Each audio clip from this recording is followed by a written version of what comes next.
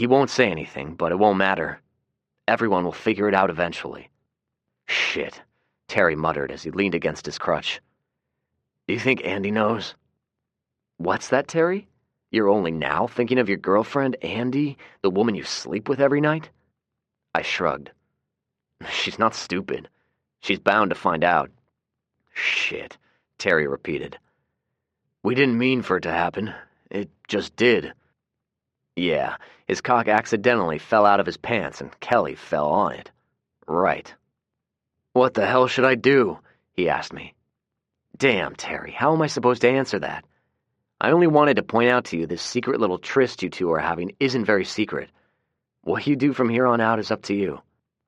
I patted him on the shoulder and walked back to the truck, leaving him to think about the predicament he had so foolishly gotten himself into. We scouted the area before driving into the parking lot and found the corpses still lying there. They've not been moved, I told my partners, Fred and Rowdy. The cold weather has kept the decomposition down, Fred commented, and the rats haven't gotten to them yet. I nodded silently in agreement. I don't think they had any friends, Rowdy opined. If they did, they would have taken the Escalade at the minimum. Fred nodded. Yeah, if they did have friends, they didn't bother to come looking for them. As I stood there looking at the four of them, it was hard to imagine they were vicious heathens attempting to kill us. They looked sad. Innocent. Well, the two teenagers did. The 20-something-year-old was plain-looking, a little man dressed up like a tough guy. I had no emotions for him. The old guy looked like a typical dead piece of shit. He had it coming to him. I had no feelings of guilt for killing them, but it still depressed me that it had to come to this. Fred must have sensed my mood.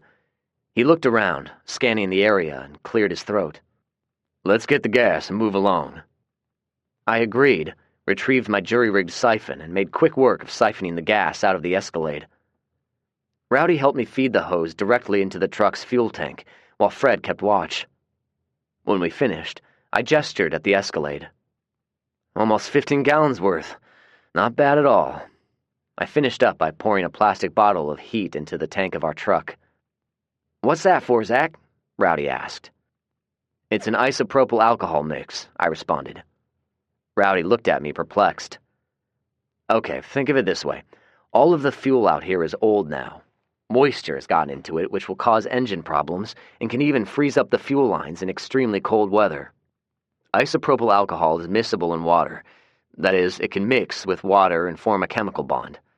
The result is the water won't freeze up as easily and the boiling point is lowered, which allows it to be burned off easier. Rowdy stared at me and grinned.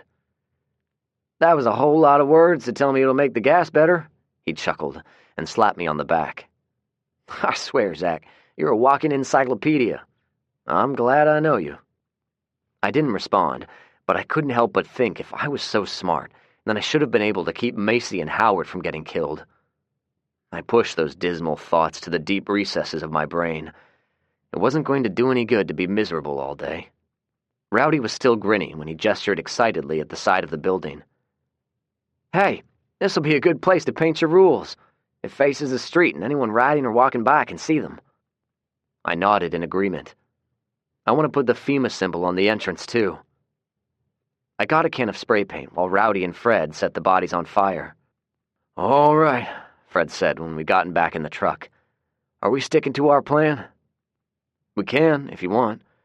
Is there anywhere or anything in particular you're looking for, Fred? I asked. After a moment, he shook his head. No, not really. I only wanted to get away for a while. I've never said as much, but I like scavenging. It's like you're hunting for treasure, he said with a small grin. Besides, it's getting too crowded in our neck of the woods. I needed to get away for a while. I couldn't agree more, I said. Rowdy chuckled in agreement. Well, since we told the gang our route, we'd better stick with it, Fred said. What's our plan, guys? Rowdy asked. When we had finished breakfast earlier this morning, Fred and I had intended on getting out by ourselves and spend some pseudo-father-son time together, but Rowdy asked to go with us. I guess he needed some father-son time as well. Remembering he wasn't a Nashville native, I pulled out a map. All right, I said, pointing. This is Thompson Lane.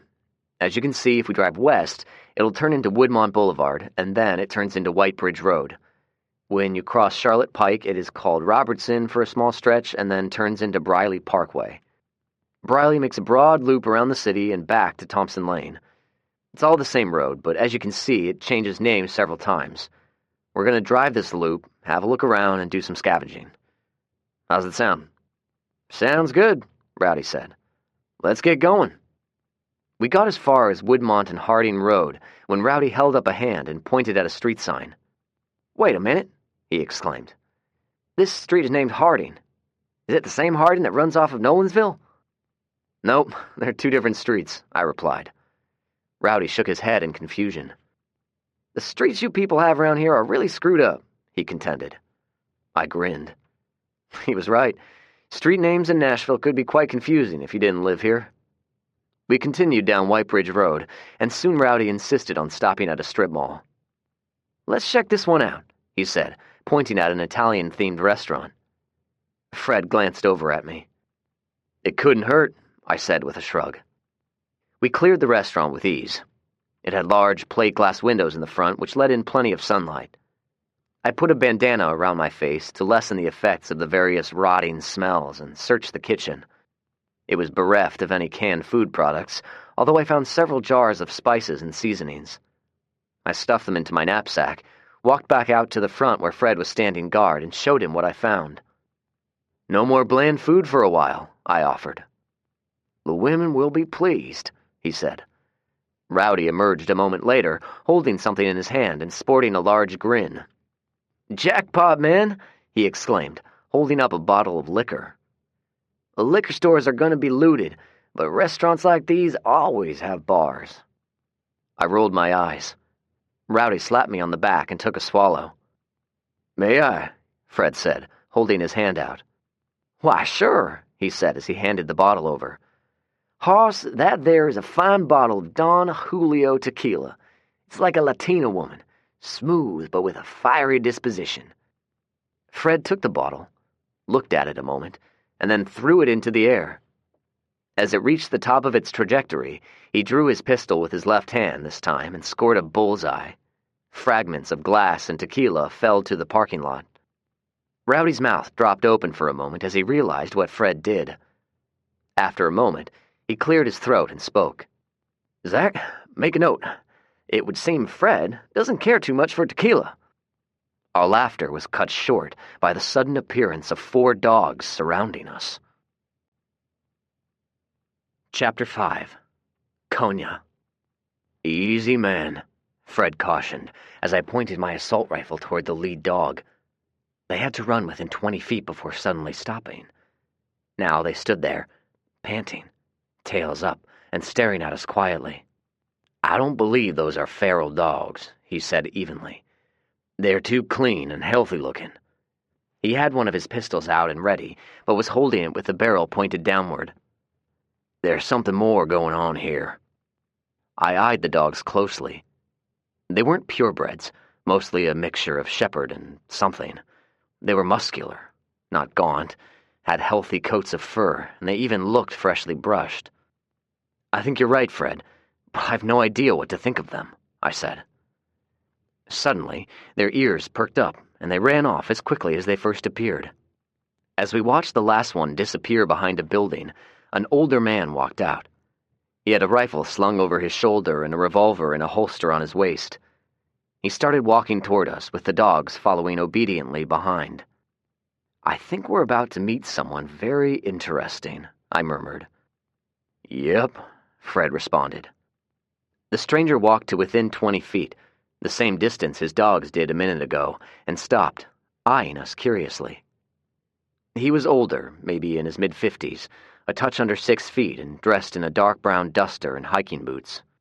His gray hair was tied back in a ponytail, and he had a beard, which appeared as though he hadn't shaved since the plague.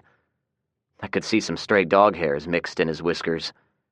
His gray eyes, which were surrounded by deeply etched crow's feet, looked us over without emotion. The name's Konya, he finally said. My name's Fred, and these are my friends, Zach and Rowdy, Fred replied as he holstered his pistol. We are pleased to meet you, If I offer to shake your hand, will those dogs take offense?" he asked. "They'll only take offense if they sense I'm in danger," Konya replied. He turned toward his dogs and held his hand out with his palm down. They sat instantly. "Their names are a bit complicated, so pay attention." He pointed at the one on the far left. "This one is number 1. Right next to him is number 2. Number 3 is beside him, and last but not least is number 4. She's Bitch, and as you would suspect, she's the meanest of the lot." I looked at him curiously. "Are you about to claim we're infringing on your territory, Mr. Konya?" I asked. "Nope," he answered flatly. I looked at his dogs. They were attentive and watched us closely. He continued. "I was curious about the shooting, though. Did y'all see one of those infected things wandering around?" Fred shook his head slightly and gestured toward Rowdy. "My friend here thought we came out today in order to find liquor. I was merely correcting his frame of mind." Konya nodded in understanding as he looked at the shattered remains of the bottle lying in the parking lot. "These dogs have been my friends ever since the outbreak. I sometimes have to correct their frame of mind as well. Any of you have dogs?" he asked. "I have a dog. He's quite stupid, but I love him anyway," I said. "Never underestimate a dog, son. They may act stupid at times, but they're smarter than you think, and if they love you, their loyalty is unwavering." "I always thought so," I replied with somewhat of a sad frown. "But I had one who ran away. The last time I saw him, he was running with a feral pack." Konya did not respond immediately. He produced a pipe from the breast pocket of his duster and took his time loading it with tobacco. He lit it and took a few puffs before speaking. "Don't blame the dog," he said. I started to respond, but decided it was a moot point. "Do you have people, Mr. Konya?" Fred asked. "No, sir, they're all dead." He puffed a moment before continuing. "When everything broke loose, I gathered up my dogs and set up a hidey hole in the middle of Percy Warner Park. We have a group over near the Nolansville area," Fred replied. Konya's eyes flickered. "Are y'all with that group who talks on the radio every day?" he asked. Rowdy grinned. "In the flesh, hoss," he exclaimed proudly. "How do you like my broadcasts?" Konya puffed on his pipe and shrugged. "Oh, I like listening to you, but to be honest, I like listening to that country gal a lot more."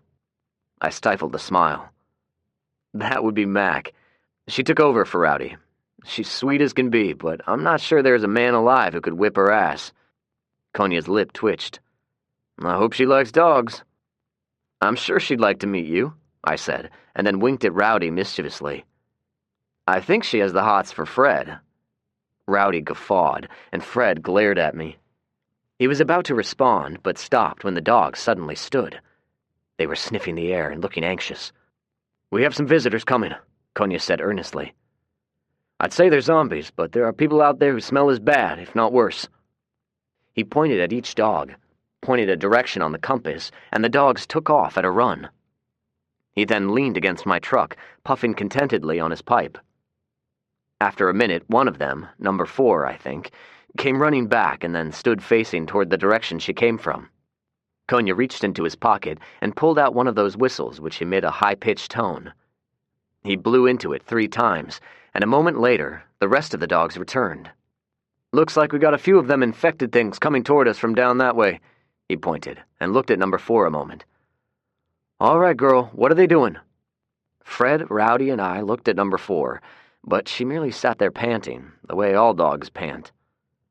Konya stared at her a moment longer. "They've stopped and are hiding on the back side of the building over there, watching us.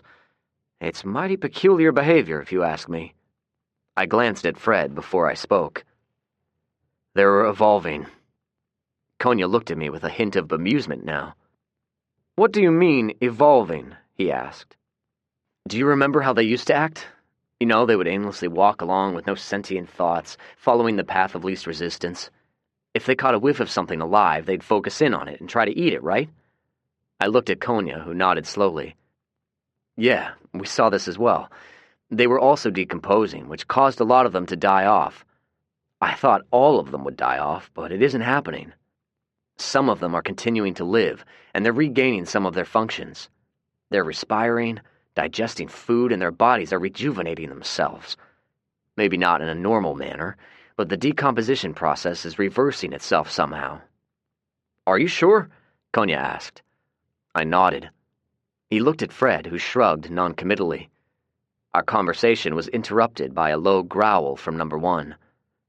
"They're getting closer," he said. "Well, Fred, do you want to kill them or move on down the road?" I asked. "The kids are saying there are only a few of them," Konya said. "Let's draw them out," Fred replied. "Cover me." He began walking down the parking lot, toward where Konya indicated they were hiding.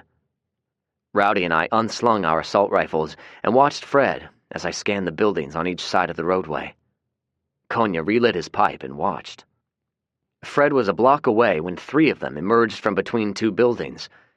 Before I could react, Fred drew his revolver and fired 3 quick rounds. I caught Konya's reaction out of the corner of my eye. 4 more of them emerged, but this time Rowdy and I were ready. Fred reloaded as I ran down to him. "A couple of them were moving pretty good. Did you notice?" he asked. I had indeed. "2 of them were not exactly running, but they were definitely moving quicker than a slow shamble," Rowdy added. "That was some impressive shooting, Fred," Konya said when we rejoined them. "Did you ever shoot competitively?"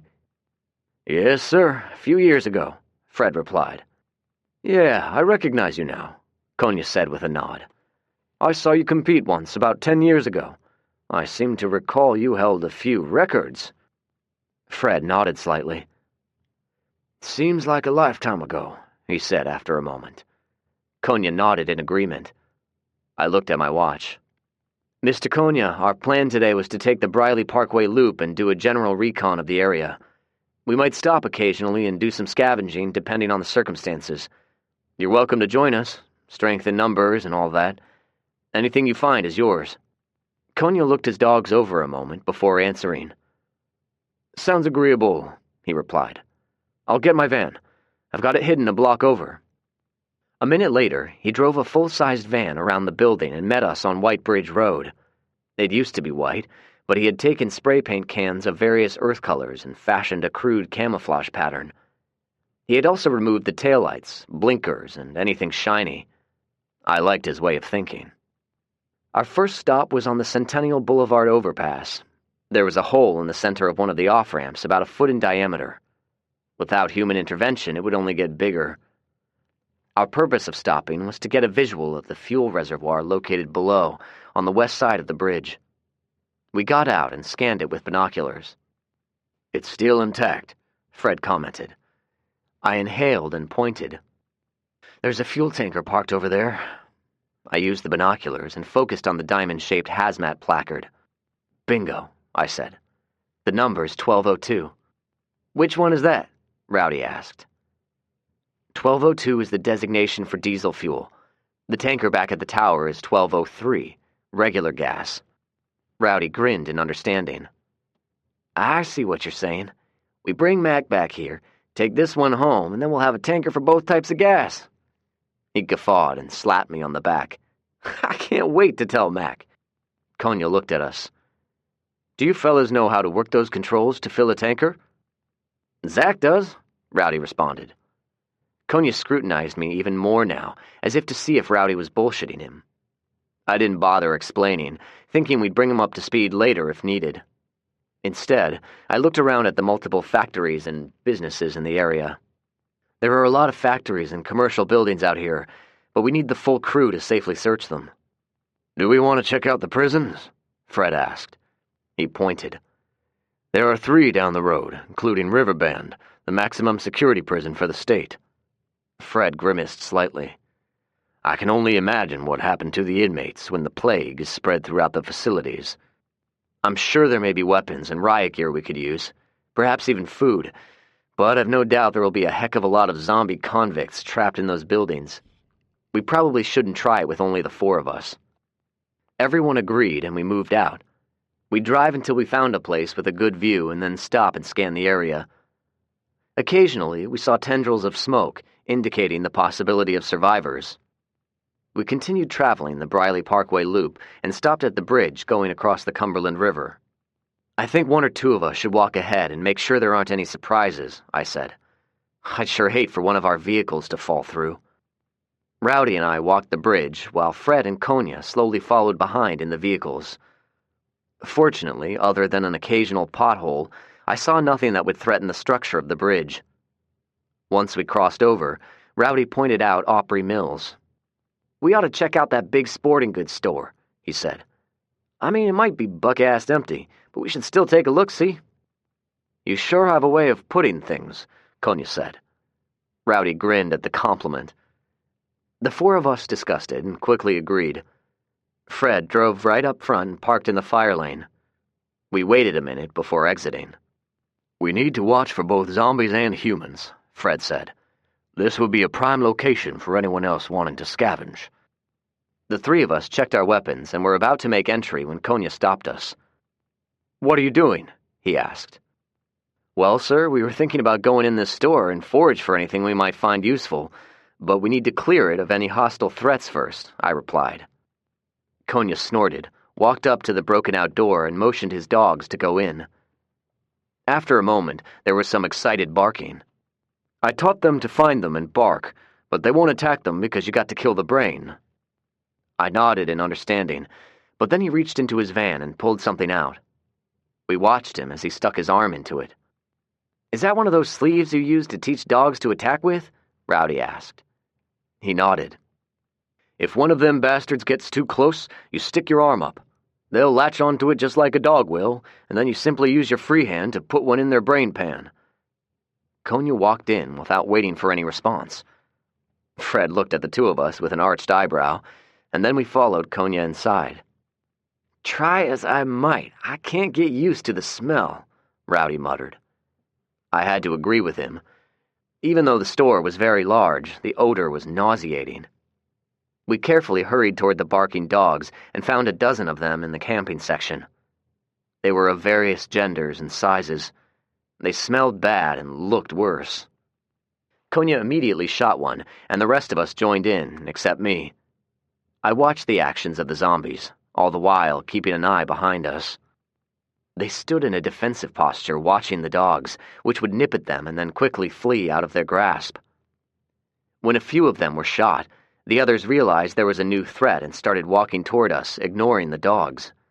Our firing tempo increased, and at one point they got so close we had to retreat for several yards. Finally, the last one dropped. "We can't be taking these things for granted anymore, Zach," Fred quipped as he reloaded. "You got that right," Rowdy added. "Those things were acting different and moving different." He looked around and snorted. "Did I mention it stinks in here?" Konya looked on without comment as his dogs ran around the business. After a couple of minutes, they rejoined him, rubbing against him and competing for attention. "The kids say there aren't any more, not in this building anyway." "Look at this," Fred said. He had walked over to the spot where we first encountered the horde.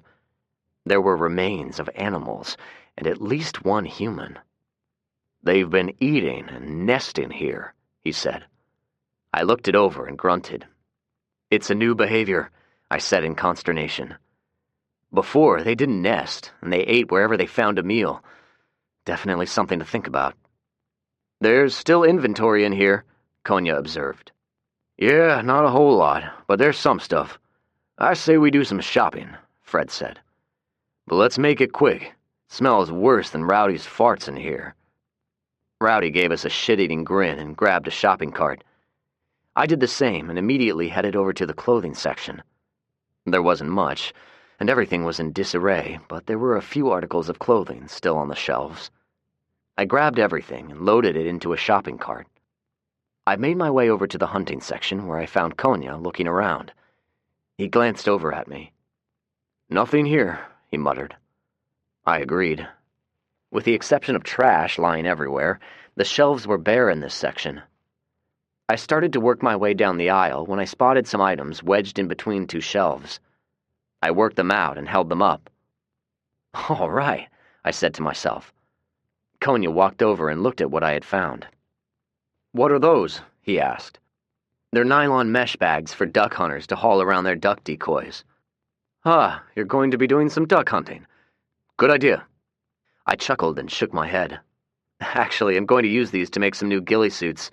My old one is torn up and too small for me now. Konya looked curiously at me. I don't believe I know what a ghillie suit is, he said. It's a type of camouflage sniper outfit. They were first developed by Scottish gamekeepers. I pointed at the mesh bags. I'm going to sew these on a pair of camouflage shirt and pants and attach strips of rags to the mesh netting. Konya looked over the bags. He nodded in seeming understanding and walked off, his dogs dutifully following. I met Fred at the front door an hour later.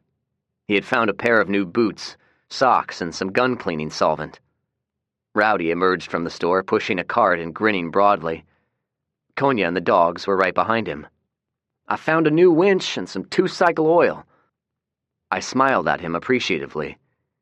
We had burned out the winch on one of the ATVs a few months ago, moving abandoned cars out of the road. Konya rounded a corner and joined us. He had some items stuffed into some black plastic bags, but didn't bother telling us what was in them. I looked at my watch. All right, guys, it's 1300 hours. We should get a move on. Let's put everything in the bed of the truck, Fred suggested. The clothing has absorbed all of the odors in there. When everything was strapped down, I looked at Fred and made a slight nod toward Konya. He responded with his own imperceptible nod and spoke. Mr. Konya, we're going to get back on the road and make our way back home. You're welcome to join us for dinner. Konya looked at his dogs as if he were silently asking them for advice. He then looked over at us. I'd normally say yes, but I've not had a bath in a couple of months now. It's been too damn cold. I imagine I'd offend the ladies. Not a problem, I said. You can take a hot shower and then we'll all sit down to a home-cooked meal. A hot shower? Y'all have hot water? He asked. I nodded. He scratched his beard. How many people are there? He asked. There are the 3 of us and 5 more back at the house. The other group at the radio station is a little bit more sizable. I looked at him as he stared at his boots. After a minute, Fred cleared his throat and spoke up. It's a little hard when you've been on your own for a coon's age and then all of a sudden you're in a room full of strangers. They're looking at you full of curiosity and asking all kinds of questions. I think we've all been there. You seem like our kind of people, Mr. Konya, but we'll surely understand if you feel the need to decline our invitation. Konya listened to Fred in silence, tapped his pipe on the heel of his boot, and stowed it in his pocket before answering. I decline the invitation, but number 2 is insisting on accepting. I looked down at number 2, who was engrossed in licking his ballsack. Yeah, it looks like he's making himself presentable for company, I said. Fred grunted, which was the equivalent of laughing uncontrollably. Chapter 6. Joe's Story. I threw another log into the potbelly stove before taking a seat at the kitchen table along with everyone else. Julie and Kelly had supper ready and were setting the table. Konya, his hair still wet from the shower, sat silently. How was the shower? I asked. It was pure heaven, he replied. Is Konya your first or last name? Julie asked. He spoke slowly when he answered. It's just Konya, ma'am. My mama and my wife were the last people who called me by my given name, and I believe I'd like to keep that memory to myself. Fair enough, I said quickly before Julie, my beautiful but feisty wife, made a smart-assed retort. She cast a sidelong glance at me. I responded with a wink. May I ask how you folks came to be? He asked. I told my story too many times, and did not care to repeat it again, but I wanted to put Konya at ease. I took a breath. I had a friend and mentor by the name of Rick. He was an old, cranky Vietnam vet who could be quite difficult to get along with, but he was friends with people who called themselves preppers. They somehow realized something like this plague was going to happen. We hunkered down together and survived the storm. I motioned toward Julie. Julie and Tommy are siblings. They're from Fayetteville. We met purely by fate. I then gestured at Fred. Fred lives a little bit down the road. We didn't know of the existence of each other for almost a year before we met. About this time last year, Fred went to California in an attempt to find his only daughter. Sadly, he was unsuccessful, but he found Joe in West Memphis and brought him home. Rowdy told his story with the usual flourish. So there I was, stranded in the middle of nowhere, serenading a rather lovely-looking lady zombie, when Zack appears and decided I needed saving. We all heard the story many times, but we still couldn't help but laugh. Much to my mortification, he whacked the poor lady's head off with a machete. I was in a church sect down in Birmingham, Kelly said. The men became domineering assholes, so the women left. The rest of the women live at the radio tower, but Zack and Julie were nice enough to let me live here. I caught a moment of eye contact between her and Terry. Andy either didn't notice or pretended not to. I was in the Army, Terry said in between mouthfuls. Stationed at Fort Campbell. I got into a situation, so my commanding officer suggested I relocate here with these people. I'm supposed to go back, but I'm not going to. I have a home here now. What about you, young lady? Konya said toward Andy. I was with a group of people in Eagleville. My uncle was the leader. They all turned out to be assholes, so me and Zack killed them. She wiped her mouth and looked around the table. Pass the green beans, please, she said matter-of-factly. Konya looked at her curiously, but said nothing. I was in a foster home, Joe said. We all stopped eating and stared at him. Joe had never told us the circumstances of his life. We had speculated it may have been a little too traumatic for him to discuss, so we never asked. What happened? Julie asked quietly. Well, I never knew my father. I was raised by my mama.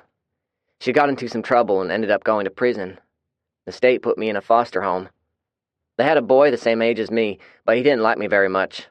He told me the only reason his parents took me in was for the welfare money, Joe said with a frown. Anyway, school let out early one day when things started going bad. People were acting crazy, and I ran all the way home. He set his fork down and stared at a spot on the table.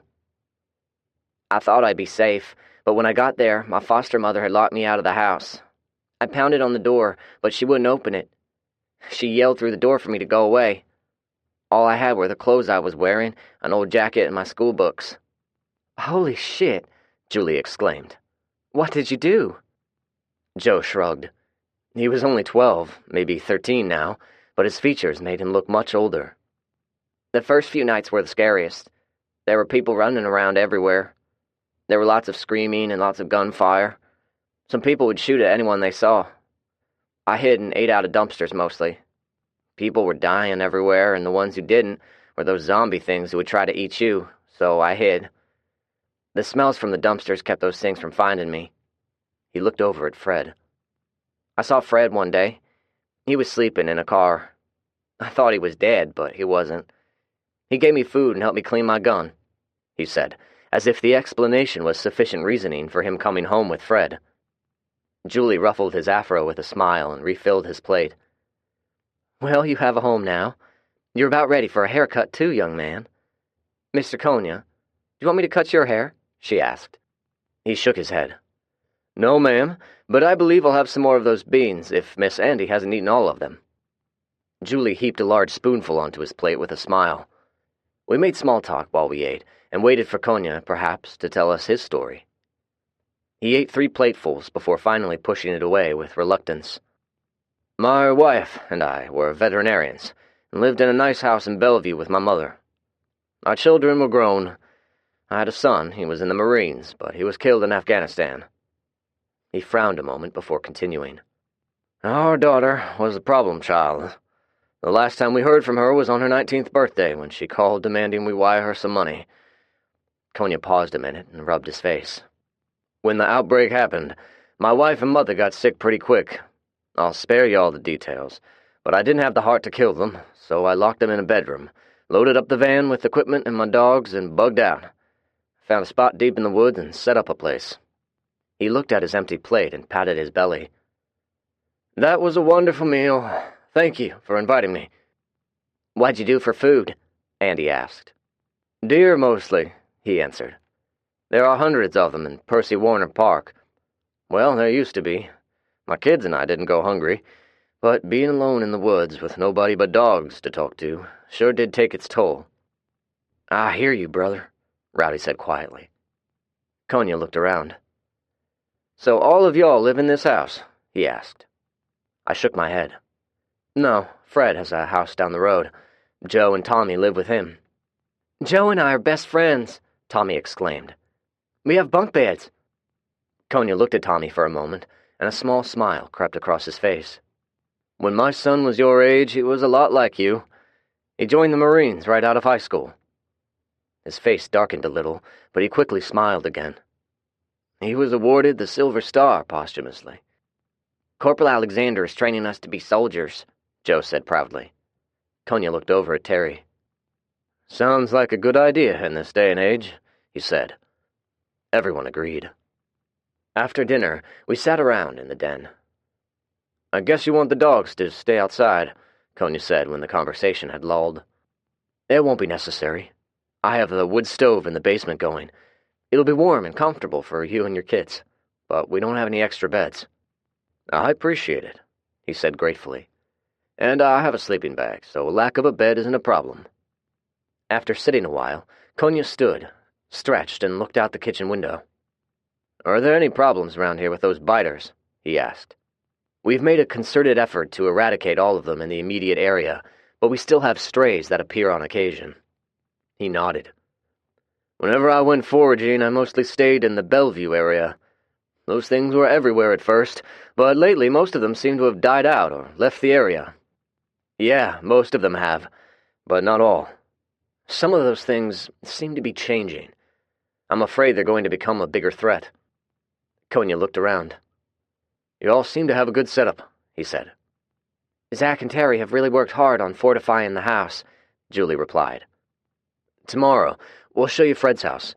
It's a little plain-looking, concrete mostly, but we built it specifically for post-apocalyptic survival," I said. "Do you have a house to live in?" Andy asked. Konya shook his head. "Nope, just a campsite out in the woods.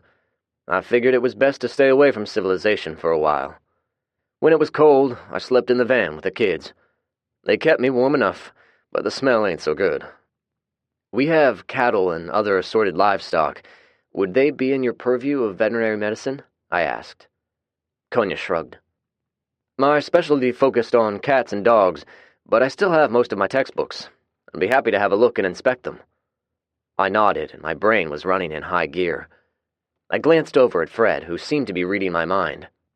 "Boys," he said to Tommy and Joe, "I believe we need to head on home.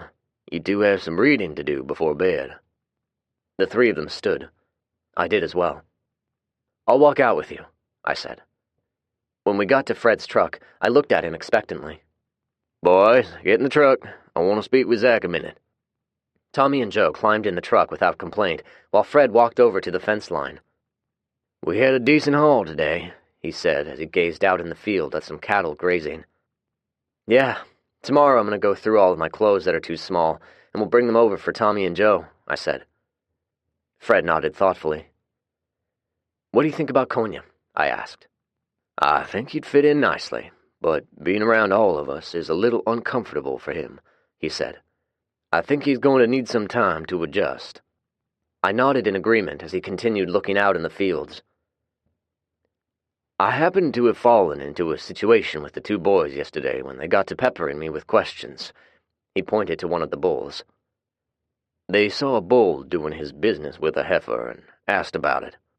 I grinned. "Aha, how did that go?"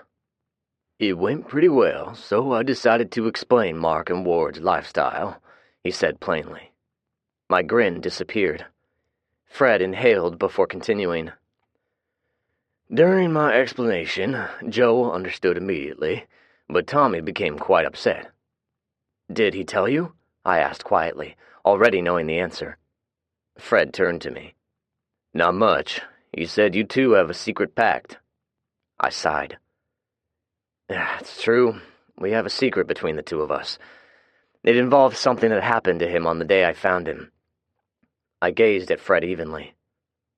"I didn't kill those two men because I was in a bad mood, but if I tell you all of it, I'll be breaking my oath to Tommy." Fred responded with his patented microscopic nod, indicating the conversation had come to a conclusion. We walked together back to his truck. He shook my hand, and I watched as he got in. "I'll see you guys tomorrow," I said, waved at the boys, and watched as they drove away. Heading back inside, I walked down to the basement where Konya had already laid out a sleeping bag and was getting settled in. His dogs were gathered around him. One of them, number 1, I think, let out a low growl. "Easy now," Konya said with a scratch behind his ears. "Zach is a friend." Number 2, the ball licker, thumped his tail against the floor. I still kept my distance. "Do you need anything?" I asked. "I think we're good. The kids and I want to thank you for your hospitality. Isn't that right?" he asked his pets. They looked at him blankly. He nodded. "They're very appreciative," he said. "Tomorrow we'll have some breakfast and go pay a visit to the Birmingham women." Konya looked at me questioningly. "It's what I call them." Konya nodded. "Sounds agreeable. I never thought I'd see any real women again, and now there are women everywhere. A young stud like you must be having the time of his life." I chortled. "I can barely handle my wife." "Having a good wife is important," he said in almost a whisper. I usually get up around 5, but if you get up before me, help yourself to some coffee. I have a percolator set up on a car battery." Konya sat up quickly. The dogs all stood quickly until he made them lie back down. "You have coffee?" he asked in wonderment. I smiled. "We raided a Starbucks a while back and got a hefty supply. I have to admit, I never had any Starbucks coffee before. Every flavor they have is wonderful." He smacked his lips. "My mouth is watering just thinking about it. Get some sleep, and we'll kill a pot of it in the morning." I turned to go, but hesitated. "There's something I'd like to say." I cleared my throat before continuing. "We're trying to create a community of people who can count on each other. A man of your skills and expertise would be mighty welcome. I hope the idea is something you might be interested in. There are plenty of vacant houses around here, or we can even build you one." Konya stared at me a moment, and then looked off into the space silently. "Anyway, think it over. I'll see you in the morning." Chapter 7, Number 2. I awoke to the pitter-patter of paw steps coming down the hallway along with the panting of dogs. One of them nudged the bedroom door open, walked up to the edge of the bed, and stuck his muzzle in my face. His wet nose sniffed me a moment, and then he scampered out. My wristwatch showed it was 4 in the morning, a little bit early to get up, but I knew I'd not be able to go back to sleep. Quietly getting out of bed, I tiptoed into the bathroom and cleaned up. I found Konya sitting in front of the fireplace. He looked up when I walked in the den. "Number 2 seems to like you," he said affably. I smiled and got the coffee pot going. It took a while for me to get to sleep. The kids had no problem, but it was a strange feeling for me. Once I nodded off, I slept like a rock until a few minutes ago. Must have been having a bad dream or something, because I jerked awake and had a mild panic attack until I remembered where I was. You ever have nightmares about those things? I managed a half-hearted chortle. "Oh, yeah," I replied. "All the time. I imagine we all do." I thought about when Julie had the dreams. She'd start whimpering and shaking. All I could do was hold her gently until the dream passed. I gestured at the dogs. "Have they been outside yet?" Konya shook his head. "I thought it might make you folks nervous if you heard doors opening up early in the morning." I nodded with understanding and gestured toward the back door. Donning jackets, we walked outside with the dogs and stood on the deck while we watched them do their business. Curly was right there beside them and seemed to like having new friends. It was cold out. I could see our breaths, and the frost was thick on the ground. "I'm gonna get the generator started and check on the farm animals. It should only take me a few minutes." Konya nodded at me and went back inside. I hurriedly checked on everything to make sure nothing was out of the ordinary, and went back inside carrying a basket of eggs. Konya's jaw dropped open when he saw them. "Oh, my God," he said quietly. "I haven't had any eggs since I've had coffee. I think I'm in heaven." I chuckled. We've worked hard to get ourselves to our current state, but we've still got a long way to go. "He always says that," Julie said as she shuffled into the kitchen. She handed Frederick over to me and fixed herself a cup of coffee. Her hair was still mussed, and her face was puffy. I thought she looked beautiful. "Watch, Frederick. I'm going to get cleaned up." She shuffled off to the restroom before I responded. "She's not much of a morning person," I said as I looked at Frederick. My son stared back at me quietly with his deep blue, innocent eyes. He was a quiet one. He only cried when he was hungry or we didn't get his diaper changed in a timely manner. Konya motioned me to stay seated, retrieved the coffee pot, and refilled our mugs before sitting back down and looked at us wistfully. "I've forgotten what this is like," he finally said after savoring his coffee for a moment. "The family life. I forgot what it was like. I loved my wife. She was my best friend. My kids were great, but when my daughter went away to college, she got mixed up with the wrong crowd, and then my son was killed." He continued, sipping his coffee, lost in his thoughts. It was then I noticed one of his thumbs was missing. He saw me looking. My wife turned and attacked me before I knew what was happening. I instinctively grabbed her to hold her off me. My hand got a little too close to her mouth, and she damn near bit my thumb off. Once I got her locked up in the bedroom, I cut the rest of it off and cauterized it on the kitchen stove. He looked at the mass of scar tissue where his thumb used to be. "It hurt like hell," he said with a pained expression. I could only imagine. It must have worked, though, because I didn't get infected. Kelly shuffled in next. I had to admit to myself she looked like someone a man would enjoy waking up beside in the morning. She was wearing a t-shirt without a bra and gray sweatpants. I reeled my thoughts in and concentrated on my son. "Are you going to the radio tower today?" she asked. I nodded. "Yep, first thing after breakfast. I thought I'd introduce Konya to the one and only Big Mac." Kelly looked me over. "I'd like to go," she said, while looking at me with an expression I could not interpret. "Sure," I replied. Kelly was waiting in the truck after breakfast. She'd been sitting there in the cold for at least 15 minutes. She didn't like the cold, so I knew something was up. Konya and I got in, and the dogs hopped in back. "I couldn't help but notice a couple of suitcases sitting in the back," I commented as I drove. "I'm going to move back," Kelly replied. I looked over at her. She was staring straight ahead.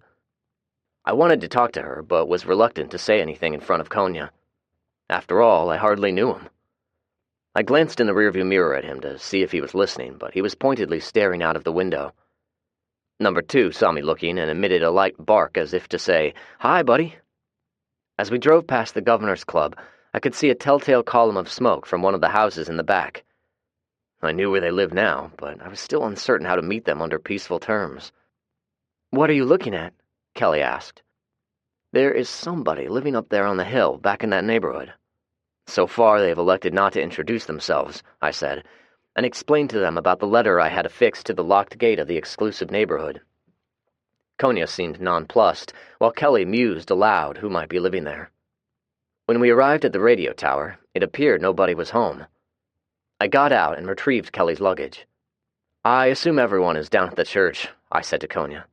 "It's close by, and we thought about using it for a traveler's rest. If you don't mind waiting, I'll help Kelly with her luggage, and then we'll head down there." Konya nodded. "Just going to let the kids stretch their legs, if you don't mind." Kelly walked ahead and held the door open for me. Walking inside, I realized the living space was even smaller now that it was occupied. There was stuff strewn everywhere.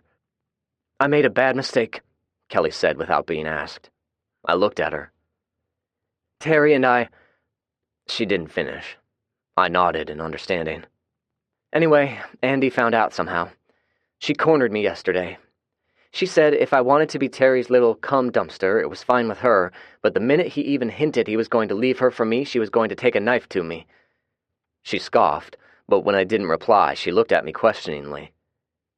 "She's full of shit, right?" I shook my head slowly. "Don't underestimate her. She's got a mean streak." "Son of a bitch," she said under her breath. "All right, I'm gonna stay here for a while. It's not easy living with Wanda, but I guess the alternative isn't too much better." She suddenly hugged me. "Why do I always manage to mess my life up?" she said as she buried her face in my chest and started sobbing. She felt nice, but the whole thing was very awkward. I held her for a moment so that I wouldn't appear callous to her feelings, and then gently pried her off. "Listen, I think you're right. It's best if you stay here, at least for a little while.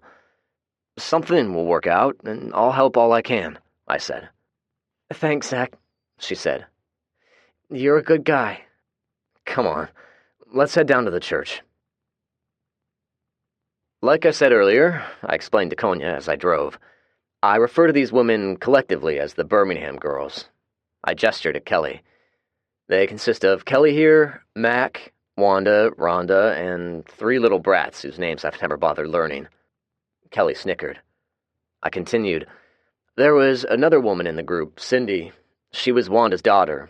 She got infected and didn't make it. I didn't explain the circumstances, or that Wanda blamed Rowdy for her daughter's ultimate death. "Here we are," I said as I drove into the parking lot of the church. There was a goodly amount of smoke coming out of the chimney of the wood stove Mac had recently installed. I pointed at the church and continued. The whole purpose of the radio tower is to invite survivors to join us and form a community. The church is going to be the staging area for any new arrivals. I imagine Mac has them in there getting everything cleaned up. Let's go say hello. We were met at the door by Wanda. I introduced Konya and the dogs and let Kelly introduce the rest. Konya was cordial to everyone and even gave Mac a smile, but he seemed nervous. Maybe he wasn't used to being around so many people at once. After several minutes of conversation, Konya motioned me off to the side. "Zach, would you mind carrying me back to my van?" he asked. "Sure, Konya. Are you leaving?" Konya nodded. "I got some things to take care of back at the camp." I nodded in understanding, spoke with Kelly briefly, and had Konya back at his van 20 minutes later. We loaded up his stuff, and Julie joined me as we bid him farewell. He stood by his van silently for a moment before responding. "Tell everyone thanks for the hospitality, if you don't mind." "I guess it was uncomfortable to be around so many people after living on your own for so long," I said. Konya nodded slightly, but didn't say anything. "Well, you have a standing invitation with us." Konya looked at me and nodded again. "I appreciate it," he said, and drove off without further comment. "Did we do something to offend him?" Julie asked. "No, he's just not used to people. Fred said not to crowd him, and he'll be back." Chapter 8. The Elephant on the Golf Course. "Cum dumpster?" I asked. I had lured Andy into one of our greenhouses under the pretense of tending to our herbs and vegetables. Andy glared at me. "It's what she is. She's fucking Terry," she retorted. "It's Terry's fault too, don't you think?" I asked. She avoided eye contact and concentrated on watering some plants. "I knew you'd take her side." "No, I'm always on your side," I said quietly. "You're about to tell me not to hurt her." "Yes, I'm asking you not to," I said. "She's moved out of the house. There shouldn't be any further issues." Andy did not respond. She set the water bucket on the ground and turned her back to me. I walked over to her and put my arm around her shoulder. There were tears in her eyes. I gave her shoulders a gentle squeeze. "I'm sorry," I said. "It's okay. I'll live." She wiped her eyes and sighed. "So, what do I do now?" I thought for a minute. "How about this? The weather's been sunny the past couple of days. If it holds out tomorrow, why don't the 4 of us go horseback riding? I'll get Rhonda to babysit. Bo has practically been begging us to take the horses out for some exercise. It'll be like a double date. Spending time with Terry will be nice, right?" So, my grand plan of repairing the tenuous relationship between Andy and Terry, marred by a latent case of infidelity, seemed like a brilliant idea. We packed a lunch and a tarp for ground cover and went horseback riding down Franklin Pike. The surroundings were quiet, the houses along the roadway barren and lonely-looking. The conversation was intermittent, with Julie and I doing most of the talking. I'm getting hungry. Let's look for a place to set up. What do you guys say?" I suggested.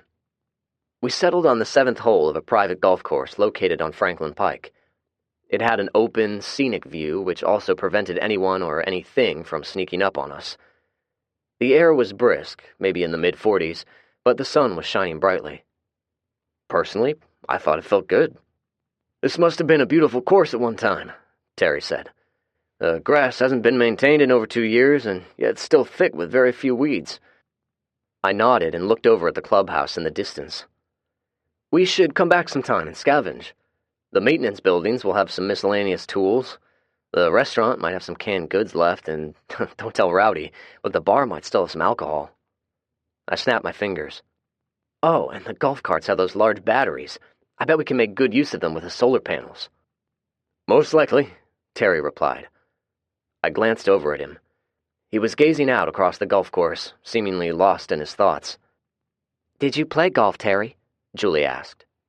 Terry nodded.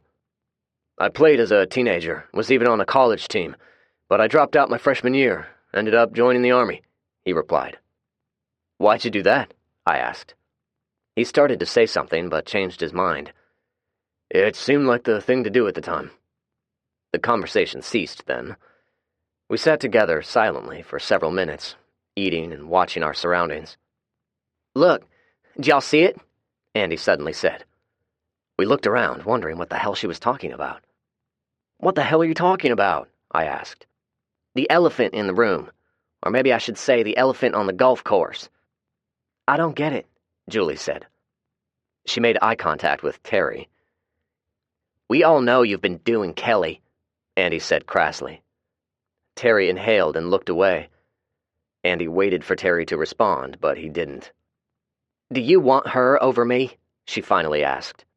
"Andy, you two can discuss this later in private," Julie said. "It's none of our business." "No, I think it is," Andy replied. "Zach keeps saying we're all in this together, and you keep saying we're all family, right?" Julie reluctantly nodded. "But this is a sensitive matter." "I don't care how sensitive it is. You two will find out anyway, so it may as well be now." She looked pointedly at Terry. "Well, what's the answer?" "You know I care about you," Terry said hesitantly. I forced myself not to grimace. Even I could see it was not the response Andy wanted to hear. A look I got from Julie confirmed she was thinking the same thing. I made a point of staring off into the golf course. A deer peeked out from behind a tree and watched us warily. "But you don't love me," Andy responded plainly. "I understand, I guess. It's been the story of my life. No matter how good I treat someone, it isn't good enough." There was a slight tremor in her voice, and my heart went out to her. She gathered herself together and sighed deeply. "I was going to carve up Kelly's face to teach her a lesson, but Zach said no, so I won't. Terry, I don't want to share a bed with you anymore," she said. "One of us has to go. I can live with Rowdy and his bus, I guess." Despite the seriousness of the conversation, I almost burst out laughing. There was something unholy about Rowdy's digestive system. His farts were worse than a cow with a belly full of cud. During warm weather, he'd leave the windows open, but during the winter, the odor inside the bus could be downright nauseating. I cleared my throat and spoke up. "Kelly has moved back to the radio tower. Her bedroom is now available. If that's not good enough, I understand, but Andy does not get booted out of our home." "It's okay," Terry said quickly. "When we get back, I'll see if Rowdy is willing to have a new roommate." Andy looked at him as if to say, "That's it? You don't even want to fight for me?" After a moment of awkward silence, Terry spoke. "I'm sorry I've hurt you, Andy. I'm sorry to all three of you for causing this issue. I take total blame. It's not Kelly's fault." And that was that. We ate the rest of the meal in an uncomfortable silence. When we were through eating and sitting there staring at nothing in particular, I stood, which caused everyone to stand. The double date was over. It was time to go. I rolled up the tarp and tied it down on the back of the saddle as the rest of them cleaned up our mess. As I saddled up, I looked around for the deer I saw earlier. It was gone. As we neared Franklin Pike, Julie gasped and stopped her horse. We instinctively stopped as well. I stood up in the stirrups and looked around to see what she had spotted. There was a pack of them in the roadway, slowly walking from Franklin toward Brentwood. More specifically, they were walking toward Concord Road, which is where the radio tower stood. I nodded at Andy, who fished out a walkie-talkie and tried to raise anyone, while I pulled my Winchester out of its scabbard and used the scope to get a good look at them. They were walking slowly, but purposely down the middle of the road. One of them actually seemed to be leading the pack. He was almost a foot taller than the rest of them and had a more erect posture. Suddenly, he stopped, which caused the rest of them to stop. He slowly turned and looked our way. His dark onyx eyes seemed to be staring directly at me through the rifle scope. It made the hair on the back of my neck stand up. "I can't raise anyone on the radio," Andy said. "We're either out of range or nobody's listening." "Let's run them down and kill them," Terry suggested. I shook my head. "These horses are not used to gunfire. They might panic." I envisioned one of us being bucked off and breaking a leg, which would leave us in a precarious position, to be sure. I dismounted. "But you're right, we need to kill them. Terry, let's get close on foot and take care of them. Girls, ride the horses a safe distance away and stand by." Julie scoffed. "Why don't Andy and I take care of them, and you men can take care of the horses?" I was stymied and stood there wondering what to say. She rolled her eyes. "Fine, you two macho men go kill the zombies. Us frail little girls will run away and try not to faint with fear." Julie spurred her horse, and the two of them led the horses away from us. We worked our way to approximately 100 yards away from them and waited until the girls were a safe distance away with the horses. As I sighted in on the tall one, who was still staring at me, he suddenly dropped down to the ground. "Son of a bitch," I said, and explained to Terry what happened. "Do you have a shot?" he asked.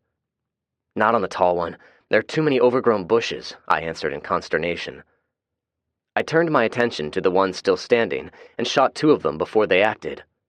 Instead of moving toward the sound, they immediately split up. It was not the usual behavior pattern, but we still had targets and continued shooting. "I think I got 4, Terry said when we stopped. "How about you?" I took one of my earplugs out before answering. "I believe I got 6. I counted 14 before we started, so we have at least 4 unaccounted for." I resumed scanning with my scope, but the overgrown trees and bushes were causing too many blind spots. "We should have gotten closer before we started shooting," I quipped, lowered my rifle, and turned toward Terry, who was staring at me intently. The barrel of his AR-15 was pointed in the general direction of my legs. "Did you tell Andy about me and Kelly?" he asked pointedly. I stared at him for a moment before answering. "Do you really think I'd hurt Andy like that?" He maintained his stare a moment longer before dropping his head and putting his weapon on safe. "No, I guess not. She figured it out on her own, I guess." "Yeah, I'd say so. She's not stupid." He sighed heavily. "I get the impression if I told her I loved her, but I wanted to break one off in Kelly, she would have been cool with it." He sighed again. "But I have to be honest. I don't love her. I'm not saying my feelings won't change one day, but that's irrelevant, I guess. I'm sorry for messing everything up, bro." I remained silent, but I was thinking how some of the blame had to fall on my shoulders for playing matchmaker with those two in the first place. "Come on," I finally said. "Let's walk up to the road and see if we can finish off the rest of them." Our shooting was accurate. There were 10 corpses lying about the roadway, but we didn't find the remaining 4. They had somehow eluded us. "They somehow knew they were in danger, so they fled," I said to Terry. "An old zombie would not have a thought in the world about danger, but these do. They're starting to think again." "Yeah, it's not a good sign," he replied. "Indeed." I called the girls on my portable and had them meet us at the road. We walked the horses at an easy pace down Franklin Pike. Nobody spoke, which normally would have been nice, but on this occasion it was awkward. We encountered no other zombies, though, so I was grateful for that. As we neared the large horse farm, I saw Bo jog out of the barn, jump in his truck, and speed toward us. He met us at one of the side gates. "Is everything all right?" I asked him as he rolled down the window. "Mac just shouted at me on the CB. She said she spotted some people coming up the interstate." Chapter 9. Huntsville. We watched as the caravan slowly made its way toward us on I-65. They were coming from the south, an area I had not ventured into past the city of Franklin. Mac lowered her binoculars. "It's a school bus and 3 cars. I spotted them coming when I was working along the interstate. I was able to raise them on the CB. They said they're friendly." Mac handed the binoculars to me, and I looked them over. There appeared to be 10 to 12 of them, assorted ages, gender, and race. "Are you ready for this?" I asked. "Yes, sirree, Bob Dixie. she replied with a grin. "I'd like for you to do all the talking, okay?" I asked. Both Mac and Julie looked at me questioningly. Ever since Fred's talk with me, I was starting to think I was too hot-headed to be a competent diplomat. "Okay," Mac said. "Are you all right?" I tried to give her a grin, but it probably looked more like a frown. "Sure, if I think of anything that needs saying, I'll say it, all right? Otherwise, I'm going to stand back and watch. Fred will be watching over us in case it goes bad, and you know how good of a shot he is." Mac grinned again. "And handsome, too," she added. I snickered.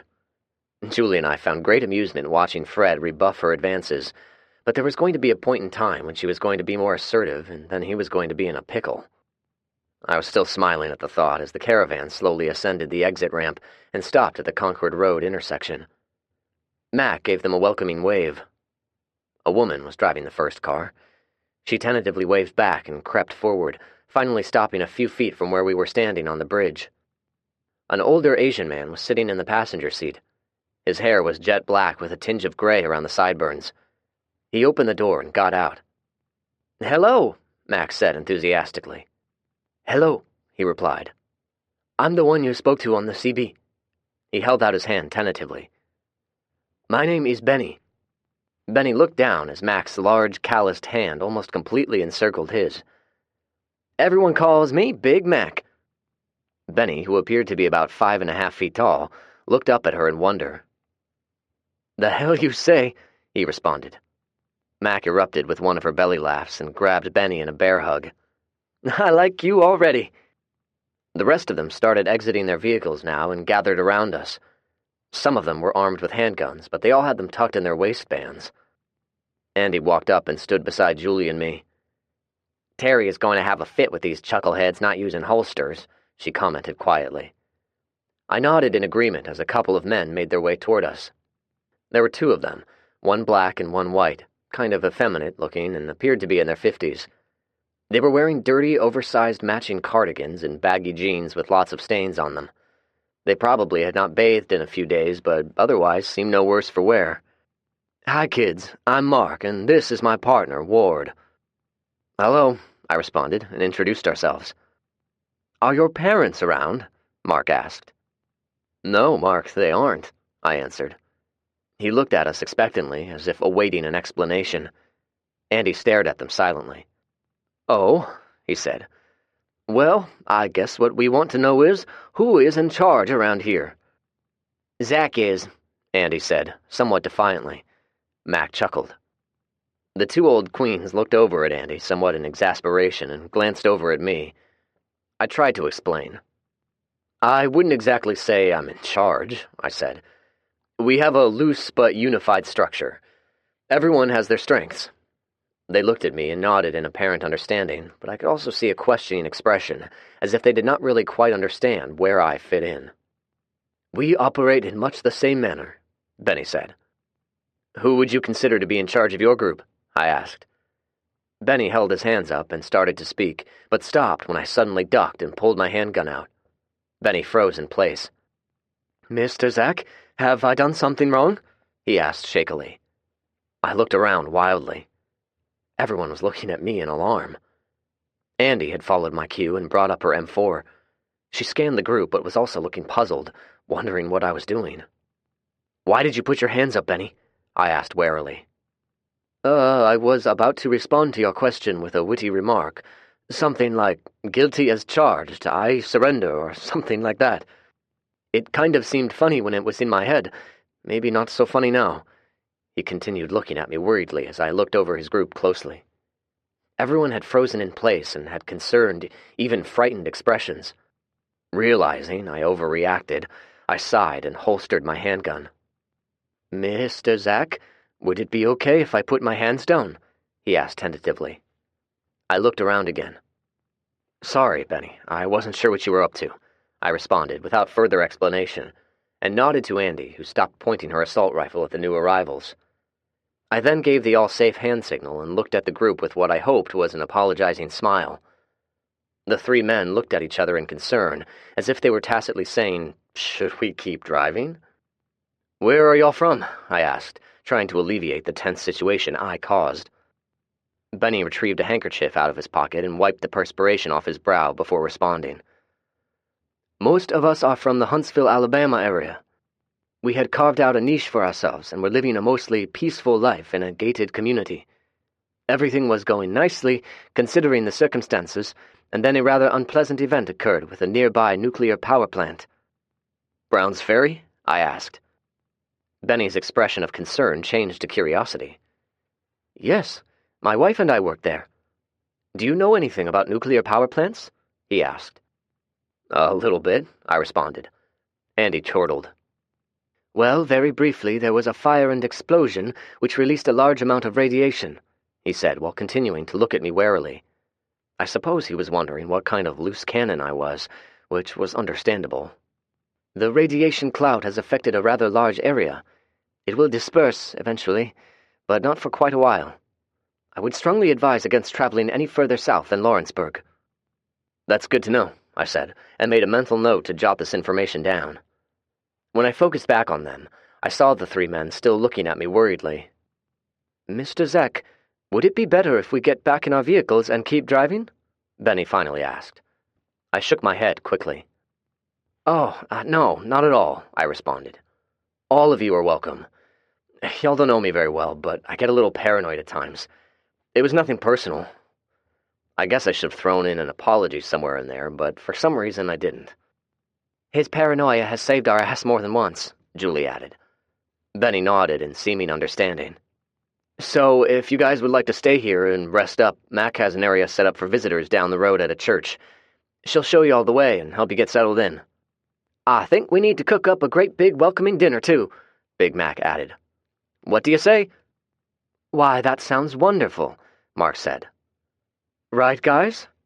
The other men nodded in agreement. Benny looked around at the rest of the group and got some nods of agreement. Okay, he said. It sounds like a plan. Wonderful. Mac will show you all the way, I said and looked at Andy. Would you give her a hand, Andy? I asked. She nodded amicably, and I looked back at the three men. It's very nice to meet all of you. We can talk some more when y'all get settled in. I shook their hands again and walked back to my truck. Julie, who had remained silent the entire time, nudged me in the ribs. You're wound up too tight, love. Yeah, I suppose. I grabbed her hand and led her to the tailgate of my truck.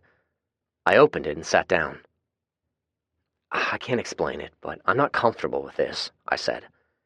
Interacting with these new people was proving more difficult than it should have been. We sat, watching everyone while I gathered my wits. Do you want to go home? She asked. Yeah, I answered.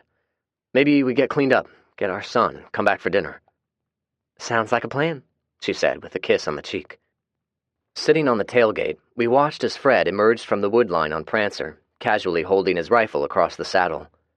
He was our only sniper today, but I knew if it went bad, he'd protect us. I nudged Julie as the two gay men walked up to us. We're not bothering you, I hope, Ward said with a friendly smile. It was only then I noticed he had a slight effeminate lisp. I struggled not to laugh.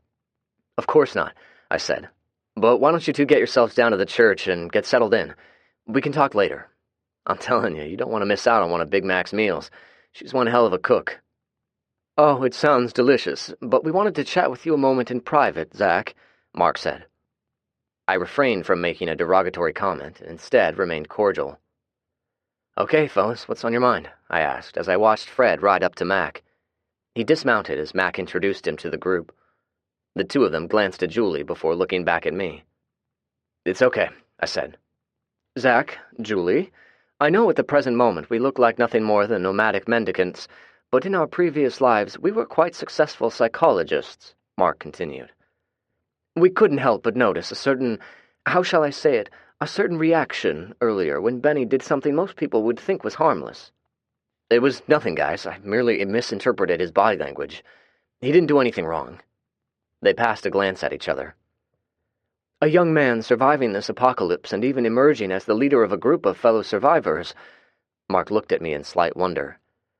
A very magnificent accomplishment indeed, but not without bearing the burden of unseen trauma, I suspect. You probably had to make tough decisions, Ward added. Decisions which had unforeseen consequences and ultimately weighed heavily on your soul. I looked at the two men curiously. They weren't looking at me judgmentally, more along the expression of empathy. "What you experienced a few minutes ago appeared much like a stress trigger," Ward assessed.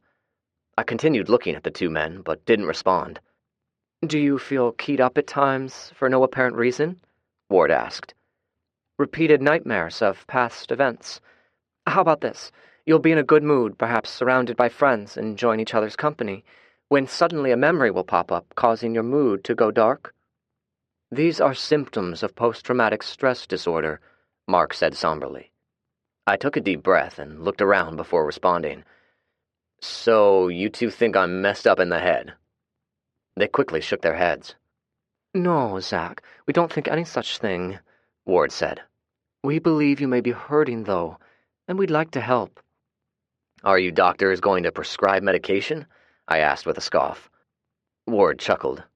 "Well, we all know medication is not a viable option anymore, but we are well versed in other types of treatment." "Several of our patients were war veterans," Mark added. "Two treatments we've used with significant success are known as cognitive processing therapy and prolonged exposure therapy." I looked at them a long moment before turning to Julie. "They have their opening lines well rehearsed," I said with a wink. Julie smiled at my statement, but I could see something more in her eyes, which I chose to ignore. I turned my attention back to the two men. "I'm guessing this is a long-term treatment plan involving multiple therapy sessions," I said with somewhat of a sarcastic tone. Ward nodded somberly. I withheld a condescending scoff, suspecting they were going to keep talking and talking until I either punched one of them in the nose or told them something they wanted to hear. I chose the latter, ignoring Julie's look. "I'll keep it in mind. In the meantime, let me introduce you two to one of my friends," I said as Fred approached. Ward and Mark turned. Mark gasped. "Well, hello, cowboy," he gushed. Ward frowned at him briefly, and then watched Fred dismount from Prancer. I introduced everyone. "These two are psychologists. They're all from Huntsville. Benny said the Browns Ferry nuclear plant has gone to hell, and that's the reason they left." Fred nodded quietly. Mark eyed Fred and then looked at me. "He's the strong, silent type, I bet."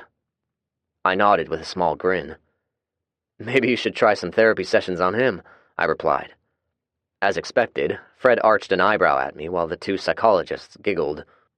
"Well, I'm sure you three have a lot to talk about," I said. "We're going to the house and get cleaned up." I gestured at Fred. "I'll grab the boys and a few pounds of meat for dinner." I looked at my watch. "I'd say we'll be gone no later than an hour. Give us a shout on the radio if anything changes." "How many are there?" Rhonda asked. She was full of questions when we had told her of the new arrivals. After cleaning up, I grabbed a couple of pounds of smoked meat and herded everyone into the truck. About a dozen, I'd say. Looked like a mixed assortment of adults and kids. They seemed friendly enough. I chuckled. "There are a couple of older gentlemen you're going to get a kick out of." I started to say more, but suddenly remembered Joe and Tommy sitting in the back seat, listening to my every word. I had no idea how much they knew about sex and alternative lifestyles, and even I was smart enough to know driving down the road was not the proper venue to discuss it. I'd have to talk it over with Fred at the first opportunity. Julie must have seen my change in demeanor and looked at me quizzically. I chuckled. "You'll understand when you meet them," I said to Rhonda. Little Frederick looked at me quizzically also, but it could have merely been gas. Most of them were in the church when we arrived. Mark and Wade were standing close to Fred, talking to him while watching him get a fire going in the large outdoor grill.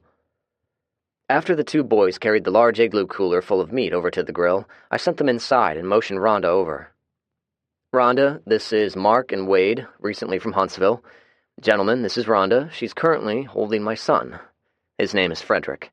Named after your tall, handsome cowboy," I said with a nod toward Fred. They made their introductions. "You two don't realize it, but you've posed us with a minor issue." Mark and Wade looked at me questioningly. "Joe and Tommy are the two boys I sent inside. They're 12, and while their survival skills are quite good, they are naive to other things." I took a breath and continued. "I don't believe anyone has ever explained the facts of life to them, which I believe Fred or I can handle, but how do we go about explaining other facts of life?" Wade chuckled. "Are you referring to gay people, Zach?" he asked. Fred arched an eyebrow at me. It was the third time today he'd done it to me. A trifecta. Exactly, I said. You explain it in much the same way as you would explain sex between a man and a woman, Mark said with a tolerant grin. But we can help you out if you like. Fred cleared his throat. I guess we need to schedule a sit-down with them sometime soon. They're already starting to ask a lot of questions. I suddenly thought of Tommy's recent experience and how the talk was going to be received by him with a group of people around. It might have negative consequences, and I had no further desire to traumatize him. It should be a private discussion, I said, more to Fred than the others. Fred looked at me curiously, but said nothing more on the matter. It sounds like a good plan, Zach, Mark said. If you change your mind, we're only too glad to help. I didn't reply, and instead looked at the coals. Fred must have read my mind and changed the subject. I believe the grill is ready for some meat, he said quietly. No pun intended, he added. Julie giggled uncontrollably, causing little Frederick to stick his chubby little hand in her mouth. I laughed as I helped Fred load the meat onto the grill. Benny walked outside with a woman about the same size as him, but with short dyed hair and much larger hips. Hey, everyone, this is my wife, Tanya, Benny said proudly. We each introduced ourselves. How's everyone in your group doing? I asked him. Everyone is getting along like peas and carrots. He looked around and lowered his voice. We have 2 members of our group suffering from radiation sickness. Their symptoms may be misinterpreted as the virus infection. I can assure you they're not going to turn into zombies. What was the amount of exposure? I asked. Benny furrowed his brow a moment before answering. Are you familiar with radiation exposure, Zach? He asked. Here we go, Fred muttered. Julie giggled. Benny looked at us curiously. I started to answer, but then shrugged instead. Oh, no, you're not getting off so easily, Julie chided. Go ahead and say it. Okay, well, it's my understanding radiation exposure used to be measured only in Roentgens. Is that right, Benny? Yes, but a Roentgen is a measure of exposure. It was eventually learned body tissue absorbs radiation differently than inanimate objects. So a different measurement is used to measure the amount of absorption. Right, the gray unit. Now Benny arched an eyebrow. That's right, Zach. What's a gray unit? Julie asked. Benny looked at me with a grin and waited for my response. 1 gray unit is the absorption of 1 joule of ionized radiation per kilogram of matter. I looked over the various cuts of pork chops and steaks on the grill. They were nice and juicy. My stomach started growling in anticipation. Young man, how do you know that? Tanya asked. I noticed her voice was gravelly, like a chain smoker. I read a lot, I answered with a shrug. Julie looked at me. Keep going, Benny challenged with a grin. I realized I was being Mr. Know-It-All again. Oh well, I continued anyway. The number of gray units a person absorbs can determine the level of sickness. An exposure of 30 or more gray units will kill a person in under 48 hours. I looked at Benny. So the exposure level obviously was well under 30 units, but definitely over 2 units. How did they become exposed and the rest of your group did not? Benny swallowed before speaking. Tanya and I and 2 other couples all worked at the power plant. Benny looked around at everyone. I guess Zach here already knows the answer, but for the rest of you, a nuclear reactor is very powerful and complex, but we had no problem shutting down the core safely. The problem was the spent rods. He furrowed his brow again before continuing. A nuclear rod eventually deteriorates to the point they can no longer be used to produce energy, but they are still very radioactive. You can't simply throw them away. So, when they are replaced with new ones, the used ones are kept in tanks filled with water. The water is pumped in a continuous flow in order to keep the temperature of the rods at a safe level. Unfortunately, the circulation pumps are powered by generators. The generators run on fuel, of course, Tanya added. And we'd been doing a pretty good job of keeping them running, but something went wrong. They stopped working, the water stopped circulating, and so the rods overheated and exploded. We had work schedules, Benny said. On that particular day, our friends went to the plant in order to conduct the appropriate maintenance. Unfortunately, the damage was already done. All 4 of them were exposed. The two who lived only did so because they stayed in the car, which decreased the amount of absorption. Based on the onset of the symptoms, I'm estimating they absorbed between 2 and 6 units. By the time they returned home, they were experiencing headaches and vomiting. He looked at the ground and shook his head sadly. The toxic cloud had not yet reached us, but we knew if we stayed in our pleasant little sanctuary, we would have eventually become exposed and die, he said perfunctorily, and looked at his wife. We had no choice but to leave, she said. We packed up everything we could and headed north. Some people went south. Benny tried to explain to them they would be traveling right through the middle of the hot zone, but they got it in their heads to go to Florida. When did this occur? I asked. A week ago, Benny responded. I shook my head slowly. The odds of your friends surviving through the month are tenuous, and even if they do, they'll succumb to cancer within 2 years. But you guys already know that. Benny peered at me closely. You certainly seem to know an awful lot about radiation, Zach. If only you knew, Fred said. He suddenly snapped his fingers and pointed at the two psychologists. I don't suppose you two ever conducted intelligence testing? Yes, of course we have. Why? Mark replied. Julie burst out in laughter. That's a wonderful idea. Enlightenment dawned on the psychologists' faces, and they stared at me in gleeful anticipation. I frowned and focused on the grill. You guys knock it off, I muttered. Julie laughed some more, ignored my request, and felt like it was a pertinent topic to discuss. I listened to them analyze me for a full 5 minutes before I gave up and walked inside. Although it was still daylight outside, someone had lit several of the candles that had been left over in the church. There were kids running around playing tag or something, and it all sounded like a pleasant church gathering.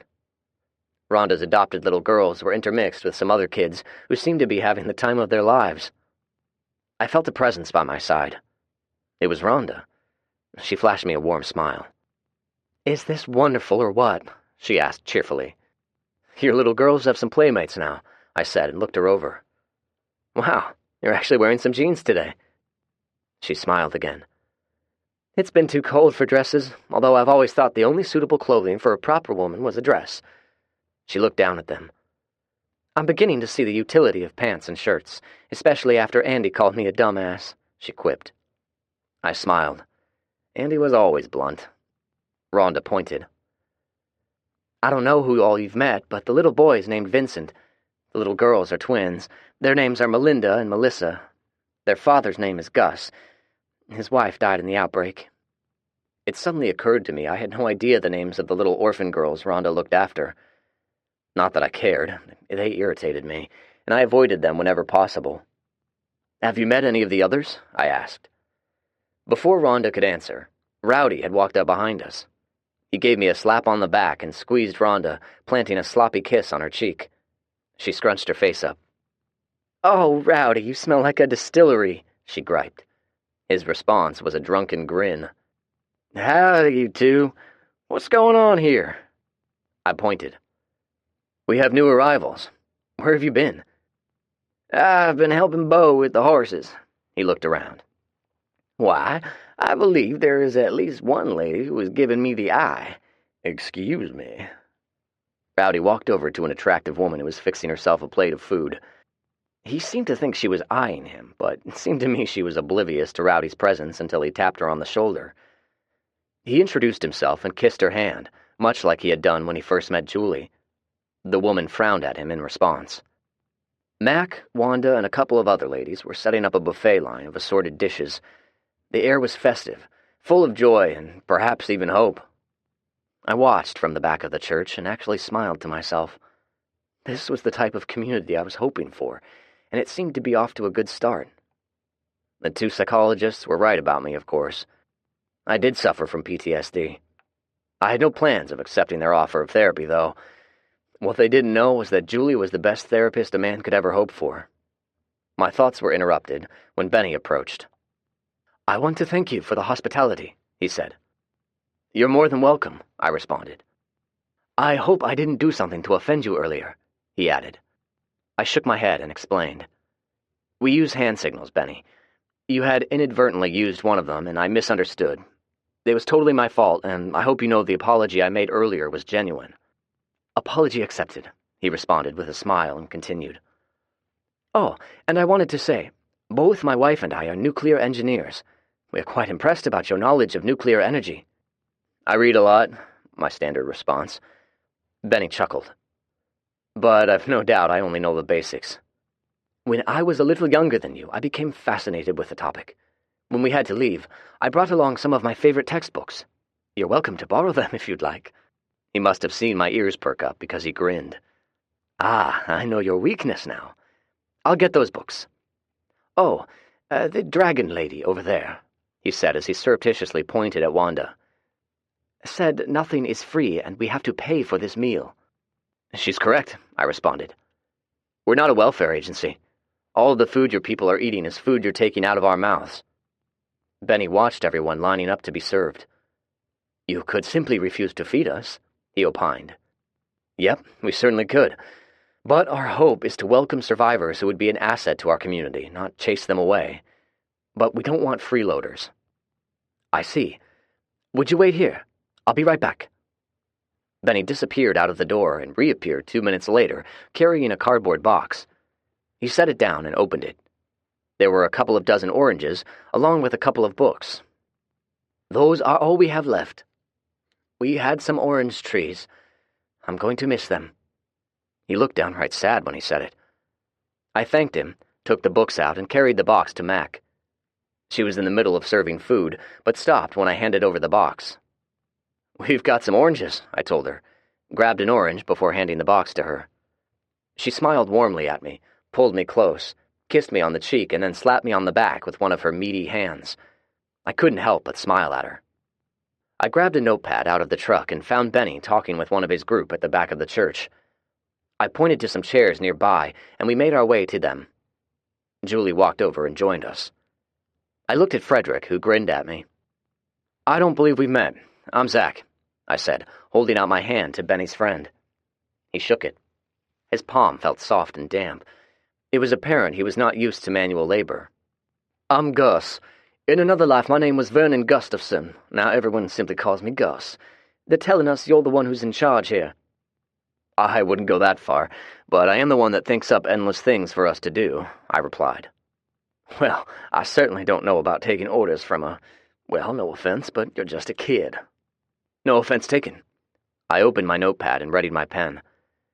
Gus, Benny, I would appreciate it if y'all would tell me about life in Huntsville after the outbreak. I wrote furiously as they talked about their travails and how they banded together to survive. I only stopped them when I asked for clarification on certain points, such as their encounter with zombies. They're incredibly dumb, Gus said. They were easy to kill. You just had to keep your distance from them or you were a goner. Have you guys noticed any change in their behavior recently? I asked. The two men shook their heads. Have you encountered any other survivors? Julie asked. We have, Benny replied. You guys are the first ones who have been friendly. We encountered a group of unpleasant people a couple of days ago. We eventually compromised with them in order to avoid violence. Gus snorted. We gave away half of our food, he said in disgust. Benny shrugged apologetically. They had guns. If we started shooting, some of us would have undoubtedly been killed. Gus rolled his eyes in contempt. I understood Benny's logic, but I doubt if I would have reacted the same way. We don't have a heck of a lot of food left, Mr. Zach, Benny said. We appreciate your group opening your doors to us. Gus nodded his head in agreement. I closed my notebook, stood, and stretched. All right, if your people are going to stay, you're going to need to start creating work crews. Do your people know how to forage and clear buildings of zombies? Gus made a sour face and scoffed. Of course we do, he said. Good. Once you guys get settled in, we're going to be doing a lot of it, and I expect you guys to join in and pull your weight. Gus scoffed again. I was about to start liking you, kid. Now here you go giving orders already. I shrugged. Did you enjoy dinner? Gus rubbed his belly without thinking and smiled appreciatively. I must admit it was one of the best meals I've had in quite a while. You're not silly enough to believe all of those food products magically appeared from the local grocery store, are you? Gus looked at me in growing confusion. Are you trying to say you're responsible for all of this? He asked. Julie sat up and spoke before I could. Of course he's responsible. We're all responsible. Zach planned out everything and made it happen. I had help. It was a team effort, I added, and then turned back to Benny. If your group is going to stay, our first order of business is going to have to do with the elementary school directly across the street from the radio tower. Oh, shit, Julie muttered and shuddered involuntarily. The men looked at us in puzzlement. It was full of infected kids, I said as I remembered when we cleared it out. Fred and I were the only ones who actually went inside. There were 77 children locked down with a handful of adults, presumably teachers. The tallest one only came up to my waist, but I had more nightmares about killing those little bastards than I did with anything else I had ever done. The memory was unpleasant. We've cleared it and disposed of the bodies, but it'll need a thorough cleaning. I thought of all of the dried pools of black ooze. What's wrong with the church? Gus asked. It's huge, I responded. Easily capable of holding 1,000 people, but it'll be difficult to defend with your small number of people. The school is closer to the radio tower and smaller, and in case you haven't noticed, this church has a lot of large windows. The school has smaller windows, which are more defensible. Also, this church is surrounded by asphalt. On the other hand, the school has a large area of grassland. They'll make for good garden plots. It's closer to a source of water, and it already has a fence surrounding it. I looked them over as I spoke. Benny was nodding thoughtfully, but it was hard to tell what Gus was thinking. Plus, we're going to work on clearing zombies within a 10-mile radius of this location. If y'all are still here in the spring, there'll be a lot more work to do. I looked pointedly at Gus.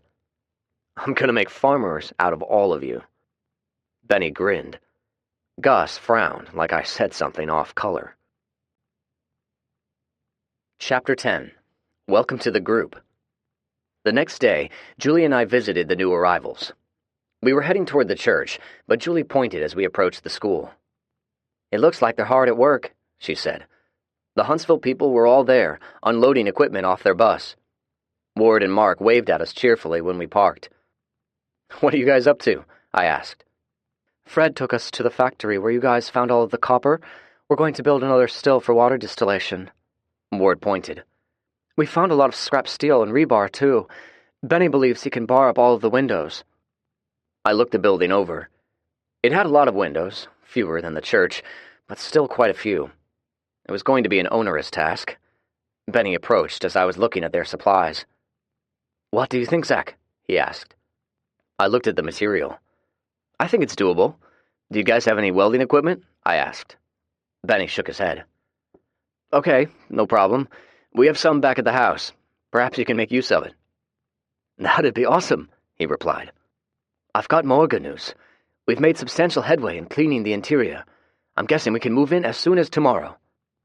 You guys move quick, I said. Benny smiled broadly at the compliment. I don't see why it's necessary to clean up that nasty school and move, Gus quipped. Benny laughed. Zach is right. The church is nice, but it's far too large for our small group. Why, it will take an enormous amount of wood to have sufficient heating for the winter, and those beautiful, magnificent stained glass windows will offer us no protection against hungry zombies. Gus shrugged, as if none of that information made any difference. Julie and I helped unload the rest of their gear while we chatted about the area, and I briefed them on some of the past events. 2 people drove up as we were talking and parked by the bus. Benny looked around and smiled as the couple walked up. Zach, this is Tanya's little brother, Anthony, and his wife, Carla. Julie and I shook hands with them, although they seemed a little reluctant to return the social gesture. They were a handsome couple, both in their late 20s, with fine wasp features, and probably thought of themselves as liberal hipsters. I had nothing against hipsters, yuppies, or anyone else with mental impairments, but I could tell these two felt themselves superior somehow.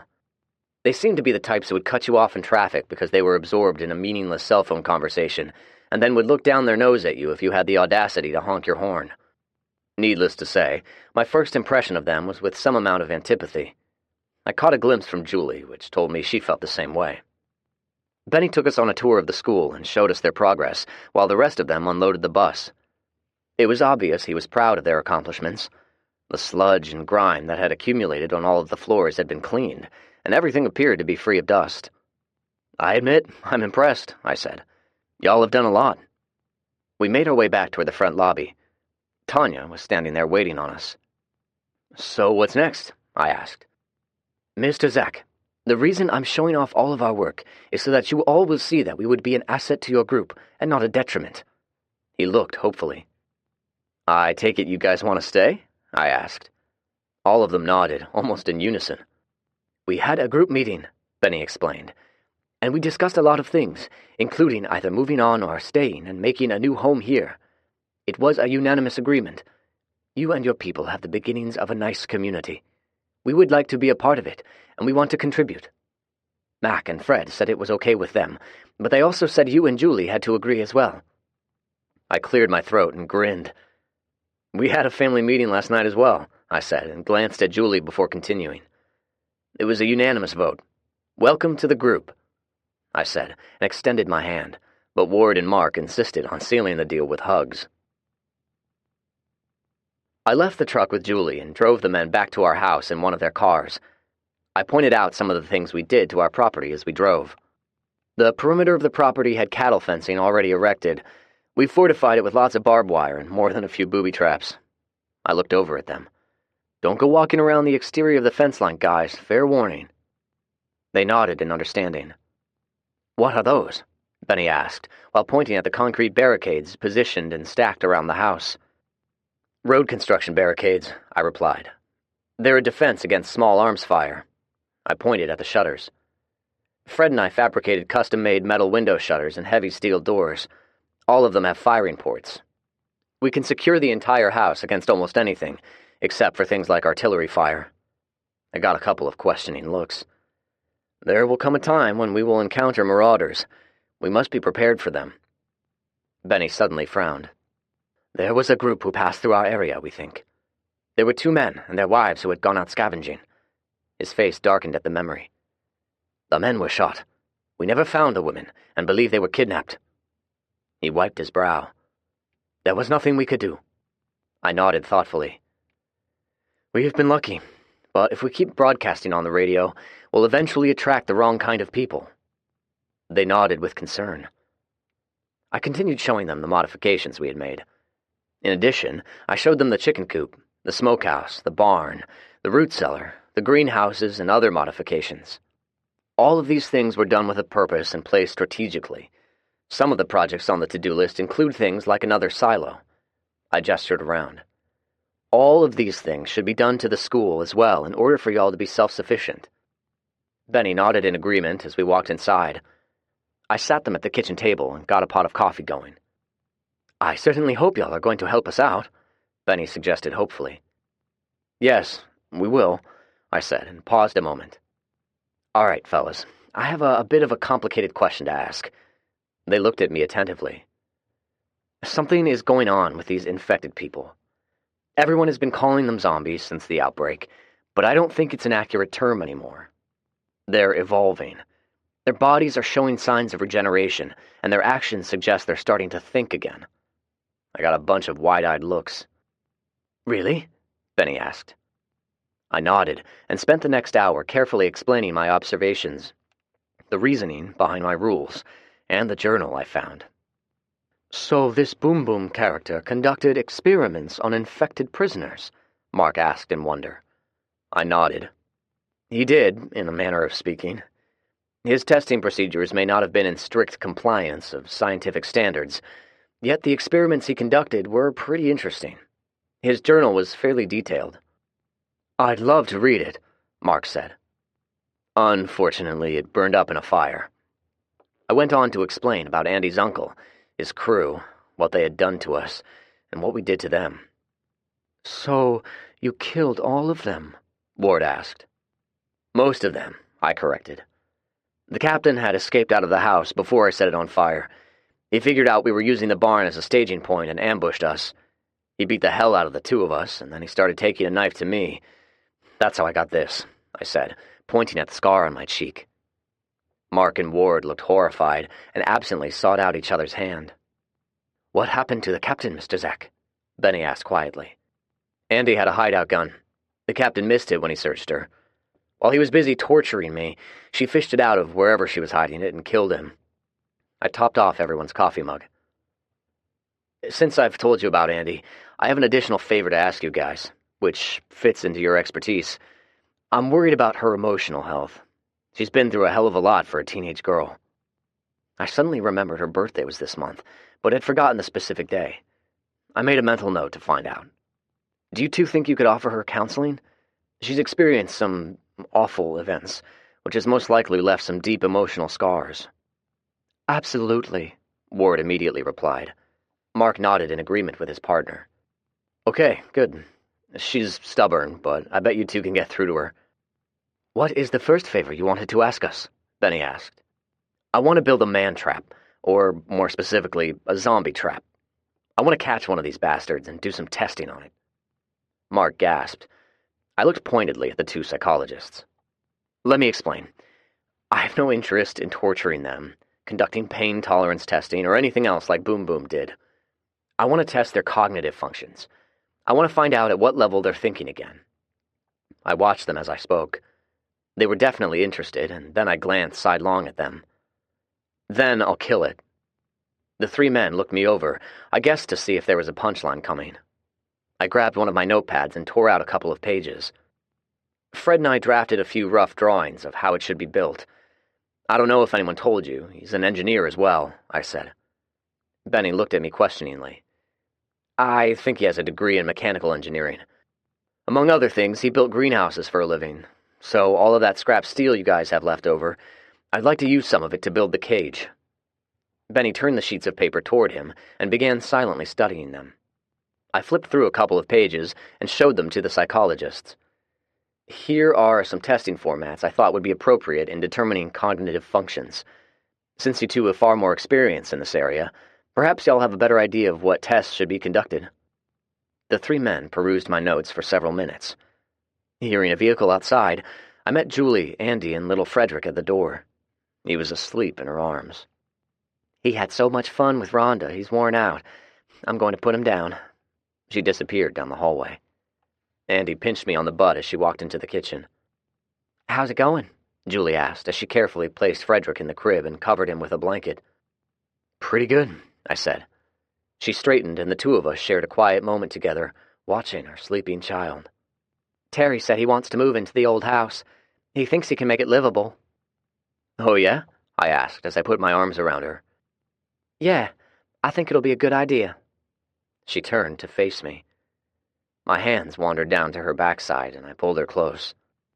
Somebody wants to get frisky, she murmured as I kissed her in the nape of the neck. I mumbled in agreement and kissed her some more. She let out a small moan before she pushed me away. We have company, she whispered. You'll have to wait until bedtime. If you're lucky, I'll let you have your way with me. She then lightly bit my earlobe and walked out of the bedroom. I watched her retreating backside, and then looked back at my son. Sometimes it all seemed surreal. In addition to being a father to a healthy baby, I had helped bring together a group of survivors. It was a wonderful, yet frightening feeling. I had a moment of anxiety at the thought of failing them somehow. Chapter 11. The Trap is Sprung. Andy and I started out at daybreak. Julie had no interest and said she'd rather wash diapers than fool with a zombie. After a quick breakfast, we geared up, jumped in the truck, and headed toward the location where we had put the cage the afternoon before. Andy insisted on driving. How are things with you? I asked as she turned onto Concord Road. She shrugged. Okay, I guess. How's the journal coming? It's mostly up to date, except I keep getting the names of everyone in the new group mixed up. Do you? Well, let's see. There's Benny, the Asian guy, and his wife, Tanya. Then there's Tanya's little brother, Anthony, and his wife, Carla. They're the smarmy-looking couple who walk around acting like they're superior to everyone else. There's Gus, the jowly, pear-shaped-looking dude, and his three little brats, Vince, Melinda, and Melissa. And don't forget Mark and Ward. Yeah, how can I forget them? Andy said with a little sarcasm in her tone. How are your talks going with them? I asked tentatively. She sighed. Okay, I guess. I've only had a couple of sessions with them. I nodded and was about to change the subject, but she apparently wanted to talk about it. They believe I've been confusing sex for love, and that's why I've been so promiscuous. Are you talking about your past? Yeah. My uncle wasn't bullshitting you that night. It didn't take very much for a boy to talk me into giving a blowjob, And when the good captain began molesting me, I was convinced it was an act of love. The doc said I was using sex as a way of getting the attention I was otherwise missing. I hope they're helping, I finally said. I sincerely meant it. She had been through a lot, and I knew she had nightmares as much as I did. Oh, and when I started talking about you, they seemed surprised when I told them you turned me down for sex. I glanced over at her. I was a little uncomfortable that my name was coming up, and a little perturbed at their reaction. Oh, yeah? Why is that? They said most teenage boys let their overactive hormones override their sensibilities. I think they were impressed you established boundaries in our relationship. They said you were a true friend to me. I glanced over at her again. What do you think of their assessment, Miss Andrea? She grinned. Oh, you can come up with the craziest ideas. But yeah, you're a good friend. She suddenly stopped the truck, leaned over and hugged me. I responded by ruffling her hair, which I knew irritated the crap out of her. She slapped me on the chest and sat back in her seat. We rode the length of Concord Road and turned onto Franklin Pike before either of us spoke again. Zach, is Tommy retarded or something? Andy tentatively asked. I took my time before answering. I don't think he's mentally retarded, but yes, he is a little slow. He's one of those kids who needed a little more tutoring and parenting than the average kid, and he hasn't had either, so I'd say he's a little underdeveloped emotionally and intellectually. Oh, I guess it makes sense. Don't worry, though. He's got a lot of mentors now and a sister who dotes on him. He's going to be fine. As long as you don't go teaching him any of your bizarre ideas, like this one, for instance, Andy replied with more sarcasm in her tone. This one is definitely bizarre, even for you. Yeah, I heard you the first 30 times you told me, I muttered. With Benny's help, Fred and I had a trap built quickly. It was a 6-foot by 6-foot configuration of scrap metal welded together to form a square cage with a spring-loaded door designed to shut and lock when a zombie walked inside it. Why did you decide to put the cage there? She asked, pointing down Franklin Road. The day we had the picnic on the golf course, remember the zombies who eluded us? She nodded at me. That group seemed to be more than mindless flesh-eaters, I explained as we approached the Mac Hatcher Parkway. I specifically want to catch one of those. I gestured with a nod of my head. And I believe we've succeeded. Andy peered closer. Holy shit, we did! There was one of them inside the cage, and 3 more standing around it. They all turned at the sound of us approaching and stood there watching us approach. Andy stopped 50 feet away and watched them for a moment. Are they protecting their friend? Andy asked. Hell if I know, I replied. It was 3 men, or what used to be men. I gestured at them. They're all dressed in winter clothing, and each one is wearing a heavy jacket. So, what does that mean? Andy asked. When the shit really started to happen, it was cold, but not freezing cold. They're dressed like they were outside during freezing cold. So they turned sometime in December? Yeah, I'd say so, I answered. Plus, the heavy clothing has protected them somewhat from the elements. Well, except for their faces. The decomposition was extensive. There was also a lot of scabbing, and of course, the black eyes, those black, soulless eyes. I got out of the truck with my AR-15 and began firing. When I shot the first one, the other 2 turned around and started hobbling off. I shot them in the back of the head and watched as the one in the cage became very agitated, grabbed the cage and started violently shaking it. He tried to force his way out, but the locking mechanism held fast. Well, that was different, Andy said. She was right. Normally, the things would have started making a beeline toward us in a mindless, primal urge to attack and eat. We got back in the truck and drove up to the cage. The one inside had calmed down now and glared at us silently. It took me a moment before recognition dawned on me. Hey, I said. That's the one who was leading the group. We made a lucky score indeed. Okay, park beside the telehandler. Why the hell is it called a telehandler? She asked as she parked near it. It looks more like an oversized forklift. I chortled. I guess, in a way, it's a forklift on steroids. It's a material handler made by Caterpillar. It has enough power to pick up the cage and anything inside it easily. Let me guess, it's one of Mac's toys, she quipped. I chuckled. Over the last few months, Mac had amassed quite a collection of heavy machinery. She kept them neatly parked behind the radio tower and could be seen playing with them regularly. "Hold on a minute," I instructed. Got out of the truck and checked the 3 zombies to ensure they were dead. Andy scanned the perimeter with binoculars. Seeing no threat, she nodded at me and exited the truck. "Tell me why we're doing this again," Andy asked. "These things are changing, evolving. We need to figure it out, and in order to do it, we need a live test subject. The doctors have volunteered to conduct some experiments." Andy nodded as we stared at our captive, and he stared back at us. The cage was 6 feet in height, but this dude was at least 4 or 5 inches taller. He was hunkered over with his neck crooked. There was black ooze on the steel bars, and fresh contusions to his hands and face, as if he were trying to escape like a panicking animal would. "All right, I'll haul him back using the telehandler. You follow in the truck." "Oh, and there's something I need to ask you," I said as we walked back to the truck. Andy stopped and looked at me questioningly. "Try as I might, I can't figure out when your birthday is. I'm sure I missed it, but I got you a present anyway." I reached into my jacket pocket, pulled out a small package, and handed it to her. "What is it?" she asked. "According to the label on the box, it's an intimate massager," I replied innocently. "A vibrator?" she asked incredulously as she fumbled with the box. "Well, I figured since you're single again, it was the perfect gift. But after what you just told me about your therapy sessions, maybe it's not such a good idea." I shrugged. "Anyway, happy birthday," I said with lighthearted sarcasm. Andy chuckled. "Smart ass," she said, and poked me in the ribs. "Maybe I'll use it right now." I slapped my forehead. "Ah, gosh, I forgot to bring batteries. No worries, we have some back at the house, maybe." "Damn it, would have been a nice way to pass the time on the way back." "So, when is your birthday?" I asked. "January 9th. "Well, I'm only a week late." Andy snorted. "Typical male, forgetting my birthday and the damn batteries," she quipped. The telehandler took its sweet time starting in the cold air, but it finally grumbled to life. I maneuvered the forks under the cage, lifted it up, and started slowly moving down Franklin Pike. It took almost an hour to make it back, and our new acquisition stared at me malevolently the entire trip.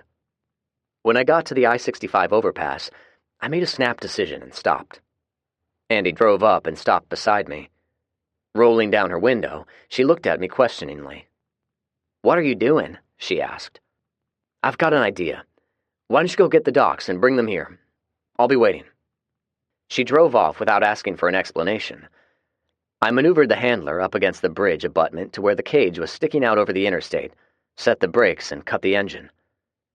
Andy drove up 10 minutes later with the 2 doctors. "Why'd you park it like that?" Ward asked. "If he's successful in getting out of the cage, he'll take a 30-foot fall. Even if it doesn't kill him, it'll bust him up enough where he won't come wandering into the church while everyone is asleep. By the way, looks like he already solved one test," I said, pointing at the remains of the rabbits I had used as bait. The zombie thing had figured out how to open up the cage the rabbits were in. It was nothing more than a simple bird cage, though, so maybe it's not a valid test. "Oh, I don't know," Mark said as he tentatively stepped closer to the cage. "It shows at least a modicum of a problem-solving thought process." Ward was obviously anxious about being in close proximity with the zombie, but his partner's bravado helped his confidence. He took another tentative step closer. The thing made a sudden hissing noise, which made both of them jump back. "He's certainly feisty," Ward quipped. "Can we go now?" Andy complained. "I'm tired, hungry, and I need some batteries." I chuckled tiredly. "We're going home. He's all yours." I started walking back to our truck and casually glanced over my shoulder at our prisoner. I stopped suddenly, causing Andy to bump into me. The zombie was hunched forward with his face pressed against the metal bars, staring at me with those opaque black eyes. As I looked back, he stuck one of his hands through an opening and slowly pointed a finger at me. It looked like a long stub of blackened leather. My blood ran cold as I realized I had dreamt of this moment. Chapter 12. Operation Cool Springs. The cold air burned my throat and lungs as I ran, but after a mile I got used to it. Julie was following behind on Prancer with a rifle astride her lap. I slowed at the 1-mile mark, which coincidentally was the same spot where I had set a trap on the side of the road. Seeing it empty, I increased my stride. The next 2 traps were also still in place, without anything trapped in them. I took it as a good sign. The coyotes and feral dogs had hopefully left the area. I turned around at the 3-mile point and headed home. As we turned into the driveway to the old homestead and crossed the bridge, Julie stood in her stirrups. "Zach," she said in a hushed shout. She pointed toward the field and took off at a gallop. I ran after her. When I caught up, she was stopped near a cow lying on her side in obvious distress. "What's wrong with it?" she asked. I carefully approached. The cow rolled her eyes, saw me, and started panicking. "Easy, girl," I said gently. "Easy now." I waited until she calmed down, and then slowly moved closer to her. When I was close enough, I put my hand out so she could smell me. "That's it, girl. It's your buddy, Zach," I cooed, gently stroking her face. She let out a distraught-sounding moo, which I hoped meant she recognized me. I slowly worked my way down her body looking for any injuries. I ended up at her backside before I figured it out and looked up at Julie. "She's giving birth, and the calf is turned." Julie wrinkled her nose. I knew what I had to do. Rick had taught me how to deliver a calf back when I first started working for him, but I wasn't looking forward to it. I wished for Konya and his veterinarian skills as I squared off with the cow's backside. I got down on my knees, held her tail to one side, and started slowly working my hand in. Moving gently, I eventually worked in half of my arm, feeling around with my hand as I went. When I found one of the hooves, I grabbed and started pulling. It took several minutes of finagling, but the calf finally came out, along with a large amount of shit and placenta which splattered all over me. Julie giggled uncontrollably. "Yeah, very funny," I replied, and watched as Mama Cow slowly stood up. She sniffed her calf and mooed. It was a good sign. We watched her eat at the placenta a minute before I turned to Julie. "All right, you get to walk while I carry this calf on the back of the horse, unless you want to carry it and get messy too." Julie conceded quickly and dismounted. I loaded the calf on Prancer and walked her slowly toward the barn with Mama Cow following dutifully. Terry was in the barn when we rode up, and he wasn't alone. "Oh, hi guys," he said. "I was just showing Anthony and Carla the layout." They were looking around as if they'd never seen a barn before. When I dismounted, they both stepped back with a look of disgust on their faces.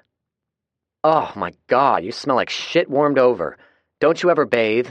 Carla implored. "Watch your mouth, bitch," Julie warned in a low tone. Terry quickly held a hand up. "Okay, ladies, let's play nice," he pleaded. I glanced at the woman briefly and appraised her. She and her husband had cleaned up and were even wearing fairly clean blue jeans with pullover sweatshirts. Carla was an attractive woman who filled her sweatshirt nicely. Her hair was a little bit lighter in color than Julie's was, and although she was a few years older than Julie, their figures had the same proportions. I think the similarities ended there, though. When Carla looked at a person, it was with an aloof, condescending stare. At the moment, she was glaring at Julie as if she were a serf who had dared speak out to someone of nobility. Her husband stood back passively, as opposed to Terry, who stood by her protectively.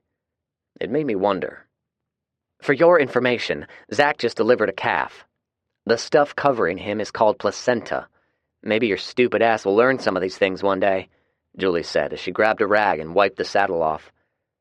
When she was finished, she glared at Carla. "And if you disrespect my husband again, I'll break your pert little nose."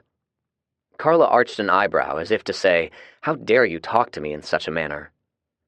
I hid a smile and went about putting the calf and her mama in a stall. I motioned Terry over while the 2 women glared at each other. He watched while I put hay and water in the stall. Mama Cow took a long drink of water before she began licking her newborn calf. The calf, with its innate behavior, found the udders and started suckling. "So, what's going on?" I asked quietly.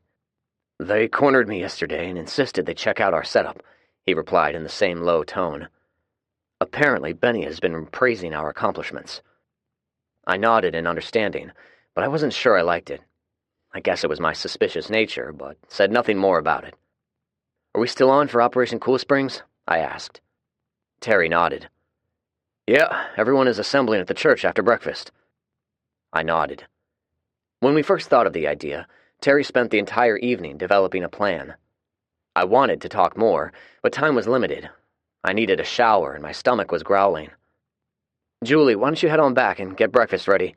We'll be along shortly," I said. Julie blew me a kiss and nudged Prancer. As she left the entrance of the barn, Julie pulled on one of the reins sharply, turning the horse as she exited. The result was Prancer's flank bumping into Carla, who in turn lost her balance and fell on her butt. I stared at her a moment and eyed Terry. He was trying to suppress a smile and acted like he was very interested in the newborn calf. "Terry, I'm heading back to take my monthly bath. Rhonda is going to babysit, so Julie will be joining us for the mission. I'll see you in a few." I then looked down at Carla, who was still sitting where she fell, with an utter look of disbelief on her face. "You're sitting in a pile of horse shit," I informed her before walking off. Terry had them all gathered in the front of the church.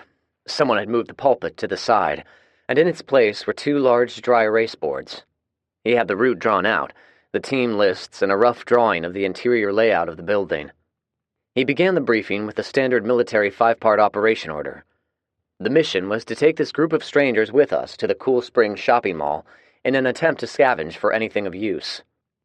Unfortunately for Terry, he had only gotten about 10 seconds into his briefing before he was interrupted by Tanya waving her hand. "I'm curious, who put you in charge?" she asked in a demanding tone, and looked around the room for support. "I mean, I don't recall taking a vote or anything. How exactly are you qualified?" It seemed to snowball then. Before Terry could respond, Anthony started complaining about the team's setup. Terry tried calmly to explain, but it was no use. Even Mark and Ward started voicing their opinions. I was about to do something, but was stopped by Fred when he put his hand on my shoulder as he stood up. He let out a loud whistle, which got everyone's attention. "Everyone shut your pie hole right now," he demanded. "We have a right to voice our—" Tanya's complaint was cut short. "I said, shut the hell up," Fred bellowed. I'd never heard him yell so loud. The room fell silent. When all eyes were on him, he continued in a stern voice. "Let's get one thing straight. We're glad you people are here. We want to help y'all get settled and more comfortable. This scavenging mission could yield a lot of precious items, which you people so desperately need. But let me make one thing perfectly clear. We don't need you." Fred paused and looked them over one by one. His last statement seemed to shock them a little. "If you people are not prepared to act as respectful guests in our neck of the woods, get the hell out of here. And when I say get the hell out of here, I mean you have 10 minutes to leave." Fred looked around again for emphasis. Nobody met his stare, which even I thought was very intimidating. Julie grabbed my hand and squeezed. Fred stared a moment longer. "This man is a professional soldier," he said, pointing at Terry. "The entire purpose of this mission briefing is so everyone will act and move as a cohesive unit, which, hopefully, will keep you from getting hurt or killed." Benny slowly stood. "Mr. Fred, I apologize for our behavior. We certainly did not mean to come off as ungrateful." There was an immediate mumble of agreement from Mark and Ward. I also heard some mumbling from Anthony, which I assumed was an assent as well, but Tanya sat there, silent and sullen. Fred looked up at Terry. "Corporal Alexander, please continue." He sat, and the mission briefing continued without a single interruption. After getting everyone loaded up on the bus, we got underway, but not before Julie and I directed our new acquaintances to hold their rifles with their barrels pointed down, fingers off the trigger, and safeties on. Julie and I exchanged a knowing look. We could readily see they were in dire need of weapons training. I only hoped they'd be receptive to it. Benny drove the bus, while Terry, Fred, Joe, and Tommy led the way in the truck. As we crossed the bridge over the interstate, I looked over at our captive zombie. He was sitting with his legs splayed out, staring at us blankly. "How's it going with the test subject?" I asked Ward. He looked at me and smiled nervously. "I must admit, your proposal was very intriguing to us, and we looked forward to it. but when we were up close with it, we became rather anxious. Mark chortled. More like scared out of our panties. Ward nudged his partner playfully. However, once we started, it has become most interesting. What tests have you done? Julie asked. We started with offering him various food products. The short version, he has no desire to eat anything other than living creatures. He will drink liquid, though. Then we devised several puzzles where he would have to perform tasks in order to get to his food. At first, he was totally befuddled, but he eventually was able to open a cardboard box in order to find a tasty treat inside, he said with a grin. A live squirrel, Mark added, and then he grinned. Oh, and Ward taught him how to pee. Julie and I exchanged a questioning look as both men giggled. I don't know if you've noticed, but his digestive process is working, Ward explained. But he's been soiling his pants. While I was observing him one day, I took a moment to urinate over the bridge. Our friend watched me unzip my fly and pull it out. The next thing we know, he pulls his own member out and proceeds to urinate, Mark finished. You mean it hasn't rotted off? Julie asked. Both men tittered gleefully and shook their heads. I hope you guys aren't forgetting that thing will sink his teeth in you and rip you apart if he gets a chance, I cautioned. The two men looked at each other and grinned. I think we're fine, Mr. Zack, Mark replied. Oh, and per your instructions, we've been keeping meticulous notes. The two men continued grinning warmly, and I had to admit it was infectious. I smiled back. Okay, I just hope you guys are careful. Now, to the mission at hand. Those assault rifles you two are holding are mine. And mine, Julie admonished with a nudge. I nodded. They're clean, functional, and loaded. Keep your fingers off the triggers unless you have to shoot at something. Make sure you aim for the head, and please don't accidentally shoot someone. If you do, I can't be responsible for what the corporal does to you. Mark gasped at the implications. I looked over at Julie and winked. She hid a smile. Zack, are we going to encounter any zombies? Kelly suddenly asked. Mark and Ward leaned forward, wanting to hear my answer. It is very possible. Last March, Rowdy and Cindy came here to shop. Who is Cindy? Mark interrupted. She was Wanda's daughter. Anyway, they went to the mall to shop for clothes. They didn't realize the place was infested. They were quickly surrounded and attacked. Rowdy got the two of them locked in a bathroom, and we rescued them. Sadly, Cindy was bitten. She became infected. I looked at the two men somberly. We killed over 160 of them that day. We may or may not have killed them all. The three of them went pale and suddenly looked very anxious. I thought back to that day and remembered how we attempted to cauterize Cindy's bite wounds with cigarette lighters. I had a better method now. Stored in the truck was a plumber's propane torch. I hoped I didn't have to use it on anyone, especially myself. Was there anything else y'all have questions about? The three of them looked nervously at each other before Mark cleared his throat. I looked at him expectantly. Well, during his briefing, Terry mentioned a running password and a duress password. What does he mean? Kelly and Ward quickly nodded.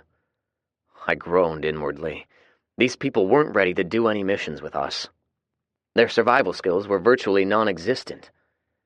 I patiently explained the purpose and proper usage of the running and duress passwords, and the rest of the trip explaining simple things like fields of fire, covering fire, room entry. As many things that I could. We had arrived at our destination all too soon. I looked them over. All of them, with the exception of Andy and Julie, appeared very nervous. We'll schedule some practical training as soon as possible. For now, you're just going to have to wing it. Fred drove the truck into the parking lot first. The two men, along with Tommy and Joe, jumped out and took up tactical positions.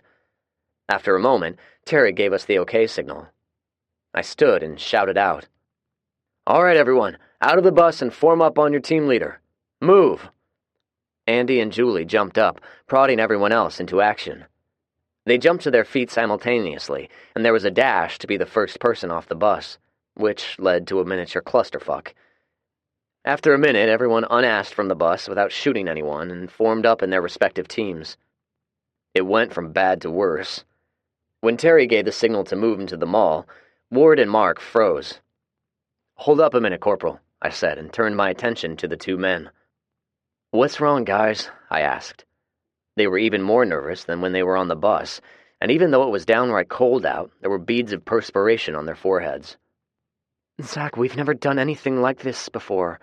In fact, the only gun I've ever fired was a small pistol," Ward lamented. I gritted my teeth a moment and looked over at Kelly, my third team member. "You've been trained how to shoot. Do you feel comfortable with it?" "I think so," she replied nervously. "I was just going to follow your lead and do everything you do." It only reaffirmed what I was thinking earlier. We should have made sure they were fully trained before doing something like this. We were going to have a debriefing afterward. I'd point out the error then. Until then, I was going to have to make do with what we had. "All right, the first thing to do is obey every command immediately, and without complaint." I stared at them pointedly. "Kelly, you stand to my left. Ward, stand behind her, and Mark, you stand behind me." They obeyed instantly. "Good. Now I want all of you to reach out and get an arm's length of space between each of you." They did so and shuffled around until they were at the proper distance. I nodded encouragingly. "That is the distance I want you to maintain. Don't get any closer and don't get any farther away. And keep your weapons pointed in a safe direction. Okay?" They all nodded nervously. I smiled at them. "Don't worry. Do exactly as I say and we'll be fine. I'll take care of you." The mall was pretty much the same way we had left it. Due to our haste to get Cindy home, we didn't take the time to burn the corpses. As a result, they were slowly decomposing, and even in the freezing cold, the place reeked of putrescence. I was used to the smell by now, more or less. Gus was the only one who hurled chunks, but he wiped his face off without complaint and continued with the mission. I checked my team and then looked over the other ones. I noticed Terry's team had Anthony and Carla on it. He seemed to be paying closer attention to Carla than the rest of his team, which made me wonder if he had more than a professional interest in her. Kelly and the docs stuck close to me, perhaps even a little too close. I constantly had to remind them about the proper spacing. We had killed multiple zombies the last time we were here, but somehow more of them had found their way inside. 12 of them had banded together and were standing, huddled in a group beside a kiosk. It almost looked as though they were huddling together to stay warm. They either didn't hear us or were simply ignoring us until Andy shot one of them. Only then did they turn and acknowledge our presence. We made quick work of them. None of my team fired a single round, which I guess was a positive aspect. They didn't accidentally shoot anyone, so I was thankful. We moved along the mall for less than 50 feet when Kelly gasped and pointed. It was a Bath & Body Works store. "Please say we can go in there," she begged. Mark and Ward readily nodded in agreement. "Okay, but remember, we have to clear the store of any threats before we start grabbing stuff. Mark, you stand by at the door. Ward, you and Kelly are with me," I said, and grabbed my walkie-talkie. "Team 3 is going in the Bath & Body Works store." "You better get me something good," Julie responded.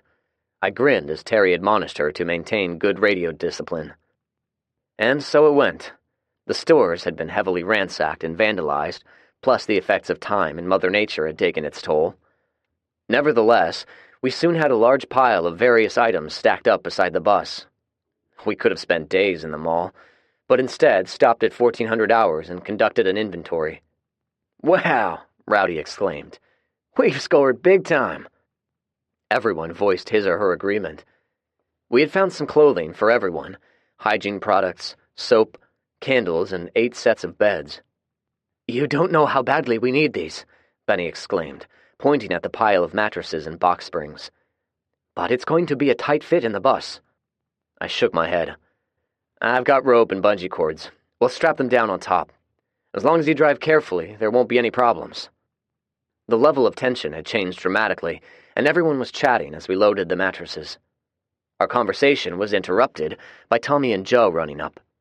They couldn't decide whom to speak to first, but after a moment's hesitation, they ran up to Terry and saluted. Julie snickered. "Report," Terry barked. "There are some people sitting in a car on the other side of the mall," Joe proclaimed. Chapter 13. The Thompson Family. We quickly loaded up the bus with our goods while the security team kept watch. Once it was loaded, I jumped in the truck with them and drove to the far side of the mall. There were 3 of them, 2 females and a male. Fred drove until we were approximately 30 yards away and stopped. I gave a wave.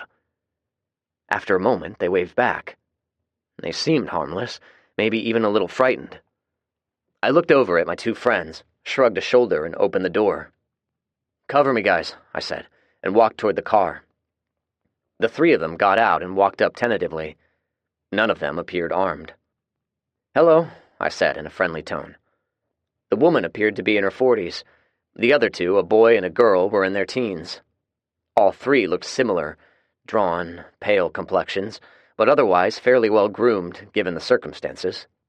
The boy had a scruff of a beard and shaggy ash-blonde hair. The 2 women, who in fact had no beards whatsoever, had their shoulder-length blonde hair pulled tightly back in ponytails. They could have been twins, except one was distinctly older. "Hey, man," the teen boy responded as he walked up quickly and shook my hand vigorously. "Y'all are the people at the radio tower." "We are at that," I responded. "My name's Zach." When I mentioned my name, his eyes lit up in recognition. "Holy shit, Mom! This is Zach! He's the one who's been writing the rules!" He pumped my hand even faster and impulsively grabbed me in a hug.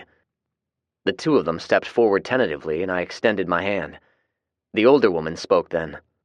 "My overly excited son's name is Jeffrey. This is my daughter, Jessica, and I'm Janine. We're the Thompson family." I shook their hands, and then casually waved my hands behind my back, the hand signal indicating all was well. "Janine, if you don't mind, I'll have my friends get out of the truck and introduce y'all," I said politely. She looked at our truck a moment and nodded in agreement. I gave them a wave. Fred and Terry walked up casually. Joe and Tommy jumped out, ran past us, and cleared their car before taking up security positions while I introduced everyone. Fred tipped his hat when I introduced him to Janine. "I'm very pleased to meet you, ma'am," he drawled with his southern hospitality.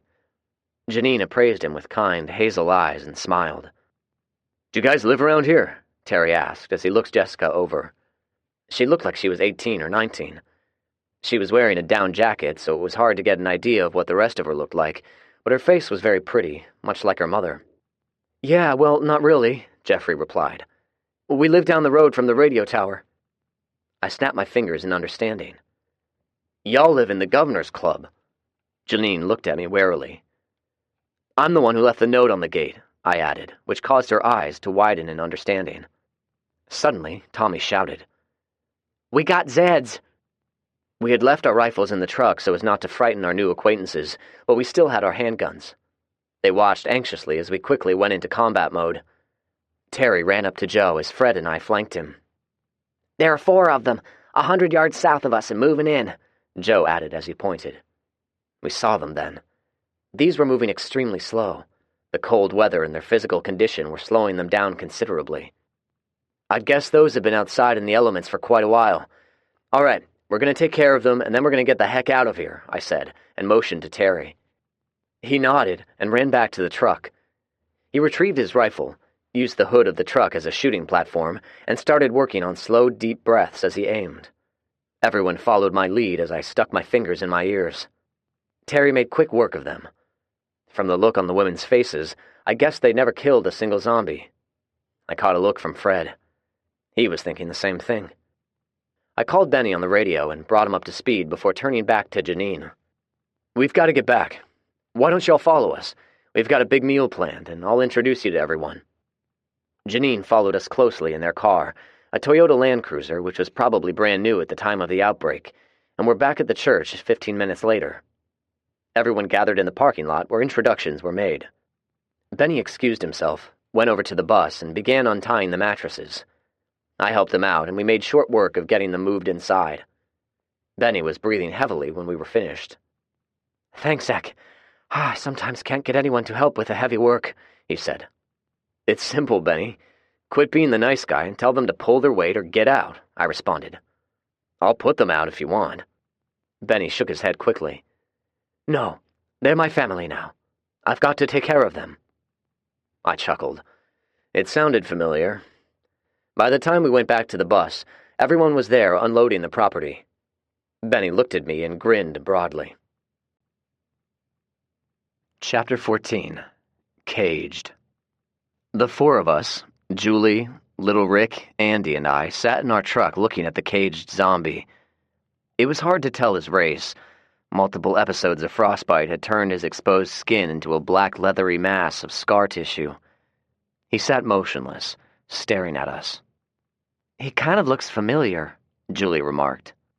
"Yep, he's the one who was leading the group we encountered when we had the picnic on the golf course. When Terry and I started shooting his buddies, he hid and somehow escaped." "I think he's the only one I've seen sitting down without falling first," Andy observed. "Definitely not normal zombie behavior," Julie said. I agreed.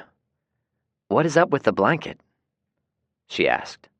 The thing had a thick wool blanket wrapped around him, like an old Indian chief in a cowboy movie. "Mark or Ward probably gave it to him so he wouldn't be so cold," I replied. "Hell, they probably taught him how to sit and—" I didn't finish. As soon as I said it, a spark in the brain matter made me realize I had made a mistake. Those two frumpy yet cuddly gay men were starting to feel empathic toward this monster. They were actually worried about the thing being cold.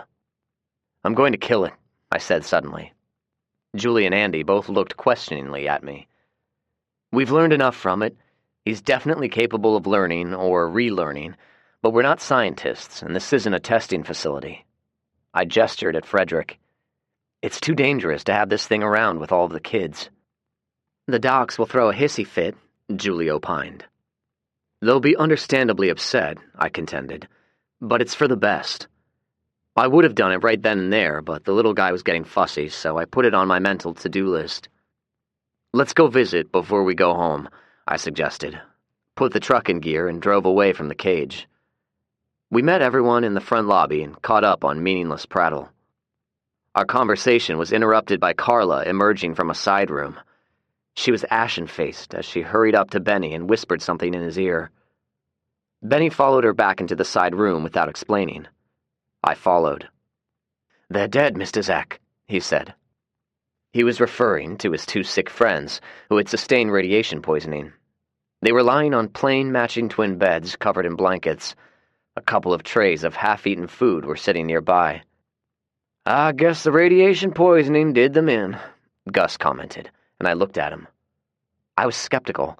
The two of them dying at the same time? It didn't seem logical. We all looked at the two somberly before Benny covered them with a blanket and quietly motioned everyone out of the room. We moved back to the main room, and a discussion began about conducting some type of funeral service.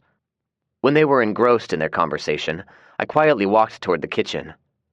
When nobody was looking, I veered off, snuck back into the side room, and quietly shut the door.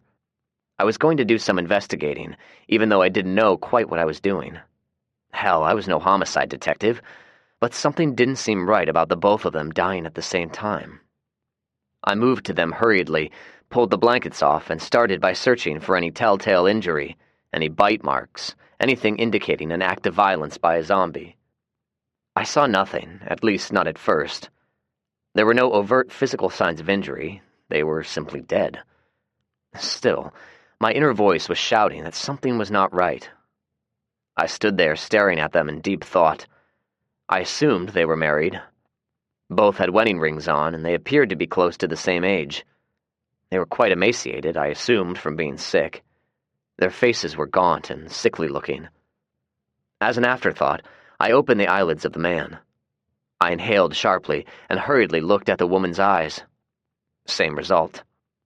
No, they weren't black zombie eyes, but there was something just as ominous. The sun was setting as we passed by the Governor's Club. I saw Jeffrey locking the gate. He waved as we drove by. "Did either of you get to talk with them at length?" I asked. "Yeah, both of us did," Julie replied. "There were two families. All the rest in the neighborhood either left, became infected, or were killed. Janine's husband and another man killed off all of the zombies in the neighborhood, and they'd been living off of food supplies gathered from all of the houses. About 6 months ago, Janine's husband went out to hunt and never came back. They think he was attacked." "What about the other couple?" "This is the weird part. Almost 6 months after the outbreak, the woman turned and attacked her husband. Jessica's dad killed both of them," Andy said. I was perplexed. How did she turn 6 months after the initial outbreak, when everything I knew about the stuff, which was limited, indicated once someone was exposed, they became infected within hours. Maybe she somehow came into contact with something. "Jessica's pretty," Julie said, interrupting my thoughts. "She reminds me of Macy." I glanced at her as I drove. She was staring wistfully out the window, then looked over at me and smiled sadly. "I bet Terry's trying to get in her pants already," Andy quipped. As we approached Nolansville Pike, I spotted 4 zombies shambling around in the parking lot of a grocery store. "I swear to God," Andy declared. "Every time we think we've cleared this area, more of the stinking bastards show up." I had to agree. "They're too close to our travel route for my comfort. Let's take care of them." I stopped the truck and we took turns shooting them with the quiet Marlin rifle. After the last one dropped, I carefully walked up to them and inspected them for anything special. I don't know what I was looking for, but did it anyway. There was nothing I had not seen before. One of them, a possibly middle-aged man, was wearing a Rolex watch. It was a nice one, but I didn't need it. "I'll come back and burn them tomorrow. Let's go home," I said, and started the truck. I was silent through dinner. Julie would look at me questioningly a few times, but I only responded with a slight shake of my head. Later, while we were in bed, I told her. "Did you ever watch any of those cop shows on TV?" I asked. "Sure. Why do you ask?" My grandmother absolutely loved NCIS. She watched every episode and never got tired of the reruns. I paused for a moment. There was one episode. I was barely paying attention, but I caught the gist of it. It involved someone being suffocated. During the autopsy, the doctor discovered evidence of petechial hemorrhage. "What is petechial hemorrhage?" Julie asked. "It's when the small capillaries burst under pressure. When someone is strangled or suffocated, red spots will appear on the eyeballs. Those 2 sick people had them." Julie sat up. "Somebody strangled them?" "There were no marks on their throats," I said quietly. "But it seems awfully coincidental that both of them died at the same time, and both of them had the same signs. I think they were suffocated, like with a pillow over their face or something similar." "Who did it?" she asked. "I've no idea." "Holy shit," she exclaimed quietly. "What are we going to do?" she asked after a moment. "I'm not sure, but for now, let's keep this to ourselves. We'll discuss it with Fred tomorrow and see what he thinks should be done about it." I rolled over and put my arms around her. "I hope I'm wrong," I whispered, but I knew better. I was out of the house before sunrise, got the zombie corpses stacked and burning, and was sitting in the cab of my truck on the bridge as the sun came up. I watched the thing watch me with those soulless black eyes as I sipped some hot coffee from my thermos. He had not moved very much from yesterday. He still had the blanket wrapped around him, sitting there without a rational thought in the world. He and I watched the sun come up together, although I'm fairly certain neither of us found it in the least bit romantic. I got out and was about to reach for my rifle when I heard the faint chime of a bell ringing. Looking around, I spotted Ward and Mark riding up on a tandem bicycle. Ward rang the bell again and waved at about the same time I heard a grunt behind me. The zombie had stood now, and there was a small amount of drool sliding down his chin. "Good morning, Zach," Ward said cheerily. "What a pleasant surprise." The 2 men parked their bicycle and got off. Mark untied a shoebox off the back. "Where did you find the bicycle?" I queried. "It was in the storage room in the church. Isn't it lovely?" I nodded and watched as Mark set the box down and then used a stick to slide it toward the cage. The zombie reached out and grabbed it. Tearing off the string, which was wrapped around it, he lifted the lid of the box and a large rat appeared. It almost escaped, but the zombie managed to grab it and sink its teeth into it. I almost felt sorry for the rodent when it squealed in pain as he bit down, piercing the rat's hide and breaking its spine. Mark and Ward grinned broadly. "Did you notice how he anticipated getting fed?" Ward asked. So that explained the drool. He saw them or heard the bell and it triggered a Pavlov-type response. After it ate most of the rat, Ward used a canteen to pour water in a bowl and slid it over with the stick. The zombie looked at us a moment and then reached for the bowl. "We're having some real success here, Zach." I pointed to the 5 or 6 Tupperware bowls sitting inside the cage. "Too bad you can't teach him how to give the bowls back." "Give us time," Mark responded with a wink. I sighed. I don't think so, fellas. The more I think about this, the more I believe we've made a mistake. We need to kill it, I declared. Approximately 1 second after I said it, the two men looked at me in shock. But you can't, Ward countered. Tell me why, I responded. He literally shook and sputtered before he was able to come up with an answer. It is a he, and he is a sentient being, Ward asserted while pointing at it. We are only now starting to tap into his intellect and need time to conduct more tests in order to understand him fully, he emphasized with a huff. I shook my head slowly. He used to be a sentient being, but not anymore, and you two are not conducting tests so much as training him to do tricks. He's not a pet. He's not something that can be tamed. He's a demented monster. Ward shook his head vigorously. Maybe once, when he was sick, but he's healing now. If you kill him, it will be tantamount to murder. No, guys, you're wrong. Sure, he's healing. There's no doubt in my mind these things are evolving and changing. But what happens when he is healed, Ward? Does he become a peace-loving member of society? Does his desire to attack and eat humans somehow disappear? I don't think so. I pointed at the remains of the rat. There's a good example, right there. I disagree with your position, Zach, Ward contended. We disagree. I looked at Mark. He responded with a slow, somber nod and declared his opinion on the matter by reaching out and holding Ward's hand. I sighed deeply. Guys, you're wrong.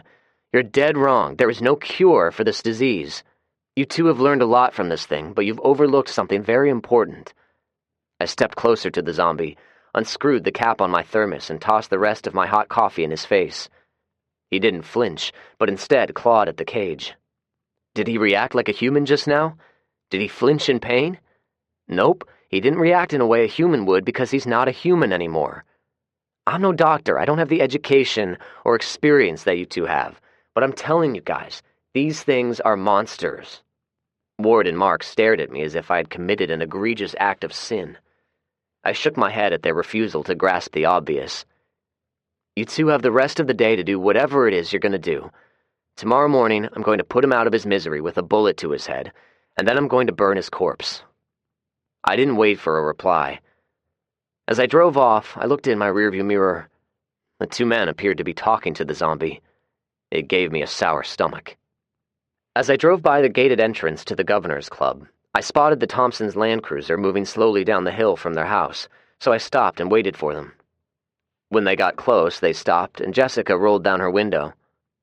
Good morning, everyone, I said with as much cheer as I could muster. Hi, Zach, Jessica replied with a tentative smile. We're going to the radio tower. They're up and about, I replied. I'm sure they'll welcome the company, but I have a better idea. Why don't y'all follow me home and join us for breakfast instead? The three of them huddled together and had a brief conversation. Jessica looked back at me with another smile. Lead the way. As expected, they were in awe of the bacon, eggs, and coffee. This brings back memories, Janine said between mouthfuls. We try hard, but unfortunately we're running out of coffee. We're going to have to find another coffee shop to raid. I slid a jar of honey toward her. Those eggs taste really good with a healthy dollop of this, I said casually. The three of them gasped in unison. Julie and Andy chuckled. Fred, Tommy, and Joe came in a few minutes later and joined us. Tommy ran in, kissed his sister sloppily, and dragged a chair up to the table. Tommy is Julie's little brother, I explained. Fred and Joe met in West Memphis, and Fred brought him home. They all live together now. Fred took his cowboy hat off, set it on the kitchen counter, and ruffled Andy's hair before he sat down. Andy responded by rolling her eyes at him. Are Terry and Rowdy joining us this morning? He asked. Andy shook her head. They went to the school. Those two idiots are on the prowl. Julie giggled. If those women knew what a stud Zach and Fred are, they'd be here every day. She finished off a piece of bacon and smiled sweetly. Oh, by the way, my sexy husband must have Superman sperm. I'm pregnant again. I froze with a forkful of eggs halfway up to my mouth. The expression on everyone's faces told me I wasn't the last one to find out for a change. Fred reached out and offered his hand. As I shook it, everyone offered their congratulations. Julie beamed as I muttered my thanks and wondered if there was any alcohol in the house. I took a deep breath and looked at my son, who was happily munching on something. "Did you hear that? You're gonna have a little brother." Julie reached over and punched me in the arm. "He's going to have a little sister." I took a cold bath before bed, and as I was drying off, a thought sprung into my mind. I got a hand mirror and, with the aid of a lamp, hiked one leg up on the bathroom counter and began inspecting my genitalia. "What in the world are you doing?" Julie asked. I looked up to see her standing in the doorway, staring at me with a puzzled expression. "Anogenital distance," I replied. Julie's puzzled expression intensified. "Oh, sure, everyone knows what that is," she replied sarcastically. "It's the distance from the anus to the base of the penis. I've no idea how they came up with the idea, but someone decided to conduct a study. They decided the length of the anogenital distance is linked to fertility in males. Men with a median length of 2 inches or more tend to be more fertile." I put my leg down and looked to see if Julie was bored yet. "So?" she said as she walked into the bathroom, dropped to her knees and started inspecting me closely. "You think your anal distance is longer than normal?" I was about to correct her verbiage, but before I could, she began fondling me. I felt myself getting aroused and let out an involuntary moan. "All I know is when I do this, you get worked up. When you get worked up, I get worked up." She looked at me coyly before abruptly standing and taking her nightshirt off. As I followed her to bed, I decided my anogenital distance was unimportant. Chapter 15. Jailbreak. As I drove on Concord Road and came within eyesight of the bridge, I realized something was wrong. The telehandler, along with the cage, were both missing. Gone. Nowhere to be seen. "Shit," I muttered angrily and accelerated toward the school. "Where the hell did the zombie go?" Terry asked. "Those 2 damned psychologists," I said as an answer. The 2 men were standing at the entrance, waiting for us as we got out of the truck. I was pissed, as in seeing red. I was so pissed. Terry must have sensed it. He ran ahead and then stepped in front of me with his arms out. "Zach, I've seen you this way before. They're no match for you. You'll kill them," he said in an urgent, hushed tone. I stood looking at Terry and realized I was breathing heavily and clenching my fists. "Is that what you want to do, Zach? Beat the hell out of us?" Ward had walked out and was now standing a few feet away, while Mark remained cowering in the doorway. "It won't take much. You know we're not fighters. So go ahead. Beat us to a pulp if it will make you feel better."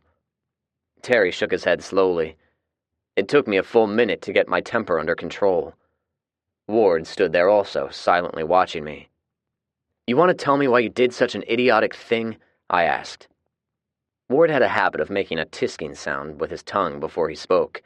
It was a mannerism which I found annoying, even more so now. "Are you familiar with the expression unconditional positive regard?" I replied with a small nod. "A humanistic theory in which it is believed all people need human contact, interaction, and acceptance, and if given a basic support and acceptance of a person, regardless of what they say or do, a person can be treated and changed for the better." Ward's eyes lit up. "Yes, Zach, that's it exactly. I see you're familiar with Carl Rogers." "Oh, I've read his stuff, and I've even read some stuff by Irvin Yalom. They're both highly intelligent men, no doubt about it." "So you understand, then," Ward said with a small, hopeful smile. "With the proper treatment, we believe we can restore his humanity." I shook my head angrily. "I understand one thing, Ward. When Rogers and Yalom were positing their theories, they were talking about people. Real people, not monsters. These things will never get their humanity back. They're beyond any hope." When I said it, Ward's smile vanished, and he looked downright heartbroken. "Are you going to tell me where you're hiding him?" I asked. Ward bit his lower lip and shook his head. I forced myself to take some slow, deep breaths and nodded. "All right, I suppose I understand your resolve, but I want you to understand this. If that thing escapes, and he will, you better hope to God that he doesn't harm any member of my family. In the meantime, it would be best for the 2 of you not to come anywhere near me. Now go inside and tell Benny we want to see him." Ward hurried off without replying, and a minute later, Benny came outside. He was followed by Tanya and Carla. "Ward said you just threatened him," he said worriedly. "It was a conditional threat, Benny.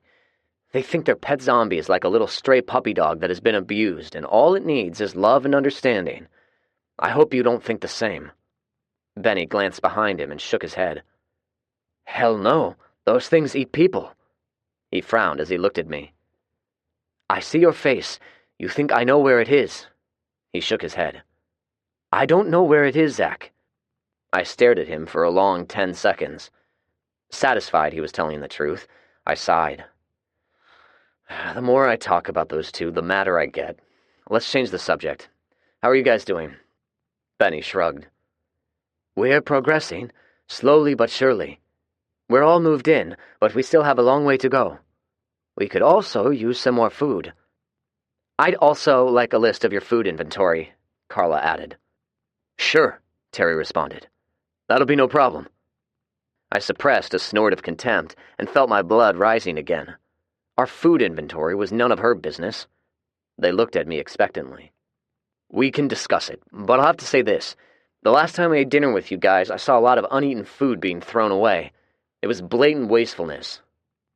I waited for a response from either of them, but instead of expressing regret or any attempt to rationalize their actions, they simply remained quiet. "Well, I'm sure we have many issues to discuss," Terry said. "Perhaps we need to schedule a group meeting. In the meantime, our main reason for coming this morning is to discuss with you guys a project of clearing out any remaining zombies in this immediate area." "I thought you guys had already done it," Tanya said. "We thought so too," I responded. "But the other evening when we were going home, we encountered 4 of the nasty critters in an area we had previously cleared. This is something we need to do for the safety of everyone, and we need to do it while it's still cold. Zombies don't move very well when it's cold, which is rule number 5, by the way. Plus, when spring comes, we're going to have a lot of work to do with farming and gardening." "Zach wants to triple our crop production," Terry added. "I do, and with everyone pitching in, we can do it. So, the plan is this. We form up a group, go house to house, from here all the way back to our farm, and clear every house in between. Terry and I have worked out the details." I reached into the truck and retrieved a map. As I straightened, I saw Mark peeking at us out of one of the windows. The sight of him made me clench my teeth. I was getting angry again. "Why don't you all go inside where it's warm and discuss it further? I'm going for a walk and cool down." I grabbed my rifle and a walkie-talkie. "Shout at me on the radio when you're ready to go," I said to Terry, handed the map to him, and walked off without waiting for a response. I walked to the spot on the bridge where the zombie was caged and saw some scrapes where they had dragged the cage away, presumably with the cat. Although I was no tracking expert, it was plain to see which direction they took. I walked back east, thinking of where they would hide a telehandler and a 6-foot by 6-foot cage containing a zombie. They wouldn't have traveled far. Those 2 chunky butts would want them close by so they wouldn't have to ride far. I stopped for a moment and thought, where would 2 goofy psychologists attempt to hide a big yellow piece of machinery in a man-sized cage with a zombie inside? I went with my first hunch, which was a nearby park. I arrived at the entrance 10 minutes later. It was overgrown with weeds and bushes. Nobody used it, at least not lately, and it was in close proximity. I could plainly see large tire tracks at the entrance where no vehicle had traveled in over a year. Bingo. I moved the selector from safe to fire on my AR-15 as I walked to the rear of the park, shaking my head in exasperation. The 2 psychologists should stick to academia and counseling. The big yellow piece of machinery, although parked behind some trees, stuck out like a turd in a punch bowl.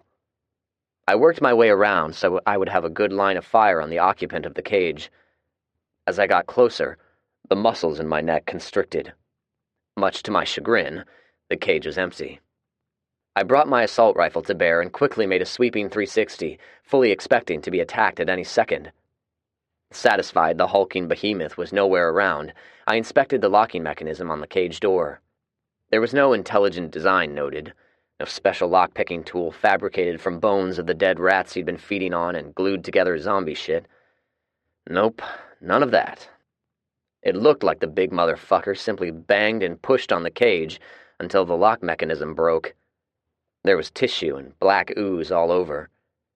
I imagine he caused himself a lot of damage in his effort to get out, much like a wolf chewing its leg off in order to escape a trap. I walked back out to the roadway and called Terry on the radio. He drove up 5 minutes later. Anthony and Carla were riding with him. I wasn't surprised, but for some reason their presence irritated me. "What's going on?" Terry asked. I pointed over my shoulder with my thumb and explained. "The two dumb shits tried hiding the zombie back there in the tree line. It's escaped. I'm going on a little walk and find it. Do me a favor and don't tell Julie.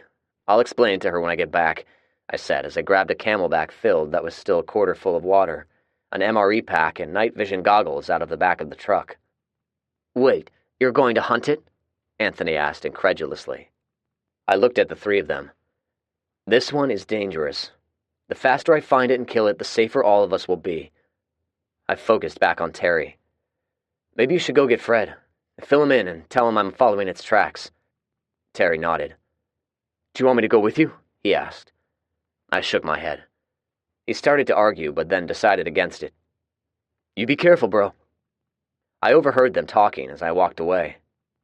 "Is he seriously going to hunt that thing by himself?" Carla questioned. Apparently, Terry nodded or gave some other indication. "He's crazy," she said in a half-whisper. I grunted to myself as I walked away from them. Carla was probably right, but I knew this was something which had to be done. When I returned to the cage, the distinctive track of the zombie's running shoes was easy to spot. Instead of walking along the pavement back to the roadway, which would have been the path of least resistance, it headed off into the thick woods. "You may be violating rule number 10, but you're not smart enough to hide your tracks, are you, big boy?" I said under my breath. No matter what the two esteemed psychologists thought of their new friend, he wasn't very smart. "Unless he wants to be followed," a little voice in the back of my head whispered. I shrugged it off. Whether or not he was leading me along, and if he had a specific destination in mind, I had no idea. It didn't matter. I wanted him, and the only way to get him was to follow. The tracks led due south. I started off and followed slowly, cautiously. His walking pattern was curious. He'd walk forward, veer left, veer right, but always reoriented himself in a southerly direction. I was a novice when it came to tracking, but one thing was certain. A blind man could follow this trail. The tracks finally emerged out of the woods and continued through the backyard of a home. I crouched behind a large hickory tree and studied the house for several minutes. It was a Spanish-style motif, fairly large, somewhere around 5,000 square feet, I estimated. The bottom floor had 2 sets of sliding glass doors leading out to a large patio and swimming pool. One of the doors was standing open. Seeing neither movement nor a big ugly fucker pointing at me, I hurried across the yard to the patio. Looking around, I absently marveled at the setup. There was an outdoor bar complete with a stainless steel grill and a beer tap. The pool was full of water, which was covered with a thick layer of green algae, but at one time I'm sure it was an awesome place for a party. The terracotta tile was dirty, and there was a distinctive path of multiple muddy footprints leading inside. My mind was flooded with questions. Did the zombie go to this house on purpose? Did he open the door himself, or was it already open? Why did he go inside? Did he have zombie friends inside? Oh, what the hell was I doing here by myself? Terry could have come with me. Hell, I could have waited for Fred and Rowdy, but no, I wanted to do this alone. This one, this particular zombie, he unnerved me, and my ego compelled me to do something about it. Drawing a deep breath, I walked toward the door. Terry watched Zach disappear into the woods, and after a moment, he glanced over at Anthony and Carla. He didn't think much of Anthony. He was physically fit, but he seemed soft, weak with a perpetual hangdog expression and eyes like a weasel, darting back and forth constantly. He cast a quick glance at Carla. She was a looker with a nice body. He found himself thinking constantly of wanting to get inside those pants, and he had an inkling Carla wouldn't mind letting him in. He caught Zach's look this morning and realized he somehow knew what Terry was thinking, but kept his opinion to himself.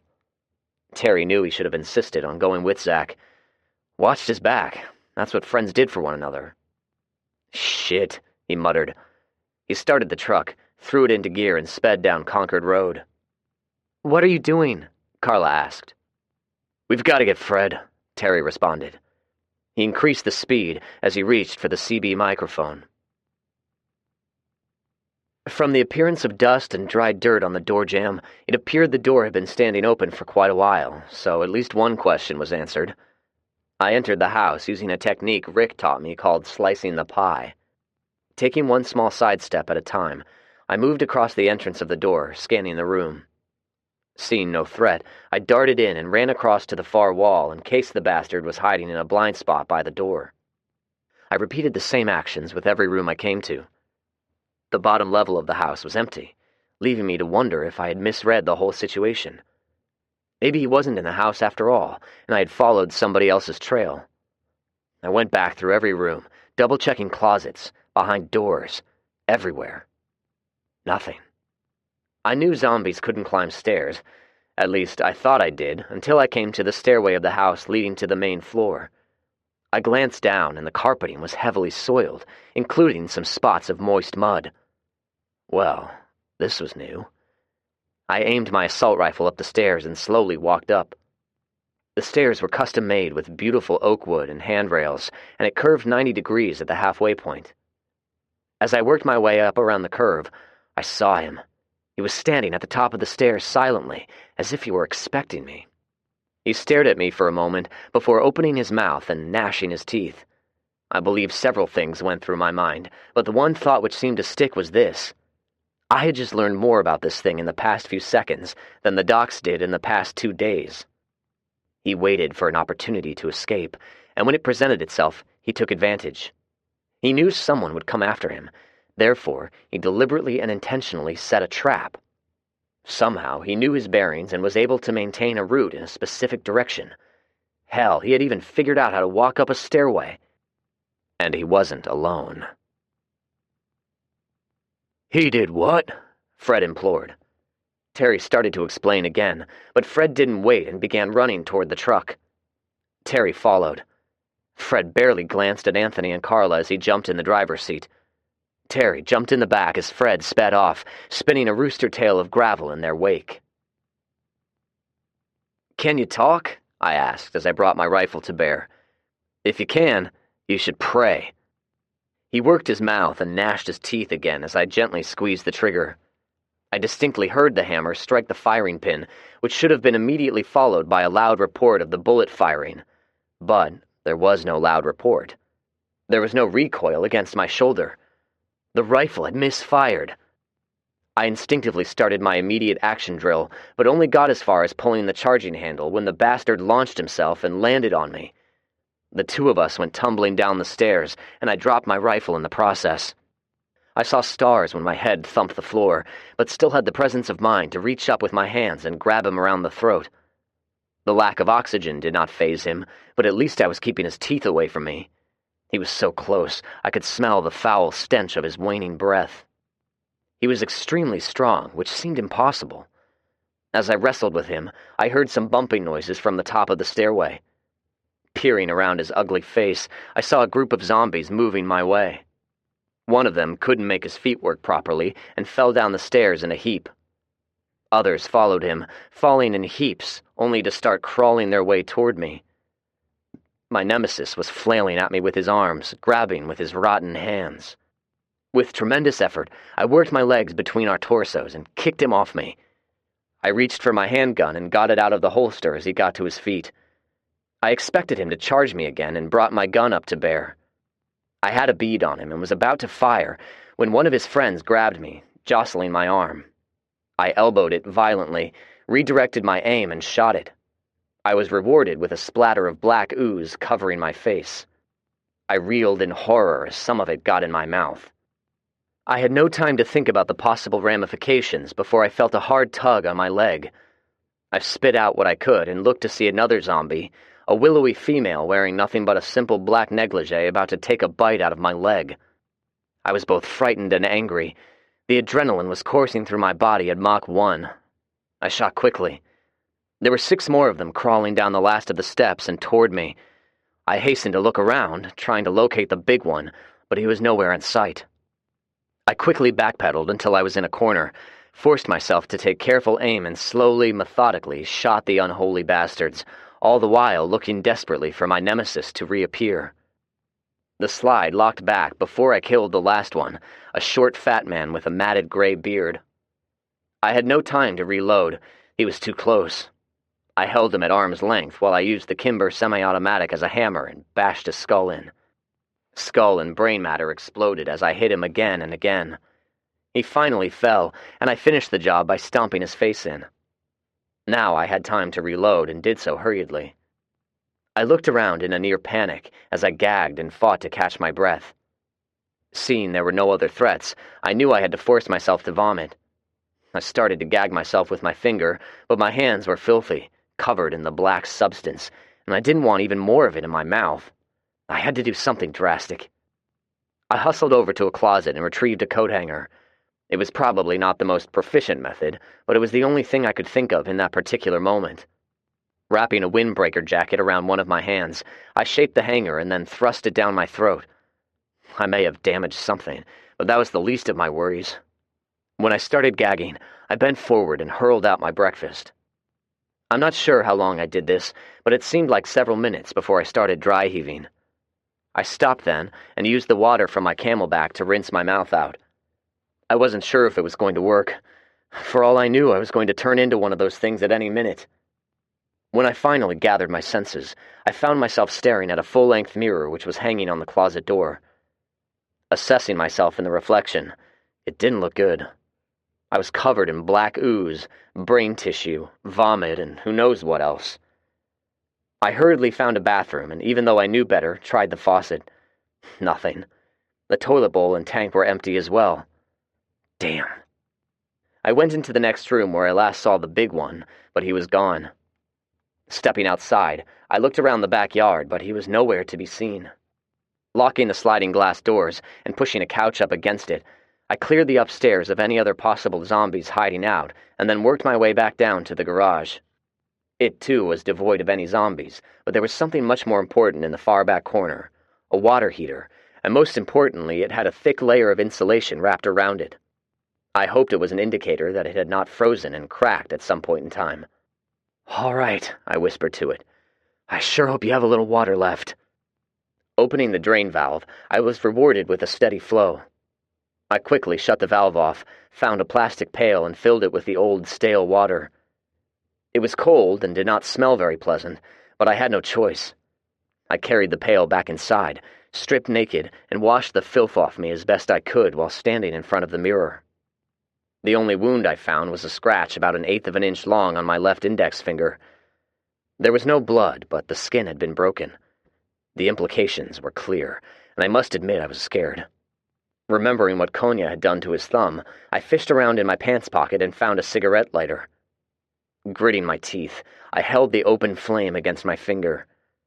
It hurt like hell, but I forced myself to hold my finger over the flame until I couldn't take the pain any longer. Pulling away, I looked it over. The smell of burning flesh almost drowned out the rotten zombie odor. The wound was cauterized. I knew I was going to have permanent nerve damage in the finger, but I had no other choice. My clothes were ruined. I had no intention of wearing them again, but I didn't want to walk home buck naked either. The master bedroom had one of those large California closets with plenty of men's clothing. I settled on a pair of jeans and a sweatshirt. Although they were ill-fitting, they were going to have to do, but there was no footwear large enough to fit my size 13s. The man of this house was obviously short and fat with little stubby feet. I cleaned myself up the best I could and dressed in my new clothes. Only then did I remember my assault rifle. Picking it up, I finished the immediate action drill and performed a test fire into a zombie's head. It fired perfectly. I found the unfired bullet which caused this mess, picked it up, and inspected it closely. The primer had a distinct dimple from the impact of the firing pin, yet it had not fired. It was one of our reloads. Shit, I wondered how many other rounds were going to misfire on us. It was time to leave. I had no intention of continuing the hunt. I needed to get home. As I stepped through the doorway, I saw a figure emerge from behind the same tree I hid behind earlier and came within a hair's breadth of shooting before I realized it was Fred. My heart skipped a beat. Man, was I glad to see him.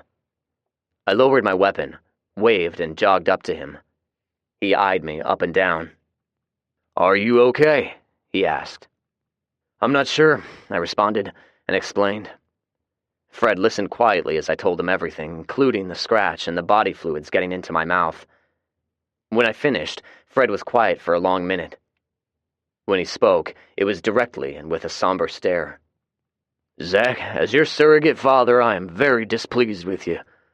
Damn it, son, you could have gotten yourself killed, and I forbid you from doing anything like this again."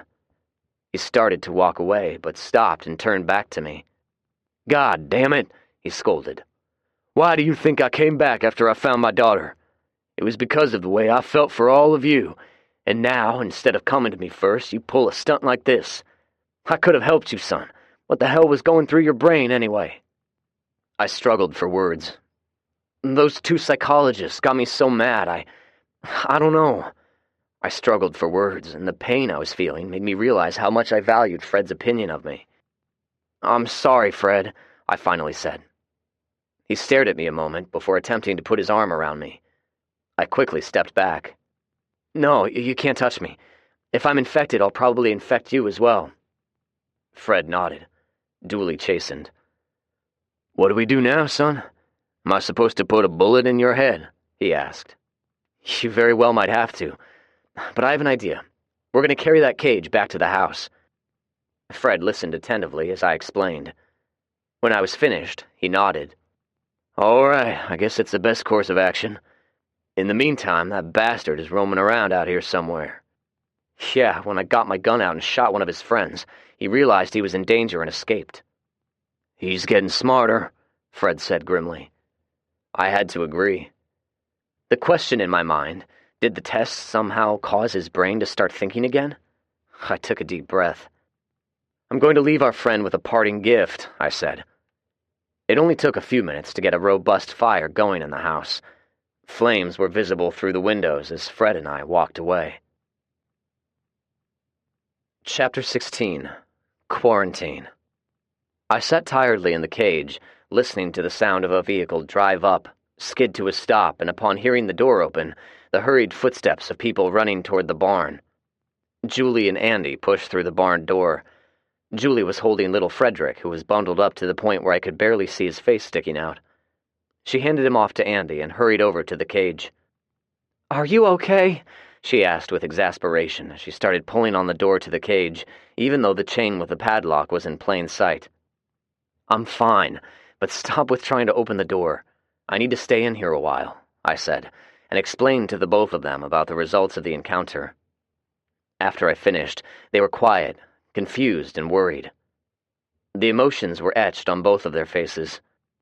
Andy reached out and touched the cage timidly, as if drawn to it, but at the same time worried it might infect her somehow. "Is this like quarantine or something?" she finally asked. "Yeah, I talked it over with Fred, and we agreed this is the best course of action." "For how long?" Julie implored. "At least 24 hours, I answered. "If there are any symptoms, I'll be in here at least a day or two longer." The two of them continued to stare at me, afraid to ask the ultimate question. I answered it for them. "If I turn into one of those things, Fred is going to take care of it. I made him promise." I had no sooner said it than her tears started. Even Andy was crying. I tried to put on a reassuring smile. "Hey, now, it's not going to come to that. This is merely a precautionary measure." "But you're in a cage," Julie lamented. I tried to calm her down and talk to her. Fred returned while we were talking with Tommy and Joe in tow. They were carrying an assortment of items. "It's going to be okay, sweetie. See, Fred has everything I need.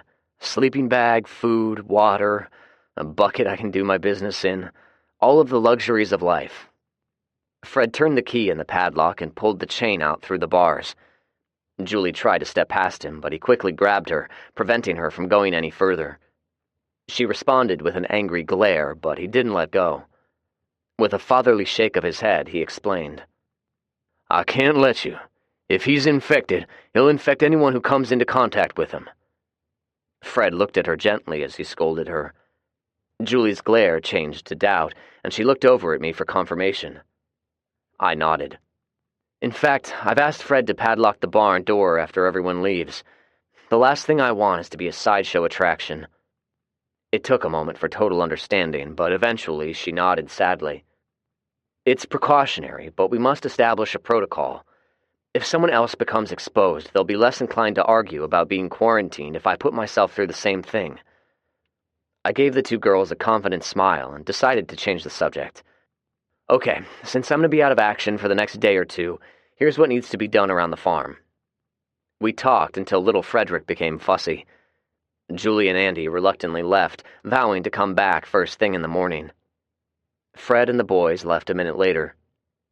Once he locked the barn door, I lit a kerosene lantern, opened the two knapsacks, and inspected the contents. The first item I paid attention to was a couple of bottles of antibiotics. We'd found them in a drugstore about 2 years ago, and I realized we had never used them. The expiration dates were long past, but I didn't care. Looking at the dosage instructions, I doubled up and downed the pills with a gulp of water. Fred had added a small notepad in the pack, along with a thermometer. I took a reading, 99 degrees, and dutifully logged everything in the notepad. There was an assortment of other items, which I wasn't too interested in at the moment, and a thick textbook about nuclear energy.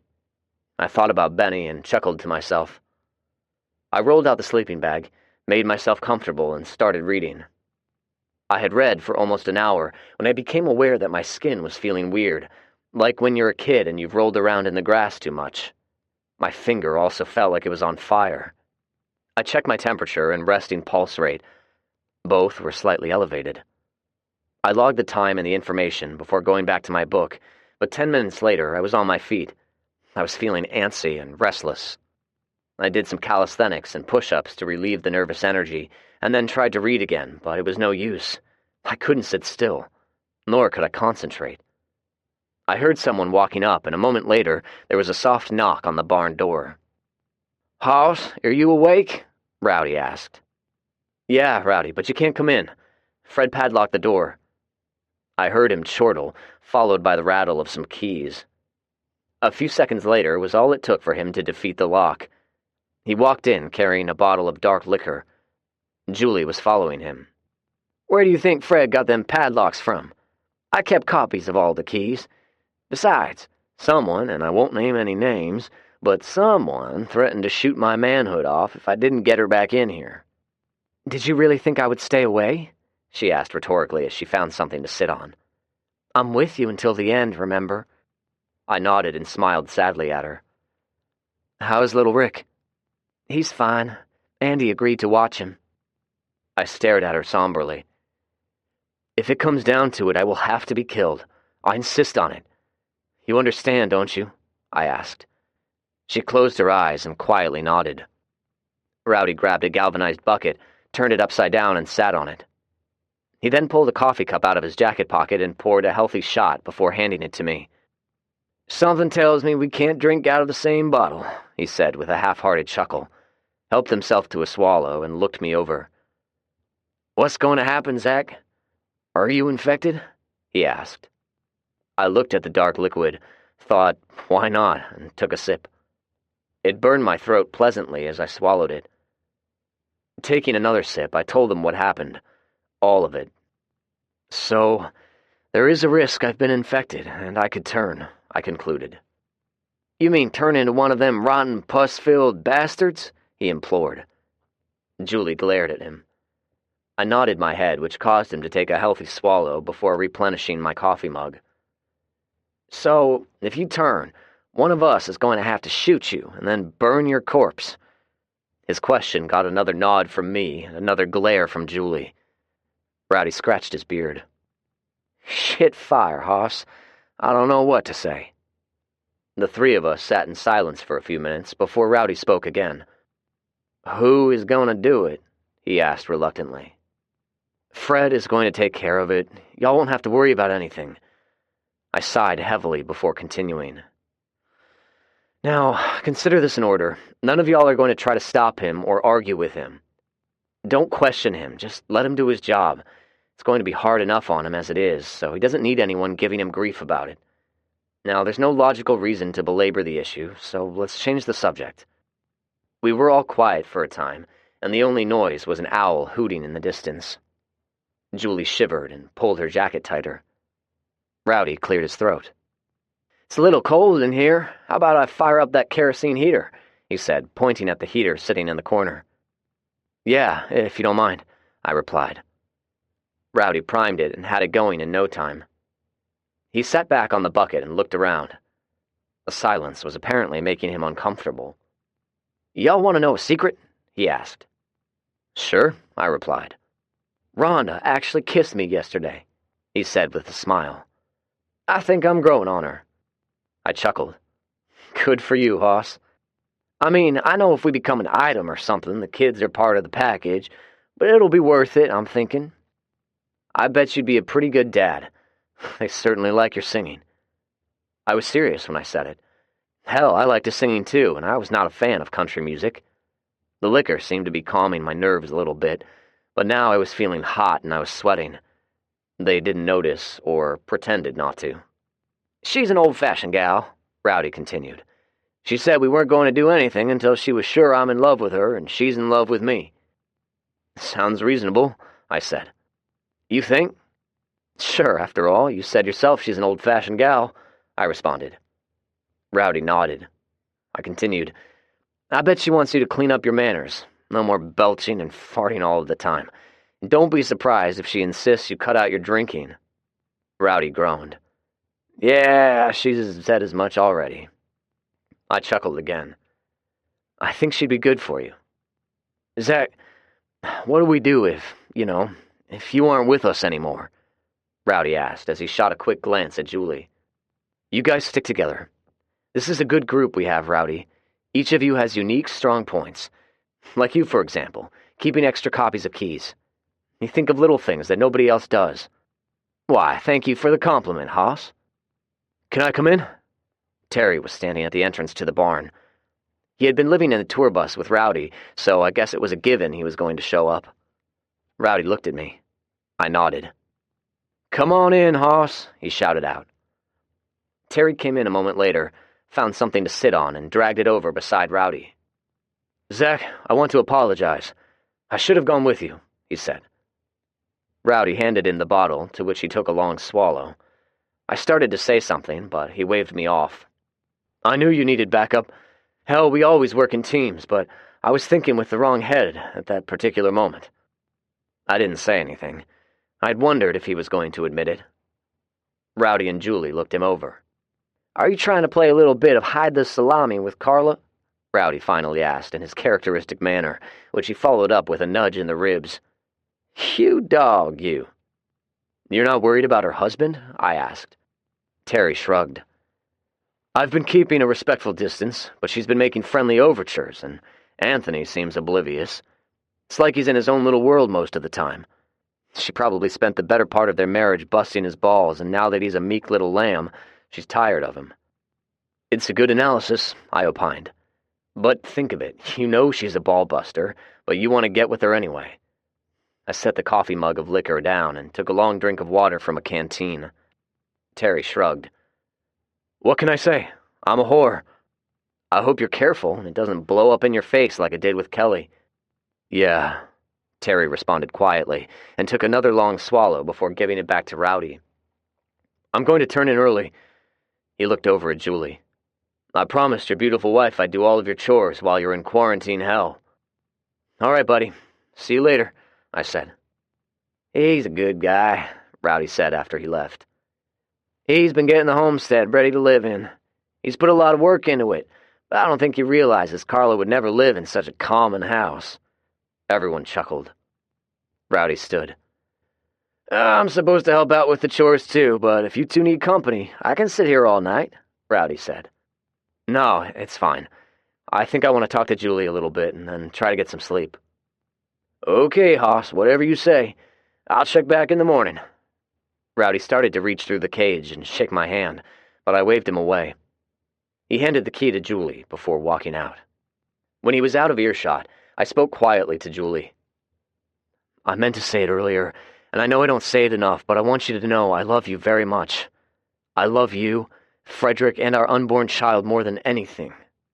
Julie looked at me somberly. I love you too, Zach, she said worriedly. What aren't you telling me? I'm pretty sure I'm infected, I said. She involuntarily let out a whimper and then tried to reach into the cage, but I waved her off angrily. Sweetheart, this is exactly why I didn't want you in here. Under no circumstances are you to come into contact with me. If you become infected, what happens then? She hung her head, admonished. Tears sprang unbidden from her eyes. It took her a minute, but she composed herself, wiped her face with the back of her jacket sleeve, and took a deep breath. You're right. I'm sorry, but I'm still not leaving. I sighed. I didn't mean to snap at you, I said meekly. She nodded in understanding. Anyway, like I was saying, I'm not feeling well. My body itches, and I feel like I'm running a temperature. Is there anything I can do? She asked anxiously. I thought for a moment, and then pushed my notepad through the slot. Yeah, I want you to turn off your emotions, and I want you to observe and notate everything. If my behavior changes, whether I become deathly quiet or I start jumping up and down like a wild banshee, I want you to write it down. Observe and notate everything you see. Can you do that? Julie nodded silently as she looked at the notepad.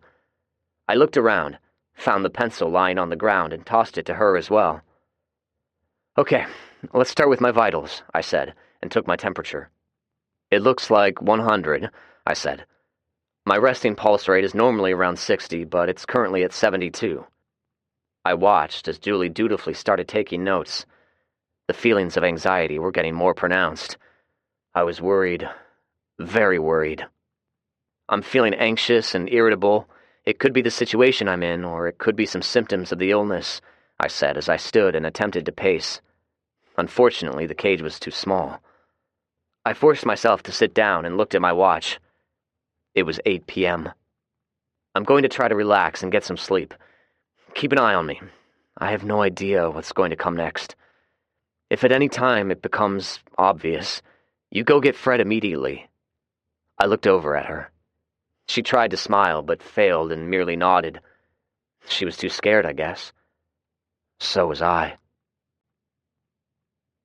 Chapter 17. The Fever. I awoke sometime during the night with a strong bout of ague. I was shaking uncontrollably, and my mind was a muddled quagmire. Zach! I looked over at the person who spoke my name. It took me a moment before I recognized Julie. She was a fuzzy apparition, dimly illuminated by the kerosene lantern. Take your vitals and tell me the numbers. Even though I was not thinking clearly, I sluggishly complied. I read out the number on the thermometer with a tongue that felt like an oversized slug. 103, I mumbled while scratching myself, and even though I was out of sorts, I recognized the worried look on Julie's face. An involuntary shiver went through my body. It was happening. Once it got to 106, irreversible brain damage was going to occur. Julie pointed at the canteen. Zach, I need you to take another pill and drink some water. She said it loudly and forcefully, like a mother scolding a recalcitrant child.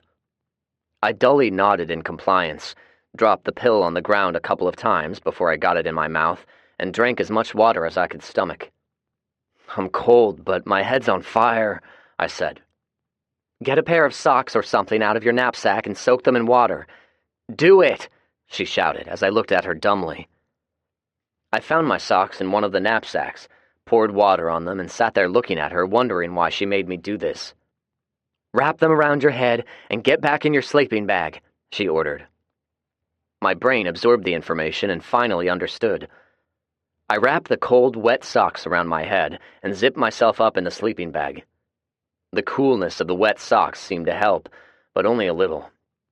It didn't take long before other symptoms started. I think I became delirious soon after talking to her. My thoughts were a chaotic, unintelligible blur. It seemed to last forever, but I woke up sometime during the night to the sound of a dog or coyote barking in the distance. My watch said it was a little after 5 in the morning.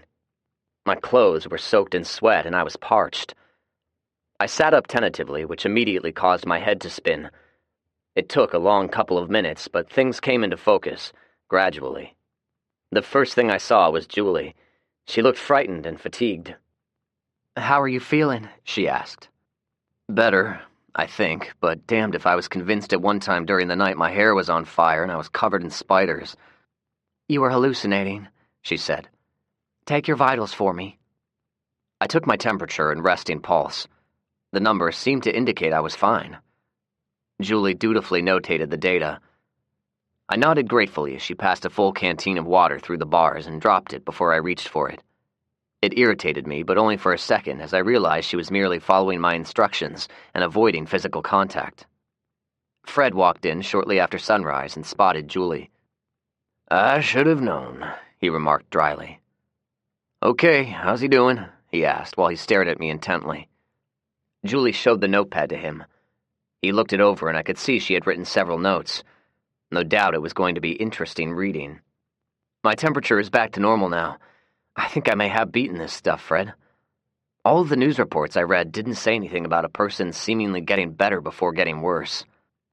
Fred nodded thoughtfully before answering. I hope you're right. You look like I used to when I woke up after a night of hard drinking, he said with a tight smile. I noticed for the first time how tired he looked and wondered if he had slept at all. He saw me staring at him. I got the boys fed and put to bed and was going to come back and sit with you, but I couldn't bear the thought of sitting here in a cold barn watching you change. I figured I'd wait until morning. If I opened the barn door this morning and you had turned, it would have been easier than watching the transformation. Then he looked at Julie. I should have known you couldn't stay away. Julie arched an eyebrow at him, which caused me to chuckle. As a precaution, I kept myself in the cage for another 24 hours. I convinced Julie not to sit with me the entire time by telling her it would be an excellent way for me to catch up on my reading. On the morning of the third day, Fred walked in the barn before sunrise. Any changes? He asked. I shook my head. Nope. I read the entire textbook that Benny loaned me, and I'm not having any problem remembering what I read. My muscles seem a little stiff and sore, but otherwise I believe I'm good to go. Good. The girls have a big breakfast plan. So I have strict instructions from Julie to get you home immediately, he said with a grin as he unlocked the cage. I've been thinking about a lot of things sitting in there by myself, I said as we rode back to the house. I have a lot of ideas in mind, but I think the biggest thing is the fact that I beat the disease, or whatever it is. That's a major milestone, and if we ever run into a doctor or scientist, it should prove to be valuable information. Fred nodded quietly as I talked. It's very possible that a segment of society is immune, but if anyone else is exposed the way I was, we now have a protocol to enact. This is a good thing, don't you think? Fred looked at me out of the corner of his eye. I don't believe you should be saying getting exposed was a good thing while we're eating breakfast. Julie is liable to break a plate over your head. Andy met us at the door. She was dressed in blue jeans and an oversized flannel shirt that looked suspiciously like one of mine. She looked at me deeply. Are you okay? I believe so. The only thing I'm certain of at this moment is I'm starving, and not for live meat. Andy suddenly grabbed me in a hug and held on tightly. After a minute, she let me go, punched me in the arm, and hurried off to the kitchen. I made my way to the master bathroom, shut the door, and stripped. The man staring back at me in the mirror looked drawn and haggard. Julie walked in while I was inspecting myself. She handed me a towel and a glass of water. I see nothing has rotted off, she commented. I laughed and kissed her on the forehead so she wouldn't suffer the wrath of my foul breath. Once I got my teeth brushed, I kissed her again, deeply this time. How are you feeling? I shrugged as I held her. I'm about 75%, I think. Nothing a hot shower and a home-cooked meal won't cure. The generator is acting up. Fred's looking at it, but you may have to wait a few minutes before we have hot water. That's okay, I replied as I smelled her fresh hair. It won't be the first cold shower I've taken. Her close proximity and the feel of her were getting me aroused. She must have felt it too. I'd say you're more than 75%, she quipped. I chuckled and kissed her again. I was worried shitless, Zach, she said as she stroked my chest. For a while I thought you were turning. How so? I asked. At about the 8:30 mark, the symptoms started. You started breathing heavily. You were shaking to the point where it sometimes looked like convulsions. You were sweating profusely, and at times you were speaking in gibberish. She leaned her head against my chest. I wish you had not gotten yourself into such a pickle. I held her close. Spending 2 days without touching her was doing a number on me. I'm sorry, sweetheart. I pulled a dumb move. I won't do it again. Liar, she retorted as she looked up at me. I started to protest, but she shook her head quickly. Don't even say it. There will come a time again when you'll do exactly the same thing. You'll hunt down another zombie or find another asshole who calls himself captain or general or something, and you'll decide he's a threat. It's in your nature, but we've had this conversation before, haven't we? She buried her head in my chest again and stifled a sob. It hurt me worse than if she had hauled off and hit me. She pulled away suddenly. Get in the shower. You smell awful. She walked out of the bathroom without waiting for a response and closed the door. The cold spray of water seemed to sting more than usual. Our kitchen table was full, including all of the Birmingham women. Even the Rugrats were present. The ladies had fixed a large meal, and we all dug in. Everyone told me how glad they were, except for Wanda, who scowled at me from time to time. She was probably looking for any telltale signs of zombification. I caught her looking at me once and stifled the urge to roll my eyes in the back of my head and snarl. Everybody else seemed happy, which made me happy. I watched as Rhonda laughed at Rowdy's antics, and I even spotted Wanda smiling once before she caught herself. It seemed surreal somehow. Perhaps I was still hallucinating, and any second now spiders would be crawling all over me again. The only thing keeping me grounded was my son. I held him throughout the meal, perhaps too tightly at times, but he'd bring me back to reality with a grunt or a squeal, or spitting food on me. Chapter 18. Journal entry, January 28th, 2AZ. Sometimes Zach is a dumbass. Let me explain so that anyone reading this journal fully understands. Back around the 16th, Zach decided to build a cage and capture a zombie so we could study it and maybe understand them a little better. I thought it was a bad idea, but nobody listens to me. Anyway, we catch the thing and the quack doctors, a.k.a. Ward and Mark, start feeding him and teaching him tricks like he was a pet or something. The damn thing escaped, and Zach went hunting for it all by himself. Even though he had discussed the importance of teamwork many times, he decided to go lone wolf. To make a long story short, Dumbass found it and proceeded to get into a knockdown, drag-out fight with it and some other zombies. As a result, he got a scratch and some zombie goo in his mouth. We kept him quarantined in a cage for a couple of days. He got sick for a little bit, but he didn't turn. To be honest, I was scared to death. So was Julie. So, Zach, if you ever read this, remember what a dumbass you can be. In other news, everything else is about the same. Tomorrow we're going to conduct another zombie-killing mission. This one involves clearing as many houses as we can along Concord Road. We'll see how it goes. Now, don't get me wrong, I think it's fun killing zombies. I like shooting them between the eyes and watching nasty black ooze squirt out of their head just before they fall in a heap. It's a great stress reliever, but Zach told me to be nice to Kelly and don't accidentally shoot anyone. He can be such a downer sometimes. Andy. Chapter 19. Clearing Concord. We used the school bus as the mobile staging area and formed up into teams. Terry started it off and led his team to the first house, still walking with a residual limp from his gunshot wound. My team, consisting of Andy, Kelly, and Jessica, were the security team. Our job was to stand guard outside while the other teams cleared the houses. I waited 5 minutes, and after not hearing any gunshots from Terry's team, I signaled Benny for him to make entry into the next house. Besides Mark and Ward, Kelly and Jessica were probably the weakest links. Jessica could fire a weapon good enough, but she was like Kelly. Their resolve in a firefight was questionable. I wasn't worried, though. Andy was my rock. She had my back, as she'd proven many times. We didn't need the 2 other girls with us, but they needed to be somewhere, so they became my responsibility. I expected some tension between Andy and Kelly, but surprisingly, they were cordial to each other. I got an all clear from Terry and Benny almost simultaneously over the radio. I acknowledged and motioned for Benny's wife to move the bus forward. Suddenly, 4 rapid gunshots rang out.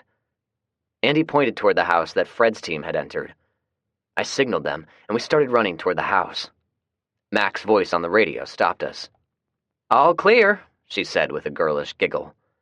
"We're all clear here. Fred's just showing off." "What does Mac mean by that?" Jessica asked. I answered with a half grin. "If I were to guess, they found 4 zombies in the house and Fred killed them. He's probably the best shot around. He's quick as lightning." "I think Mom likes him," she said. Andy and I looked at her. I mean, she hasn't said so in so many words, but if she knows he's going to be around, she checks herself constantly in the mirror. I chuckled and looked at my watch. "All right, everyone," I said on the radio. "It's high noon. Finish clearing the house you're currently in and rally at the bus for lunch." Lunch consisted of a hodgepodge of food items, slices of ham and sausage, a commercial-sized bag of stale potato chips, and a really bad attempt at biscuits. "Wanda and I are still experimenting with the yeast," Mac explained. Gus took one bite, spit it out, and tossed the rest of the biscuit on the ground. "Benny," I said, pointing at the biscuit lying on the ground, "remember what I said about wasting food? Here's a good example." "Don't worry about it," Gus snarled. I looked him over and then looked at Benny. "Well, I guess I've been put in my place. Gus here," I said, pointing to Gus, "has instructed me not to worry about food waste. Therefore, there will be no more food donations." I emphasized it by putting a slice of ham on my biscuit and taking a bite. I didn't say anything, but the biscuit tasted like cardboard that had been dipped in some kind of fecal matter. Benny's face had lost pallor. Gus glared at me. I tried not to choke. "Mr. Zack will make every effort to be more thrifty, won't we, Gus?" Benny said pointedly. The rest of the group murmured in agreement. I looked over at Gus, who was glaring at me. "Do you have something you want to say?" I asked him. He stood. "Yeah, I do. Who do you think you are?" He stood and took a step toward me. I wiped my hands and stood as well. If he were paying attention, he would have seen how easily I got to my feet, whereas he had to hoist himself up, much like a lazy old man. "You're treading on thin ice," I warned. Andy snickered. "Are you threatening me?" he asked, as he puffed up his chest, causing his effeminate-looking pectorals to jiggle. "Absolutely, I'm threatening you. I'm tired of your pompous attitude. I've been watching you, Gus. You're lazy, and don't carry your fair share of the workload. Hell, even the kids do more work than you, but you're always the first one in the chow line." I looked at Benny as I pointed toward Gus. "You and your people take care of this problem child, or I will." I glanced at Mark and Ward.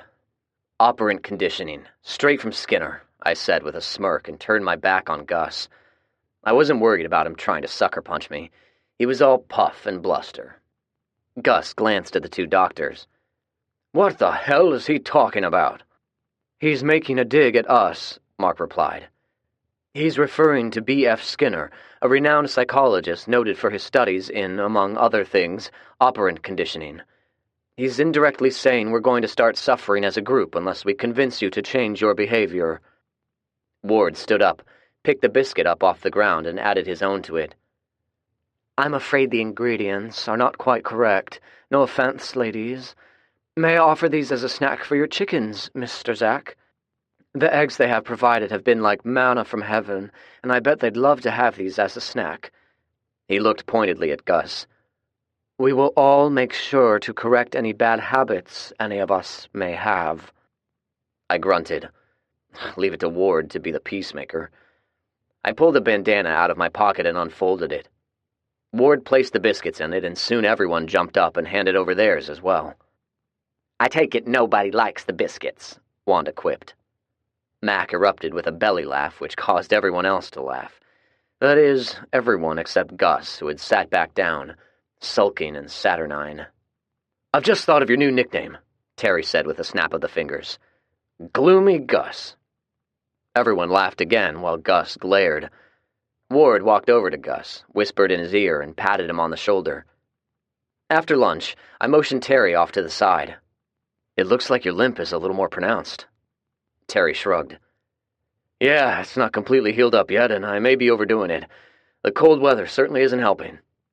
How about we swap out? Andy and I are getting the urge to clear some houses. Terry readily agreed. We informed the rest of the crew and made the necessary adjustments. I swapped out Kelly and Jessica for Anthony and Carla. Terry reluctantly added Gloomy Gus to the security team. We made it to Mill Creek by the afternoon and had rooted out a total of 11 zombies. They were mostly dead already, rotting and hardly moving. After clearing the last house, I plopped down in a comfortable-looking lounge chair on the veranda of the house we just cleared. The rest of my team joined me. It felt good to relax a little, and the veranda had a nice view. Kelly told us Julie is expecting another child, Anthony said. Yeah, she is. Julie wants a little girl this time. I'd just as soon have another boy. Did you two have any kids? I asked.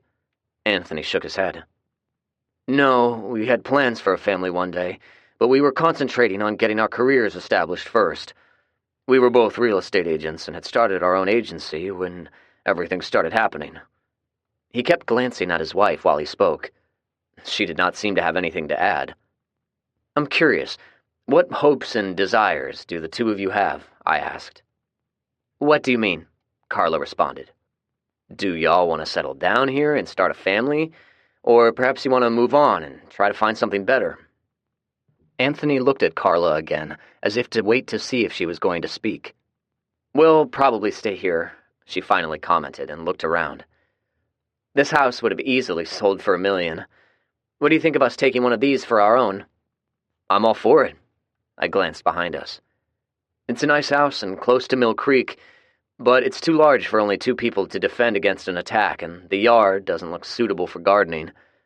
You'll need to take a lot of things under consideration when choosing the right place to live in. What are your hopes and dreams, Zach? Carla suddenly asked. It has been my hope to recreate a thriving, self-sustaining community. It seems like you've accomplished that already, Anthony said. I shook my head. We've started the process, but we've got a long way to go. How so? He asked. Do you guys know the difference between a tribe, a chiefdom, and a state? They shook their heads, but were attentive. Each category is dependent upon the population, social structure, hierarchy, and stability. Right now, an anthropologist would describe us as a band on the verge of becoming a tribe. Our numbers are small, but we're not nomadic. We're in a fixed location. As of yet, there is no bureaucracy, economy, or hierarchy, but we're working collectively. I waved my hand. This is a good example. I believe that at our present rate of growth, within a year, our numbers are going to swell. If we can get cooperating groups to set up communities around this area, our survival of the species will be assured. Carla eyed me. You're the subject of many conversations, she commented. I heard Mark and Ward talking about you the other day, she commented. They think your IQ is on the genius level. I believe I understand now why they'd say it. She was looking at me curiously as she spoke. Anthony was staring at a spot on the ground as if he didn't like what she was saying. I remained expressionless. What else did they have to say? I asked. Anthony cast a cautioning look at her. She ignored him. They believe you're suffering from PTSD and are prone to sudden violent episodes. She continued eyeing me as if waiting to see how I'd react. I had nothing to say. Hell, they were probably correct. Where did you work before the apocalypse? She finally asked. I worked on the farm we currently live on, but only part-time. The two of them looked at me curiously. Here it comes, Andy said with a chortle. I was in the 10th grade at the time of the outbreak. Their eyes widened, the typical response, and then Carla laughed. I'm thinking those 2 gay gentlemen may have made an accurate assessment of you, Zach, she said. Anthony looked over at Andy. What about you, Andy? What are your hopes and dreams? She shrugged. I'm good with whatever Zach and Julie decide. I think I'd like to have kids one day, but I don't seem to have any luck in the boyfriend department. Anthony nodded, but it was clear he didn't understand. Andy explained. Terry and I were hooked up not too long ago, but I guess he didn't love me, so he started banging Kelly. I found out, and we split up. So I'm destined to be single, I guess. I have another question. What about all of the stuff we saw in the houses? Carla asked with an edge to her voice. I guess she didn't like to hear about Terry's conquests, so she changed the subject. I managed to keep a poker face. Okay, what do you want to know? I asked. Who gets it? Over the next day or two, we'll gather everything up we believe is essential and carry it to the school. I had, and still have, hopes of creating a trading post of sorts. This will be a way of starting it. There will be some items I will insist on taking back to the farm, but for the most part, everything we scavenge will be community property. I saw the look in her eye and could tell she was mentally scheming, but I wasn't sure what she had in mind. Benny appeared from around the side of the house. "Ah, so, there you are," he said in his best Charlie Chan impression. "We're taking 10, I responded. "Yeah, I think everyone needs a break." Benny paused a moment and then continued. "There's something I'd like to discuss with you," he said. I looked at him questioningly. Benny cleared his throat. "Fred told us of your suspicions, and we've talked it over." I waited for him to respond, and after an awkward moment, Benny cleared his throat again. "Well, not to be disrespectful, Mr. Zack, but we don't believe your conclusions are correct." I looked at him in disbelief and then looked over at the hipsters. "You guys believe the two of them happened to succumb to radiation poisoning and died at the same time?" They exchanged glances, but said nothing. "We believe even if their lives were taken by someone, it was for the best," Benny declared. "We've given them a Christian burial and consider the matter closed." I didn't quite know how to respond. I sat there and looked at the three of them. It was a telling fact that we had grown callous about the death of innocent people. I held off on a smart-ass retort and shrugged indifferently. It didn't mean I was going to forget there was a murderer in their group, but to push the matter at this point was futile. Carla started to say something when Terry's voice suddenly came over the radio. "Everyone, heads up! We have company!" Chapter 20. Encounter at Mill Creek. The bus was parked on the west side of the Mill Creek Bridge as we jogged up. Everyone was standing around in a loose defensive position, but they were obviously waiting on Fred or me to act. A caravan of 3 motorhomes and a black van with tinted windows had stopped on the other side of the bridge. I recognized the van and the person who got out. I quickly looked around for Fred. He wasn't anywhere, which I took as a good sign. "Find a spot and cover me," I said to Andy. She took off at a run and disappeared into some bushes. "Where the hell is she going?" Anthony asked. I deferred answering and reached for my radio. "Fred, are you covering?" He responded with a single click of his microphone. 10-4, Andy is doing the same, I responded and turned back to Anthony. "She's my backup in case it goes to shit.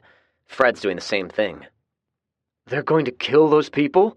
he asked, wide-eyed.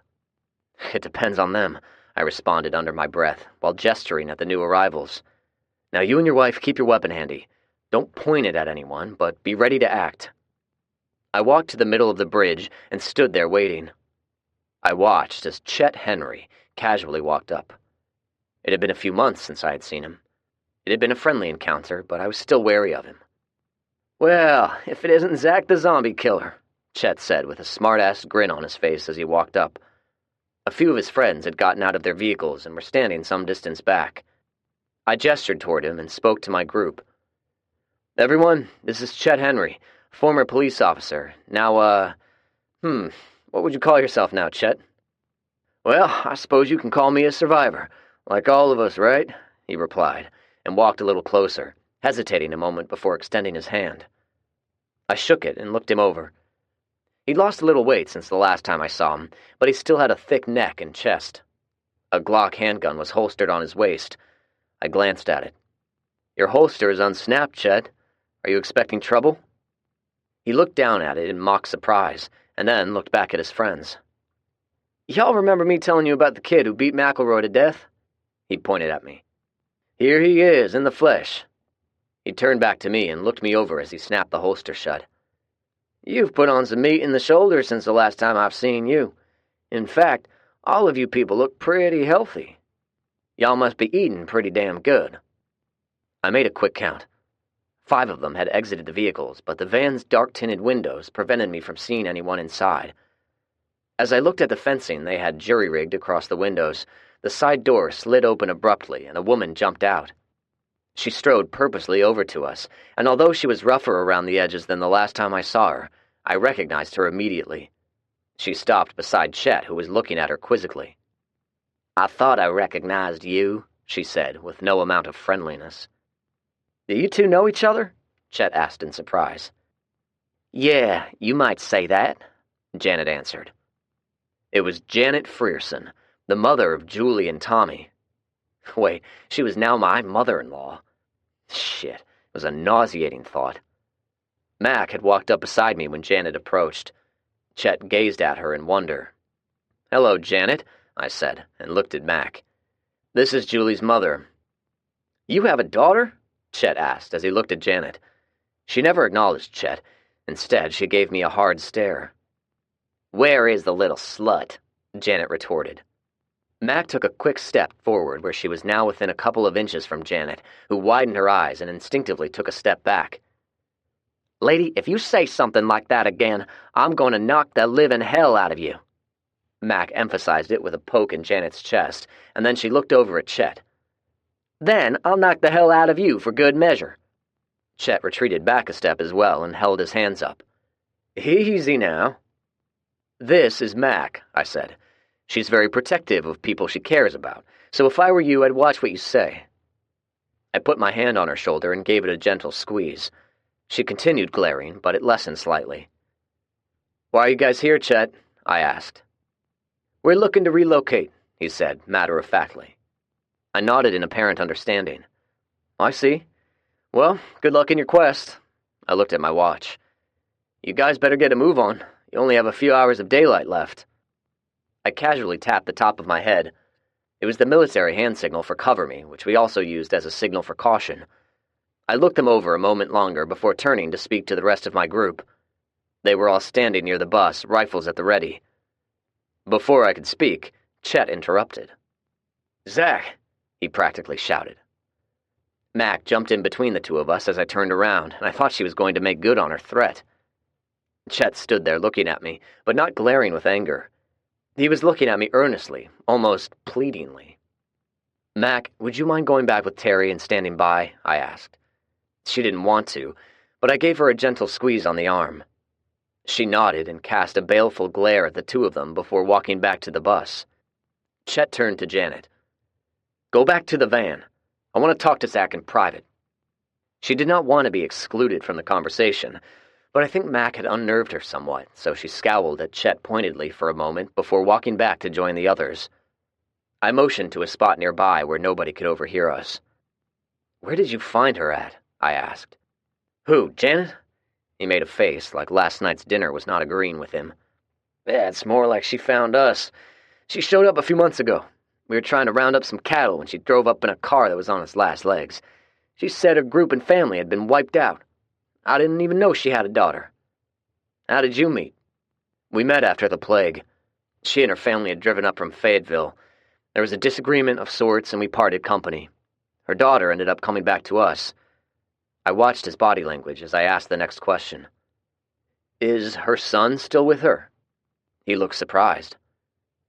She has a son, too. He shook his head in wonderment and glanced over his shoulder at her. She said her whole family had been killed.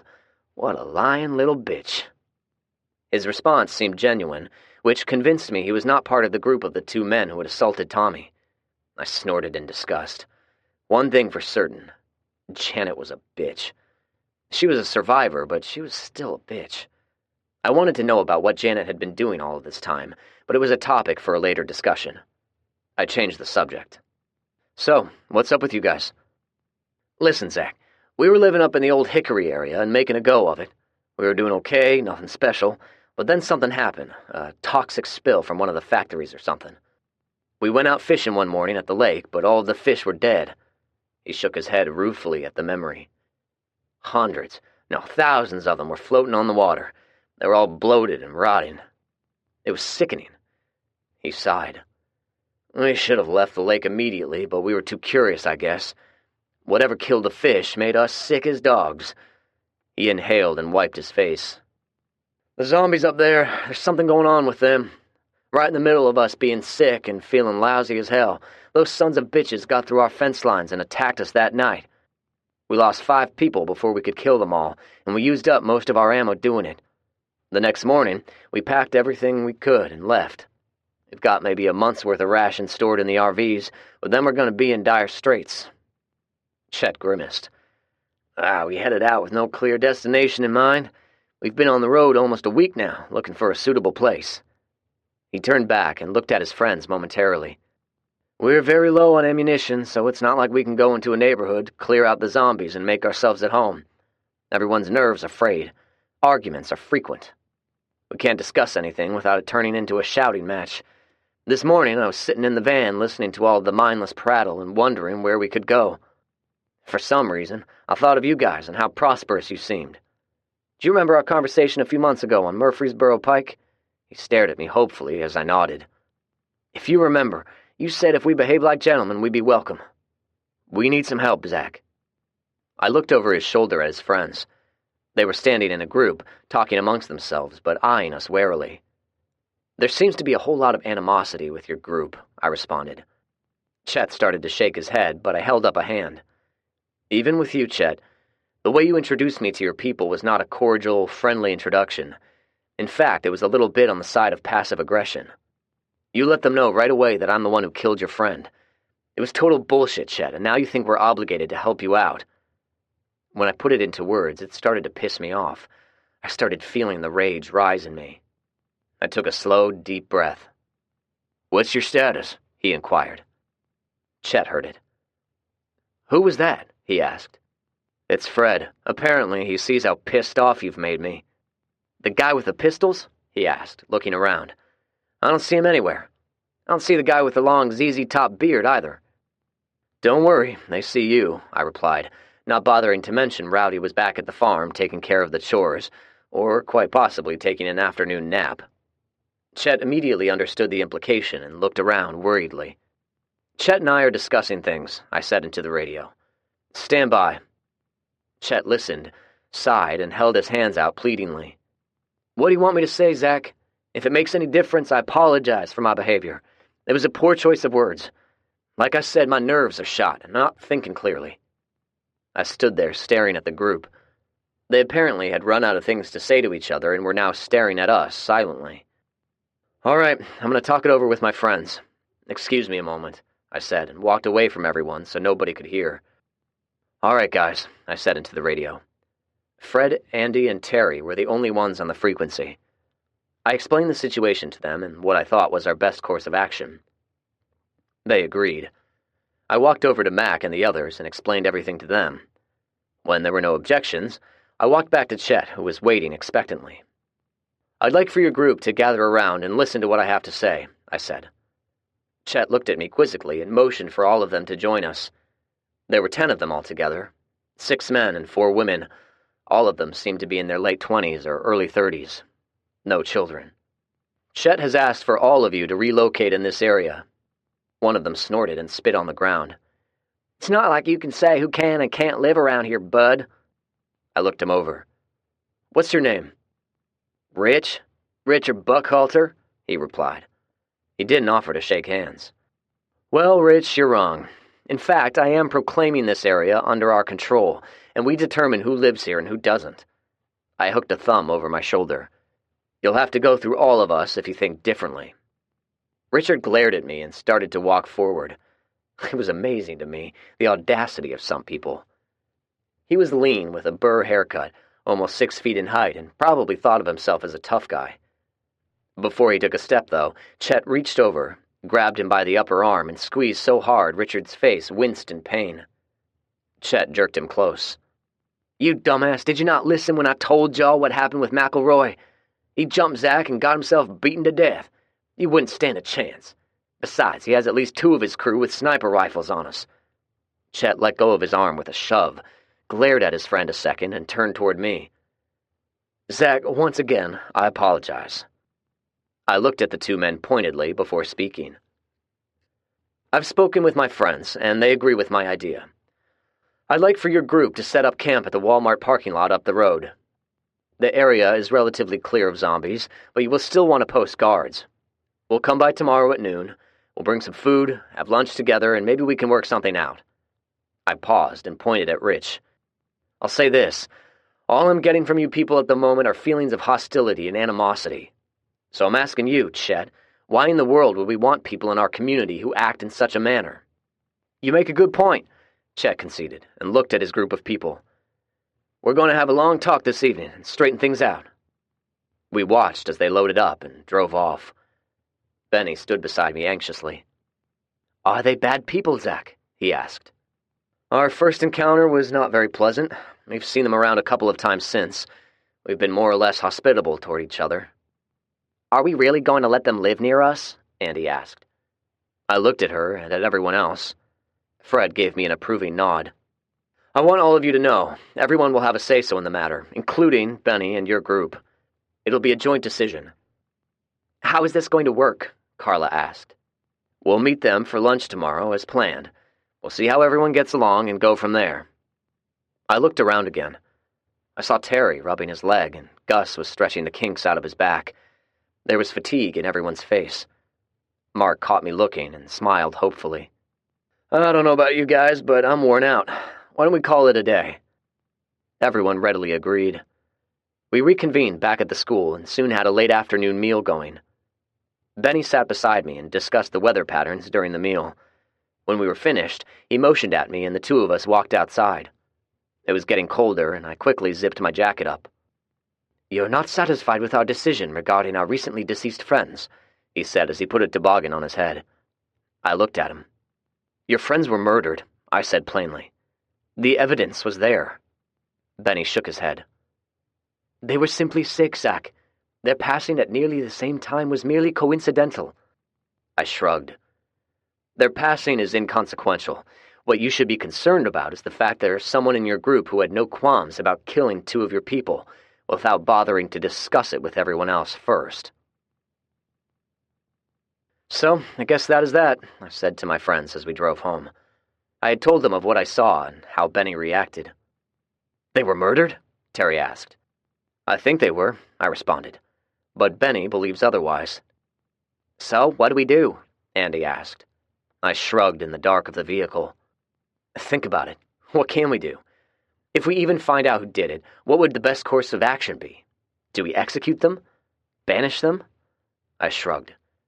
"I mean, don't get me wrong, if I catch someone killing one of you, I'd kill them without a second thought, but hell, I have no vested interest in two people I never even spoke to."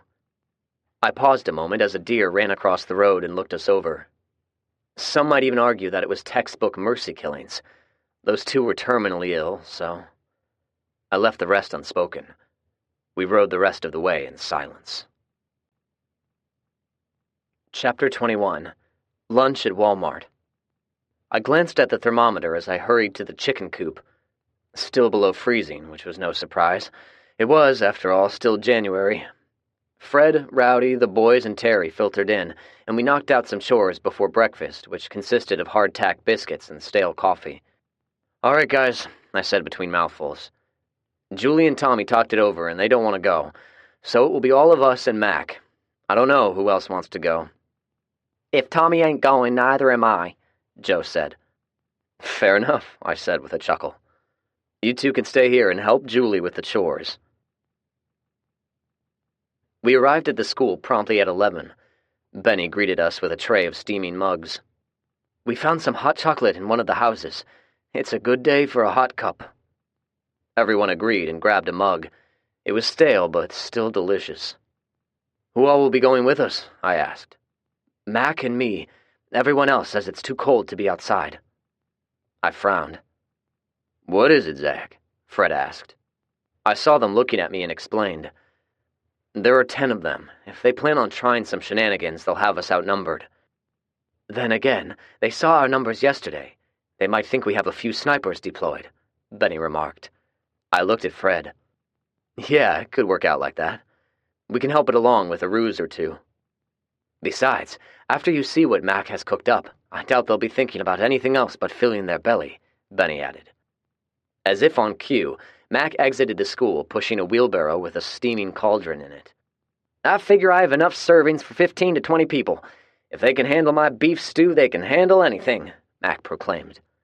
It smelled wonderful, and we carefully loaded it on the back of the truck. "I'm gonna warn y'all right now, I ain't gonna take no bad remarks from that woman. If she says anything unkind about anyone, there will be an ass-whooping."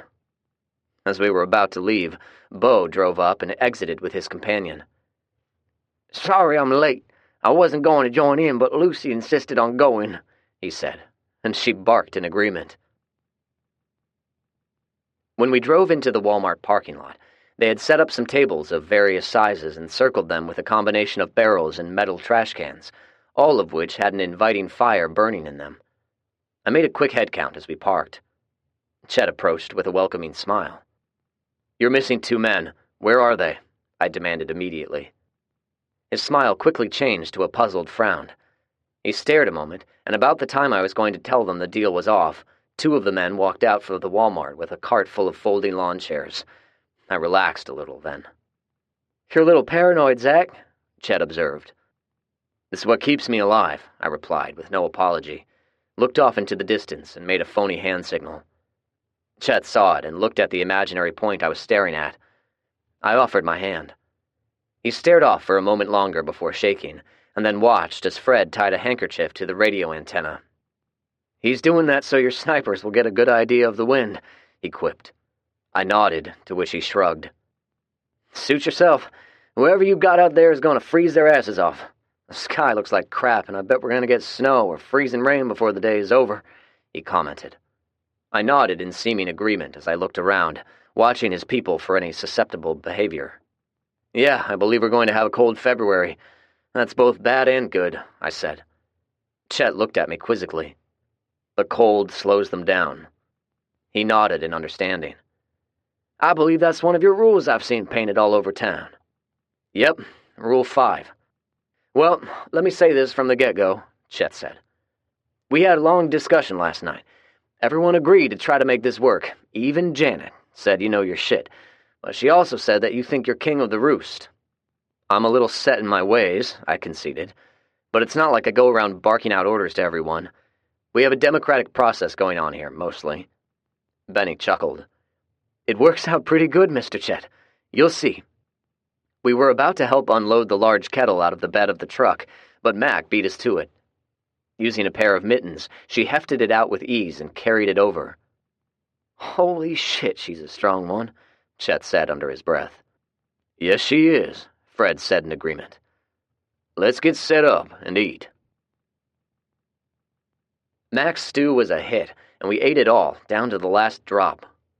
Chet's group had a couple of cases of beer, which they shared with everyone. Lucy went around to all of the humans, begging pitifully. She was rewarded with everyone letting her lick the bowls clean. The conversation was awkward at first, but Rowdy soon had everyone going with his jovial demeanor and goofy wisecracks. Chet sat back after eating a couple of bowls and hooked a thumb toward the Walmart. "There's not much left in there." "Nope, it was pretty decimated by the time we got to it, even though there were several zombies inside." "Ah, that explains the pile of burnt bodies piled up over there," he said, pointing at the charred corpses Howard and I had stacked up so long ago. I nodded. "Yeah, we never did get around to burying them. Did you guys find anything you can use?" "We got a few things, nothing spectacular," he commented. I nodded in understanding. "All those piles of corpses along Bell Road, are you guys responsible for them as well?" he asked. I nodded again. "Holy shit, dude, there must have been over 1,000 of them. That's a hell of a lot of work." "It's very necessary work," I added. "As you've learned, humans cannot live in a symbiotic relationship with those things." "Say what?" one of them asked. Fred simplified it. "We can't have them anywhere around, so we kill them at every opportunity. At some time in the near future, before it gets warm, we're going to dig a mass grave and bury what's left of them. Maybe you guys can take care of it in exchange for some commodities," he said, then winked at Mac and me. Chet looked at the others, one of whom shrugged indifferently. "I don't think any of us is very proficient at operating heavy equipment, but we'd be willing to try." "Don't worry, I can teach all of you," Mac said. Chet and the others looked at her, trying to decide if she was joking before looking over at me. "Mac is a jack of all trades. She can drive any piece of heavy machinery you can imagine." "Well, one thing's for certain," Chet said. "She's a hell of a cook." Everyone heartily agreed. "Where is Julie?" Janet asked during a pause in the conversation. She was eyeing me like I was hiding something, which was true. She had no idea Tommy was with us. "After the last encounter the two of you had, she was reluctant to come." "What happened?" Rowdy asked innocently. I had previously told him all about Janet one night, but I guess he was drunk and didn't remember. I also noticed he had been eyeing Janet the entire time and would grin at her whenever they made eye contact. She'd cleaned up since yesterday, although it looked like all of them could benefit from a long, hot shower with a bar of strong soap and a scrub brush. I saw hints of gray at the roots of her hair and wondered how long it would take for her to figure out there were probably some hair coloring products still inside the superstore. It's kind of a long story, but one day we met some people whom Janet was staying with. Janet and Julie got into a discussion. Janet called her a whore, and Julie slapped the taste out of her mouth. My answer got a booming laugh from Mac, along with chuckles from some of the people who were listening. Obviously, she wasn't the most popular member of the group. "I like her already," one of the women commented. Janet glared at me but didn't respond. Suddenly, the CB radio in the truck crackled to life. "Come in, Zach." It was Julie. "Why, speaking of my beautiful wife, I believe she's calling me on the radio." I jumped up, hurried over to the truck, and turned the volume down so the rest of them could not overhear our conversation. "How's it going?" she asked. "It's going okay. No drama, no threats. Your mom asked about you, and she's actually behaving herself." Julie keyed up the microphone and sighed. "We're on our way there. I'm bringing Frederick, Tommy, Joe, and Kelly." I smiled a little. She would never admit it, but she probably missed her mother, and I'm sure Tommy did as well. She gave me an ETA of 10 minutes. I grabbed a map out of the console before walking over to Fred and filling him in before sitting back down at the table. Before I could say anything, Janet spoke up. "Why are you claiming Julie is your wife?" she asked. Her tone made it seem like a motherly type of question, but I never knew with her. "We met with a group of people who had a minister with them, and he married us." I studied her face to see how she reacted to my next statement. "Julie is on her way here. She's bringing along Tommy and your grandson." Janet stared at me in puzzlement a moment before what I said sunk in, and then she let out an involuntary gasp. "I sincerely hope you'll be on your best behavior," I added. Before she could respond, I turned to Chet. "I have a map here of the local area." I unfolded it and placed it on the table. "Fred and I thought it over and came up with some locations nearby which might be suitable for y'all." The weather was getting worse and the wind was picking up, so we used dirty bowls at each corner to keep it from blowing it away. I started right in and pointed at an area of the map. "This is an area y'all might like. It's called College Grove. It's an urban community with a fair amount of farmland." I ran my finger down the state highway. "If you go in this direction, there's a large state park, which might be a good spot." "Henry Horton State Park," Andy added. "There was a group of people camping there a couple of years ago, but they got eaten. We found what was left of them one day." She looked at me as if she were thinking she said too much. "The farms in College Grove are mostly vacant, though." The rest of the group had gathered close and were listening with interest. I continued. "We've cleared most of Nolansville Pike of fallen trees and other debris, but the potholes, like all the other streets, are starting to add up. If you guys locate there, we'll definitely need to make road repairs." I sipped a small swallow of beer as Rowdy opened his third can. "Now here," I said, pointing, "is the Ellington Agriculture Center. It's roughly 200 acres. If you guys want to stay closer to the Nashville area, this could possibly be an ideal location. It's located less than 2 miles from here. There's access to water, and there is arable farmland." They started conversing with each other. I glanced at Fred, who gave me a nod of approval. It consisted of him dipping his head about 1/4 of an inch. The casual observer would have missed it. During the conversation, our Ford Raptor truck turned into the parking lot, causing everyone to stop talking and watch. "Now that's a nice truck," one of them commented. "They're here," I said to Janet, as I got up and walked over to the truck. All of them got out and looked around tentatively. They had all cleaned up and were wearing fresh clothing. Tommy and Joe were dressed like soldiers and held their M4s in a low ready position. Kelly was holding Frederick, and it reminded me to look around in the store for a child's travel seat before we left. Janet walked up slowly, stopping to look over her 2 children and grandchild. "Hello, Mother," Julie said plainly, and gestured to the child she held in her arms. "This is our son, Frederick, your grandson." Janet looked intensely at little Frederick and then focused on Tommy. He had grown a few inches and gained some weight since I had found him, which coincidentally was not too far away from here. His hair had also grown out since his last haircut, and he kept pushing it out of his eyes. He remained quiet, staring at his mother and scanning out the rest of the crowd. "Hi, Mom," he said with an equal amount of plainness as his sister. "I thought you were dead. Where have you been?" she asked. Tommy ignored her question and looked over at me. "Those aren't the same men Mom was with when you found me." He turned back to his mother and eyed her the way most teenage boys eyeball their mothers. "Those other men were heathens." I nodded in understanding. Last November, I had happened upon Tommy purely by fate. 2 men who were friends with Janet had brought Tommy along on a scavenging run. Apparently, it was commonplace for the men to bully little Tommy. One of the men decided to rape him on that fateful day. I had no regrets when I shot them. Tommy looked at me. I nodded in understanding. We kept this secret to ourselves, and it was going to stay that way. They stood there, awkwardly staring at each other. I don't know what I expected, maybe some tears and hugs or something. After all, they had not seen each other in quite a while. "Well, I'm sure the 3 of you have a lot to talk about. We'll give you some privacy." I walked back to the table with Kelly and Joe, where there was an animated conversation going on. "What's wrong?" I asked. One of the women, a grungy-looking brunette who called herself Penny, spoke up. "I know this area," she said. "There's a beautiful horse farm right here." She pointed at the intersection of Franklin Pike and Concord Road. She then pointed at Bo. I noticed her fingernails were practically black with grime. "He said we can't move there." I shrugged. "Bo's living there. I don't think he wants any roommates." "Why, that's ridiculous. The house is a huge mansion, and there are multiple barns. All of us could live there easily." She looked around, trying to get us on her side. I glanced at Bo, who was obviously starting to get angry. "Ma'am," Fred said, "perhaps one day Bo will change his mind, but not today. He says you're not going to live there. Pick somewhere else." She looked at the 2 men in disbelief for a moment, before staring back down at the map. Suddenly, she stabbed a finger at the other side of the intersection. "Who's living here?" she asked. I looked at the map and then at Bo. Across the street from the horse farm was another older, stately mansion. Nobody was living there.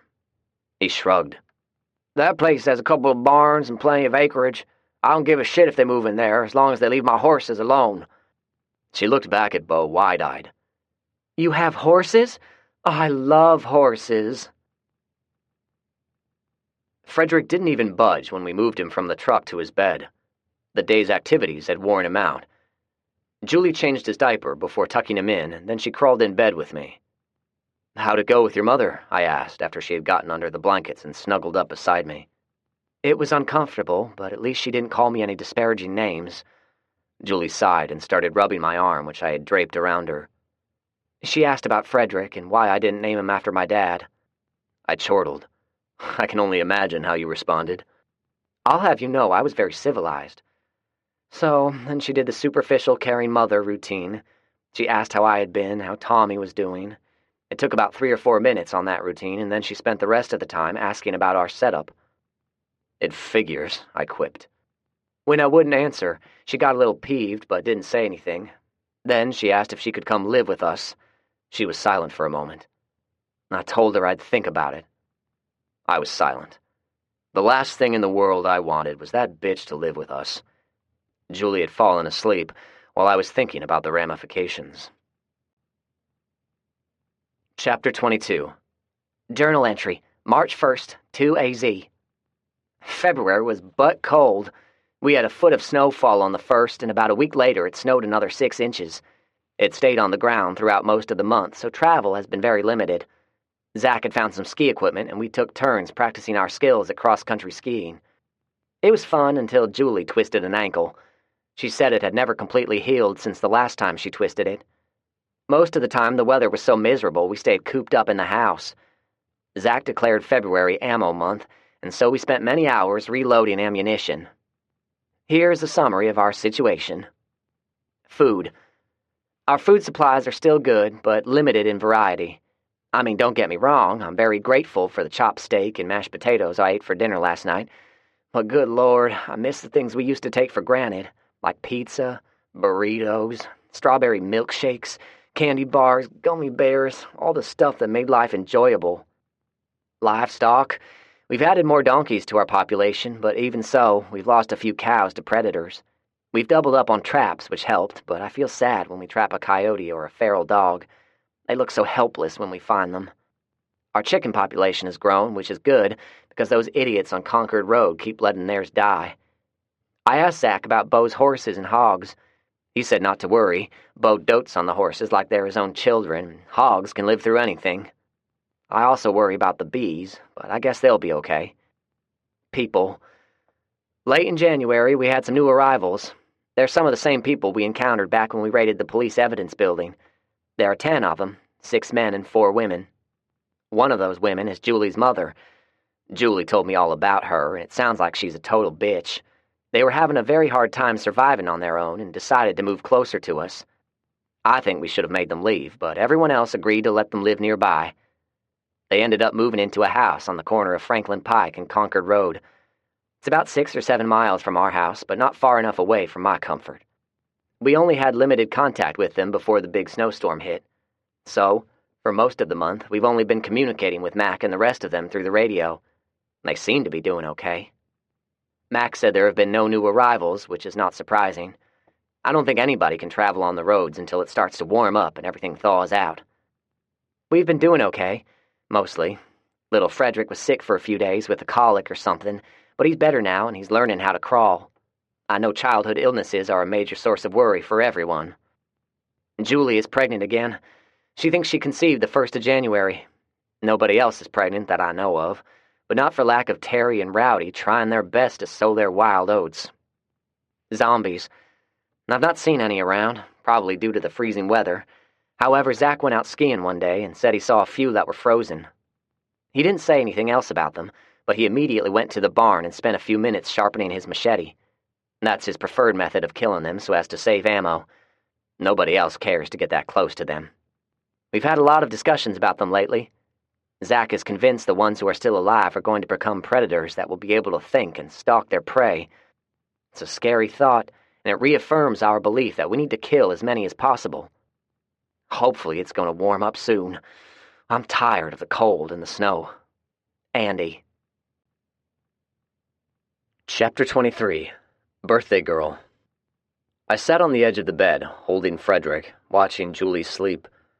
It was still dark in the room, a little after 5 in the morning, so I could only see the outline of her form. I didn't need anything else, though.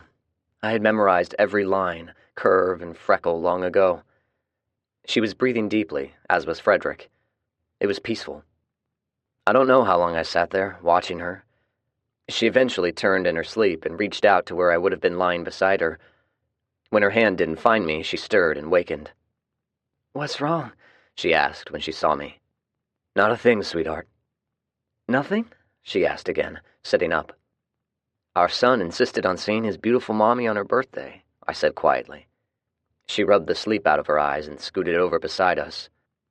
"I hope March isn't going to be as cold as February was," she said with a yawn. I put my arm around her and gently caressed her. I think she would have fallen back asleep, but Frederick, who was awake now, had other ideas and started in with loud baby talk. "Somebody's hungry," she said. "I'll take care of it. You go back to sleep if you want to." I left her with a kiss on the forehead. 20 minutes later, I had Frederick fed and then burped him while I waited for the inevitable diaper change. I was certainly going to be glad when he was potty trained. Andy joined me while I was letting Curly outside. "You're up early," I said. "Terry and I are going to check on the beehives and wanted to get an early start." I looked at her with a grin. "Oh yeah, sounds like a fun date." She looked away, and I thought I detected her blushing. "It's not like that. We're just friends." I nodded knowingly and looked at the morning sky. "Y'all should have a good day for it. I'm not feeling any dampness in the air. It's going to be a beautiful March day, I think." "What are you going to do today?" she asked. "Whatever Julie wants to do," I replied, and then whispered, "I'm going to talk her into going to Bo's, and we'll spring her present on her." Andy smiled. "She's going to shit her pants." I chuckled at her crassness as we watched as a pair of headlights came into view. We immediately recognized Mac's truck. Since everything had thawed out, she loved joining us for breakfast, and little Frederick was fascinated by her. I stood and handed him off to Andy. "I'll get some coffee ready." "This pretty girl is Isis," Bo said, stroking the face of a dark brown quarter horse. She was currently in a stall with a blanket on her. She nickered at Bo and playfully nipped at his arm. She's fully trained, but she's not as big as these thoroughbreds around here, and they tend to pick on her. So, Zach and I believe she needs a new home. Happy birthday, I said with a grin. Oh, by the way, she's pregnant too. Julie looked at us with wide eyes. She's beautiful. Thank you. She grabbed me in a hug and then hugged Bo as well, which embarrassed him. Penny walked out from a nearby stall. Oh, good. One less horse I have to clean up after. Bo shrugged when we looked at him. She wants to ride my horses. She's got to earn her keep. So what do I do with all of these horse turds? Penny asked, pointing to a muck pile in the corner of the barn. I grunted and looked around until I spotted a wheelbarrow. If you guys aren't going to put it to use, I certainly will. I moved the wheelbarrow over to the muck pile and grabbed a shovel. Penny watched me curiously as I began shoveling. What in the world are you going to use horse shit for? She finally asked. I'm going to add them to the compost pile. I paused for a second. Say, Penny, have you guys tilled up any garden plots yet? No. Should we? She asked, and looked questioningly at Bo. He cleared his throat. I've got a couple of plots laid out, but Chet and his boys haven't done much of anything. I nodded thoughtfully. Bo must have read my thoughts. They're too smart for their own good, Zach, he said. I've tried giving them advice, but they ignore me. I avoid them now because all they do is piss and moan. I listened to him as I finished shoveling and closed the tailgate. Are you coming to the dinner? I asked. He nodded. Penny and I are going to head over in a couple of hours. I'll carry Isis to your barn and get her settled in if you like. That'd be most appreciated. Maybe we'll go pay Penny's buddies a visit and see how they're doing. Can I ride with you guys? Penny asked and looked at Bo. I want to get a change of clothes. I shrugged and nodded. You two are certainly a curious couple, Julie commented as we exited the gate to the horse farm. I grinned and glanced at Penny in the rearview mirror. Her mouth had dropped open. Is it obvious? Penny asked. Julie responded with a light-hearted laugh. Bo has trimmed his beard and he was wearing a clean pair of overalls. I don't think he did it to impress the horses. Bo's a good man, she responded after a moment. He's stubborn as hell, but he's okay. He said he's not quite ready for me to move in with him, though. I assumed you were hooked up with someone from your group, I commented. Penny shook her head. I was with a dude who called himself Mojo, but he was killed when the zombies attacked us, she responded. I've been solo since then. Julie looked back over her shoulder at Penny. We've all lost loved ones. I'm sorry. Penny shook her head. Oh, no, it wasn't like that. I didn't love him. I frowned and looked in the mirror again. Penny shrugged. When we first met, I was all alone and starving. Everyone I knew was either dead or had turned into one of those things. We met by chance. He offered me food in exchange for sex. She grimaced. Mojo was okay, but I didn't love him. I mean, he protected me and was kind toward me, but good Lord, the man was gross. He didn't bathe very often, and he didn't seem to care too much for the use of toilet paper, if you know what I mean. She saw Julie wrinkle her nose and snorted. I know it sounds bad, but I was alone, completely alone, and I literally had not eaten in 3 days when he found me. I was starving and scared to death. When you get to that point, you'll take whatever is offered. I was at that point once. Zach was my knight in shining armor, and I might add he is very skilled in the proper use of toilet paper. Penny burst out laughing. Well then, I'd say he's a keeper. I had no desire to discuss my personal hygiene, so I changed the subject. So, which one is Janet sleeping with? I asked. Penny shook her head again. She tried to get together with Chet, but he turned her down, and I don't think she's interested in Johnny. He's the only other one still single. Interesting, I thought. Chet was not interested in Janet. Maybe I underestimated him. We parked in front of the house, and I looked around. Other than a couple of rain barrels attached to some downspouts, neither Julie nor I saw any other evidence of improvement. Penny must have seen our shared look of disdain.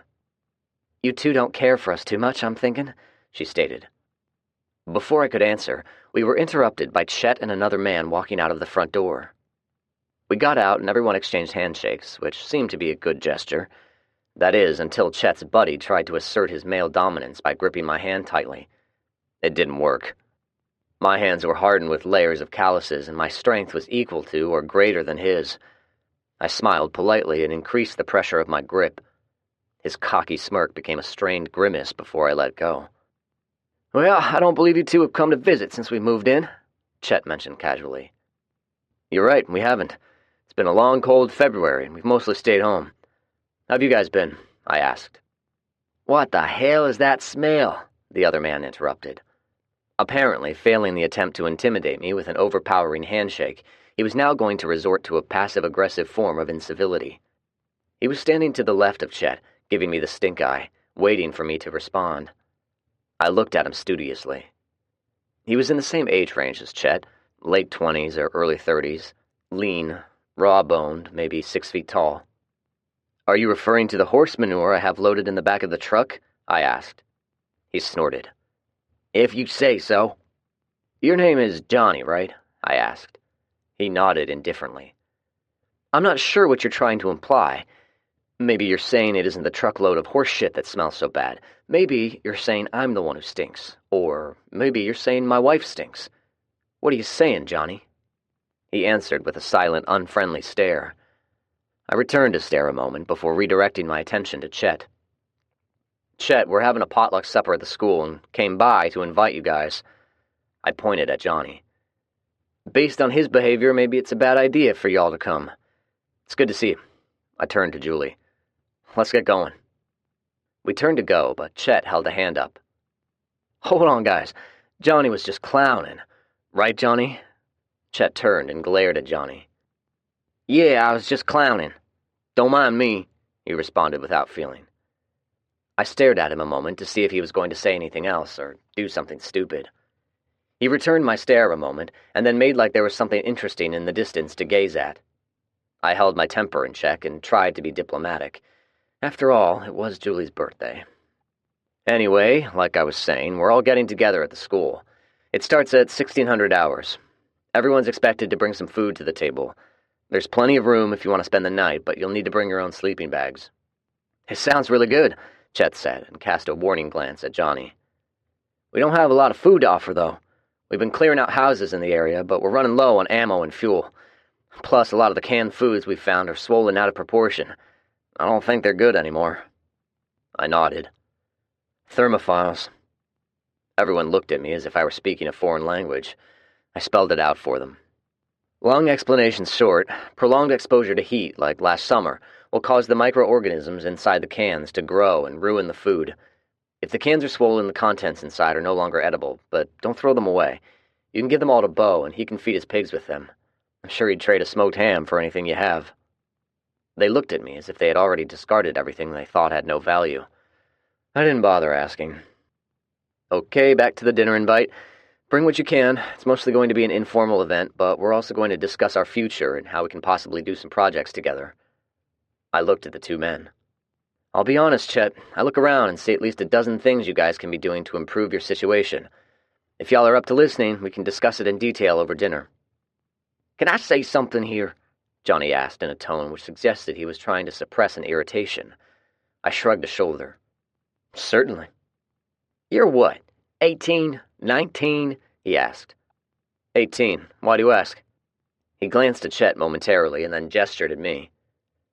"My point is that you're a kid. What could you possibly teach us?" Chet glared at him, but I waved a tolerant hand.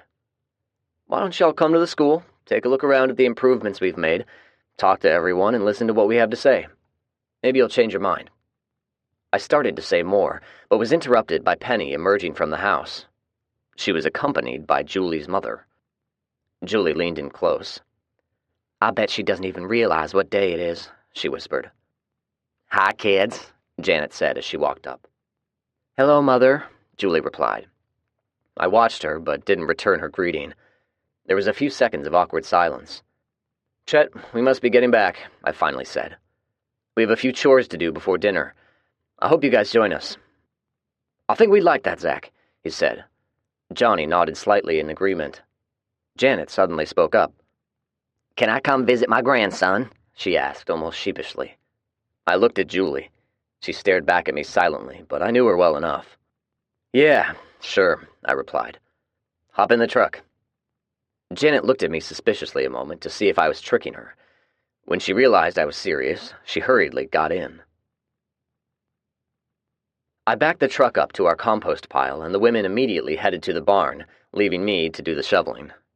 I could overhear most of their conversation, and I wondered if Julie was going to allow Janet to grill her with prying questions. "I didn't know you could ride horses," Janet said. "Fred taught me," Julie replied as she softly brushed Isis. Janet scoffed. "Oh, the cowboy who thinks he's living in the Wild West. I should have known. What in the world made you want to learn to ride horses, anyway?" "Because I like horses. They're beautiful creatures, like Isis. She's beautiful." Isis must have known she was being talked about. She nickered softly. "She's Julie's birthday present," Penny added. Julie watched her mother out of the corner of her eye. It took a moment before her eyes widened in realization. "Oh my God, it's your birthday!" Janet exclaimed, as if it was somebody else's fault she had forgotten it. Julie ignored her melodrama. Fred and the boys drove up as I shoveled the last of the manure out of the truck. I leaned against the shovel and waited on them. "Did you get that from Bo?" he asked, nodding toward the manure. "Yeah, he has plenty." "It'll certainly be tasty for all of those worms the boys dumped in there," he commented. "Yeah, I think so. I'm going to experiment a little with it. I have an organic gardening book somewhere that I need to read." His next comment was a low whisper. "Is that who I think it is inside the barn?" I nodded. "Yep," I replied in the same low whisper. It was probably a mistake, but since it's Julie's birthday, I invited her to join us. We'll dump her after the dinner. By the way, I invited Chet and his group to join us. Fred grimaced slightly. "I know," I said, replying to his unspoken opinion. "But if they're going to continue living here, we need to get them on board with us. Besides, Penny just told us Janet tried to hit on Chet and he turned her down, so maybe there's hope for him." I tried not to grin when I said it, and then regrettably realized I was talking about Tommy's mother right in front of him. If it bothered him, he didn't show it. We looked at each other a moment, and then the four of us walked in the barn. The women turned their attention on us when we walked through the barn door and smiled. Well, except for Janet. She jogged up and embraced Tommy in a hug. He looked uncomfortable and shrugged out of her grasp. "How do you like your birthday present?" Fred asked. "You were in on it too?" Julie asked. Fred smiled slightly and nodded. "The boys were in on it as well." Fred walked over and stroked Isis. "Even though she's pregnant, you're light enough to ride her without any problems, as long as you're gentle with her." Julie smiled and gave Fred a hug. Fred grinned. Penny and the boys smiled broadly. Janet looked like she was out of place and trying desperately to fit in. The school cafeteria actually looked festive. There was colorful crepe paper hung from the ceiling, and posters of various cartoon characters adorning the walls. Mouth-watering food aromas were emanating from the kitchen. "We found all of the decorations in a storage closet," Ward said with a grin. "We thought it would cheer the place up." "It's certainly colorful," Fred commented dryly, causing Ward to beam in pride. Mac and Wanda made sure everyone had food and had arranged the tables where everyone was sitting close enough to talk to each other without having to yell across the cafeteria. I ate quietly while listening to Janet talk to Tommy, which consisted of her grilling him about us. I finally chimed in. "Janet, I'd be interested in hearing what you've been up to since the last time we saw you at the National Guard barracks. How long has that been? Almost 2 years now, right?" She eyed me warily before responding. "Where would I even begin?" she responded. "What happened with the soldiers? The last time we saw you, you and Tommy were living with them." She sampled a bite of food before answering. "The lieutenant, Ward, or whatever his name is, he was killed. One of his own men shot him in the back. Tommy and I escaped with, what's-his-name, Private Lardass." "Private Dawson," Tommy added. Janet glanced at him a moment. It looked like she was going to scold him for interrupting, but decided against it. "Yes, Private Dawson. It got pretty scary with those soldiers. Dawson got one of those army vehicles, and we went with him. We met up with some people, and..." "Those were the heathen, Zach," Tommy said in between mouthfuls of food. "Stop interrupting," Janet chastised, but Tommy shook his head defiantly. "You don't tell me what to do anymore," Tommy said between mouthfuls of food. "You're not in my chain of command."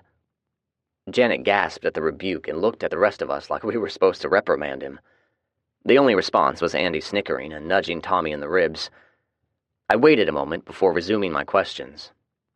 "What happened to Private Dawson and the other men?" I asked. She looked at me as if she were wondering what I was up to. In fact, Tommy had told us everything that had happened up until the time I found him. I merely wanted to see how much she was going to lie. She shrugged and answered. "Private Dawson apparently didn't like the company. He left in the middle of the night. 2 more of them disappeared a week later with Tommy." She looked over at Tommy then. "What happened to you guys?" she asked. "I thought you were dead." "Zach found us and killed them," Tommy responded. "They deserve to die." Janet's eyes widened. Chet, who was sitting at the next table over and listening to the conversation, laughed. "Damn, Zach, what'd you kill those 2 for? You didn't like the way they looked or something?" Chet asked. "Or something," I responded without emotion and looked back at Janet. "What happened after Tommy didn't come back? Did you guys go looking for him?" "Of course we did," she responded curtly, which made it sound like an obvious lie. "So what happened next?"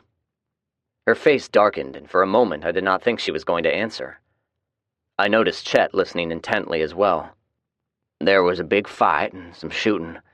The ones who were left alive made me leave," she said quietly, and for a moment I thought she might actually cry. She inhaled and pulled herself together, though, and a second later, the same old Janet emerged. "As far as I'm concerned, they can rot in hell." Chet turned his chair around, straddled it, and changed the topic. "You people have done a lot to this school." "Benny and his people did most of the work. If you look around, you'll see some things you should do to your house." "Or you guys can come live in the school," Benny said from the next table over. "We have plenty of room. Each classroom can serve as living quarters. We have a large communal kitchen, and we're working on the plumbing situation." Benny saw the questioning look from Chet and explained. "The toilets and drains are hooked up to the city sewer system, which doesn't work properly. We capped it off and have to use outhouses at the moment.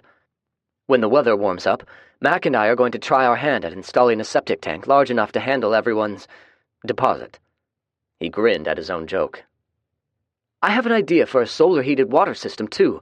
Oh, it'll be awesome." Chet looked at him thoughtfully and then looked at me with a wry grin. "What do you think, Zach?" "If y'all can get along, it's an excellent idea.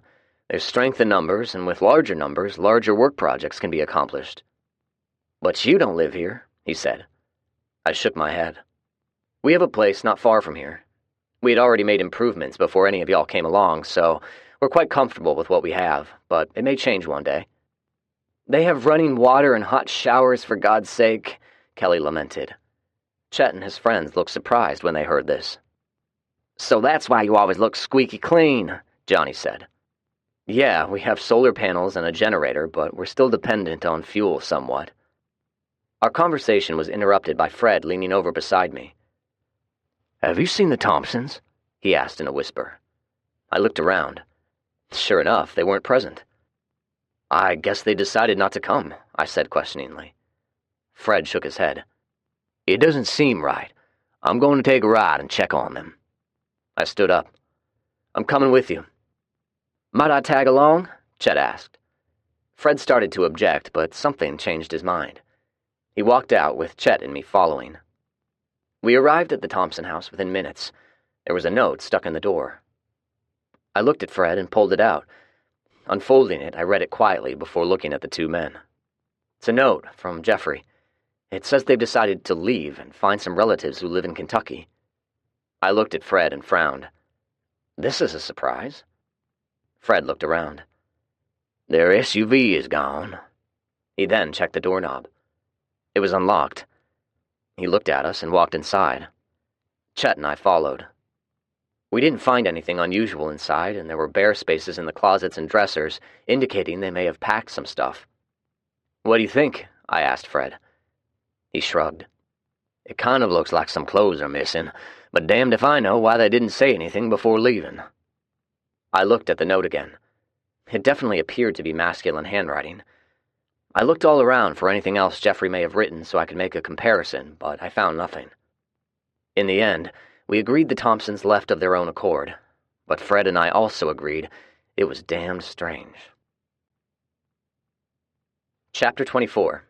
Chet. Chet was chopping wood when the four of us drove up. Sweat was drenching his faded blue tank top and bandana tied around his forehead. His physique looked as though he was beefy at one time. Now he was lean, but with no real definition in his arms. They looked more like 4x4 posts, and I had no doubt there was a lot of strength there. Richard and a woman whose name escapes me were sitting on the ground, watching Chet indifferently. There were a couple of others who were wrestling with some barbed wire, trying to attach it to an existing fence. He stopped working and wiped his face as we drove up. Rowdy was the first one out of the truck. He walked up to Chet with a grin and shook his hand. "Howdy, hoss," he said enthusiastically. "You sure are working hard." "We found this in the barn," Chet said with a grin, holding up a double-bladed axe. His grin faltered. "We don't have any two-cycle oil to use a chainsaw." "The house is nice, but it's big and drafty," Richard added. I nodded in agreement. They should have chosen a smaller home, one they could better manage. I kept my thoughts to myself and looked around at their work. "How have y'all been getting along?" Fred asked. "Not too bad, not too good," Chet responded. Richard, one of the men sitting on his ass doing nothing, snorted. Chet pointedly ignored him. "We've been out foraging, but haven't had a lot of success in finding food, and everyone's getting tired of eating nothing but beef and venison. Plus, we're almost out of fuel." "Well, that's what we wanted to talk to you about," I said. "Yeah?" Chet asked. "We're putting together a team to raid a fuel reservoir. We're wondering if any of you guys want to join in," Terry answered. "Now you're talking," Richard said, jumping to his feet. "When do we leave?" 2 hours, Fred said. "Do any of you boys or girls know how to drive an 18-wheeler? His question was met with silence. "In that case, you guys will be part of the support team," Terry said. "Be at the school in 30 minutes for the mission briefing." 4 or 5 of you will do, I added. "Whoever can't take orders, leave them behind. We don't have time for rebels." "We'd love to join in, but we need gas for our van, and we're low on ammo," Chet lamented. "Bring the van," I said. "We'll gas it up, and we have some extra ammo we can spare." Chet grinned. "I knew I had a good feeling about you guys." "All right," I continued. "We want you guys to understand something. We've trained extensively together, and we do things a certain way. Terry is executing the mission, and Fred is in charge. This isn't a debatable issue, so if any of you don't plan on being a team player, please don't join in." "You're not going?" Chet asked. I shook my head. "There will be plenty of you going. I've got too many chores to do back at the farm." What I didn't say was that I was staying close to my family until I could hunt down and kill the thing I now refer to as Big Bastard. He was still out there somewhere. We didn't know where, but my intuition told me he was still in the area. "Okay then," I said. "We've got to be getting back and getting prepared. We'll see y'all in 2 hours sharp." Chet and Richard watched as the 4 men drove away. "That boy is full of himself," Richard commented. Chet grunted. "He's smart," Chet replied. "Don't underestimate him." "You keep saying that," Richard retorted. Chet grunted again, stretched, and glanced at Richard. "I'm going to finish up here. Go get cleaned up, and I'll be in a minute." Richard shrugged and walked inside. Chet started chopping some more wood, but his mind was on other things now. He stopped and stared down the road. Zach reminded Chet of his own little brother, Justin. Justin was a sharp kid and had graduated high school as the class valedictorian. He had gotten engaged to the only girl he had ever dated and joined the army. When he came home after graduating boot camp, he found out the love of his life and Chet had been having an affair. The 2 brothers fought, although it wasn't much of a fight. Chet used his size and wrestling skills to throw his little brother to the ground repeatedly. Justin finally conceded defeat, picked himself up off the ground, and left, ignoring Chet's plea for forgiveness. It was the last time Chet had ever seen him. He felt his eyes watering up, quickly wiped them, and looked around to see if anyone was watching him. Chet brought 2 of his friends with him, Richard and a woman named Cammy, who apparently was Richard's girlfriend. She was a plain-looking woman, about the same age as Richard, and seemed to prefer to keep her hair cut very short, ridiculously short. Well, after a little talking and a lot of arguing, I only brought these two, he said, gesturing at Richard and Cammy. Richard grinned. We promise we'll be team players, unlike the rest of our bunch. Chet groaned. I swear to God, I love my friends, but they'd argue with a stump over the price of wood. How in the hell do all of you guys get along? I shrugged. We have our moments, but we seem to be able to work it all out. Terry gave his mission briefing in the parking lot. His only prop was a map, which he used to show the route. Everyone listened attentively. The only question was by Cammy. Are you guys going to keep both tankers? She asked. Affirmative, Terry answered. But why? Y'all already have one. Can't we have the second one? Terry stared at her a moment before answering. We have one tanker for regular gasoline. We're going to fill another tanker with diesel. If you want a tanker all to yourselves, I suggest you go find it, like we did. Cammy started to argue the point, but Chet stared at her pointedly, effectively silencing her. Afterward, I motioned Chet off to the side. You heard the mission briefing. What do you think? I asked. Terry seems to have everything planned out. He does, I replied. He's very good at it. Chet looked at me perplexed. I'm getting the feeling there's something you want to say. I nodded and made direct eye contact. Like I mentioned earlier, our original group works very well together as a team. Terry is a soldier. Andy may be small, but she's as tough as they come. Rowdy is downright goofy at times, but you can always count on him. Fred and Mac, I don't even have to say anything about them. Tommy and Joe are good kids and have been forced to become men before they're ready. Julie is one hell of a shot. Benny has fit in nicely, and then there are Konya and Bo. They're both loners, I guess you'd say. The rest of the people here are more oriented toward the domestic end of the spectrum. Chet looked at me and smiled tightly. You guys are testing us. Yep, I said simply. We need people we can count on in case there's trouble. His smile didn't disappear, but it did tighten a little more. Understandable, I suppose, he finally said. What happens if we don't measure up? He asked. I shrugged and walked off. Chapter 25. Silver and Meth. We watched the gang load up and drive off, waving at them like they were going on vacation, and watched them until they were out of sight. I then looked at Julie with a grin. What say we take a ride? I asked. Rhonda was at our house with all of the kids, running them through the shower and whatnot, so we had a babysitter for most of the day. Where to? She asked. Through the neighborhoods, maybe stop in one of the libraries and look for some books. You're not fooling me. You want to find Big Bastard, Julie declared. You're becoming obsessed with him. I reluctantly nodded. He's dangerous. The sooner he has a bullet put in his head, the better off we'll all be. Julie sighed. We can ride around and check things out, but we're not going inside any houses or buildings. We've cleared houses together before, I said, thinking I've also cleared plenty of houses on my own. Do you really want your pregnant wife clearing houses? She responded, to which I had no rebuttal. Touché, I conceded. All right, I have an idea. Let's go to Howard's shop. It feels like we've knocked the front end out of alignment on the truck. Besides, those 2 machine guns we took off of the captain's bus are still in there. Julie tried to think of a rebuttal, but finding none, nodded reluctantly. We checked our gear, hopped in the truck, and had no problems making our way to the shop. The shop was once a tire store located on Old Hickory Boulevard. When Howard and his family found themselves without a place to live, he moved them to this store and painstakingly converted it into a home. He had fortified it heavily.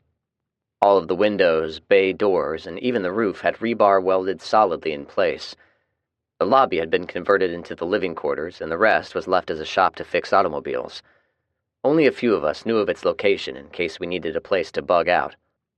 I circled the immediate area, looking for any potential threat before driving into the parking lot.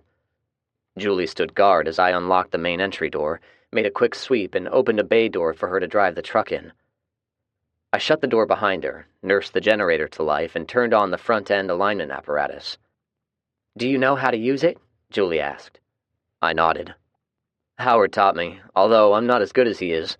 Or was. My last comment brought a pained expression on her face. I know, babe. I miss them too. We sat on the concrete floor and watched the computer boot up. I instinctively reached over and held her hand. What are your big regrets? I asked her. She looked at me questioningly. Since the world went bad, that is. I regret what happened to Howard. I know it's my fault, and I should never have. I was interrupted by Julie shushing me with a finger on my lips. It was a tragic accident, she said. We could have begged them to stay with us, and they would have, but instead we encouraged them to go to Fort Campbell. The rest is fate. I know, but I also encouraged them to keep their guns with them. Yes, you did, she responded. But you believe you were doing the right thing, and I agree. Now, nobody knows what has happened up there. If they were armed, they could have made a difference. I softly squeezed her hand in appreciation. It's a lot of speculation, I mumbled. But I appreciate it.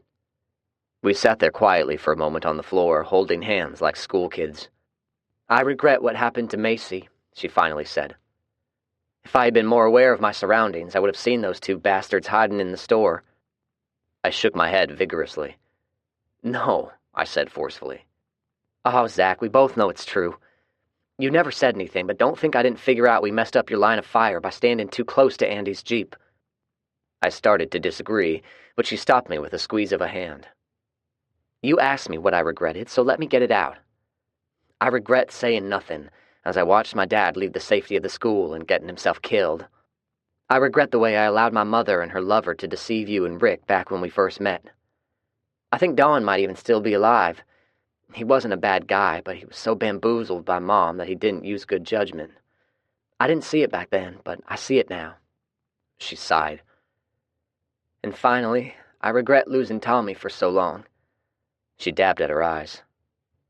So, those are my regrets. Most of them, anyway. I put my arm around her and hugged her tightly. We've done some good things, haven't we? She asked me plaintively. I think we have, I responded. The computer for the alignment machine beeped, indicating it was ready. Why don't I work on the front end, and you, I said, pointing to a workbench in the corner, give those M60s a once-over. Do we have any ammunition for them? Julie asked as the two of us stood up. No, we don't. I think we're going to have to raid the National Guard barracks and see if we can find any. Maybe you can get your mother to draw up a map of the place. Julie chortled. Yeah, I'm sure she'll be very helpful.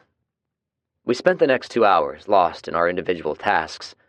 When I was finished, I walked over to the work table where Julie was carefully using a dental tool to work specks of carbon out of the nooks and crannies of the receiver assembly. Are you finished? She asked. Yep, I responded. How are you doing? There was a lot of soot and carbon built up on the parts, but I've cleaned most of it off. She pointed at the parts scattered about on the table. You get to help put them back together if you think you can, she teased. I chortled. Piece of cake. Although it took us longer than we thought it would, we finally got the weapons reassembled. Howard had fabricated new stocks, but had never gotten around to making heat shields on the forestocks. It would be another task for me when I got the chance. I inhaled deeply. The smell of gun lubricant is so intoxicating. It's getting me all worked up. You want to fool around before we head back? Julie asked accusingly, although she was smiling slightly. We didn't bother with the beds located in the dark back room. Instead, I threw a blanket on the couch in the main room. It wasn't the most comfortable spot to make love, but we were alone for a change, and that more than made up for it. Afterward, we loaded up and backed the truck out of the bay. I was locking up when Julie gave me a heads up. I hear a car coming. The two of us grabbed our respective assault rifles and took up a favorable position to hide from view and defend ourselves if needed. The vehicle was coming from the west. It was a familiar-looking van with a homemade camouflage paint scheme. I believe it's Konya, I said, and ran out to the roadway. Julie joined me, and we waved vigorously as the van drove down Old Hickory Boulevard. I heard the dogs start barking before the van stopped in the roadway. The driver made a U-turn and headed back toward us. Julie looked at me and smiled. I thought he was dead, she said. Me too, I replied, and waited for him to approach. He drove slowly, eyeing us as he neared. His appearance indicated he had had a rough winter. 3 of his dogs jumped out before him and ran in circles around us, obviously happy to see familiar humans. Hi, you two, he said with a half-hearted attempt at a smile. His beard was even longer now and unkempt. I shook hands with him while Julie opted for a hug. Number 2 jumped up on Julie and licked her face while his tail wagged so hard his butt was gyrating. "Where have you been?" she asked him. "We've been worried about you." He scratched his beard a moment before answering. "I've been around. I found a house with a lot of food, so me and the kids stayed in there until it warmed up a little bit." "Are you missing a dog?" I asked. Konya nodded his head sadly. "Number 3 got attacked." His voice cracked, and he was unable to talk for a moment. "We were hunting through some houses, and some of them bastards laid in wait." He looked at us with tears in his eyes. "They worked as a team, Zach. A couple of them grabbed hold of him, and while 3 was biting one of them, the rest of them—" He turned away from us. Julie instinctively started rubbing him on his back. After a moment, he wiped his eyes and faced us. Number 2 nuzzled my hand, and I absently petted him. "Well, the good news is I killed them, but they sure weren't acting like your everyday dumb zombie. Have y'all noticed they don't seem to be rotting anymore?" "Yeah, we've been noticing the same thing. It was little things at first, but every time we encounter them, we're seeing something new." We stood there chatting and talking about the weather. Konya pointed at the building. "Find anything good in there?" he asked. I shrugged noncommittally. "Nah, I was aligning the front end on one of our trucks. All of these potholes are wreaking havoc." He nodded and looked around silently. Julie made eye contact with me and gestured at him. I got the hint. "Hey, most of the gang is out on a fuel run. Why don't you follow us back to the house?" I suggested. "I'll get the generator going, and you can take a hot shower and join us for dinner." Konya looked at his dogs before answering. "If we're still welcome, I'd be much obliged." "You're always welcome," Julie replied with a smile. We were starting to load up when we heard the distinctive sound of a car with a creaky suspension hitting a pothole. Looking around, we saw another van approaching. It was full-sized, similar in appearance to Konya's, and also fashioned with a similar hodgepodge of spray-painted camouflage patterns and chicken wire covering the windows. Before I had a chance, the driver stuck up a hand and waved. Julie and I waved back tentatively. He drove straight to the parking lot and parked a few feet away. The dog stood in front of Konya protectively while Julie and I kept our hands close to our weapons. A haggard-looking middle-aged couple got out and smiled with a mouthful of yellow teeth. I nodded half-heartedly.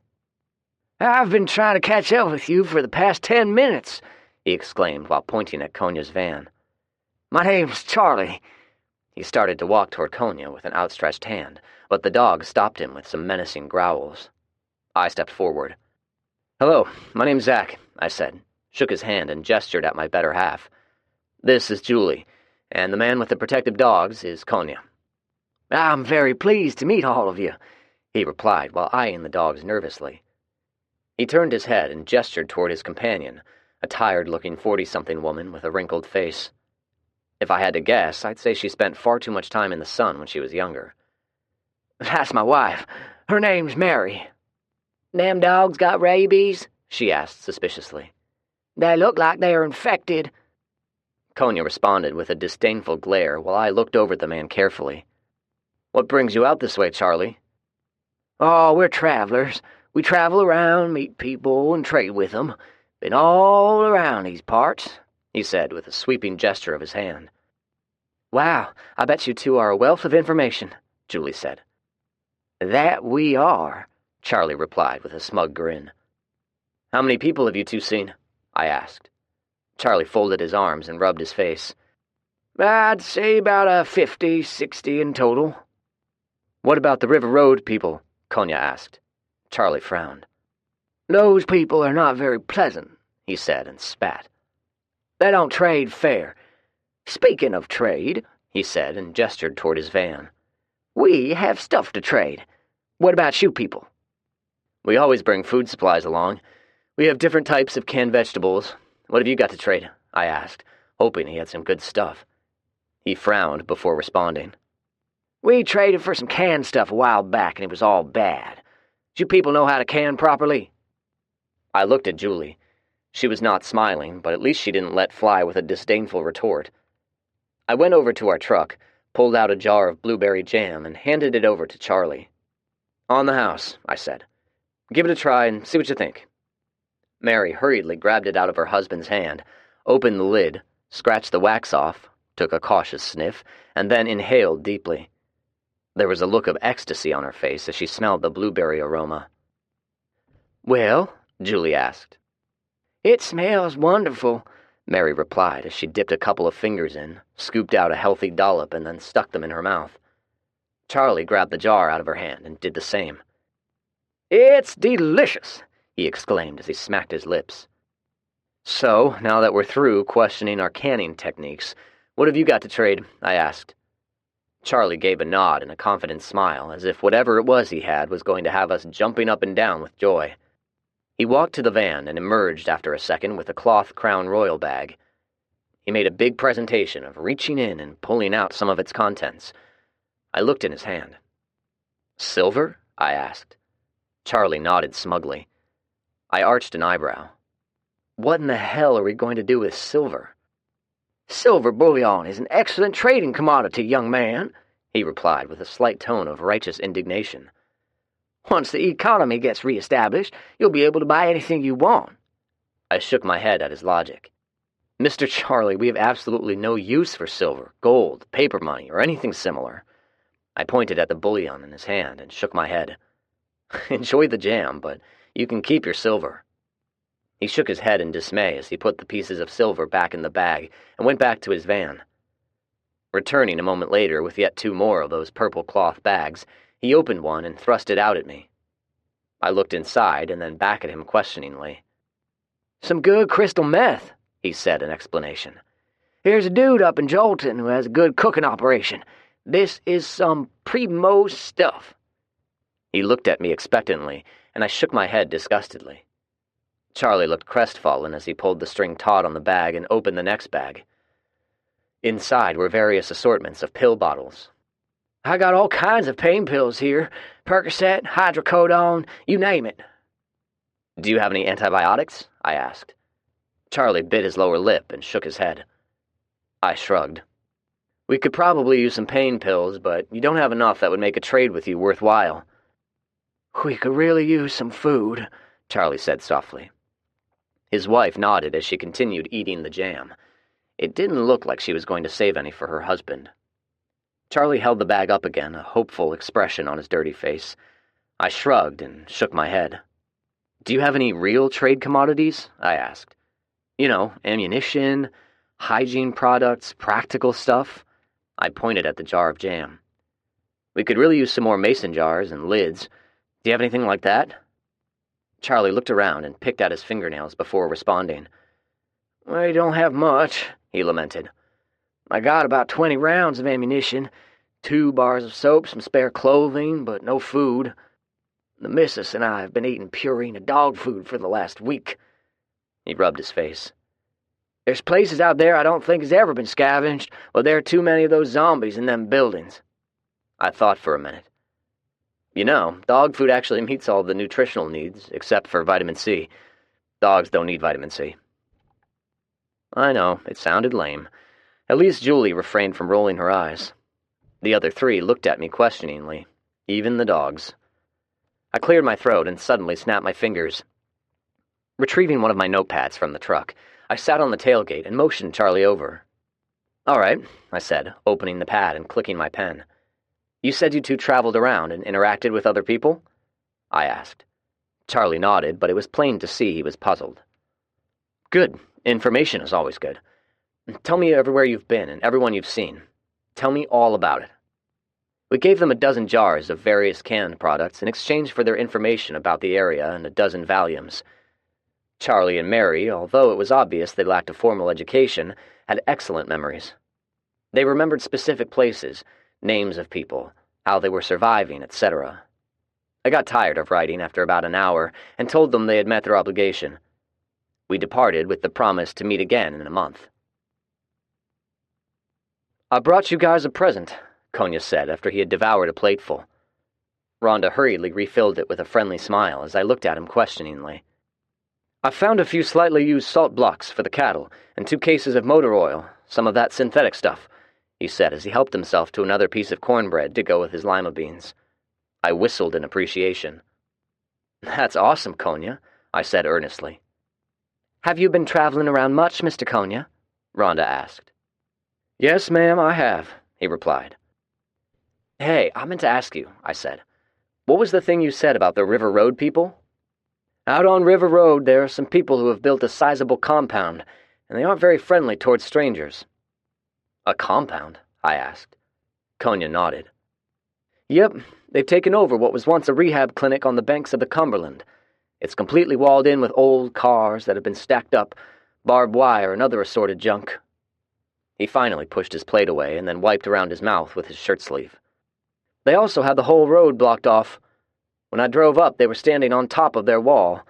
There were 5 or 6 of them, and they all had guns pointed at me. Did they have anything to say? I asked.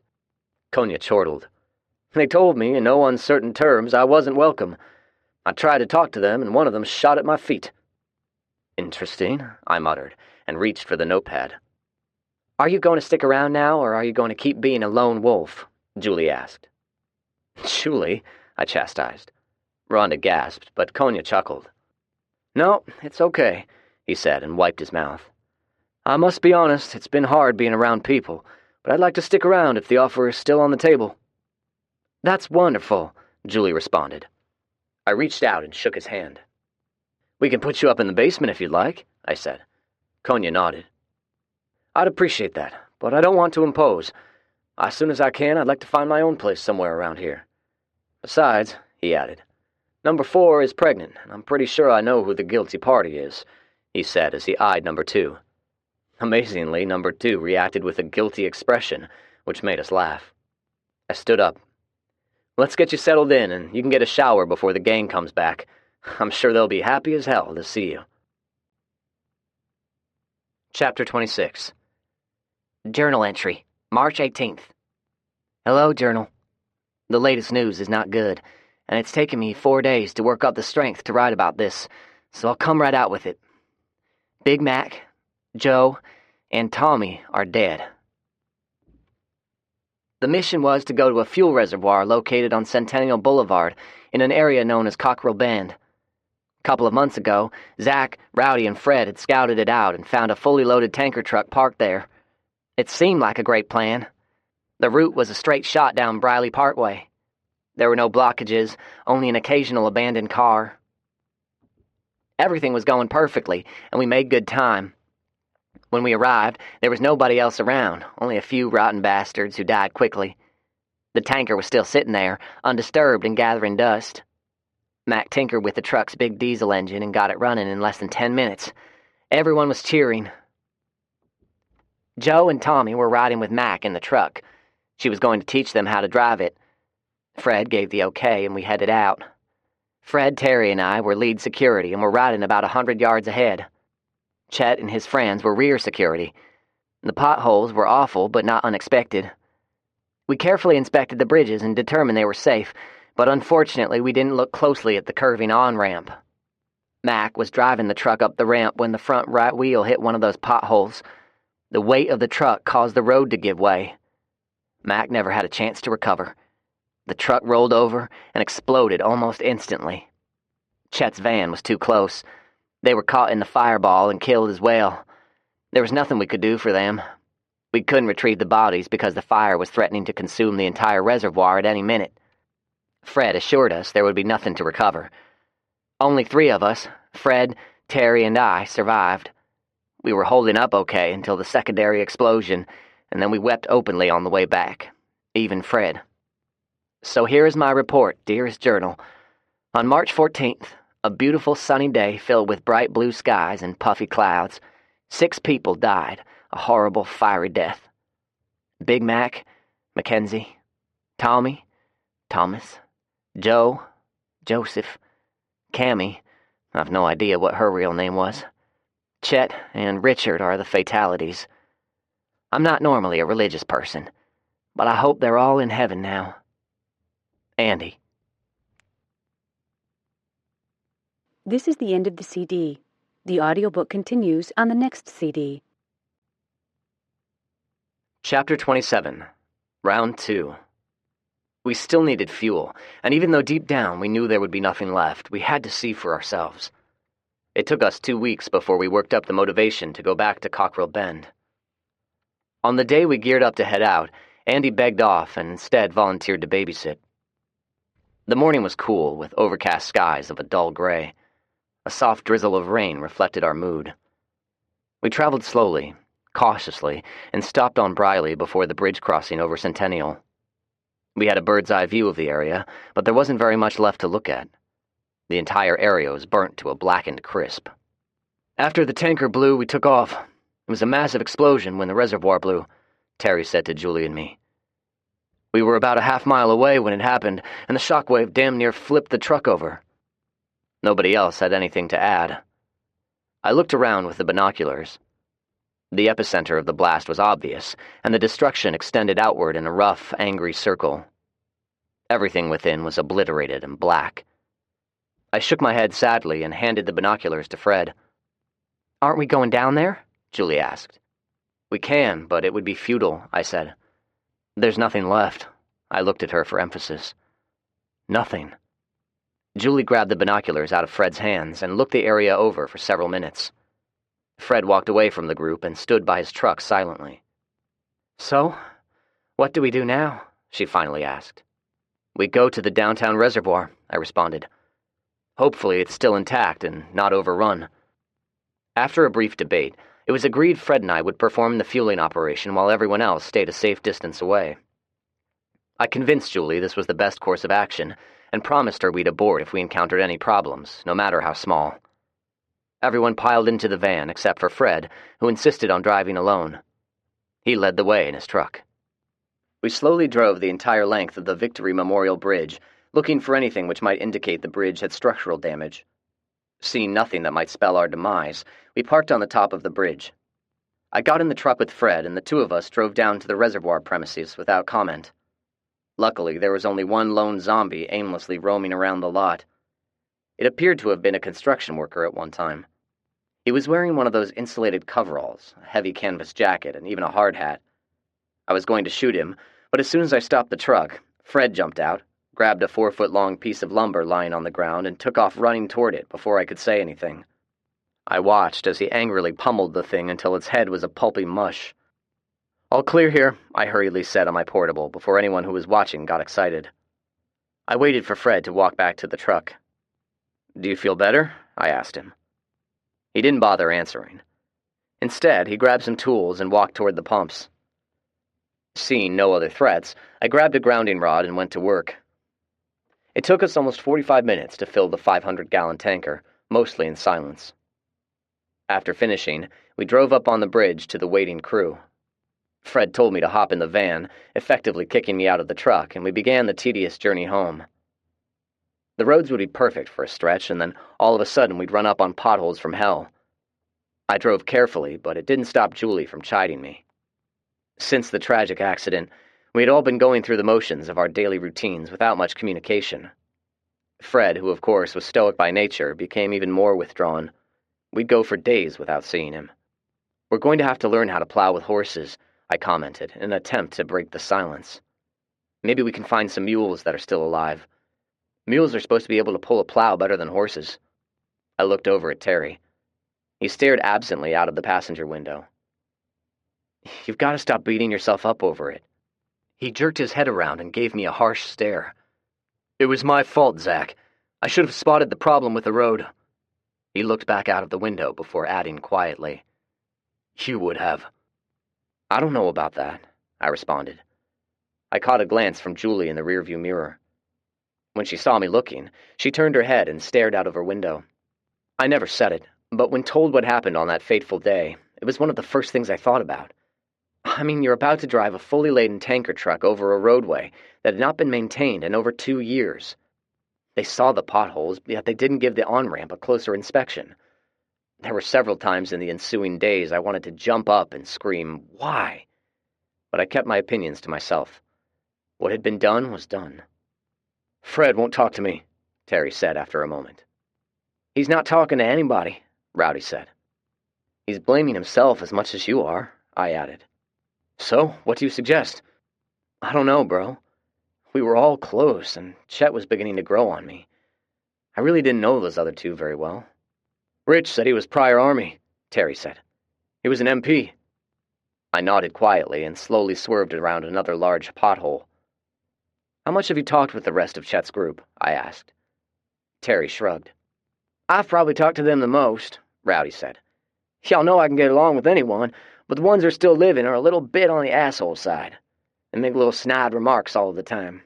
I think they're envious of us, but they don't want to do what it takes to improve their disposition," he said with a snort. "Penny's moved in with Bo. Did y'all know that?" I'd heard.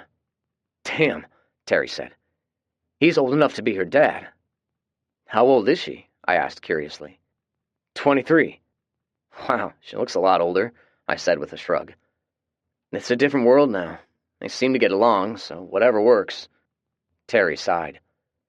"Oh, I wish I knew what worked for me." "Yeah," Julie added. "You lust after anything with a vagina." Rowdy chuckled. Terry wiped his face and then threw his hands up in the air in agreement. "So, what is happening with your love life?" I asked. "Not much," Terry replied. "After Kelly and I started messing around, she wanted us to find a place of our own. Of course, after I'd made the conquest, I wasn't attracted to her anymore. I'm not sure in what category to place Andy. Don't get me wrong, I really like her, but I still find myself lusting after other women." "Did you ever hook up with Carla?" Julie asked. Terry looked at her like she'd brought up an unpleasant memory. "Let me tell you what that bitch did.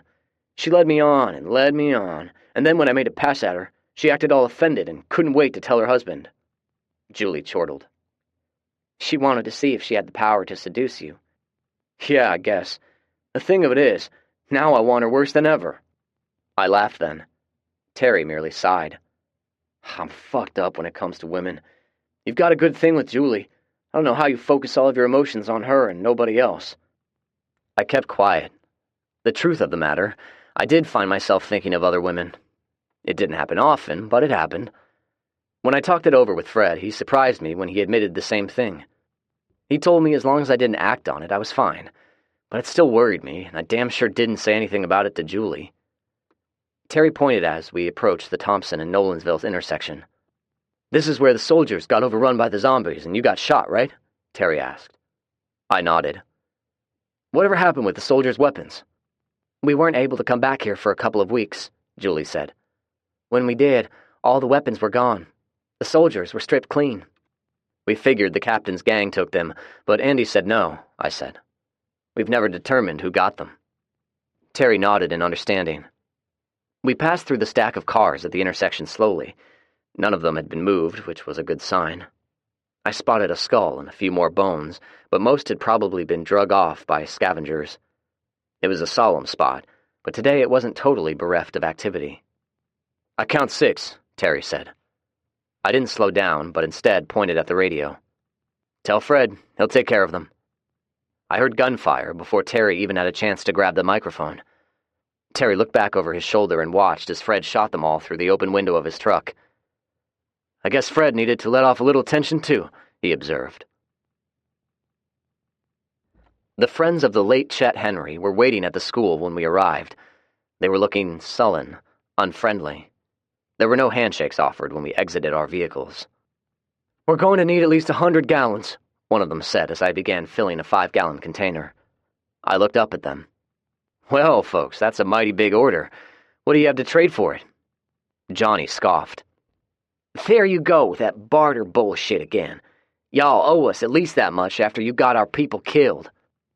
There were murmurs of agreement from the rest of them, but before I could answer, Fred walked over and decked Johnny with a right cross. "What the fuck, old man?" Johnny blurted while holding his nose. The other one started toward Fred. He turned and squared off, both hands near his pistols. Everyone stopped in their tracks. I think even the birds stopped chirping.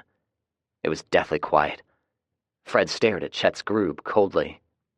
"What are you waiting on?" he demanded. "Grab your guns and start shooting. I'll probably only kill a few of you before you get me." To say I was startled was an understatement. Hell, all of us were dumbfounded.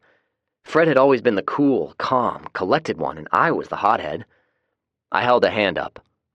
"All right, everyone, take it easy," I said, and looked at Johnny, who was glaring at Fred as blood poured from his nose. "For your information, we lost 3 people we care about very much, including 2 kids who Fred thought of as his own sons. Johnny got to his feet. Yeah, well, we lost 3 good friends too, and it was y'all's fault. How do you figure, Johnny? I asked. Tell us all how it was our fault. He squeezed his nose before answering, making his tone nasally. They'd still be alive if you hadn't invited them to go along. True, and your nose wouldn't be broken if you hadn't made such a stupid statement. They didn't have to go, Johnny. They went because they wanted to. They wanted to help out, and they wanted fuel. Rowdy stepped forward. We've all lost people we care about and love. I pray it doesn't happen again, but it probably will. Life is difficult these days. Everyone seemed to calm down a little then, but Johnny pointed at Fred. He had no call to hit me. I looked over at Fred. He was whipcord tight, and his face was hard. After a tense moment of silence, he glanced at me. I knew him well enough to see the pain in his eyes. Without saying anything, he walked to his truck and drove away. I found him later at his farm, chopping wood.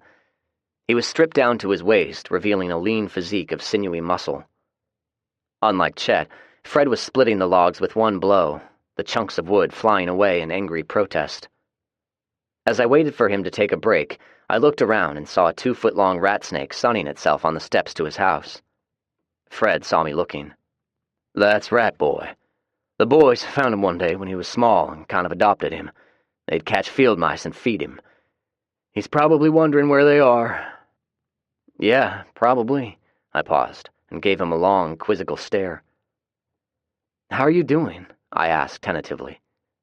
Fred gripped the axe tightly before answering. Well, that's the question of the day, isn't it? Let's see, how am I doing? All I've been doing lately is thinking of people dying. Everyone dies, right, Zach? He asked rhetorically, and readied another log. I watched as he split it with seeming ease. My family, Rick, Mac, Macy, Tommy, Joe, everyone dies, right?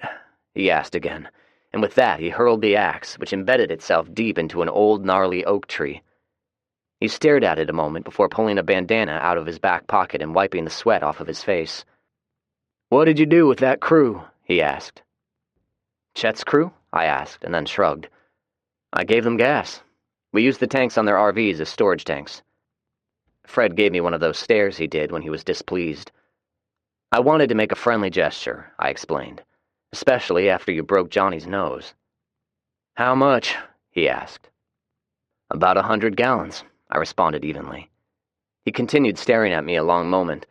I thought he was about to chastise me or tell me I was a fool. Instead, he changed the subject. How is Julie doing? I looked at the axe and then out into the distance. She's not doing very well.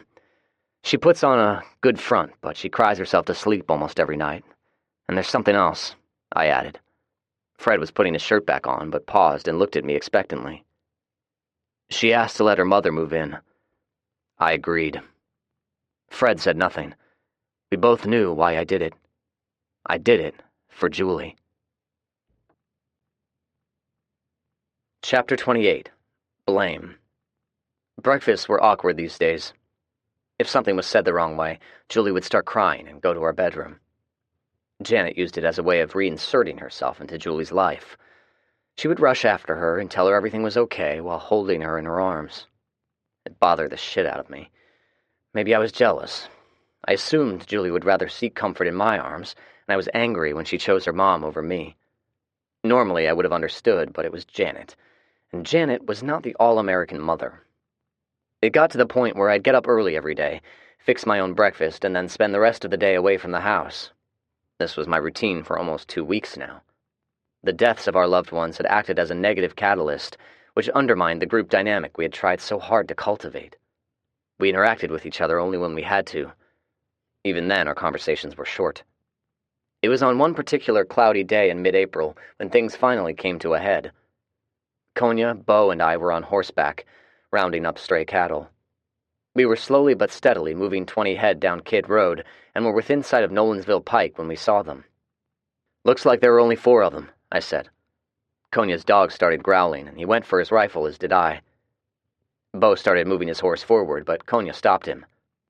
Hold up, he shouted as he aimed his rifle toward a dilapidated barn on the edge of the roadway. I watched in confusion as the group of zombies at the intersection started moving toward us. Their gait was slower than a healthy human, but definitely faster than any I had previously seen before. The one in the lead closed in and started panicking the cattle. I took quick aim and shot it. The gunshot caused a full panic now, and they ran forward, knocking over the 3 remaining zombies in the process. Konya pointed vigorously. "No, watch the barn," he shouted in warning. It was then I saw them. A dozen of them poured out of the barn. It was a very clever move. The bastards waited for the cattle to pass by, therefore having a straight shot at us. We began firing quickly. Unfortunately, the staccato of gunfire caused my horse to panic and rear up. It caught me by surprise, and I fought to stay on, but it was no use. I went head over heels and landed firmly on my ass. They were on me quickly. I had the wind knocked out of me, but I still managed to get on my feet and butt-stroke the nearest one. Her skull split open with a resounding crack. I desperately tried to suck in air as I shot twice more, hitting my mark on one of them and missing completely on the third shot. The one I missed was now inches from me, and I was getting a good close-up of him. Any hair he might have had was long gone. Now his entire head was covered in scabs and scars. He eyed me malevolently with his black eyes as I struggled backwards. I was seeing stars from the lack of oxygen, and my legs were threatening to collapse on me at any moment. I fired again, striking him in the throat.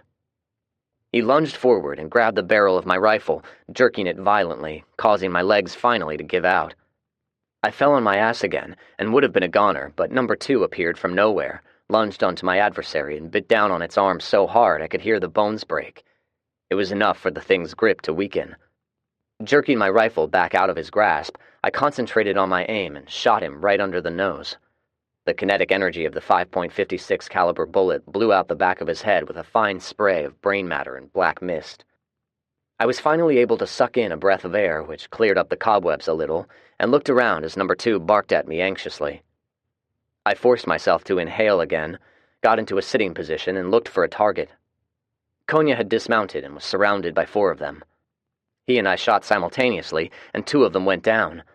I made quick work of the 3rd one, but the 4th one was too close to Konya for me to shoot. It was able to grab Konya, and the 2 of them went to the ground. I looked at number 2 and pointed. "Get him, boy!" I shouted. 2 needed no further encouragement. He took off at a run and knocked the zombie off of Konya like a linebacker going after a quarterback. Konya brought the barrel of his weapon up against the zombie's chin and fired. The thing's skull must have deteriorated, because the blast caused his whole head to explode. We seemed to have gotten a tempo going then, and our firing took on a rhythmic pulse. My breathing slowly returned to normal about the time the last zombie fell. "Red," I managed to croak out as I reloaded. I fumbled a little more than I should have before getting the magazine seated and getting to my feet. "Green," I said, and scanned the area. When Bo and Konya reloaded, I checked myself for injuries. Bo kept watch as Konya checked his dogs. Satisfied his kids were uninjured, he pointed at the barn. The dogs circled the barn, sniffing for any other occupants, and then made their way inside. They returned a moment later to Konya's side. He looked at us and shook his head. "There's none left." "Did anyone get bitten?" I asked. "Not here," Konya responded. "But it was close for a second or 2. Bo shook his head also. "What happened to you?" "My horse bucked me off. I got the wind knocked out of me when I landed, and one of those things was on me quick." "Did you get bit?" Bo asked. "No, but I have number 2 to thank for that," I said, and scratched him behind the ears while I explained. We stood together, catching our breath, and warily looked around. "We were lucky," Bo said after a minute. "Those sons of bitches set up a pretty good ambush." "Yeah," Konya said. "Being able to think out an ambush and act in tandem, that's downright concerning." I walked over to each corpse and looked them over. They had many of the same character traits as the other evolving zombies, so there were no new surprises. "Is Big Bastard one of them?" Konya asked. I shook my head. "He's not, but for some reason I feel like he was involved in this somehow." "I'll go get your horse," Bo said and mounted up. He returned a few minutes later, leading my mount. "He's still a bit skittish, so be careful." After recovering our brass, it took us another hour to round up the cattle again before heading home, but we still made it in time for dinner. Julie was unusually quiet when I got home. I tried to give her a hug, but she pushed me off. "What's wrong?" I asked. "While you've been out playing around all day, like you've been doing a lot of lately, I've had to deal with all this shit going on around here." She walked out of the room before I could say anything, and I followed her into the bedroom. She started to change the diaper on Frederick. "Why don't you relax and let me do it?" I said. She sat down on the bed without making eye contact. I started in on the dirty work and cast a glance at Julie. "I don't go out and play around, and you know that, so I'm wondering why you'd say such a thing." Julie did not respond. Hell, she barely watched me change the diaper. "You've not been yourself lately. Every time I try to talk to you, you shut me out. I've tried to be understanding, but I have no idea why you're treating me this way." "What way?" she asked defensively. "Just now is a good example, I believe. There was a time not so long ago when I could expect a hug and a kiss from you after being away from you for more than an hour, but not lately." I waited for a response, but didn't get one. I finished with the diaper, went into the restroom to clean my hands, and returned to find Julie had left the bedroom. I found her in the kitchen talking to her mother, never once making eye contact with me. The dogs sat attentively at our feet during dinner, putting on their best starving dog faces and begging for food scraps. The dinner conversation was subdued, but not unpleasant, and then Konya mentioned the ambush. "What happened?" Rowdy asked. "Those danged things set up an ambush on us, about a dozen of them. Zach got thrown off his horse. It was hairy for a few minutes. We were lucky." I groaned inwardly as Julie looked at me sharply. "Sounds like another case of poor judgment," Janet remarked. I glared at her. She pointedly looked back at me, and it was all I could do not to grab her by the scruff of her pants and throw her out of the front door. Before I could say or do anything, Julie spoke again. "She's right," she said. I looked back at her, but she wouldn't make eye contact. The rest of the table was quiet for a moment, and then Konya spoke up. "Begging your pardon, ma'am, but I was a part of it, and I didn't see any poor judgment. Perhaps you could explain how we could have gone about it differently." "I don't have to explain anything to you," Janet said. "That's because you weren't there and you have no idea what you're talking about," I retorted and continued staring at her hard. "Don't talk to her like that," Julie said, and I redirected my attention toward her. She was looking at me now, and it was not with any amount of warmth. "She's right. It was poor judgment, and it's not the first time." Her words hurt, and the hurt caused anger. The table was quiet now. Andy started to say something, but I held up a hand. Everyone looked at me, wondering what I was going to do. I wanted to throw something, put my fist through the wall, something physical. I also had some things that I was sorely tempted to say, but I didn't. I didn't say anything. I didn't hit anything. I pushed myself away from the table, stood, and walked out. Walking to our bedroom, I grabbed some things, shoved them into a knapsack, and quickly exited. Andy caught up with me as I made my way into the barn. "What are you doing?" she asked. "I'm going to see if Fred wants a roommate for a while," I responded, and grabbed some things off the shelf. "So why are you getting the ghillie suit?" "I think I might do some hunting." I pointed my finger at her. "That's something that'll stay between you and me." "I'm going to cut her throat in her sleep," Andy said. "I'm sick and tired of that bitch." I shook my head. "Although it's a pleasant thought, Julie would never forgive you. Or me." Andy sighed. "Yeah, you're right. How long are you going to stay with Fred?" I shrugged. "I don't know. Julie's been distraught ever since the explosion. I had hoped things would be better by now, but they seem to keep getting worse." I sighed. "Part of it may be her pregnancy messing with her." "But that bitch is causing most of it." Andy finished my sentence and scowled. "I'm going with you." I shook my head again. "Would you mind staying here and keep an eye on things? I'd be most appreciative, and we'll make it up to you somehow." Andy looked at me a long moment, and then nodded in understanding. "I'm warning you, though. If the bitch crosses me, I'm going to take a knife to her." Chapter 29. A Night Hunt.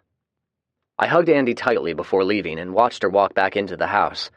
I halfway hoped Julie would come running out, apologizing and begging me to come back inside. It didn't happen. I don't think she even bothered looking out of the window. I slapped the steering wheel in frustration as I exited the driveway. Things haven't seemed right in a while, and this latest debacle was yet another example. My anger was more of sadness and frustration, and I didn't know what to do about it. One thing was certain, though. If Julie thought I exercised poor judgment by rounding up stray cattle, she was really going to be pissed about what I had planned. But at this point, I didn't care. I tried Fred several times on the radio, but he didn't answer. I wasn't surprised. Oh well, I was going to tell him what I had in mind, but I guess it didn't matter. There was something I didn't tell Andy. I had no plans of going directly to Fred's. I was going hunting tonight. I stopped when I was a few hundred yards away from Kidd Road and urinated beside the truck before donning the ghillie suit. As the sun set, I left the roadway and walked through a field overgrown with weeds and an old corn crop. I circled the area of the barn where we had been ambushed, scanning the area constantly. I saw no movement, but I didn't expect any. For some reason, I had a strong instinctive belief there would be no activity until well after sundown. I found a suitable spot, hunkered down, and waited. I was armed with my Kimber handgun and a Winchester sniper rifle equipped with a scope. I also had some night vision gear, which I fully intended to use in a few hours. I sipped some water from my Camelback, but only a sip. I didn't want a full bladder interfering with my business. The sky was a dusky, purplish hue when I saw a figure in the distance ambling down the road. I expected more than one, or maybe I was all wrong, and this lone zombie had nothing to do with the group who had ambushed us. I wasn't wrong. I waited patiently as he walked directly toward the barn. No coincidence there. I scanned the area, but there was nobody with him. The lone zombie took his time and looked at each individual corpse. He was so focused on them, he didn't notice when I stood and began working my way toward him. He stood there motionless with his back to me and seemed so engrossed in his dead friends that he didn't hear me until I was less than 10 feet from him. His appearance was much the same as other zombies. This one had a severe stooped posture. He was clothed in a ragged hunting jacket, camouflage pants, and combat boots. It made me curious. I wondered what he had been doing before he became infected. He must have finally sensed me somehow, because he turned slowly and faced me. He had a big nose, and it was smashed to one side of his face. He made a weird rasping sound as he breathed through it. "Well, you're not Big Bastard, but I bet you two are friends. Why don't you tell me where he is?" I asked rhetorically. He snarled and began moving toward me. I set the rifle down carefully before running at him and tackling him. It wasn't the smartest thing to do. My back was still aching from being thrown earlier, but I didn't care. When he fell to the ground, I turned him on his stomach and then used my weight to keep him in place. "I'm sick and tired of you motherfuckers," I said as I unsheathed my knife. "I don't know how far along your kind has come in communication, but I'm going to send a clear message to your friends." His snarling became more agitated as I yanked his head back and began cutting his throat. It took about a minute to cut his head off because I was careful not to be bitten in the process. I used some barbed wire to tie it to a nearby fence post, positioning it so that he was looking at the direction he came from. I looked at my work and he stared back at me, gnashing his teeth. "Be sure to tell your buddies who did this to you," I said with a wink. The zombie's eyes watched me as I dragged the rest of the corpses into the dilapidated barn and set it on fire. I hoped Big Bastard understood the message. I admired my work for no more than a couple of seconds before walking off into the darkness. I sat in the field and watched the fire burn until well after midnight. No other zombies made an appearance. No strangers showed up to inspect the fire either, so I had a reasonable belief there were no humans in the area that we were unaware of. Looking at my watch, I decided it was time to go, got up and made a slow, crouching walk back to my truck. My cautiousness paid off. When I was within 50 yards, I checked my truck with my night vision goggles. There were 2 of them, and it seemed like they were waiting on me. They were crouched down behind my truck, unmoving. I was pretty sure they were zombies due to the signature in my scope, but I wasn't positive. Nevertheless, whoever or whatever they were, they had ill intentions. I did a slow 360, looking for any other possible threats. Finding none, I focused back on my new adversaries. I had to stand in order to get a good shot, but it was okay, they didn't see me.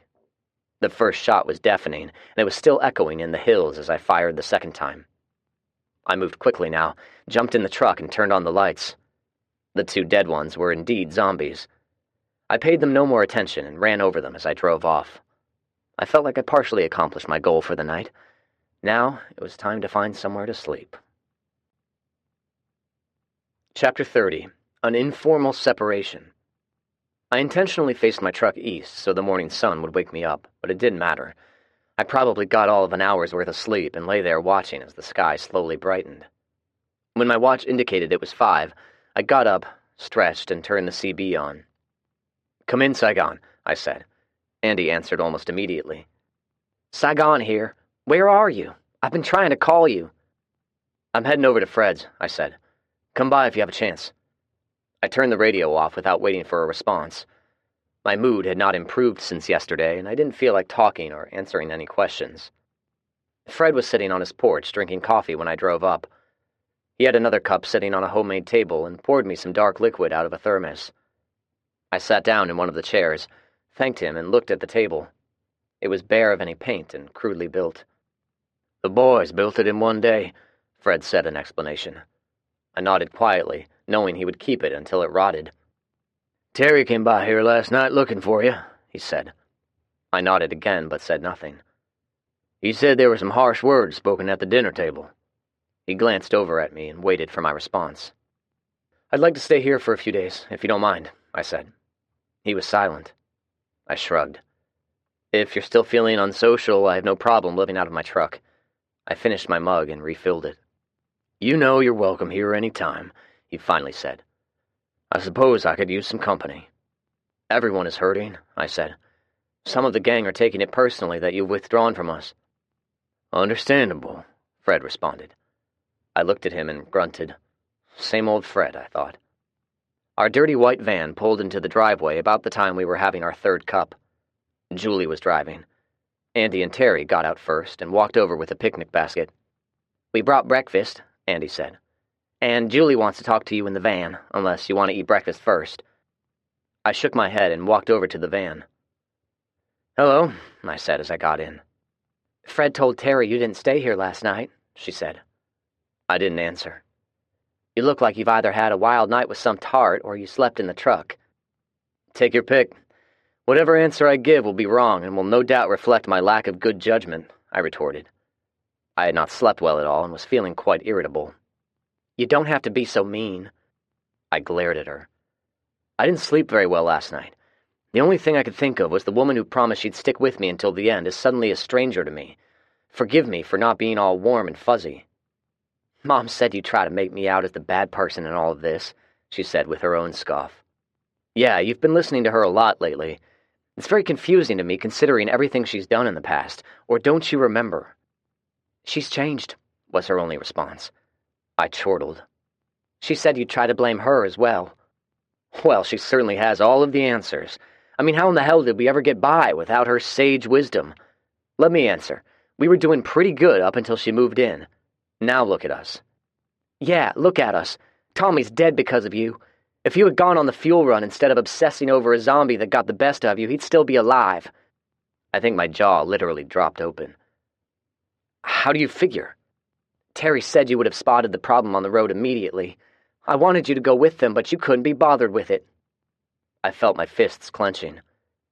"Do you really believe I'm the reason they died?" I asked incredulously. Julie didn't respond. Instead, she looked out of the front window. For a moment, I was tempted to tell her about the day I found Tommy. I wanted to tell her about the 2 men whom her mother had called friends. I wanted to tell her how one of them raped Tommy while the other one watched and laughed gleefully. I wanted to tell her that was the reason I killed those 2 men, and I wanted to tell her I was the one who rescued him and brought him home. But I didn't. It seemed like a moot point now. "I see," I muttered, and looked toward the porch. "I'll tell Terry to load up my clothes and bring them over." Julie looked at me sharply. "I'm miserable, Julie. Absolutely miserable. You've shut me out and questioned everything I do as if I were a pathetic screw-up and not the man you love. You're blaming me for the death of your little brother, which is absolutely ludicrous. You've turned against me, Julie." I waited for a response, but got none. "Well, hell, I never thought your mother would steal you away from me, but I guess I was wrong. She's sure done a number on us." I got out of the van and walked back to the porch. "How'd it go?" Andy asked. I shook my head ruefully and walked inside. Chapter 31. When angry, go hunting. It was on the 3rd day when I started to wonder if I was being a damned fool. On day 1, I was totally pissed off with the female gender. Granted, I'm 18 and still don't know shit about what makes them tick, which always seems to work against me. Case in point, I thought I'd extend an olive branch. I went into Nolansville, found some feminine products, bagged them up in one of those cellophane gift bags, and presented what I thought was a nice present to Julie. I was hoping she would melt at the kind gesture, and maybe it would go from there. Boy, was I wrong. Julie took one look into the bag, called me a sexist after contemptuously rolling her eyes, and walked back inside without a backward glance. I was at a loss. I had no idea how to proceed, and the not knowing pissed me off. I sat in my truck, not quite ready to drive away, but I couldn't bring myself to walk into the house and convince her to talk to me. While I was sitting there fuming, Terry appeared out of the barn and walked up. "What's going on, bro?" he asked. "You moving back home?" I gripped the steering wheel in frustration and shook my head. "Ride with me," I finally said. Terry eyed me, but got in without asking why. I drove the short distance to the barn. "Hang on," I said. "I'm going to grab some stuff." Terry followed me in the barn and watched in silence as I stuffed a knapsack full of ammo and MREs. When I put the ghillie suit on, he couldn't stand it any longer. "What the hell are you about to get into?" he finally asked. "I've got to get away from here for a few days. Drive me down to Mac Hatcher Parkway and drop me off. I'm going to do some hunting." Terry stared at me a few seconds. "You're crazy, dude." Much to his credit, he didn't try to argue with me. He got in the driver's seat and started the truck. I had him drop me off at the location where we first trapped Big Bastard and told him to come looking for me if I wasn't back in a week. I spent the first day in a sniper position with a wide kill zone of the entire intersection, lying in an uncomfortable prone position, waiting for my nemesis to make an appearance. He was a no-show. Even so, I still had a productive day. They would appear randomly. Sometimes they would be alone, sometimes in small groups between 2 and 10. I'd pick them off with single shots to the head at 300 yards. I had no idea where they thought they were going. They were of various ages, genders, racial makeup, but oddly there were no children among them. I didn't want to blow my cover, so I didn't take the time to inspect them or set them on fire. Instead, I'd kill a couple, low crawl to a fresh spot, and then wait for the next group to appear. As I lay there, all I could think about was Julie. Her words really hurt. Maybe it was merely a phase our relationship was going through. I had no idea. The only thing I knew for certain was I felt as though she had betrayed me, and that feeling was very painful. The warm morning sun did a number on me, and I dozed off at one point. It was only for about 10 minutes, I think, but when I came to, I saw something which made my skin crawl. There were about a dozen of them, and they were low-crawling through the tall grass, maneuvering their way toward the sniper position I had previously occupied. One of them crawled by within a few feet of me. The only thing that saved me was the camouflage my ghillie suit afforded. I sat motionlessly, controlling my breathing until the thing had crawled past, and watched as they slowly but steadily crawled along. They converged on my previous spot about 10 minutes later, about 50 yards from where I was currently lying. When they reached the spot, one of them struggled to his feet and looked around. I peered at him through my scope. The long crawl had torn the front of his shirt open, exposing his torso, which was also scraped and torn. Black ooze seeped out, but he was oblivious to any pain.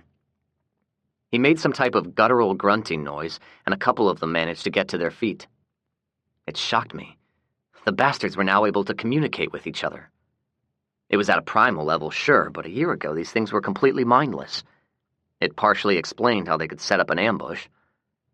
When I got back home, I was going to carefully review my notes and maybe even talk it over with the psychologists. They stood there looking around, ignoring their comrades who were not able to get to their feet. I aimed between the eyes of the apparent leader and took him out first. The others looked at him when he fell to the ground. Now they were without direction and stood there like morons. I made quick work of all of them. On day 2, I spent the entire day slinking about and started working my way toward I-65. The only action I had were 2 lone zombies hung up in a fence. I dispatched them with my machete. I saw no other zombies that day, which made me smugly think it reflected the good work we'd been doing of eradicating them. But there was also a little tickling in the back of my mind, telling me it was a sign of something more ominous. I pondered this feeling the rest of the day, but no answers came to me. I slept that night on the top of an abandoned tractor trailer. On the 3rd morning, I awoke to a squirrel less than a foot away from me, noisily eating on an acorn. My ghillie suit was covered in dirt and enhanced the camouflaged effect. When I sat up, I must have looked like an apparition. The little rodent emitted a loud shriek as it scurried off the trailer. As I enjoyed some beef jerky for breakfast, I finally admitted to myself how foolish I was acting. I was doing this more for the escape from everyone, and finding Big Bastard was only an excuse. I was unnecessarily putting my life at risk. There were at least one or two people who still cared about me. Besides, there was work to do back at the farm. It was time to get my act together and go home. Unfortunately, it was going to be Fred's home I was going back to, and it was about 7 miles away. I worked my way down to the interstate and started the long walk back. I'd not explored I-65 in a while and wanted to see if anything had changed. The interstate was silent, its lanes filled with immobile vehicles. In spite of my head injury a couple of years ago, my memory was still sharp. I remembered every car and truck. Nothing had changed, with only one exception. There was an SUV on the side of the road about a mile from the Concord Road exit that had been burned down to the frame. I thought it was odd. Nobody had mentioned it. I looked it over for maybe a minute and continued on my way. The condition of the roadway was slowly but steadily deteriorating, and I idly wondered how long it was going to take before the roads would be in total ruin. Abandoned cars were grimy and tires were going flat. Every once in a while, I happened across skeletal remains and could only speculate about how they ended up here. When I got close to Concord Road, I saw a portion of the fence alongside the interstate knocked down. On a whim, I decided to take the cut-through and work my way to the back of the school. I don't really know why, but I wanted to watch them for a while, see what they were up to. I climbed the embankment, crossed over Lipscomb Road, and headed toward the school, which was about 100 yards away. I only walked a short distance when I came across a fresh path in the woods. One direction of it led to the school, but I had no idea where the opposite direction led. All I could readily discern were the fresh footprints. Somebody had definitely used it since the last rainstorm. Curious, I followed it. It emerged from the woods to the backyard of an older house. Small and worn-out looking, it had a small detached shed in back. It reminded me of the home my grandmother raised me in. The lone window to the shed had been boarded up, which seemed odd. I was standing there wondering why someone from the school cared enough about this house to visit it, when the door to the shed suddenly opened. I ducked back and crouched down among the trees and bushes. I watched as Anthony emerged, looked around, and then shut the door, padlocking it behind him. He then began walking toward the path. Something told me not to jump up and say hello. Instead, I remained ghostly still as he walked by. The ghillie suit once again proved effective. He didn't notice me and walked casually, disappearing down the trail a moment later. I even heard him chuckling to himself. I waited 5 minutes and then went to the shed. He was hiding something, and I wanted to see what was inside. Whatever it was, it must have been good to have him in such a mood. I took the head cover of my suit off and studied the padlock. Since I had none of my lock-picking tools with me, I looked around until I found a big rock and smashed the hasp off the old wood. As a precaution, I led with my rifle as I slowly opened the door. As the sunlight illuminated the dark confines, I gasped. There, cowering in the corner, naked, dirty, and emaciated, was a live human. I almost didn't recognize her. "Oh my God," I uttered. "Jessica?" Chapter 32. Jessica. When Jessica saw me, she began whimpering and trembling uncontrollably. I quickly realized I looked pretty much the same way when I scared the squirrel. "Jessica, it's me, Zach," I said a bit louder than I intended. It didn't seem to help, so I yanked the headgear off, struggled out of the top of the camouflage suit, and dropped it on the concrete floor. "Look," I gestured at it. "This is called a ghillie suit. I'm wearing it because I've been hunting zombies. I'm not here to hurt you."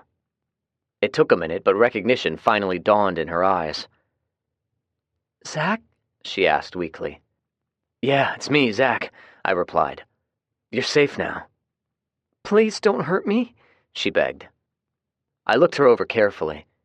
She looked like death warmed over. She was dirty.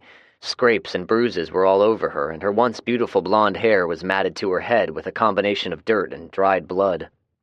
Both eyes were blackened and swollen, and her face looked like Andy's when the captain had beaten her so badly. There wasn't much in the shed. A dirty mattress, along with a tattered blanket, a plastic pail overflowing with excrement, and one of those double bowls people had for their pets. It was disgusting, and I found myself becoming deadly angry as I realized what Anthony had done. I took a slow, deep breath. "No, sweetheart, I'm not going to hurt you. I'm going to take you home." She shook her head vigorously. "No, I can't leave. He'll find me." "Jessica," I said as I took another step forward. "I'm not going to let anyone hurt you, okay? I'm going to get you away from here, and nobody is going to stop us. If they try, I'll kill them. I'll kill anyone who tries to hurt you again." She looked at me as if there was no way I could keep my promise. It was then I noticed a crudely fashioned steel collar around her neck and a chain attached to it. The chain led to a bolt that was anchored in the concrete floor. "Jessica, can I come closer to you? I promise I won't hurt you." Her eyes were frightened and vacant, causing me to wonder how much of her mental acuity was left.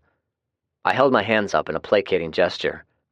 "I won't hurt you, I swear. I only want to get that chain off you." "Can you do that?" she timidly asked. "Yes, just trust me, okay? You know me, right? I would never hurt you." She stared at me, and I thought she might start screaming at any moment. Finally, she nodded. I stepped closer and got a good look at the source of her restraint. It looked like a piece of 1-inch wide steel, about 1/8 of an inch thick, and it had been shaped into a tight circle around her neck. It was bolted to the chain, and the bolt had been deformed by a hammer or something, preventing it from being unscrewed. Her neck was a combination of scabs and fresh, bloody furrows in the skin from the constant abrading of the collar. It would be difficult to bust it loose without injuring her further. I looked down to where it was anchored to the floor. It was a simple eye bolt embedded in the concrete. "All right, sweetheart, I believe I can bust this eye bolt open, but I need to look around for some tools to use." Jessica's lower lip started quivering. "You're going to leave me?" I shook my head vigorously. "Absolutely not. I'm only going to look around for some tools, and then I promise I'll be right back." She didn't seem convinced, and it looked like she was on the verge of passing out. "Hey," I said, "I bet you're hungry." I took my knapsack off and fished out some jerky. Tearing it into small pieces, I handed it to her. "Here," I said, thrusting it into her hand. "It's a little tough and salty, but it'll fill your stomach. Chew on it slowly." As an afterthought, I pulled my machete out. Jessica inhaled sharply, and I held up a hand. No, here," I said, flipped the handle around and handed it to her. "You can keep this for protection." She looked at me as if I were trying to trick her and refused to touch it. I reached out and grasped her arm, forcefully put it in her hand, and gently closed her fingers around it. I then carefully put my hand on her chin and forced her to look at me. "If anyone comes through that door besides me, you have my permission to bury this machete in their skull, okay?" I released her chin and waited for a response. She weariedly nodded. I gave her a reassuring smile. "I'll be right back. We'll get you free and get out of here. Just hang on, okay?" She nodded again, grabbed my hand and squeezed it. I gave her another smile and walked out. I peered out of the door for any threats before exiting and hurriedly walked to the nearby house. The back door had already been kicked in, presumably by Anthony. I led with my AR-15 as I quickly cleared the house. Finding no threat, I began searching for anything I could use. The house had been thoroughly ransacked, and there was not much left. I only found 2 things I could use, a well-worn screwdriver and an old dusty dress that had been stuffed under a bed for some unknown reason. I hurried back to the shed and grabbed the rock I used earlier. "Jess, it's me. I'm coming in." I took a careful step inside. Jessica was still in the corner, but this time she held the machete defensively. "Hey," I said. She eyed me warily, and I realized the big rock I was holding was probably unnerving her. I motioned with it. "Okay, here's the deal." I pointed at the eye bolt as I walked closer. "If you'll notice, the eye in the eye bolt is not solid. There's a little bitty gap. I'm going to try to wedge it open with this screwdriver and rock. It's going to be noisy, but I don't want you to be afraid, okay?" Jessica nodded, but I was worried about the way she was holding the machete. I tried a light-hearted chuckle. "Don't hit me with that thing. Remember, I'm the one who gave it to you." It took about 15 minutes. My fingers hurt, and I was drenched in sweat, but I finally worked the eye bolt open enough where I could slip the chain link out. "Success," I said with a grin. Jessica looked at me blankly. "Can't you get this off me?" she asked, tugging at the steel collar. I shook my head. "I don't have the proper tools here, but when I get you back home, Fred and I will be able to get it off in seconds."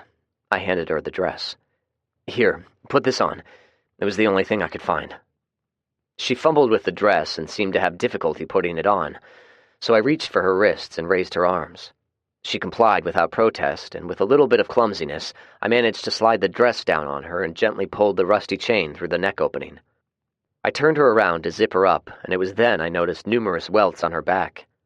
I instinctively touched one. Jessica flinched and let out an involuntary gasp. "I'm sorry, sweetheart." I then leaned close. "I'm going to make him regret doing this," I whispered. She responded with an involuntary sob. "In the meantime, let's get you home." She was too weak to walk. The weeks of subsisting off of an occasional morsel had left her looking like a Holocaust survivor. I did not dare think about what else he had done to her. The closest place was the school, but when I mentioned it, Jessica started panicking and almost went into convulsions. Since the fuel tanker accident, the Birmingham women had moved into the school, so the radio tower was empty. My house, the house I used to live in with my wife and kid, was a few miles away, as was Fred's home. There was no way she was going to be able to walk that far. I thought for a moment. "Okay, I have an idea," I started. Jessica listened to me tentatively. "We're going to walk to the school." I couldn't finish before Jessica started shaking her head.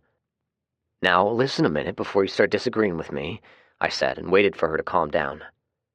"In spite of Anthony, there are people there who I believe we can trust. I'll either borrow a car or get one of them to give us a ride home. It'll work, okay? Besides, if anyone does something shady, I'll shoot them," I said while holding up my rifle. She didn't react, but she had calmed down somewhat, which was good enough. I tried leading her by the hand, but it was obvious she was too weak to walk for more than a few steps. "All right, there's only one way to do this. I've got to carry you." "Please don't take me to the school. He'll—" She didn't finish before she started whimpering again. I thought it over for a few minutes. Anthony would not dare try to hurt her in front of other people, especially me.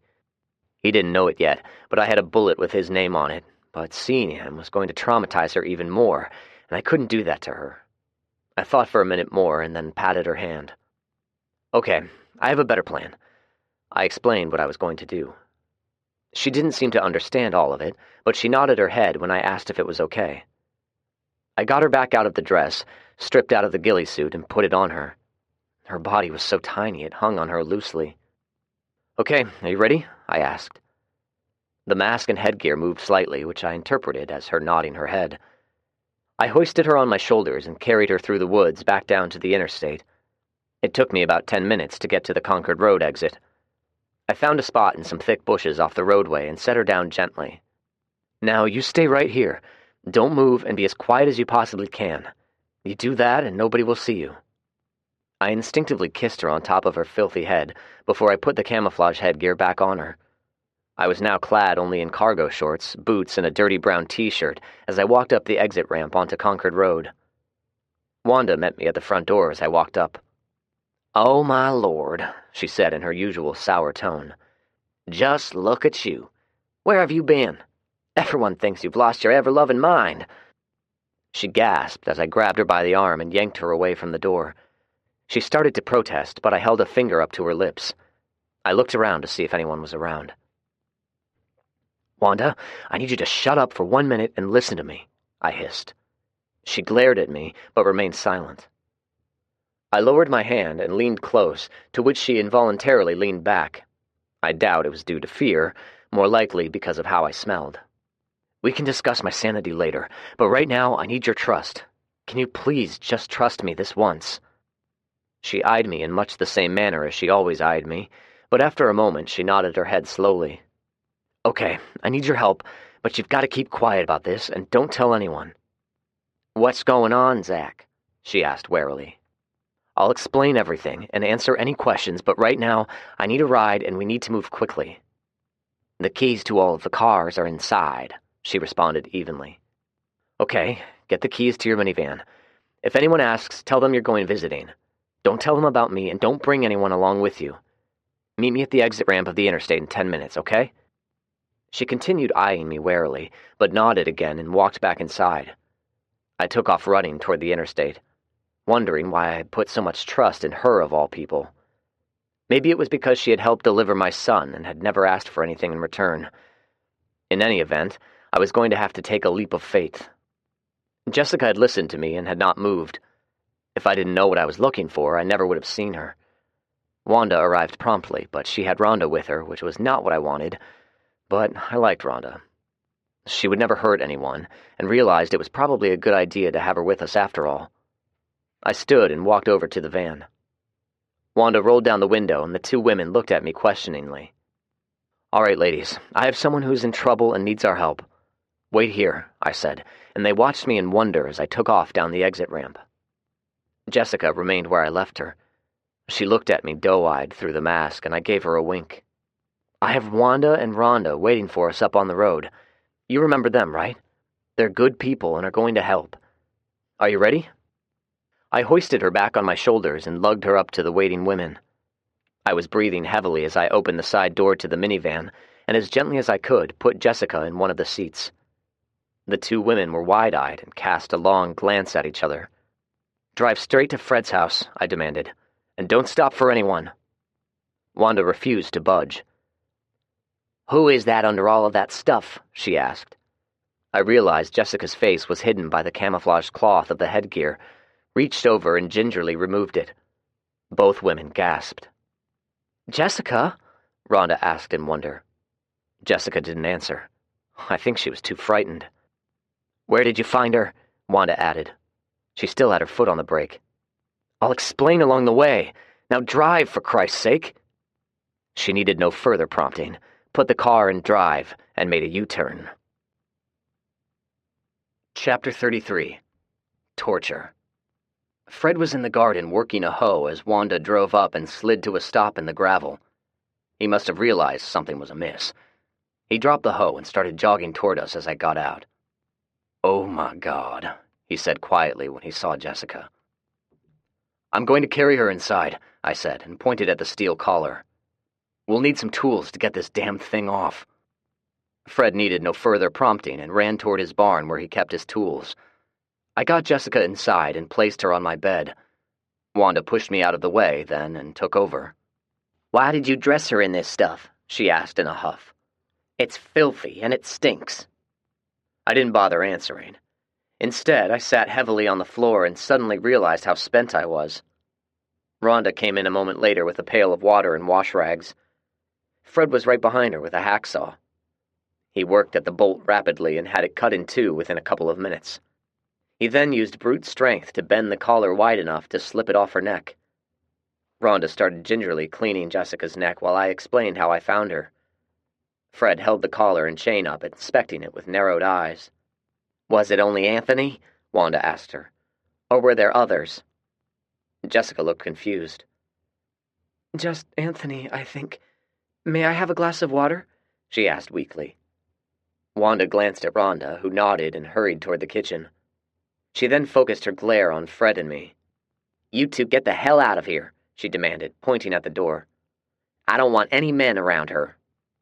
It was then I saw a revolver stuck in her waistband. I gave her a respectful nod, and we shuffled out of the room. "Have you killed him yet?" Fred asked. I shook my head. I wanted to make sure she was safe first. Fred poured us both large glasses of water. I nodded gratefully, and we sat at the kitchen table talking about this new development. Wanda walked out 10 minutes later and joined us. She retrieved a clean glass out of the cupboard and poured herself a glass full with nervous hands before sitting down heavily. "She's asleep. She's in bad shape, on the verge of starvation, and she has several injuries." "I never asked her what happened. Did she say?" I asked. Wanda scowled, which I think was her usual facial expression. "He came to visit them one day.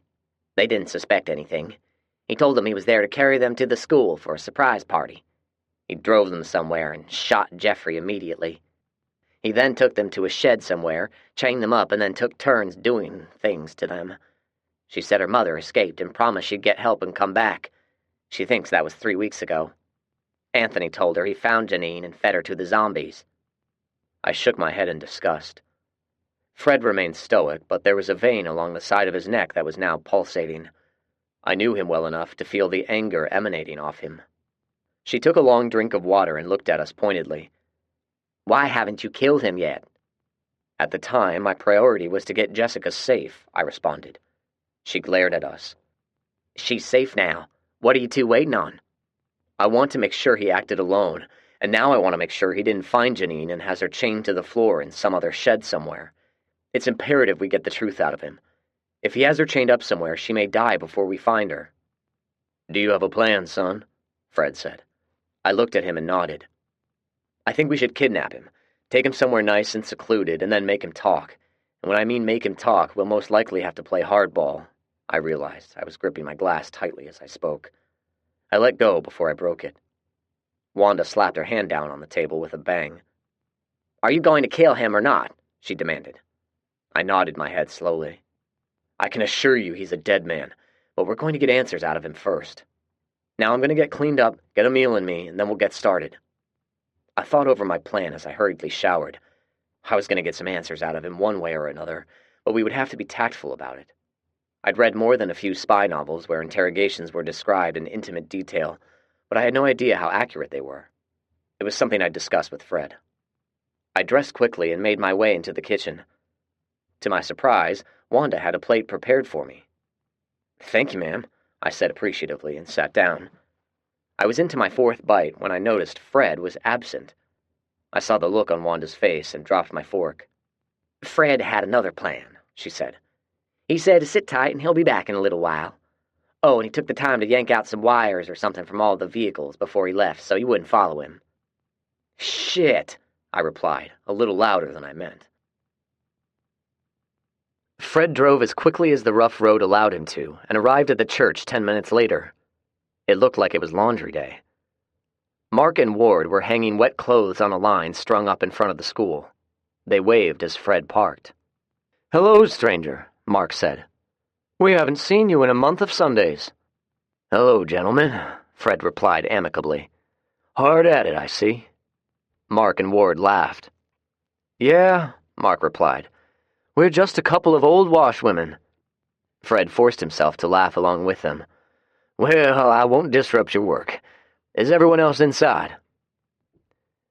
Yeah, except for the Wanda and Rhonda duo. They went visiting Julie, Mark said. Go on in, though I have to warn you, everyone is cleaning house and they're liable to put you to work. Come out and chat with us when you have a chance. Fred nodded with a forced grin and walked inside. The docs were right. Everyone was involved in various house-cleaning tasks. He found Anthony in the kitchen, struggling with a stack of dirty dishes. That doesn't look like any fun, he commented. Anthony looked up and shrugged. It's better than scrubbing the toilets, but yeah, it's a pain in the ass. What's going on, Fred? I haven't seen you in a while. Fred looked around like he didn't want anyone else to hear him. Yeah, I've been remiss in visiting, but right now I've got a problem and I need some help. Anthony continued looking at Fred quizzically as he wiped the suds off his hands with a dish towel. What's up? He asked.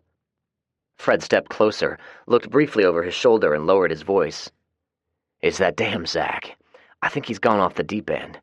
He took off a couple of days ago. I've been looking for him all day, and I found his truck in a neighborhood over yonder ways. Fred pointed to an ambiguous area as he spoke. When Anthony didn't respond, Fred tried his best helpless expression. Would you mind helping me go looking for him? Terry's leg is gimped up, and I have no idea where Rowdy and the rest of the crew are. There are too many houses to peek in before the sun goes down, and I could use an extra man to help me find him. He may be all right, but for all I know, he could be laid up with a broken leg or something. Anthony looked undecided. The gay dudes are outside, but I'm sure they'd be glad to help. Fred frowned. I like them, I surely do, but they're gossipers. I'd just as soon do this with someone who'll keep their mouth shut. Fred looked at Anthony expectantly, but he could still see the reluctance on the man's face. He held his hands up in surrender.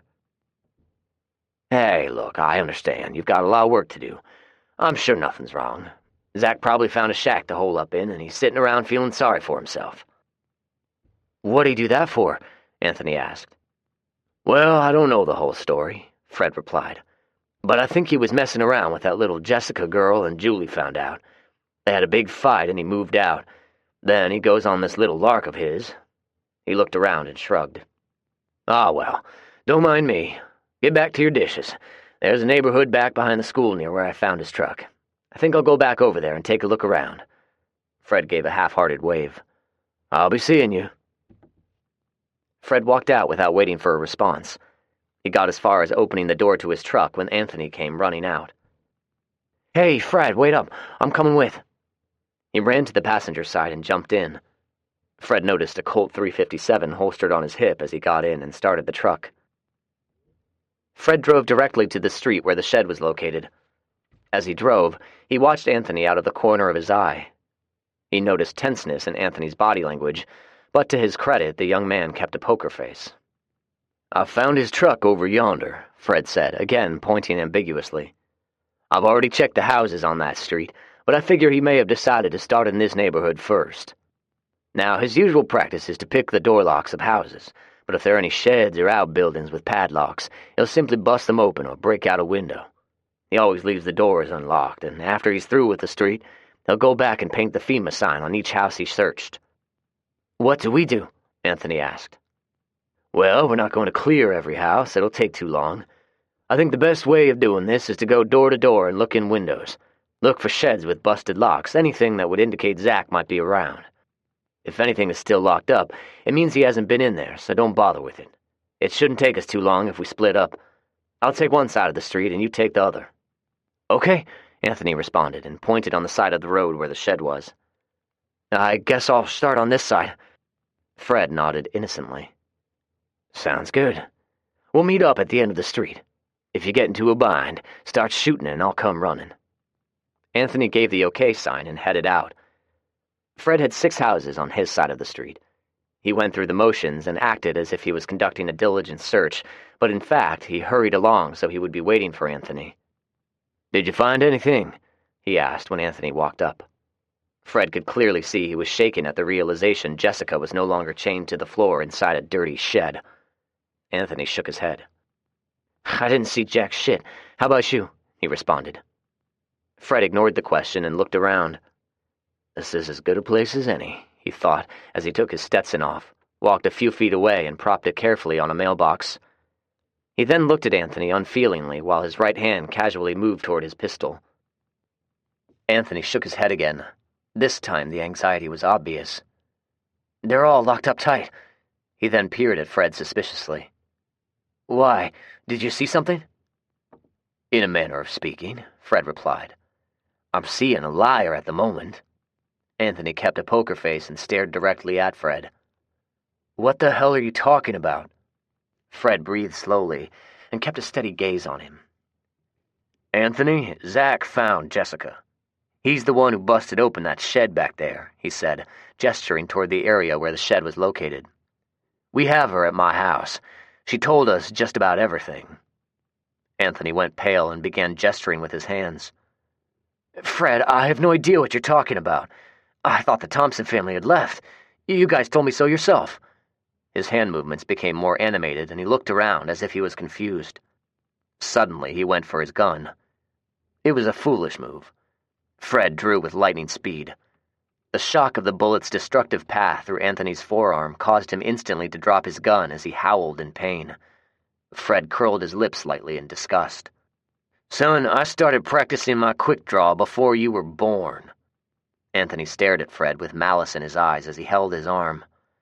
"I haven't done anything, old man." Fred slowly opened the cylinder to his revolver and replaced the spent cartridge before walking a few feet closer to Anthony. "Young man, I already know you're guilty. I only wanted some confirmation in my mind so I could rationalize what I'm about to do next." "You can't prove anything," Anthony declaimed defiantly. He stood there staring at Fred as if daring him to do something. Fred stared back without emotion, stepped forward and punched Anthony in the gut. He exhaled and doubled over. "You don't get it, young man. I don't have to prove anything. You've already been found guilty." Fred followed up with a knee to the face, knocking Anthony to the ground. He lay there for a couple of minutes until he could catch his breath and the stars circling in front of his eyes subsided. Fred watched impassively, but patiently. Anthony glared at Fred for a moment and then spotted his handgun laying only a couple of feet from him. With a surge of confidence, he lunged for it. Fred was quicker, though. He kicked it away and then stomped on Anthony's arm, causing him to scream again. Fred then pulled out a pair of handcuffs, the same pair the captain had used on Zach, wrestled Anthony to his stomach and shackled his hands behind his back. Fred cinched the cuffs as tightly as he could, causing Anthony to gasp. "This is what happens next," Fred said casually. "I'm going to ask you a few questions, and you're going to give me truthful answers." "You can go fuck yourself, you cocksucker," Anthony retorted, and spit out a mouthful of blood. Some of it hit Fred's boots. Fred grunted. "Somehow I knew you were going to be difficult, but I've got a remedy." Anthony looked up at Fred suspiciously. "What's that?" he asked. "Torture," Fred said plainly. "From the looks of the injuries on Jessica, you have a good idea what's about to happen." Anthony spit out some more blood and then looked up at Fred. "Fuck you, old man," he snarled. His snarl turned to uncertainty as Fred retrieved a knife from a sheath on his belt and locked the blade open. "Here's what is going to happen next. You are going to answer every question I ask you truthfully. If I don't like the way you answer something, I'm going to work on you with this here knife." Fred looked at his knife and emitted a short chuckle. "I bet I know what you're thinking right about now. You've watched all those idiotic TV shows where the bad person threatens to do something but never has a chance to follow through before the cavalry comes in." Fred squatted down beside him before continuing. "Son, nobody is coming to rescue you." Fred dropped a knee onto Anthony's chest, pressing down with his weight, grabbed one of his ears and began slicing. Anthony's screams of agony echoed through the vacant neighborhood. Chapter 34. Death Notice. It was a good 2 hours before Fred returned. I was murderously angry with him for the first 30 minutes of his absence. The next 30 minutes I was mentally rehearsing the cussing out I was going to give him. As the next hour slowly ticked by, my anger faded. I regaled myself impatiently to pacing in the yard. When he opened the door and got out of the truck, I immediately noticed the bloodstains on his clothing. He walked directly to one of the rockers on the porch and sat. I sat in the adjacent chair and waited. Neither of us spoke for at least 10 minutes until I realized it was going to have to be me who would have to break the silence. "The women are inside. They woke up Jessica long enough to get some soup in her, and then she went right back to sleep. Rhonda is going back to the church whenever you decide to hand over the spark plug wires, but Wanda is going to stay here. I told her you said it would be an honor for her to sleep in your bed." I looked at him with a smirk and waited for some type of reaction, but he didn't even arch an eyebrow at me. "So," I continued, "both of us are going to be sleeping in the den, unless, of course, you feel like snuggling up next to her every night." Fred rocked slowly, but still said nothing. I waited a couple more minutes before speaking again. "Are you going to tell me what the hell happened?" Wanda walked outside at that moment with her usual scowl. I made eye contact with her and motioned for her to sit down. "Fred was just about to tell me about his encounter with Anthony. Weren't you, Fred?" "Yep." "Well, don't keep us in suspense," she demanded. Fred took a deep breath. "The first woman he raped and murdered happened about 4 years ago back in Huntsville. After the outbreak, he murdered 2 of the men in their group, raped their wives, and murdered them. He said he's been a good boy since then. His words, not mine. He thought he had gotten it out of his system, but when he saw the Thompson women, he said he couldn't help himself. He planned it out and waited for the right opportunity." He paused for a minute and breathed deeply. "He described all of the things he did to them, which I won't bother going into. When Janine escaped, he said he spent all of his spare time looking for her, but as far as he knows, she's gone, maybe eaten by zombies. Anyway, he was going to keep Jessica alive until he had the opportunity to catch someone else." He glanced over at me. "Kelly and Julie were his next targets." I nodded somberly and could only imagine what he had done to Anthony in order to elicit this information. I had no intention of asking for details, but Wanda had other ideas. "How did you get him to talk?" she asked. Fred slowly shook his head. The dried blood was the only indicator of violence, but it was clear he was not going to discuss the details. "Well, you at least killed him, right?" she pressed. "Yes," Fred answered. Wanda stared at Fred for a few seconds, trying to browbeat him into telling her more. Finally, she scoffed. "That poor girl is going to be scarred for life," she said. "Was anyone else involved?" I asked. Fred shook his head. "All right, I think you need to get out of those clothes and get cleaned up. Then we need to pay a visit to the school and tell them all about this." Fred got up without a word and walked inside. "I didn't know he had it in him," Wanda commented idly. Never underestimate him, I responded. Since I'll be staying here, Rhonda is going to pack some of my stuff for y'all to bring back. No problem. May I make a suggestion? I think she should be moved to my house first thing in the morning. Not only is there plenty of room, Julie and Andy can help out. Wanda looked sidelong at me. Why did you move out? Julie and I are having some issues. She can tell you all about it if she wants to. Wanda nodded in seeming understanding. Well, I'd say your suggestion is a good one, but I don't like Julie's mother one bit. The two of us are liable to butt heads at every turn. I smiled at the thought. I certainly hope so. I had radioed ahead, and everyone was gathered out front when the three of us drove into the parking lot. Carla walked up to Fred immediately as he exited the minivan. I thought Anthony was with you, she asked. Where is Wanda? Benny asked Rhonda. I answered for her. Wanda is at Fred's house. She's going to be staying with us for a few days. Why? Tonya asked. You didn't answer Carla. Where is my brother? Fred looked over at me and gave one of his subtle dips of the head. I cleared my throat. We have something to tell all of you that will not be very pleasant. We found Jessica. I paused, and there were some murmurs of confusion. Wait, Gus said. I thought they had packed up and moved on.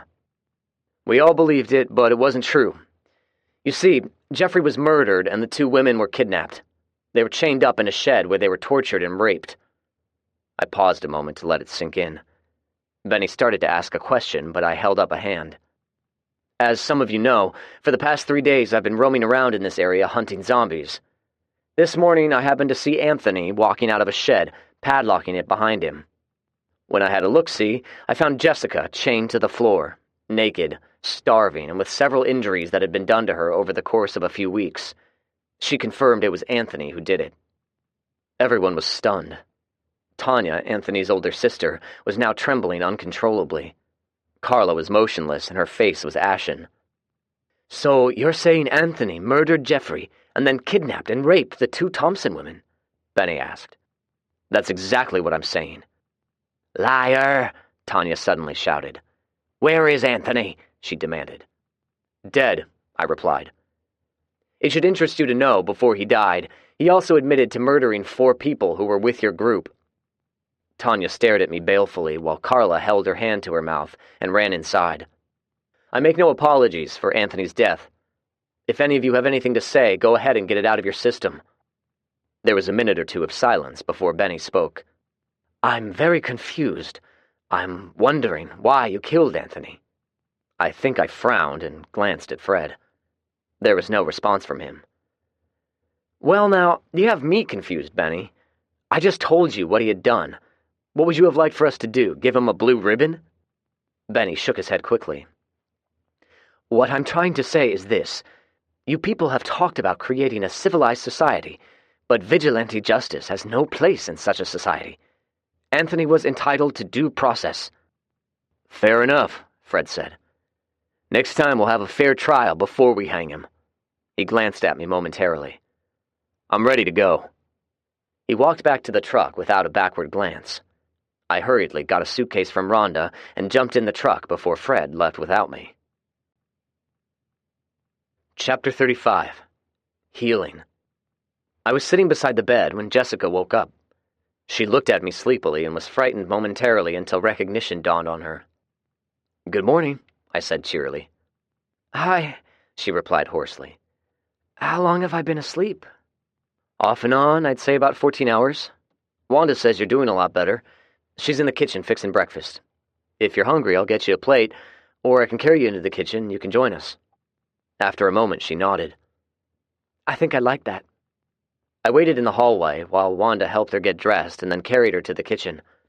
She was light as a feather, and I guess she only weighed about 75 pounds. Fred ate an early breakfast and is out working on the farm, I said. So it's just the 3 of us. I set a plate in front of her. Wanda's gotten pretty decent at making bread, so how about some eggs and toast? I asked.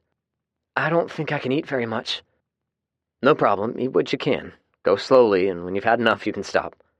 I smiled at her reassuringly. Look, we even have milk now. I pointed at the pitcher of cool milk. Fred had a pasteurizer, but it was destroyed in a fire. Konya, I don't think you've met him, anyway. Konya and Rowdy went out scavenging the other day, and they found a couple at an abandoned farm gathering dust. "What's a pasteurizer?" she asked.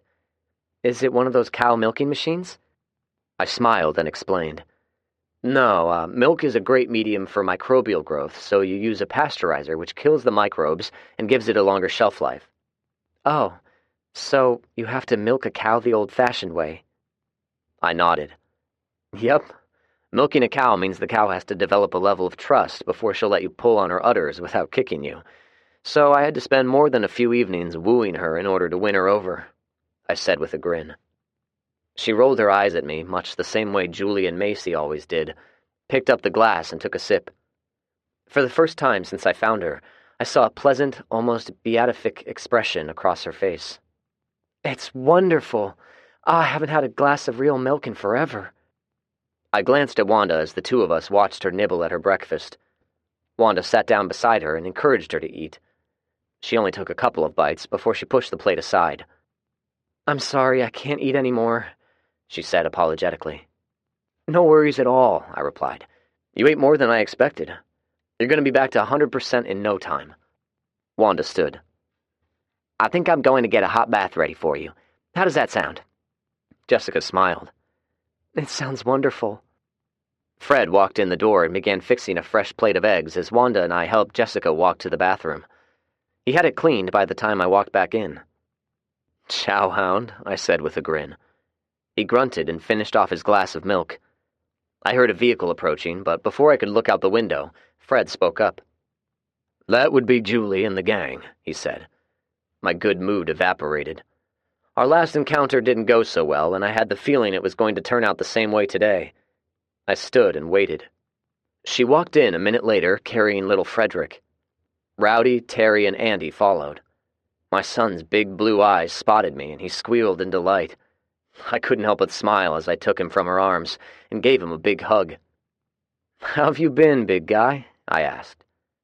He had no idea what I said, but it didn't keep him from grabbing my nose and squeezing. I looked at Julie then. She stared at me, but damned if I could read what she was thinking. "How are you?" I finally asked. "Okay," she responded without a lot of emotion. "How about you?" I looked at Frederick. "I'm better now." There was a moment of awkward silence.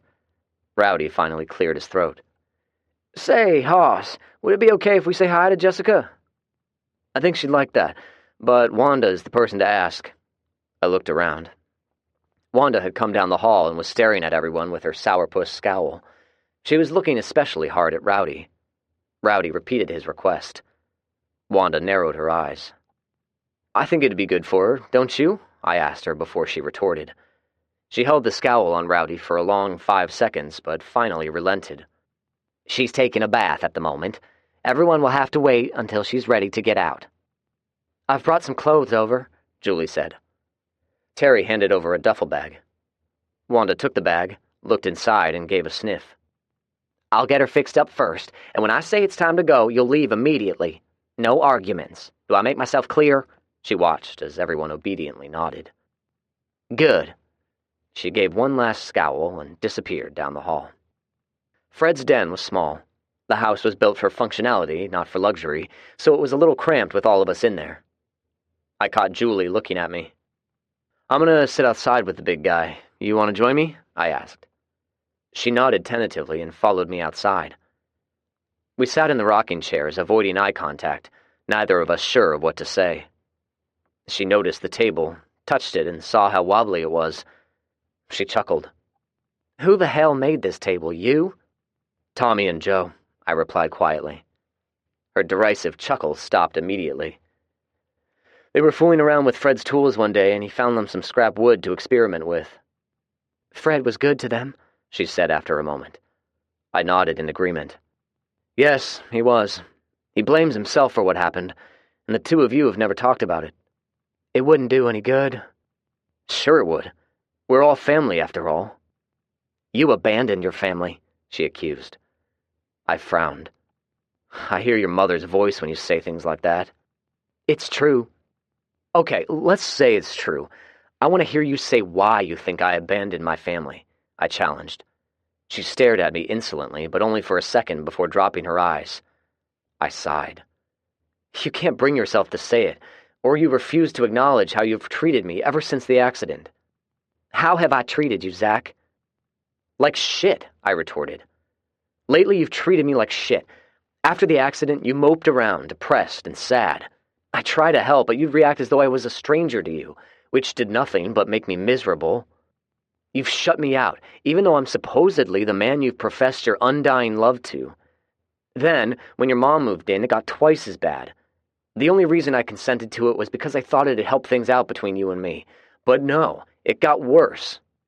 The final straw was when you blamed me for their deaths, for God's sake.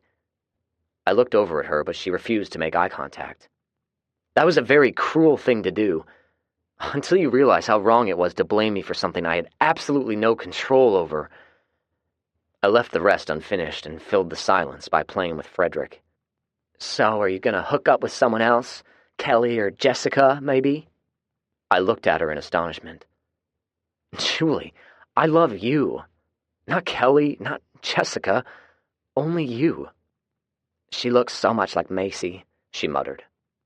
I'm in love with you, I repeated. How did you find her? She finally asked. Don't think I didn't notice how she changed the subject. I thought for a moment to point it out, didn't do it, and explain the events leading up to the discovery. When I was finished, she reached over and grabbed my hand. I squeezed without realizing it. You saved her life, she said, pointing out the obvious.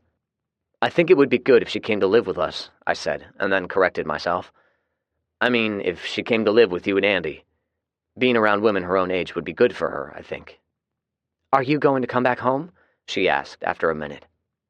Are you still in love with me, Julie? I asked. Do you even need to ask? I think I do. The last time I heard you say those 3 words has been a long time. You couldn't even say them just now. I could see the expression on her face change. First, it was anger, and then realization. It was a long moment before she replied. I haven't been myself lately, she said quietly. I waited for her to explain, but after a few minutes of uncomfortable silence, I realized she was not going to. I sighed. I miss the 2 of you terribly, but there are 2 things that need to happen if I'm to move back, I responded. Julie remained silent, but at least she looked at me now. The first thing is, I want my old Julie back. Not the Julie who's been so cold to me lately, criticizing everything I do and blaming me for things I have no control over. What is the second thing? She asked. Your mom has to go, I said. Her eyebrows furrowed, and she stared at me as if I had made some type of disparaging remark. We've come a long way since she moved back in. I disagree. She does nothing but manipulates and plants the seeds of discord between the 2 of us. She's jealous of us and covets what we had, and now she has it. She has our house, farm, food, her daughter, everything you and I worked so hard to build, everything she was incapable of achieving on her own. She said you'd try to turn me against her, she quipped. I'm the one who got you 2 back together, or don't you remember that? Did she twist that fact around too? By the way, did she tell you what she said when we met on the bridge back in January?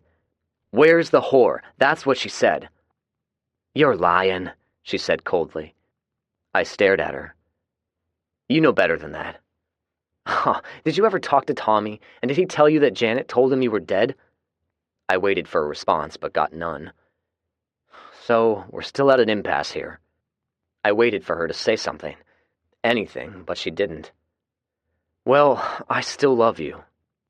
She looked at the ground briefly before making eye contact, but before she could say anything, we were interrupted by Terry walking outside. Hey guys, I hate to break it up, but Jessica said she'd really like to see you, he said, gesturing at Julie. Go ahead, I said. Terry and I will keep little Rick amused. Terry took over the chair when Julie went inside. So, how'd it go? He asked. I shrugged as I bounced my son. It could have been better. Looks like I'm still staying here with Fred. How's it going on the home front? Not too bad. No zombie encounters. We've been doing the chores, which, by the way, I think Rowdy has just now realized how much of the work you were doing before you moved out. Yeah, I'm sorry to leave you all high and dry. I'll be over first thing in the morning and start helping out again. Oh, Terry said suddenly. I don't think anyone has told you. We finally got the old homestead fixed up. Rowdy and I moved in yesterday. Awesome, I replied. I tried to smile, but couldn't. Yeah, Konya and his dogs have been staying with us too, but he's been looking around. He then snickered and lowered his voice. Oh, and this is between you and me. Rowdy has been putting the wood to Janet. I perked up. No shit, I asked. Terry nodded. The two of them think they're being sneaky. They've been having a regular late-night rendezvous in the tour bus. He has no idea what he's got himself into, I said, shaking my head. Poor Rhonda. Oh, he's still wooing Rhonda whenever he gets a chance, Terry said with a chortle. What is it with you two? I asked. You've got to chase every piece of tail around? Yeah, well, I guess we can't help ourselves. So, Carla is single now? I glanced at him uncertainly and realized he was only half joking. Yeah, but I don't know what her frame of mind is at the moment. She certainly has no warm and fuzzy feelings toward Fred and me. I thought for a minute and stared at him until we had direct eye contact. Jessica is off limits, I declared, and pointed at him before he responded. Now, don't get me wrong, I'm not saying you're a bad guy. I happen to think the world of you.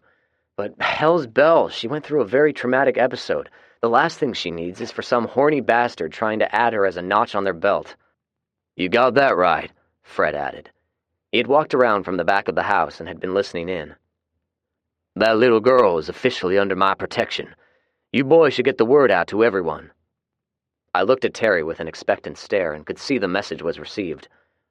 He nodded curtly in acknowledgement. The girls walked out then, effectively ending our conversation. Julie gave me a long look.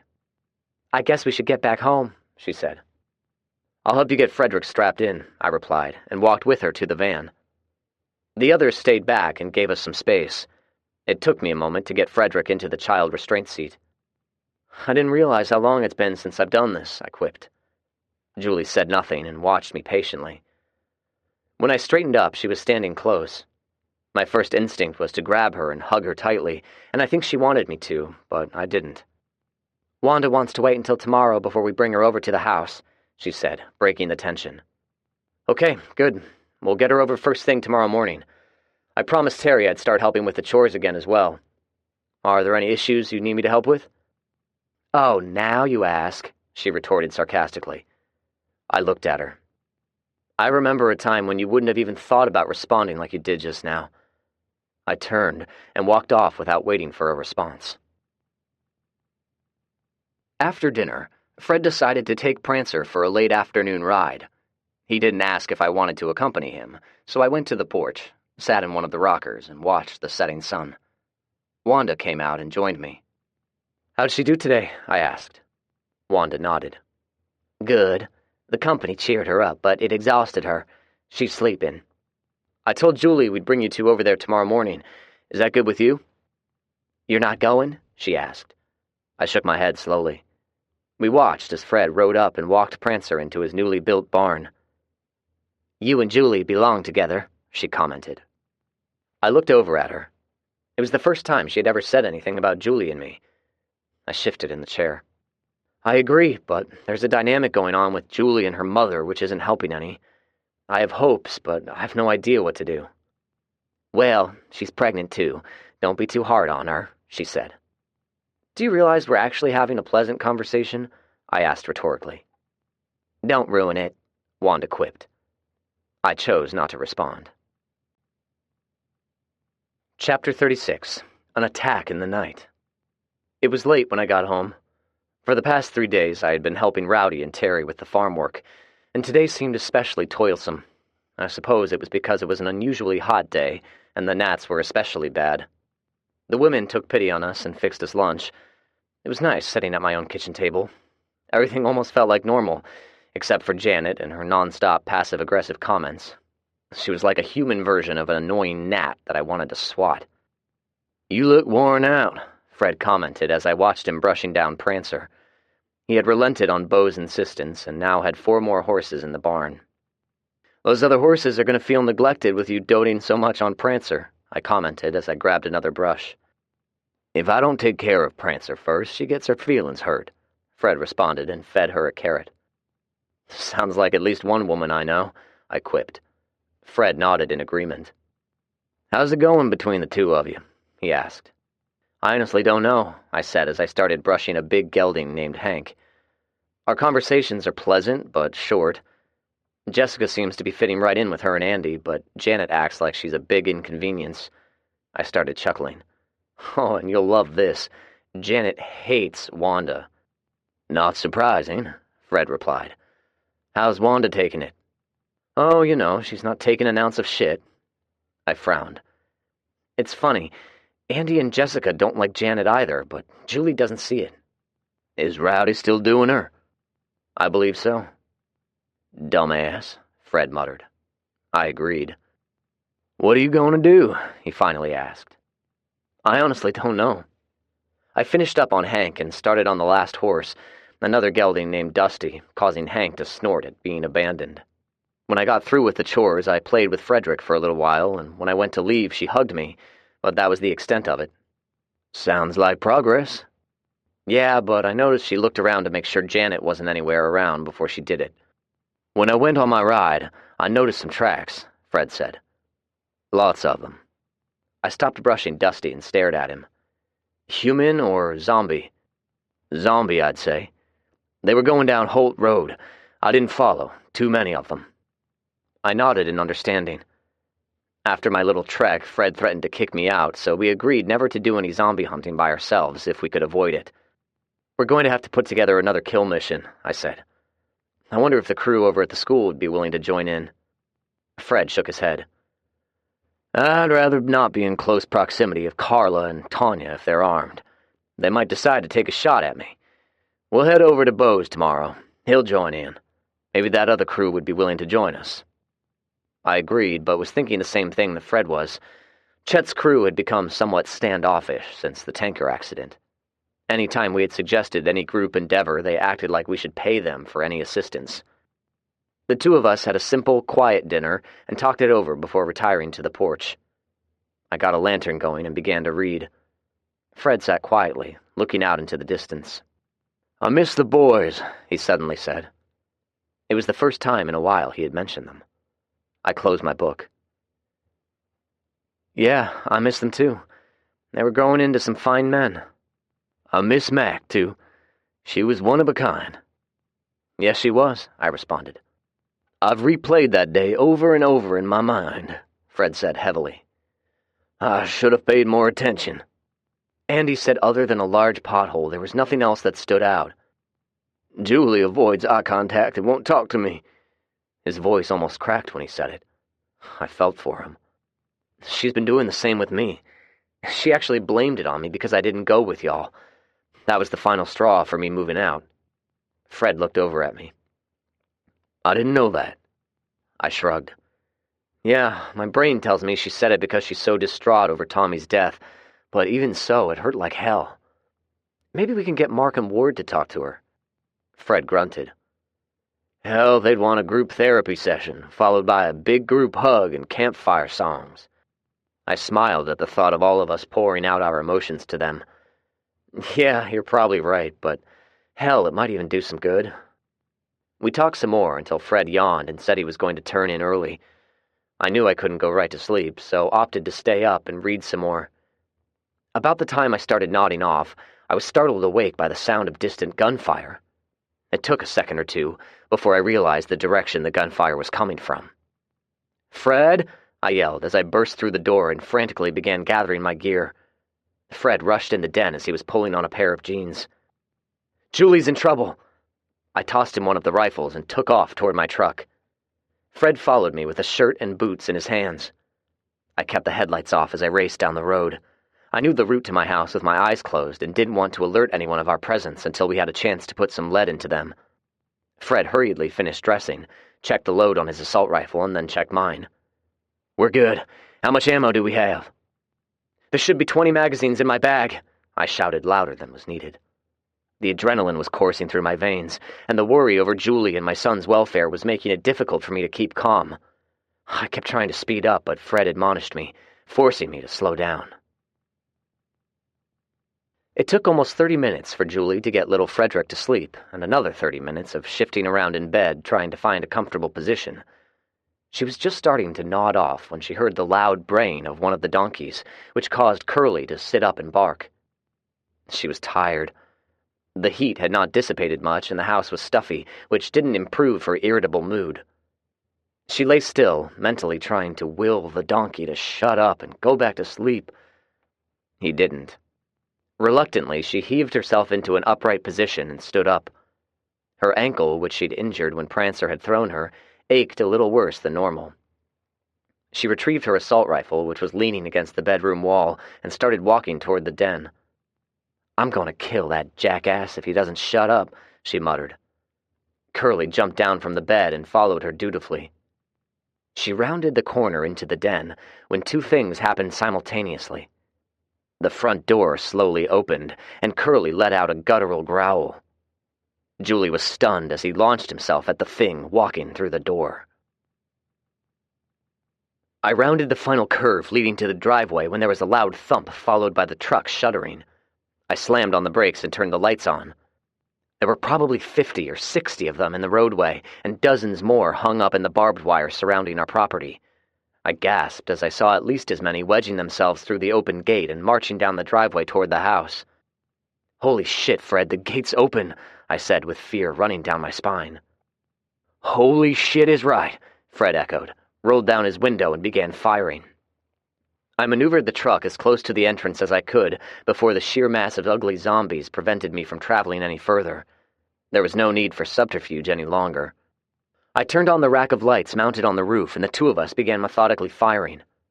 A lot of the zombies turned their attack toward us and swarmed the truck. It was futile for them, though. The thick hardware mesh I had mounted over the openings held fast. Within minutes, the acrid odor of cordite was thick in the interior of the truck.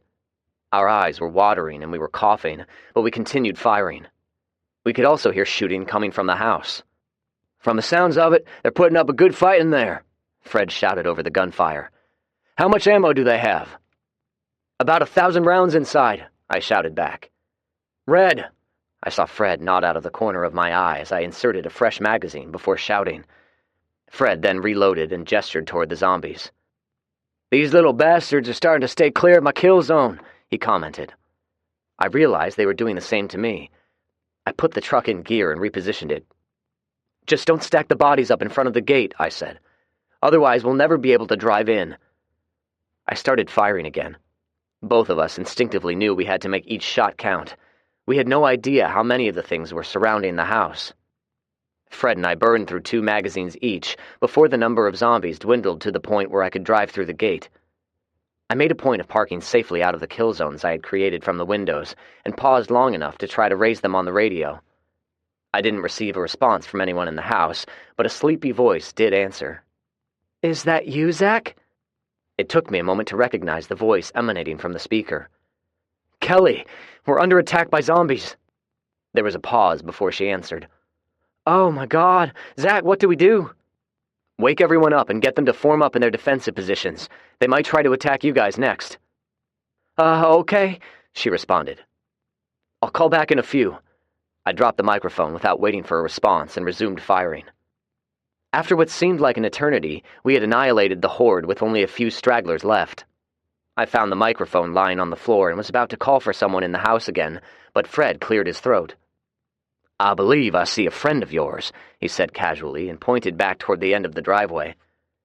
I looked in the direction he pointed, confused and wondering why he was wasting time, until I saw what he was pointing at. It was Big Bastard. He was standing off to the side of the driveway near a tree, out of the way of all of the gunfire, watching. I pointed at him as well. "He was leading this assault, Fred," I said incredulously. "That motherfucker led an assault on my house with my wife and kid inside." "Yep, I believe you're right," Fred responded. He must have sensed we had seen him and took off at a run. Not a fast run, it looked more like a 70-year-old man with a bum knee, but running nonetheless. I floored the accelerator. Fred had just enough time to brace for impact as I ran him down. I lined up the truck and hit Big Bastard squarely. His head snapped backward as his torso was propelled forward about 20 feet. I slowed only a moment and then drove forward until I felt like I was running over a speed bump. Stopping the truck, I looked over at Fred. "If you don't mind, cover me," I said coldly. Fred nodded. We exited the truck together. My driver's side tire was on top of Big Bastard's lower torso. He stared up at me malevolently and snarled. I didn't bother with any clever one-liner. Instead, I pulled out my lock blade knife and slowly, deliberately cut his head off. I'd never admit it to anyone, but I had a smug sense of satisfaction as I buried the knife into his neck. Chapter 37. Bitten. Fred and I circled around the house with the truck and killed off what stragglers remained. When we were sure we had killed them all, I shouted our established password at the house. Andy finally answered. She was out of breath and hard to understand. "We're coming in. Make sure nobody shoots us," I yelled. Andy acknowledged, and we made our way past the barricades. We got no further than the front steps before we were stopped by a stack of corpses. "Holy shit," I said quietly as we shone our flashlights around. There were at least 30 or 40 of them lying in and around the doorway. We took turns covering each other and pulled enough bodies away to clear a path inside the doorway. There were more bodies stacked up in the den. On the other end of the den, Julie and Andy had moved the couch up against the hall doorway and used it as a barricade. Brass cartridge casings were scattered all around them. "Holy shit," I said again in wonder. The coffee table was up against the couch with a few corpses lying across it. There were dead zombies literally within inches of where they had made their final stand. I spotted a lamp lying on the floor and got it lit. Setting it on the coffee table, I looked at the two of them standing behind the couch, fatigue and uncertainty etched on their faces, like they were not convinced all of the zombies had been killed and there would be more coming through the doorway at any moment. I motioned behind me. "Fred and I got the rest of them. Are y'all okay?" I asked. It was a stupid question, yet it didn't stop the two of them smiling gratefully, if not somewhat tiredly. I looked pointedly at Julie, not quite certain what I should do. She finally stepped over the couch and hugged me tightly. Wanda and Jessica walked in from the back room a moment later. Both were armed with a pair of my Glock 9mm handguns. I looked at them questioningly. "Someone had to cover the back of the house," Wanda quipped. I nodded gratefully. Fred used his hand to sweep all of the cartridge casings littering the couch, maneuvered it away from the doorway, and pointed at it. "All of you ladies come over here and take a load off," he ordered, and gently guided them toward the couch. Jessica was ashen-faced. Wanda put a protective arm around her. "Jessica did good," she said with a gentle squeeze of her shoulders. "Y'all should have seen her. She was a regular Annie Oakley." Jessica pulled her shoulders up to her chest, and even though she was a year older than me, she looked like a frightened child. Fred gave her a fatherly smile, patted her on the knee, and disappeared into the kitchen. I could hear him rummaging for glasses in the cabinets. I sat down beside Julie and gently took her hand. The adrenaline was wearing off now, and all of them were sitting beside each other with shivers running through their bodies. "What the hell happened?" I asked. "We were all asleep," Julie responded shakily. "I woke up hearing one of the donkeys braying, and then Curly started raising hell. One of them was coming through the door when I walked into the den. I was dumbfounded for a second, but Curly attacked him and gave me enough time to start shooting." There were tears streaming from her eyes, and I looked to see what she was staring at. Curly, our dumb, lovable dog, was lying on the floor off to the side beside a dead zombie. His throat had been ripped out. Julie buried her head into the crook of my shoulder and began sobbing. After a minute, she collected herself and looked up at me. "I swear to God, Zach, I locked everything up tight before I went to bed. I've no idea how they got in." I looked around in wonder. There must have been at least a dozen who had actually made it inside the den. It was amazing they had not been completely overwhelmed. I squeezed her hand. "You ladies kicked some major zombie ass, didn't they, Fred?" "Yes, indeed," he replied as he brought in a pitcher of water and glasses. He set them down on the coffee table and poured a glass for everyone. "I want each of you ladies to drink slowly, but finish the glass. Adrenaline and fear will make you thirsty as hell," he said. I looked around then and realized someone was missing. "Where's my son?" I asked with sudden worry. "He's fine," Wanda replied. "He's in his crib. Who do you think we were protecting back there?" she asked sarcastically. I breathed a sigh of relief and then realized there was one additional person who was missing. "Where's Janet?" Julie looked around in confusion. "She usually sneaks out after everyone has gone to bed and heads to the bus," Andy said. Julie looked at her questioningly. A couple of nights a week, she and Rowdy meet up. He's been fucking her brains out. Well, I think we figured out how the door was left open, Wanda said with some more of her patented sarcasm. She finished her glass of water, scowled at the glass, and stood. I'm going to fix some coffee, she said, and stepped over some corpses as she headed toward the kitchen. I was seething inside at the realization Wanda had hit the nail on the head. Janet, that foolish imbecile of a woman, had endangered everyone's lives. I was about to comment on it when we heard a couple of gunshots coming from the direction of the homestead. I jumped to my feet and started toward the door. Fred held up a hand. I'll go. Why don't you stay here and clean some of this up, he said, and motioned toward the pile of corpses lying on the den floor. He then gestured at Andy. Why don't you come along, he asked her. I need someone to watch my back.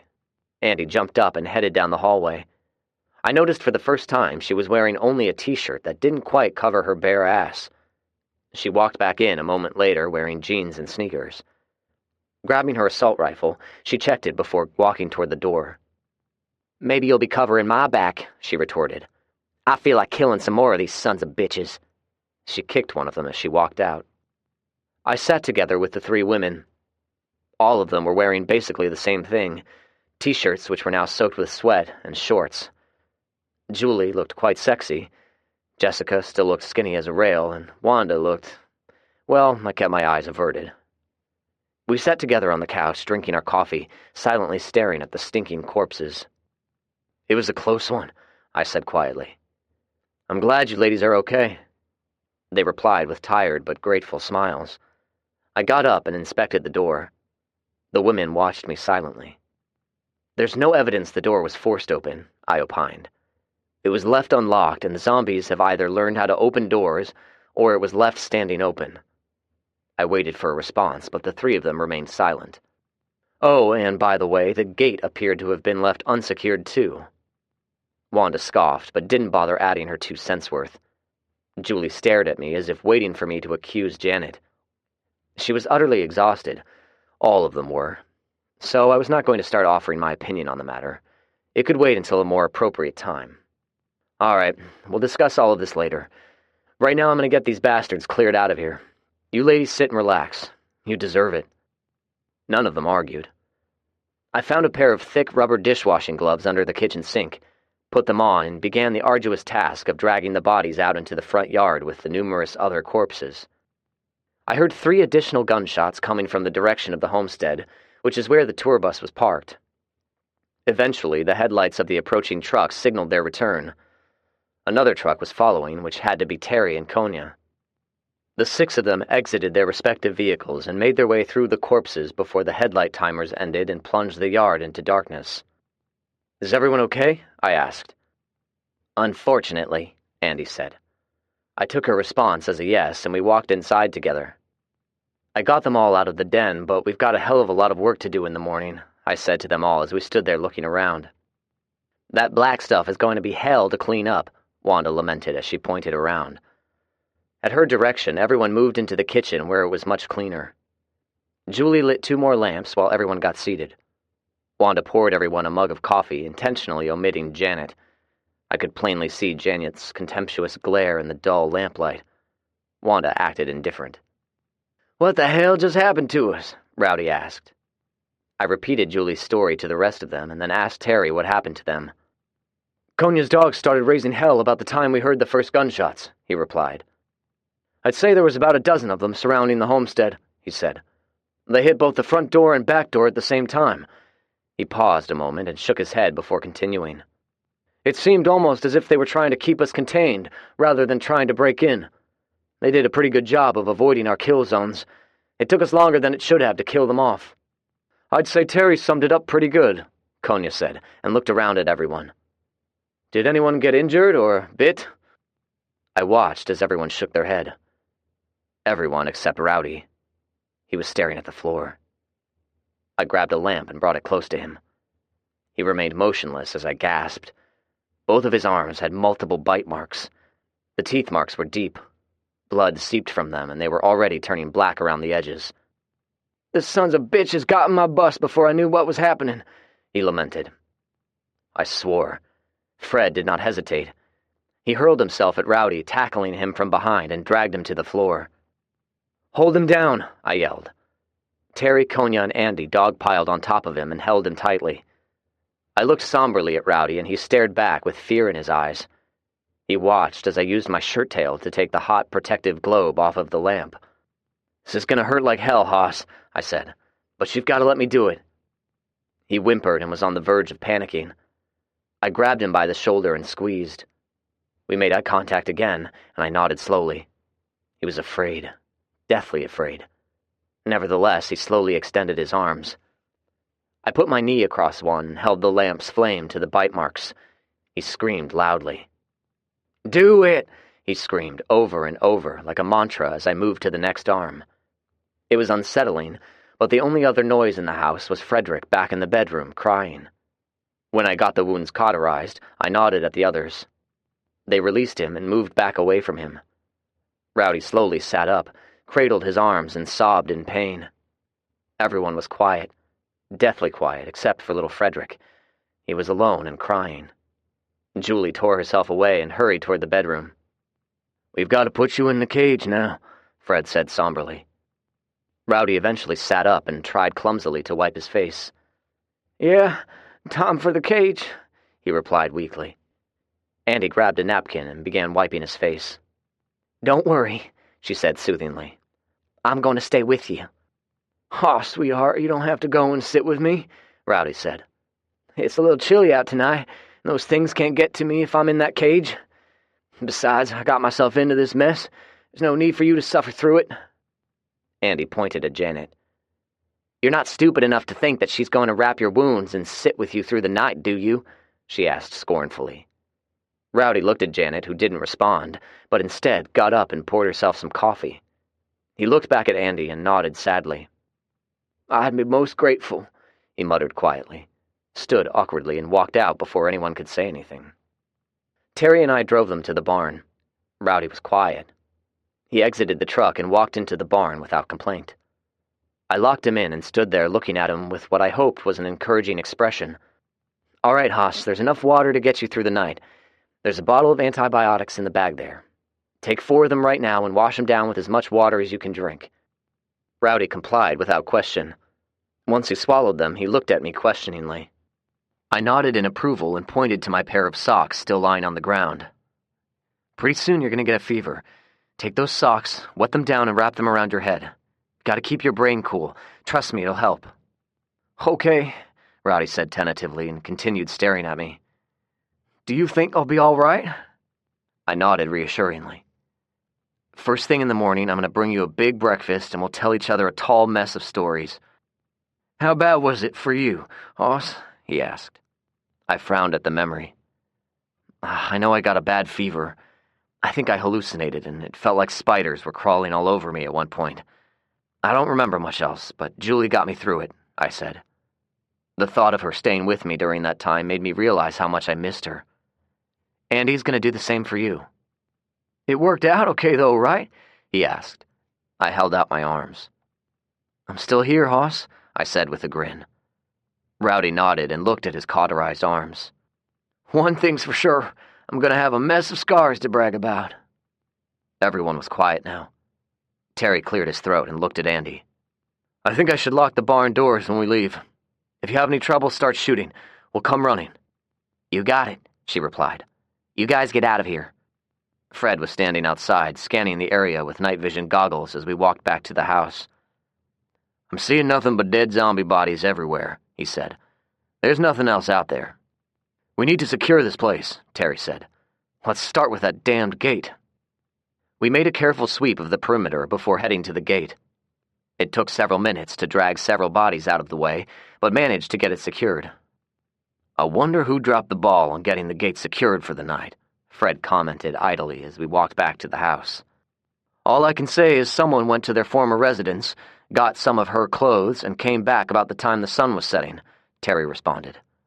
"She said she locked it up, but I should have double-checked it myself." Neither Fred nor I responded. When we got back to the house, we looked over the exterior. There were several dead corpses stacked up on the porch and around the door. It took us another 30 minutes to drag all of them out into the yard. It was laborious work, but necessary. Afterward, we sat on the porch and scrubbed our hands clean with a bucket of water and lye soap. I was tired, dead tired. I sat in one of the chairs and could have easily fallen asleep right there. Julie brought me a fresh glass of water.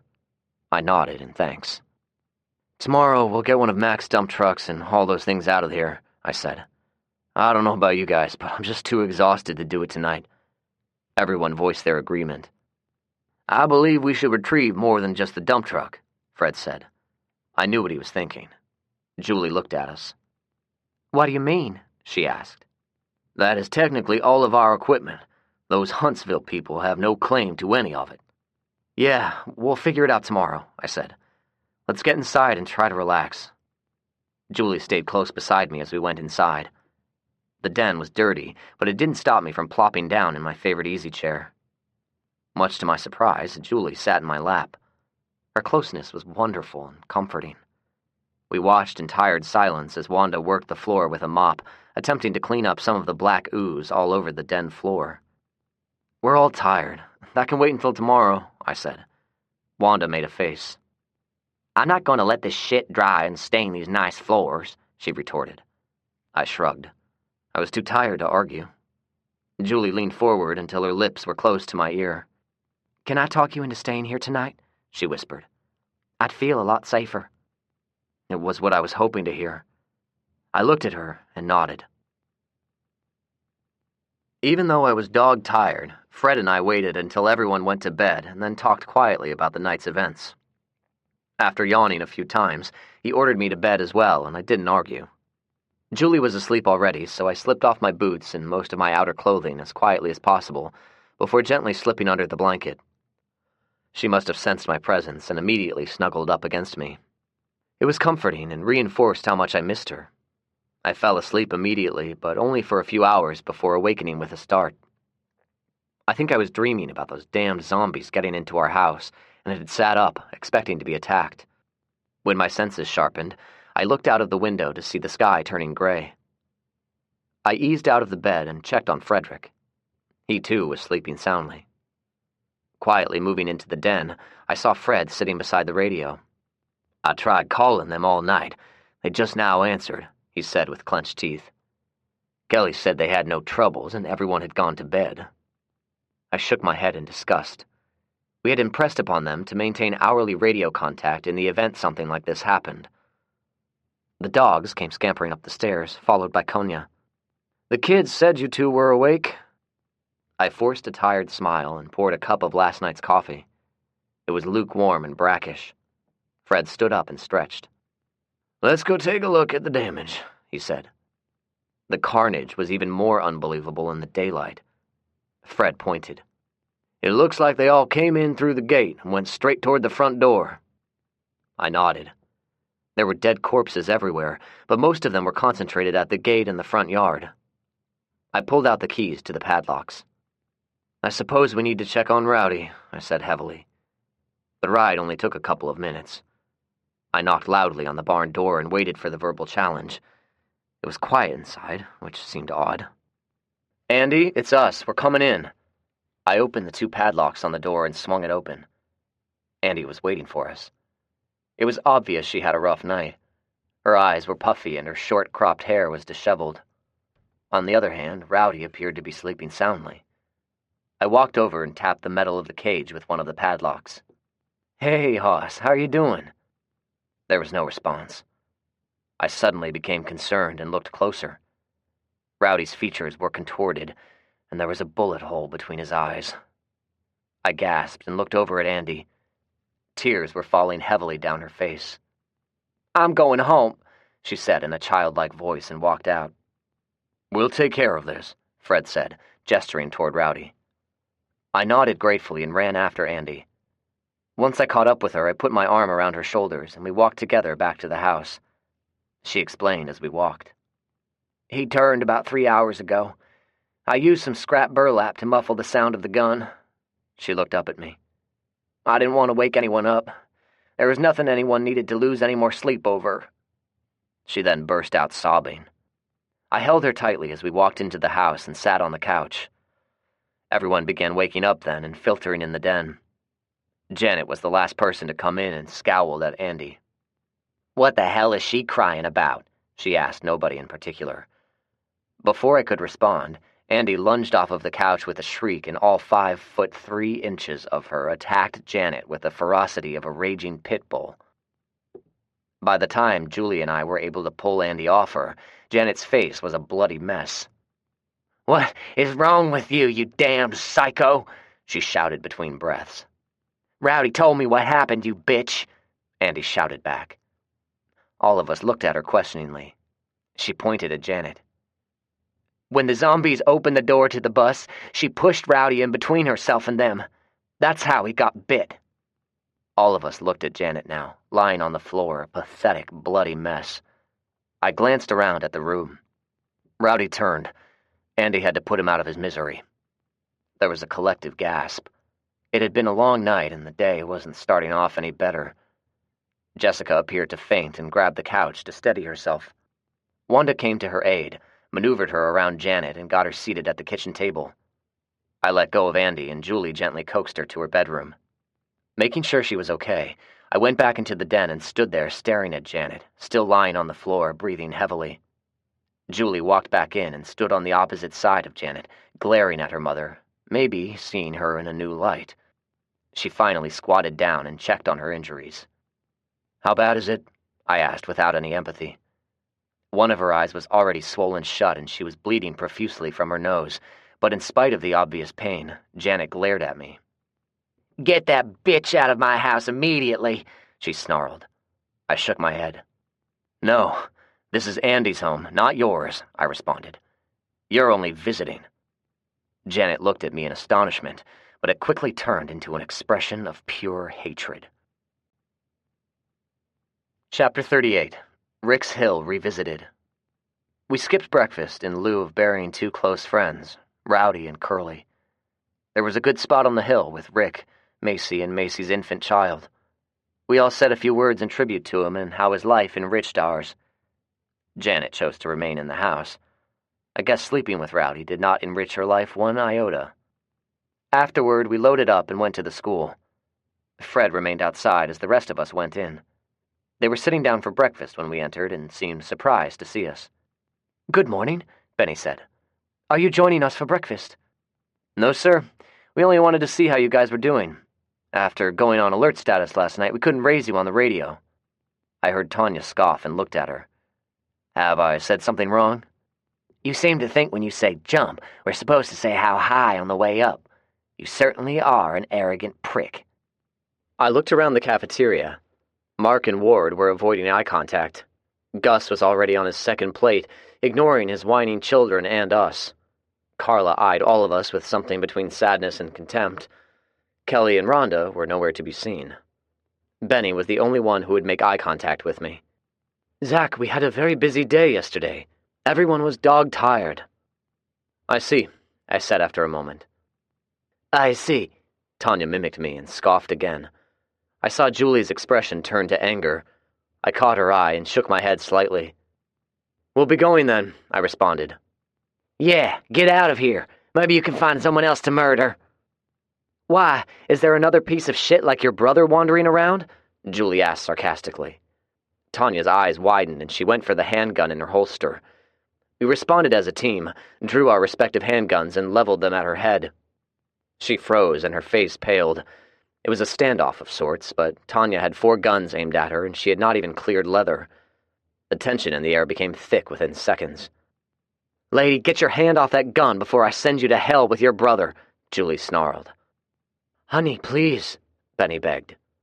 Tanya eyed Julie and reluctantly let go of her revolver. Terry quickly strode over, took it out of her holster and unloaded it. He leaned forward until his face was inches from hers. "Your brother was a rapist and a murderer. We all know it. Denying it won't make it go away." He glared at her a moment longer and shoved her revolver back into her holster. He then walked out with Andy a moment later. I holstered my handgun and stared at the woman for a long minute before looking at Benny. "So, is this how it's going to be? Has your wife turned into some sort of psycho who's going to pull a gun on us whenever we visit?" Benny said nothing. It looked like he wanted to say something for a second, and his mouth started to move, but then he looked at his wife and remained quiet. I started to walk out, but stopped and turned. We welcomed you guys with open arms. We had no idea there was a sociopathic serial killer in your midst. Maybe y'all were unaware of it as well. I don't know. I stared pointedly at Tanya and Carla a moment before looking the rest of them over. Did y'all even talk about what happened to the Thompsons? I waited for an answer, but all I got was a chilly silence. I resisted the urge to sigh in futility, although futility accurately explained my state of mind with these people. Anthony murdered Jeffrey in front of his sister and mother. He then chained up Janine and Jessica like they weren't even human. He raped them, tortured them, you name it. I took a deep breath before continuing. You talked about due process, Benny. You were right. Anthony deserved due process, but the truth of the matter, Benny, you people would have turned a blind eye to it, just like you did when 2 of your own were strangled to death. My palms were sweating, and I could feel myself getting more disgusted by the minute. I paused for a moment to get my emotions in check and looked at all of them. Tell me the truth, all of you. If we had any kind of trial and he was found guilty, what would you have done then? Sentence him to some kind of intensive therapy? Is there any of you who would have done what needed to be done? I looked around. Nobody answered. Yeah, that's what I thought. What makes you think he would have been found guilty? Tanya suddenly demanded. I gritted my teeth before responding. Your question implies you think I'm lying about the whole thing, and Jessica is either lying too, or she's identified the wrong person who held her captive and committed all kinds of sickening things to her, I said evenly. And that, my former friends, is very sad indeed. Julie stepped forward. Maybe for some idiotic reason you thought Zach was lying. All you had to do was listen to what Jessica had to say. Oh wait, none of you pieces of shit even bothered to visit her. I don't even recall if any of you asked about how she was doing, she said and spit on the floor. You people disgust me. There was a muted silence now. Even Tanya had nothing to say. I looked at Julie. I think we're done here. I started to leave, but remembered the black plastic trash bag I had brought in. Oh, I brought you guys a present. Consider it a parting gift. I walked over and put the bag on the table in front of Mark and Ward. Mark peered inside and shrieked like a little girl. It's pretty obvious that you people don't give a shit about what happened to us last night, but I'll tell you anyway. I gestured at the bag. That monster, the same one you guys went goo-goo over, did something downright scary. He organized a group of fellow zombies. Somehow he figured out where we live and orchestrated a planned, methodical assault on our homes. We lost one of our own because of it. Who was it, Zach? Benny asked. I stared at him in disgust. You're just now asking? I looked around. Let's get the hell out of here. Kelly caught up with us as we walked through the parking lot. She looked at us and then focused on Andy. Can I please come back with you guys? She pleaded. I can't stand it here. I promise I won't be a problem. Andy didn't answer. Kelly looked over at Julie and me. Please, she begged. Well, I said, Andy is... No, it's okay, Andy interrupted. I'm going to move in with Terry. She can have my bedroom. Julie and I looked at the two of them in surprise before looking at each other. She shrugged indifferently. Okay, go get all of your stuff. We'll wait for you, but make it quick, and tell Rhonda she can come too. All right, everyone, load up in my truck, Fred ordered. We've got a lot of equipment to move and a lot of work waiting for us when we get home. Everyone moved with a purpose. Fred pointed at me questioningly. Y'all go ahead, I responded and motioned for Julie to ride with them. I'll drive over as soon as I get Kelly and Rhonda loaded up. Are you going to be okay? He asked. Yeah, none of them are stupid enough to try anything. He nodded again. I leaned up against my truck and watched as my friends drove across the street as I waited for the two girls. Benny walked outside a moment later. I tensed up until I saw he wasn't armed. He looked across the street at the radio tower and saw everyone walking around the heavy equipment. What are you guys doing? He asked. We're going to move most of Mac's toys back to our house. That includes the tanker. May I ask why? I looked him over. Take a long, hard look at yourself, Benny. A girl had terrible things done to her at the hands of one of your own. When informed of it, how did you guys react? When we were under attack last night, how did y'all react? Last night was rough, Benny. We came very close to being overrun. When we lost radio contact with you people, we thought you had been attacked too and were worried to death. When we arrived here this morning, we stood in the parking lot looking things over. I waved my hand around. You people weren't attacked. You weren't overrun. So what do you all do? You say to yourselves how tired y'all are and go to bed. I took a few breaths before speaking again. We talked about you guys while we were burying our friend, I said, and looked hard at the man. I had infected my friends with the hope of creating a thriving, harmonious society. When you guys arrived, I believed it was the start of something good, but look how it turned out. If you guys had expressed one little ounce of regret about Anthony and what he had done to the Thompsons, it might have been enough. But no, you guys go into denial and then make us out as the bad guys when we took care of the problem. Before we came over here, we had a little group meeting. I listened intently to what my friends had to say. They were all disappointed and angry, and it was my fault. Rowdy, Benny observed quietly. Is he the one who was killed? Yes, I answered. Benny grimaced. He was a good man. I'm sorry, he said. I'm sorry for everything. Things have been rather tense since Anthony's death. I nodded, but did not respond. Hell, there was nothing else to say. I watched as Kelly came out with a couple of suitcases. I gestured at her questioningly. Rhonda said she's going to stay here. Kelly is going to move back in with us, I said in response to Benny's unasked question. Benny watched as I loaded up Kelly's suitcases in the back of the truck, and then got in without shaking his hand or saying goodbye. He looked downright sad as he turned and walked back into the school. Kelly and I watched him as he closed the door. Suddenly, she leaned over and kissed me on the cheek. Thanks, Zach. I've really missed y'all. These people aren't the same as you guys. I started the truck and began driving across the street. Yeah, all of us had high hopes. Kelly and Julie drove the trucks while everyone else jumped on a piece of machinery, and we formed a convoy back to the farm. It would take us a total of 3 trips to get everything, and it was late afternoon before we had it all lined up on the road leading to our driveway. Fred motioned everyone to gather at the gate. We're going to need to leave everything parked on the side of the road for now until we can make some room, Fred said while making a sweeping gesture toward the farm and all of the corpses. He pointed at Terry. Why don't you bring the dump truck in, and Andy, you bring the front loader in. We'll use it to load up the bodies. Everyone agreed without comment. Julie and I jumped in the truck with Kelly. She was wide-eyed with amazement. Oh my God, they're everywhere. Yeah, it was a close one, I said. What did those idiots say when you told them we had called? Julie asked. Kelly made a face. Benny and Gus walked around the fence with flashlights. They said they didn't see anything out of the ordinary, so everyone went to bed. They didn't seem too worried. Julie frowned as I shook my head in disappointment. We had discussed this possibility at length and had established a basic contingency plan. Apparently, they didn't think much of it. Or us. We used the front loader and piled all of those nasty things into the dump truck. Even though it was a cool April day, we were all sweaty and dirty by the time we were finished. Julie walked up beside me as I looked at the dump truck. The corpses were stacked almost to the top edge. How many were there altogether? Julie asked me. About 300, give or take, I answered. Holy shit, she said while looking around and wrinkling her freckled nose. I hope we get a good rainfall soon. The smell is awful. I looked up. The sky was a deep blue and the air was muggy. Yeah, a good soaking rain would be nice, but I'm not feeling it in the air. Once we get the corpses hauled off, it should help with the smell. Where are you taking them? She asked. I grinned wickedly. I think I know of a really good spot where certain people will not be able to deny we were attacked.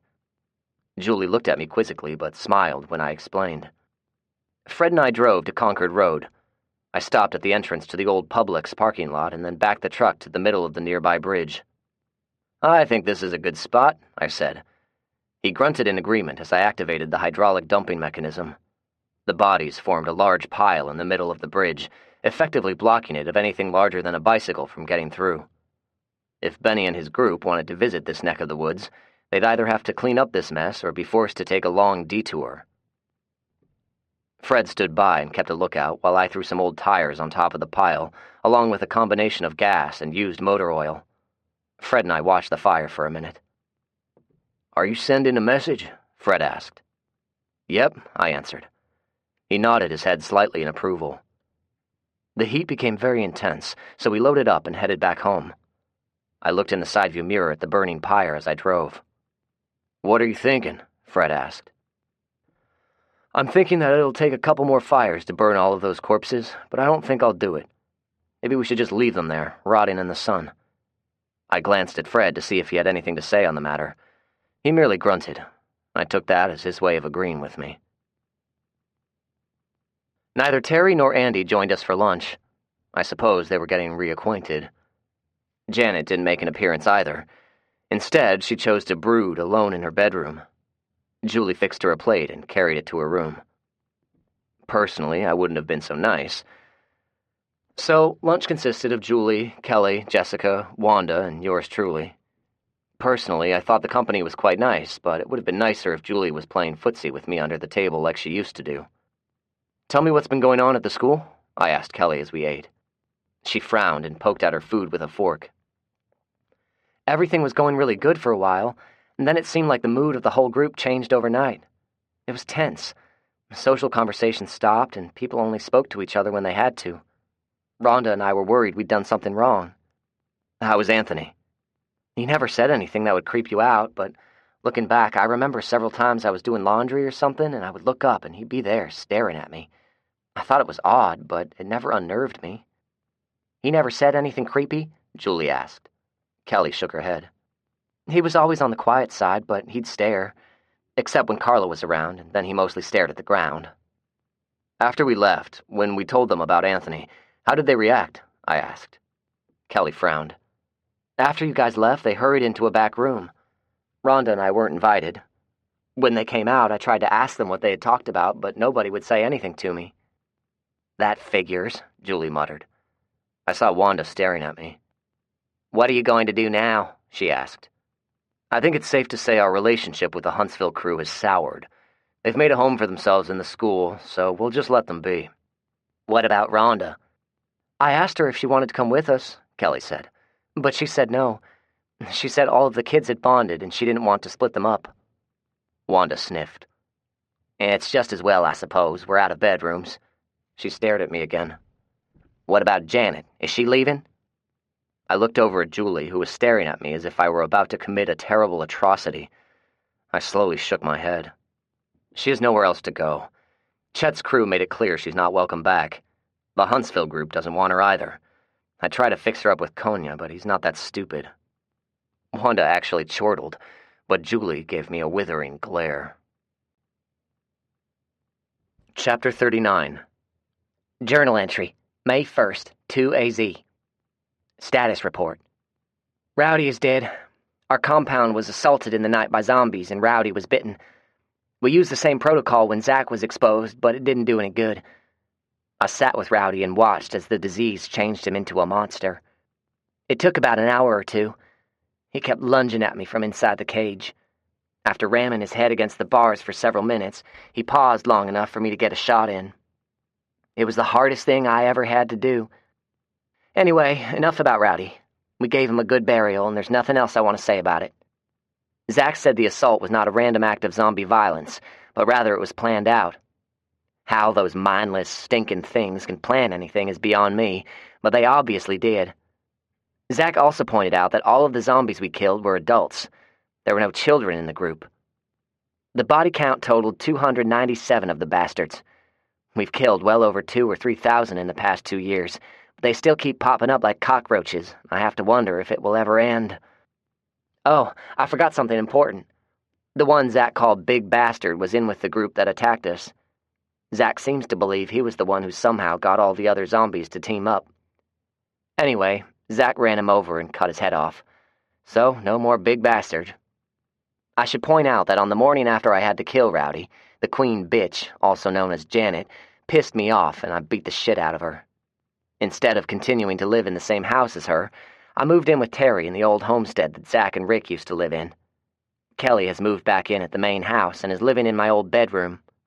Janet still lives there. Zach refused to kick her out because he loves Julie so much and she didn't want her mother kicked out of the house with nowhere to go. The bitch is very careless, and I strongly suspect she's going to meet up with a fatal accident one day. Konya comes and goes. He's a lone wolf. I don't think he's gotten over the death of his wife yet and can only stand to be around people in small doses. Bo and Penny came to visit yesterday. They seem to be doing okay. Penny confided to us that she's pregnant. They said the mentally disabled fucksticks from Huntsville are doing okay, which is irrelevant. I don't even know why I'm writing about them. Speaking of which, Penny said her former friends, Chet's group, are shitheads and lazy. Apparently, we're going to have a bumper crop this year. We've only lost a few cattle, and even though we're plagued with deer and rabbits getting into our gardens, they don't eat too much. They used to irritate the shit out of me until Zach pointed out we're merely letting them fatten up, and then we'll kill off a few of them. I'm not sure what else to say. We're going through the motions of survival, and we're succeeding, but there are only small happy moments in our lives. The rest is a continual struggle, and we all know it's not going to change for the better. I'm thankful I have Terry. I would never admit it, but I feel sorry for Kelly. She doesn't have anyone, and I guess I can understand why she did what she did with Terry. I hope Jessica and her find someone to love one day. Andy. Chapter 40. A Confusing Encounter. I was on the back end of our fence line, looking for any problems or breaks in the fence, when I spotted a car on the side of the road with the hood up. The horse I was riding, Hank, nickered. I spotted the vague outline of someone under the hood, apparently tinkering with the engine. I pulled my rifle out of its scabbard and pointed the barrel in their general direction. "Hello," I shouted. To my surprise, Carla's face appeared from behind the hood. "It stopped running," she said. "I don't know what the hell is wrong with it." "I'll be there in a minute," I replied. I was wary, but I wasn't going to abandon her. I nudged Hank into a gallop and headed back to the main gate. It took me a couple of minutes before I made my way back to her. She was bent over the front of the car, wearing faded jeans that were tightly stretched across her backside, tinkering with something. "Have you figured out what's wrong with it?" I asked, while making a point of looking for weapons. There was no holster on her hip, no shoulder holster, nothing in her hands. She responded with a helpless shrug. "I think there's something going on with the fuel injection, but I'm afraid I'm not very good with cars." "May I ask what you're doing riding around in these parts?" She straightened up and turned to face me. I couldn't help but notice the t-shirt she was wearing had a V-cut neckline, and it looked like she was wearing one of those bras that pushed her boobs up. I quickly looked up at her face. "I had to get out for a while," she replied with a sigh. "I know it sounds funny, but there are times when I need my own personal space." She looked around. "This morning it was so pretty out, I decided to jump in the car and ride around before it got too hot. I didn't realize where I was until now. I didn't mean to intrude." I watched her a moment longer. Her story seemed questionable, but I saw no hostility on her face or body language, nor did I see any weapons. She must have known what I was thinking. "My gun is in the car, if that's what you're looking for," she said. "If you'd be nice enough to help me get this thing running, I'll be on my way." I looked around once more, but seeing nothing out of the ordinary, I slid the rifle into the scabbard and dismounted. Hank immediately headed for the side of the road and started nibbling some grass. "I don't have any tools with me, but maybe we can figure out what's going on." "You didn't run out of gas, did you?" I asked. Carla frowned. "I don't think so," she replied. I walked back, turned on the ignition, and looked at the gauge. She had over half a tank. I also noticed her handgun sitting in the passenger seat, exactly where she said it was. "No, you've got plenty of gas," I said, and was about to try to start it when suddenly Carla was standing beside the car, pointing a gun at me with both hands. It appeared to be a Glock Model 17. It was only a 9mm, but more than adequate enough to kill me. She definitely had the drop on me. "I had it hidden," she said smugly. "Get out. Very slowly." I maintained eye contact with her as I slowly got out of her car. "Face away from me, and put your hands on the roof of the car," she demanded. Seeing no other option at the moment, I did as she ordered. She walked up behind me and pressed the barrel of her weapon into my backside. "I have no doubt you can overpower me, but before you can do it, I'll pull the trigger and give you a new asshole." "I understand," was my only response. If she wanted me dead, she would have already shot me. I waited to see how she was going to play this thing out and kept my hands on the roof of her car as she relieved me of my trusty Kimber handgun. "Now what?" I asked as I felt her back away. "Don't bother going for the gun in the seat, it's unloaded. Turn around slowly," she said.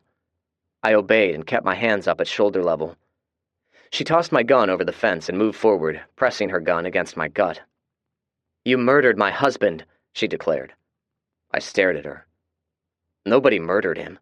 Fred is the one who did the honors of eradicating his disgusting life from this planet, but I assure you I would have done it if he had not beaten me to it. She stared at me with a blank expression. I wasn't sure what emotions were surging through her. Hell, for all I knew, she was on the verge of putting a bullet in me, but I wasn't going to beg. "Why shouldn't I kill you?" she finally asked. "I can answer that with a question. What is the reason you think you should kill me?" I countered. "Whether you or Fred pulled the trigger, you're responsible for his death," she retorted. I shook my head. "You're mistaken. It was his actions which led to his death. If you don't believe me, follow me back to the house and you can speak with Jessica." I looked at her closely. "If someone did to you what Anthony did to Jessica, I'd kill them as well." I waited for her to respond and carefully watched her trigger finger. "Grab my tits," she suddenly demanded. What?" I asked. She lowered the barrel of the gun to my crotch. "Do it," she demanded again. Seeing no other option, I complied and tentatively put my hands on her breasts. "Squeeze them." I squeezed lightly. Yep, she was wearing a push-up bra. "Do you like them?" she asked. "They're very nice, yes." "Anthony hadn't touched them in over a year," she said quietly. I nodded and started to drop my hands. She prodded me with her gun. "Don't let go. Squeeze them like you want me." Seeing no alternative, I squeezed them tightly this time. She let out an involuntary moan as she reached out with her free hand and stroked me. After a moment, she chortled and grinned coyly. "I can feel you getting hard. You're a typical male, Zach." "My wife is 7 months pregnant. I've not had sex in longer than I care to remember. To steal an old movie quote, my dick gets hard if the wind blows." "You know you want me," she said huskily. Yeah, my hormones were raging, but I shook my head slowly. "Regardless of what I may want, I'm still in love with my wife. I can't be unfaithful to her," I said, and slowly removed my hands from her breasts. "I'm sorry." She stared at me intensely for a long minute. "You're a bastard," she finally exclaimed. She then lowered her gun, pushed me aside, and got in her car. She started it and then stared at me. "Put the damned hood down, if you don't mind." I readily complied and jumped out of the way before she ran over me. I stood there dumbfounded and watched as she drove out of sight. "Well, that was damned confusing," I muttered to myself, and whistled for Hank. Julie listened to me quietly as I told her what happened. I didn't spare any of the details. If I did, and she found out what really happened later, well, I imagine it would not have been pleasant. "Jesus, Zach, there are too many horny women running around here," she said when I finished. "Yeah, I guess." I didn't know how else to respond. I thought there was more to it than a woman who hadn't had any sex in a while, but since Julie didn't blow up at me, I thought it best to keep any other opinions I had on the matter to myself, and simply be thankful. Fred joined us for dinner. After cleaning the dishes, the two of us sat on the back deck together. I told him of my encounter with Carla. "Next time you see her, you'll either need to fuck her or kill her," he said dryly. I snorted and chuckled. "You're funny." "Did you tell Julie?" he asked. I nodded. "How'd she take it?" "Better than I thought she would. She made a smart-ass remark, and then the matter was dropped." "How's it going between you two?" I shrugged. "Better than before, but she's not the old Julie." I inhaled and sighed. "She told me the other night she still loves me, but she wasn't certain she was in love with me anymore." Fred glanced over at me, but said nothing. We changed the subject and discussed issues around the farm until the sun disappeared behind the horizon. Fred stood and stretched. "I'm going home. Don't worry about the gate. I'll take care of it. I'll see you in the morning." I watched him leave and then went around checking everything before going inside. The women were sitting at the kitchen table playing cards. Frederick was in the crib playing with one of his toys. I got him out and held him as I began reading a new book. He was restless and wanted to crawl around on the floor. After a minute, I stopped reading and watched my son exploring every nook and cranny in the den, all the while hoping he wouldn't stick any foreign objects in his mouth. This was our life now. My days were spent working the farm, with an occasional trek into one of the towns or nearby suburbs to scavenge. When we ventured out, we'd encounter the random zombie, but never any groups larger than a dozen or so. I imagined if we ever ventured out further than the 20-mile radius we confined ourselves to, We'd encounter large groups, but ammunition and fuel was limited. After working on the farm all day, I'd come home in the evening and act like we were one big happy family. It seemed to be a never-ending cycle. I looked at Julie sitting at the table. Somehow, our bond between each other had eroded, and I had no idea how it happened. I would have left long ago if not for the little rugrat crawling around and our unborn child who was due sometime around September.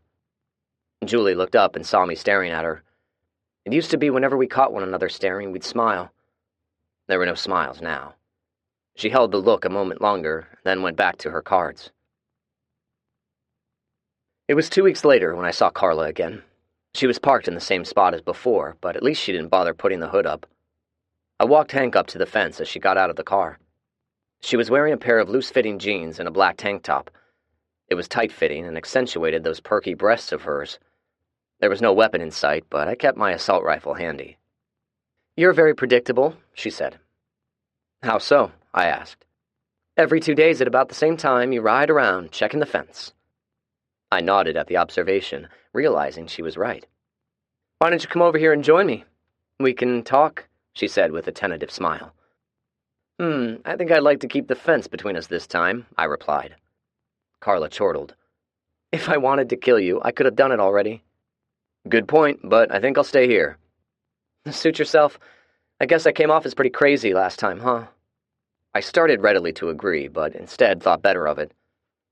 "I suppose it was understandable. You've been through a lot. So what brings you out, Carla?" "I wanted to see how you guys were doing." I shrugged. "Decent for the most part. How about you guys?" Carla shrugged. "About the same. Oh, we've got some new people who've moved in." "Very nice," I replied. "Tell me about them." "They're a married couple with a 15-year-old son. They were living on a small farm outside of Fairview, but they kept having trouble with zombies. They'd heard the radio transmissions, even though we haven't done that in a while, and they decided to come check us out." I nodded and looked her over. She was freshly bathed, and I even thought I detected the hint of some makeup. "You're looking very nice today. How are you doing personally?" Carla looked at me before looking off in the distance. "I have good days and bad days." She stared at Hank for a moment, then looked up at me. "Mostly bad days. I want to apologize for the way I acted toward you. I spent a lot of time thinking about what you said, and it made sense." "Your apology is more than accepted." I thought for a moment before speaking again. "I'd like to ask you a personal question, if you don't mind, and I'd like a truthful answer." "You're going to ask me if I knew what Anthony was doing," she said. I nodded my head slowly. She bit her lip before she responded. "I never knew exactly what was going on with him, but I had suspicions. I always thought he was fooling around on me." She fidgeted a moment before continuing. "I even thought he might have been a closet homosexual. We seldom had sex." "Why didn't you leave him?" "It's complicated," she answered. I pulled one of my feet out of the stirrup and curled my leg around the saddle's pommel. "I've got time." She sighed heavily. "My little sister and I were raised by a single mom. She worked 2 jobs to make ends meet, but we were still what you would consider lower middle class, so we never had much money. When I got my realtor's license, I got a job where Anthony worked, and we started seeing each other. Anthony had proposed to me multiple times, but I kept turning him down." She leaned up against her car and folded her arms. "I mean, he was okay, but I wasn't sure he was the man for me. Does that make sense?" "I suppose so. What changed?" I asked. "Tanya came to me one day, and we had a long talk. She had a patent on some sort of equipment that's used in nuclear reactors, and she made a lot of money from it. She said if I agreed to marry Anthony, she'd pay off my student loans, pay for my little sister to go to college, and loan us the money to open our own real estate business." She frowned.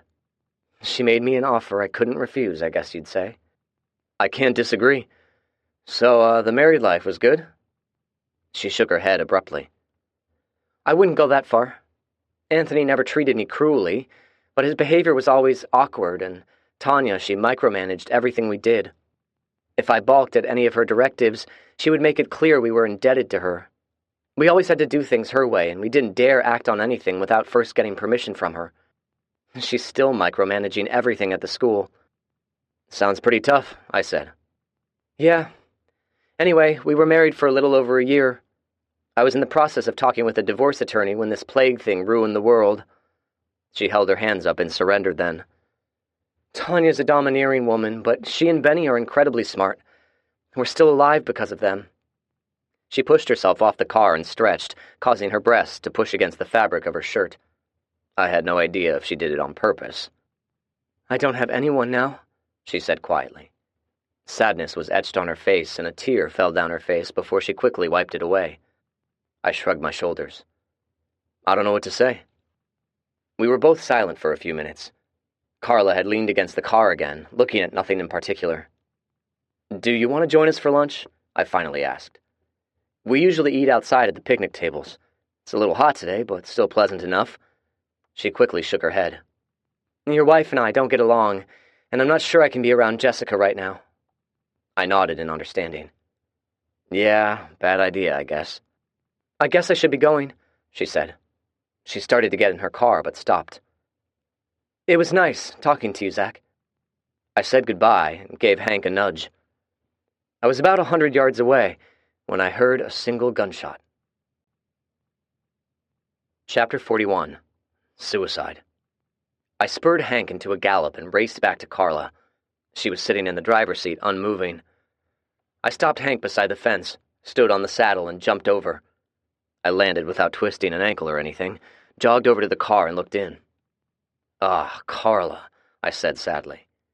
There was a hole in her temple. Blood was seeping out, and the handgun had dropped into her lap. I stared at her for several minutes before I rode back to the house. Andy and Terry came back with me. We wrapped Carla in a blanket and drove back to the school. I casually noticed most of the zombie corpses we dumped on the bridge had been pushed into the creek. I tapped on the horn a couple of times when we entered the parking lot. It didn't take long before they all came outside, including a few people I had not seen before. Hello, everyone, I said.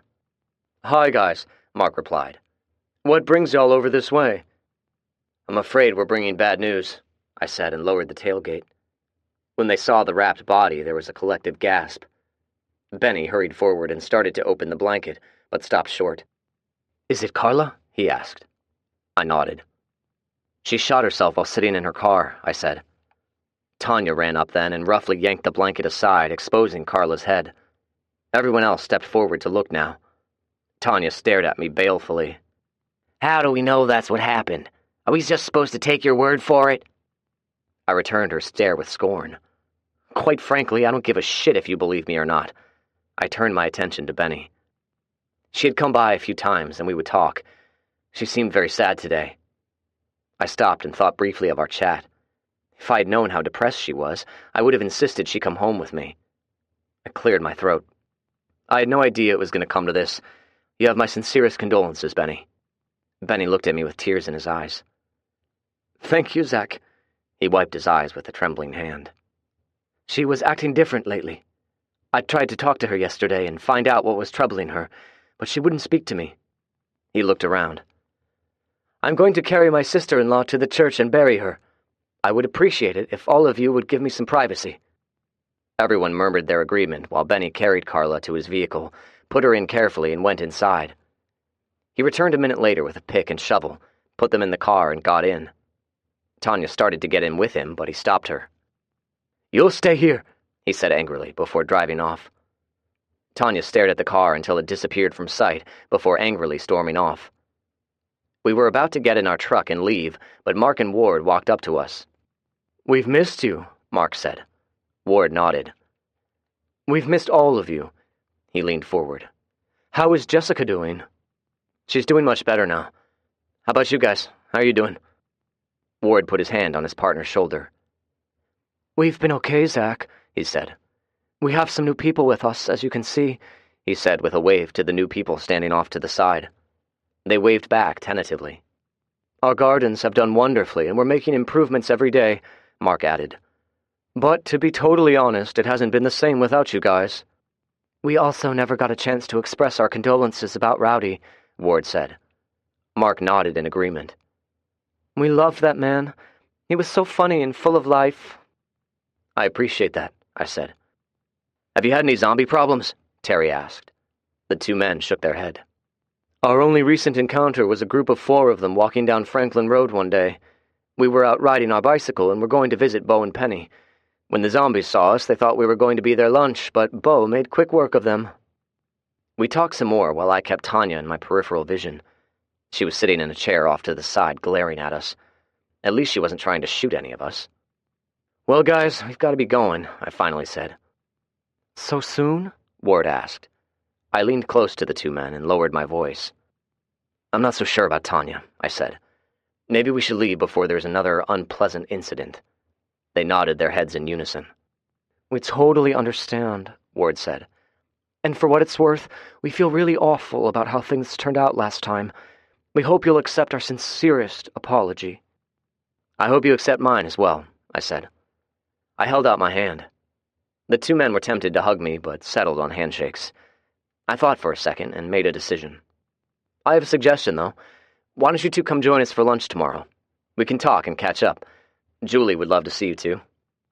Their faces lit up. "Oh, that'd be wonderful," Mark said. "Good. Tomorrow it is. We'll see you guys at about noon. Ride in a car," I admonished. "Not that bicycle. It'll be safer." We shook hands again and left. We went home then. The conversation on the ride was muted. As I waited for Terry to open the gate, I looked at Andy. "I guess we're going to need to tell everyone what happened," I said. Andy agreed. We gathered everyone under one of the shade trees, and I went over the details. "How did Benny and Tanya take it?" Julie asked. Benny was deeply upset. Tanya's opinion was she thought maybe it wasn't a suicide, and maybe I had something to do with it. Julie scoffed. "What a bitch." She then looked at me. "So you just happened to run into her?" she asked. I looked at her to see if she was accusing me of anything. She figured out I ride the fence lines every 2 days. She made a point of meeting with me and apologizing for her previous behavior. "What else did the two of you talk about?" Janet asked. Her question may have been sincere, or she may have been implying we were up to something else. I didn't know. I asked her if she knew about Anthony. Everyone waited in anticipation. She claimed she had no idea of his true nature, but after thinking about it, she realized we were telling the truth. She said in hindsight there were some odd behavior traits. I went on to tell them what she had to say about their marriage and Tanya. "There were no warning signs, Zach?" Julie asked. I frowned. Before we said our goodbyes, she made a comment saying she didn't have anyone now. I felt sorry for her, but it didn't seem like there was anything dire in the statement. I shook my head. "I guess I wasn't paying attention. I've been told many times that I know nothing about women. I suppose this is just another example." To my surprise, Julie walked over and hugged me. "You had no way of knowing," she whispered.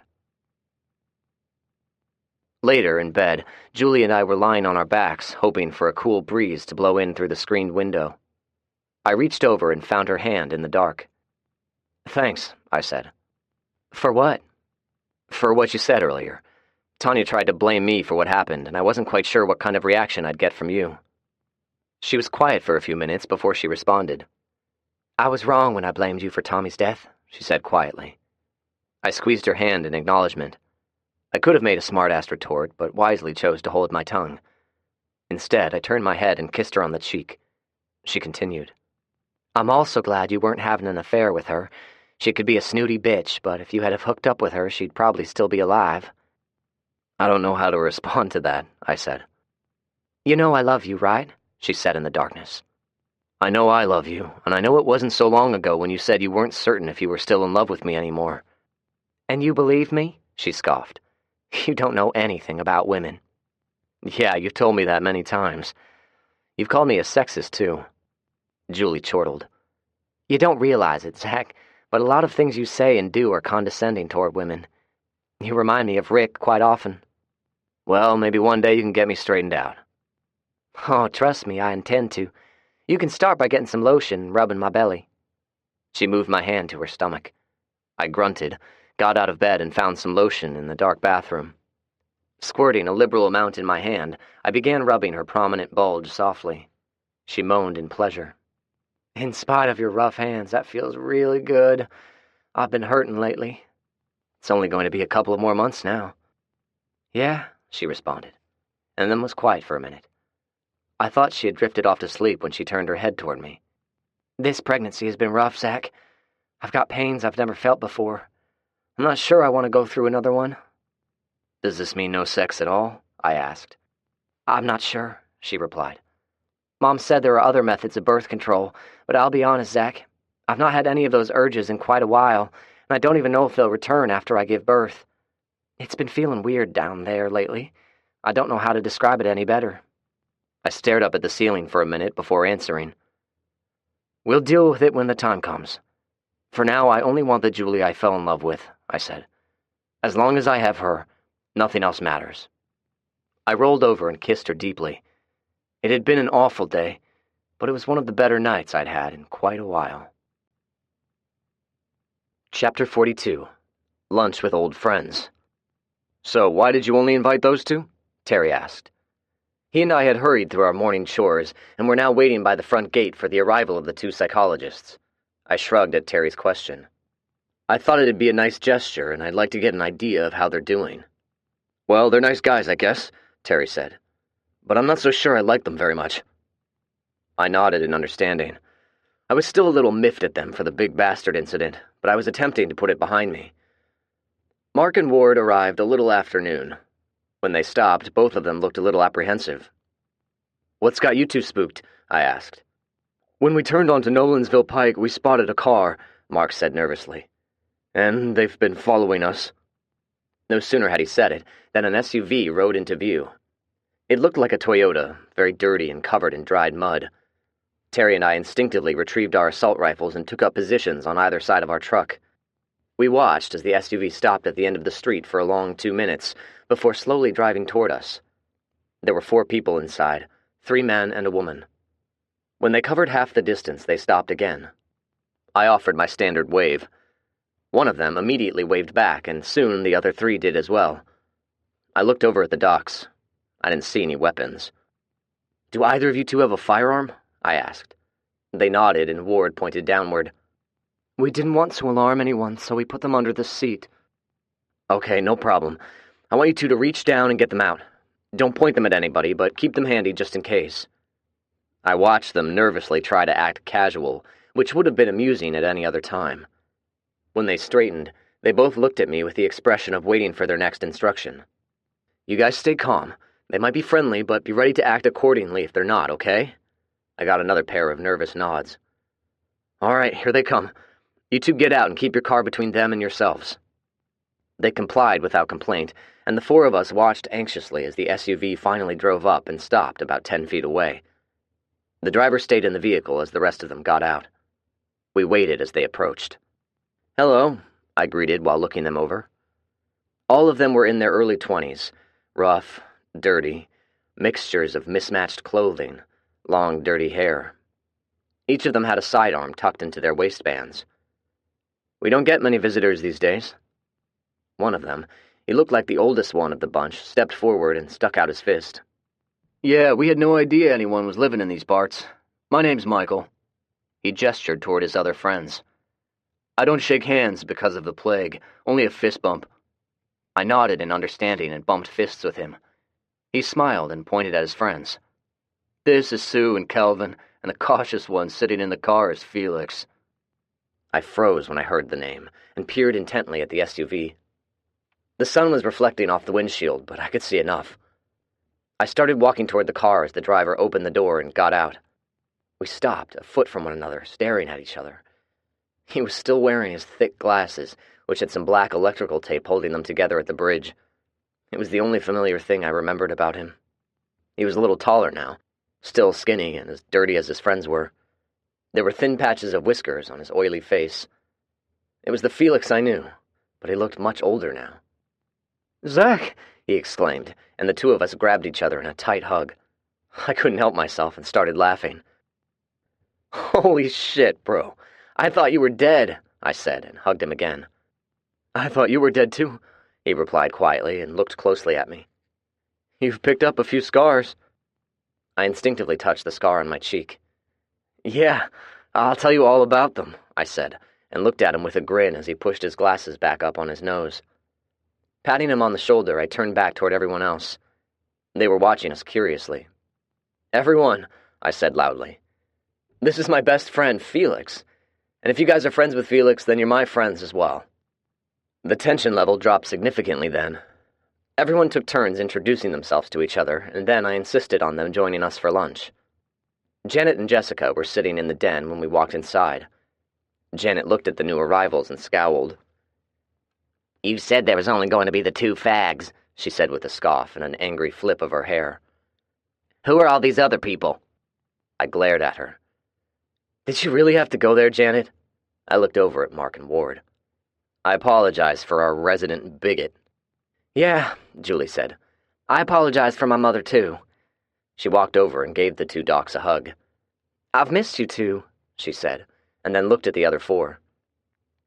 "Okay, I have no idea who you guys are. I'm Julie, Zach's wife." I took turns introducing everyone, even Janet, although it was with great reluctance. When I got to Felix, Julie gasped. "Are you Zach's old high school friend?" she asked. He nodded as he looked at her dumbly. Julie grabbed him in a tight hug. Felix looked over at me in astonishment. "You're married?" he asked. I laughed as I nodded my head. Janet apparently felt like she needed to assert herself. "You 4 stink," she said in a scornful tone. "Mother!" Julie exclaimed scornfully. The 2 women made eye contact. Janet apparently thought she could browbeat her daughter into submission. It didn't work this time. Julie pointed toward the hallway. "Excuse us, everyone," she said to the rest of us. "My mother and I are going to have a little talk." We all watched as Julie encouraged Janet into the hall, with a hand strongly gripping her upper arm. I turned to everyone. "Again, I apologize," I said, and focused on the new arrivals. "Everyone, Mark and Ward happen to be gay. They're also our friends. If anyone has a problem with it, keep it to yourself or please leave." Felix cleared his throat. "We have no problem at all." He looked at Mark and Ward. "We'll never hold it against you that you 2 are friends with Zach." Everyone started laughing then, and it almost drowned out the hushed yet heated conversation I could hear emanating from the hallway. "Come on, guys. I'll show you where to get cleaned up," I said, and led them to the guest bathroom. The kitchen was too small for 16 people, so we set up lunch on some picnic tables that were under some shade trees behind the house. I led the way with a large pitcher filled with ice water and several glasses. "Holy shit! You guys have ice?" Michael exclaimed in wonder. I chuckled. "Yeah, it's a luxury, especially in the summer," Terry said. "We rigged up the fridge to some solar panels and car batteries. It works for the most part." Felix and his friends made the sounds of contentment as they enjoyed the water and caught whiffs of food aromas. "Felix, how's it been going, man?" I asked when I sat down. Felix shrugged his shoulders. "Okay, I guess," he responded. I smiled and looked at him curiously. "Holy shit, dude, I've never known you to be so quiet. We haven't seen each other in, almost 3 years? Tell me what you've been doing with yourself. How have you survived?" He finished his water, poured another glass from the pitcher, and took a long moment before responding. "What day was it that we last saw each other? The day after Thanksgiving?" I nodded. "Yeah, I believe so." Felix clenched his jaw. "Mom attacked Dad that night. I ended up killing her. I called 911, but nobody ever came. Dad turned into one of those things about an hour later." "Did you have to kill him too?" I asked quietly. Felix nodded, wiped his nose with the back of his hand, and pushed his glasses up. "So, everything was pretty chaotic at that point. I made the mistake of walking outside and started getting chased by about a dozen of those things." He gestured over at Michael. "He was driving down the road at the time and saved my ass." Michael grunted. "Those bastards were attacking everything in sight." "There used to be 12 of us," Felix said as he gestured at his friends. "This is all that's left. Anyway, I joined up with this bunch and we've stuck together ever since." "Yeah," Kelvin added. "We've been thrown together by fate. We've mostly been surviving by scavenging and wandering." "How'd you lose your friends?" "Some to zombies. Others were killed by humans," Felix replied and changed the subject. "Is Rick still around?" I shook my head. "He died of a heart attack or something." Julie cracked the door open and motioned to me. "I'll be right back," I said and rushed inside. I came back out a moment later. "All right, everyone, lunch is ready. They set it up buffet style, so follow me." There were the usual gasps of wonder at the amount of food we had. I encouraged everyone to have seconds and even third helpings. Afterward, we all sat around with our bellies engorged. That was a wonderful meal, Michael exclaimed, and leaned back in his chair. Don't get too comfortable, Julie said. We cooked the food, you guys have to clean up. Everyone started to stand, but I waved them off. Don't worry, I'll clean up. Y'all relax and chill out. I'd no sooner gotten started washing the stack of dirty dishes when Felix walked into the kitchen and joined me. I grinned at him. Are you here to give me a hand or supervise? He shrugged, grabbed a dish towel, and began wiping the clean dishes dry. Y'all have a good setup here. It took a lot of hard work and no small amount of ingenuity, I said, and handed him a wet dish. Your friends, are they good people? Felix responded with a nod. Good, I said. I went to your house a while back looking for you. I left a note. Yeah, he said, but offered no further comment. I looked at him curiously, but didn't push it. Where are you guys living? I asked. Felix shrugged. Around, he answered. We move from place to place. We can set you guys up in a place close by, I suggested. There are plenty to choose from.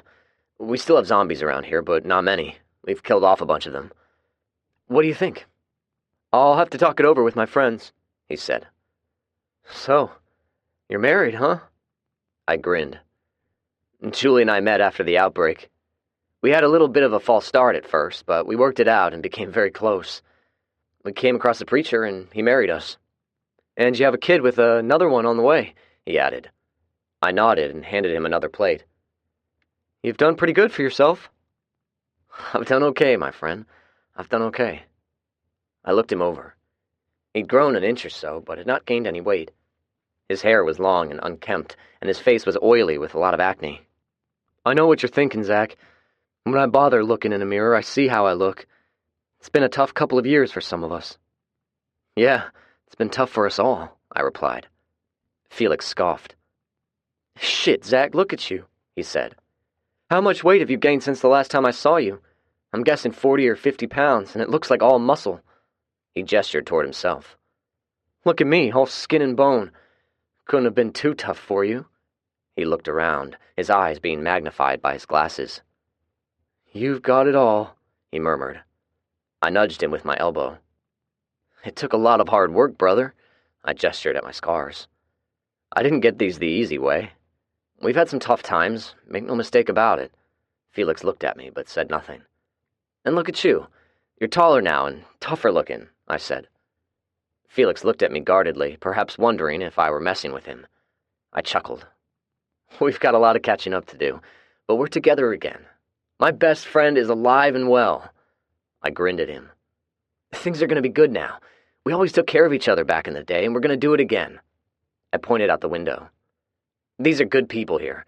Well, except for Janet, she's a bitch, but the rest of them are good people. Felix was staring out the window as if lost in thought, but suddenly looked at me questioningly. What are you thinking? I asked. Oh, I was actually thinking of the dark-headed girl outside, he said with a bashful smile. I grinned. That's Kelly.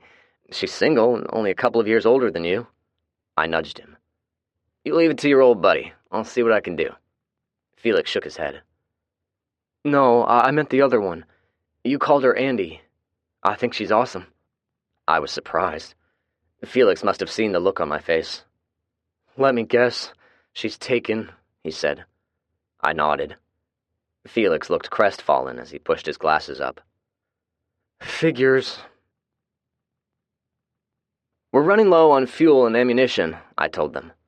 After the dishes were done, Felix and I joined everyone else, who had hardly moved from under the trees and were collectively watching the sun set. We've still got a few hundred gallons of regular gasoline, but we're desperately short of diesel. Michael sat up. Wait, did you say a few hundred gallons? I nodded. Holy shit, that's a lot of gas. Not as much as you'd think, I replied. We'll need more, and we need diesel. What have you got in mind? Sue asked. We've found a place with fuel, but it's in downtown Nashville. I'm sure you guys are well aware that anywhere you go in that area, you're liable to run into a horde of zombies lurking around any given corner. I know exactly where you're talking about, Felix said. Over by the Titan Stadium, right? I nodded. We've done it before, but it's risky, and in case you guys haven't noticed, these zombies are changing. They're getting smarter. Felix and his friends looked at each other. "Yeah, we got attacked one night," Felix said as he pushed his glasses back up on his nose. "They bit a couple of our friends. We had to kill them." "Yeah, we've had something similar happen to us," I responded. "I made up a rule about it." Michael chuckled and pointed at me. "You're the one who spray-painted those rules all over town." "Yeah," I replied with a frown. I thought I was doing something important at the time, but I'm not sure if many of them apply anymore, though, except maybe the last one. I was also thinking about what he said. He was aware of the rules I had spray-painted, so that meant Felix was aware of them. Maybe I was stretching it, but I thought Felix, of all people, would have immediately known who the initial Z stood for. I saw them looking at each other like they couldn't remember any of the rules. I laughed, on the inside anyway. There were only two other people who had memorized them, Julie and the captain, and I wasn't sure Julie even knew them anymore. Rule 14, they're evolving. Michael snapped his fingers. Ah! I shrugged. Yeah, anyway, their behavior used to be entirely predictable, so it was pretty easy to work around it. Not anymore, though, Terry said. They're doing some pretty scary shit lately. Anything you try with small numbers these days is pretty risky. We've agreed it's much safer if we go only in large numbers, I added. Yeah, Julie chimed in. We had this problem with one particular member of our group who occasionally gets a bad case of Rambo on the brain. I grimaced. Here it comes, I thought. She continued.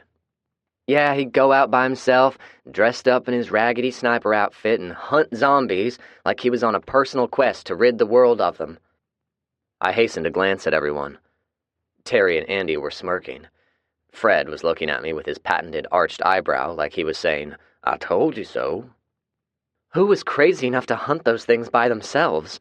Sue asked, and then she saw everyone looking at me. Oh, she said. Terry started chuckling. In my defense, I thought it was the right thing to do at the time, I retorted. Bullshit, Julie counter-retorted. She was right, I knew it, and she knew I knew it. I wasn't going to win, and decided to change the subject. Well, anyway, with the four of you working with us, we should have no problem getting back to business. Strength in numbers, right? I'm afraid we can't help much, Zach, Felix said. We only have around a dozen rounds of ammo left. Michael looked at him harshly. It was obvious he did not want that information shared. Felix caught the look. It's okay, guys. We can trust Zach. He continued to get stared down by Michael. Felix, feeling chastened, looked down at his hands. All right, I said. Ammo is the #1 priority. You guys can help us raid the National Guard first. We've tried it already, Felix said. But the armory is built like a bank vault. We've got to try, Andy said. There were some murmurs of agreement. I know where the keys are, Janet said quietly. She looked up to see everyone staring at her intently. She had been morose since Julie's talk. I was hoping God had answered my prayers and the bitch was never going to speak again, but what she just said had my undivided attention. I mean, back when Tommy and I lived there, I knew where the keys were kept. I've no idea if they're still there. I caught Julie looking at me. She winked. I was going to have to get the scoop on her little talk she had with Mommy Dearest, but at a later time. Well, I believe you're going to be worth having around after all, I said. Janet looked at me with cold, appraising eyes. It's settled then, I said, and looked at Terry. The corporal is going to put together a mission plan. We've got quite a few farm chores to catch up on first, but I'd say we should be ready to do it in a couple of days. Everyone okay with it? Julie murmured in contentment as I massaged her back.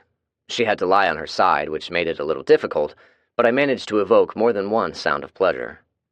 That must have been some lecture you had with your mother.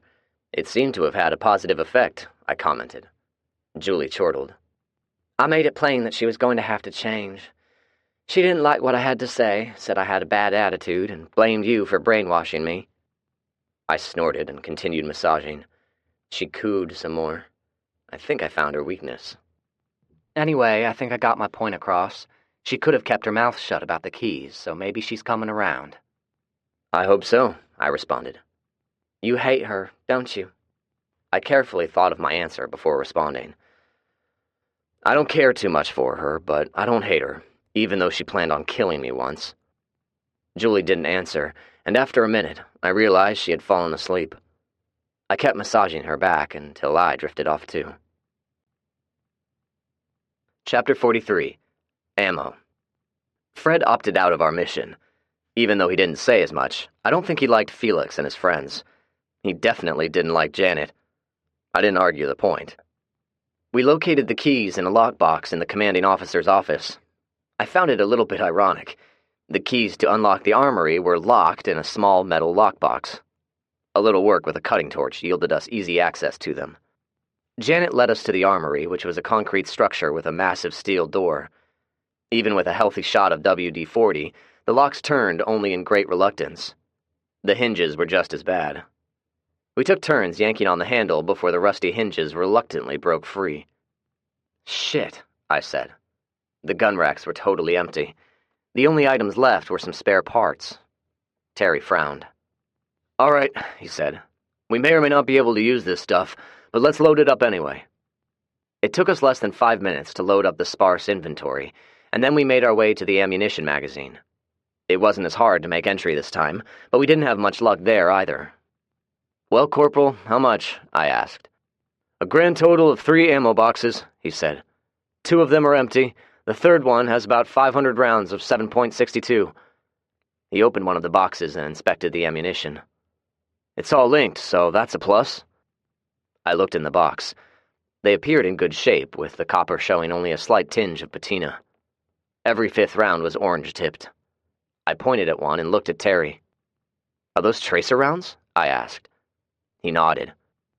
"If only we had some machine guns," Calvin lamented. I thought of our M60s and hastened a subtle glance at Terry, who made brief eye contact with me.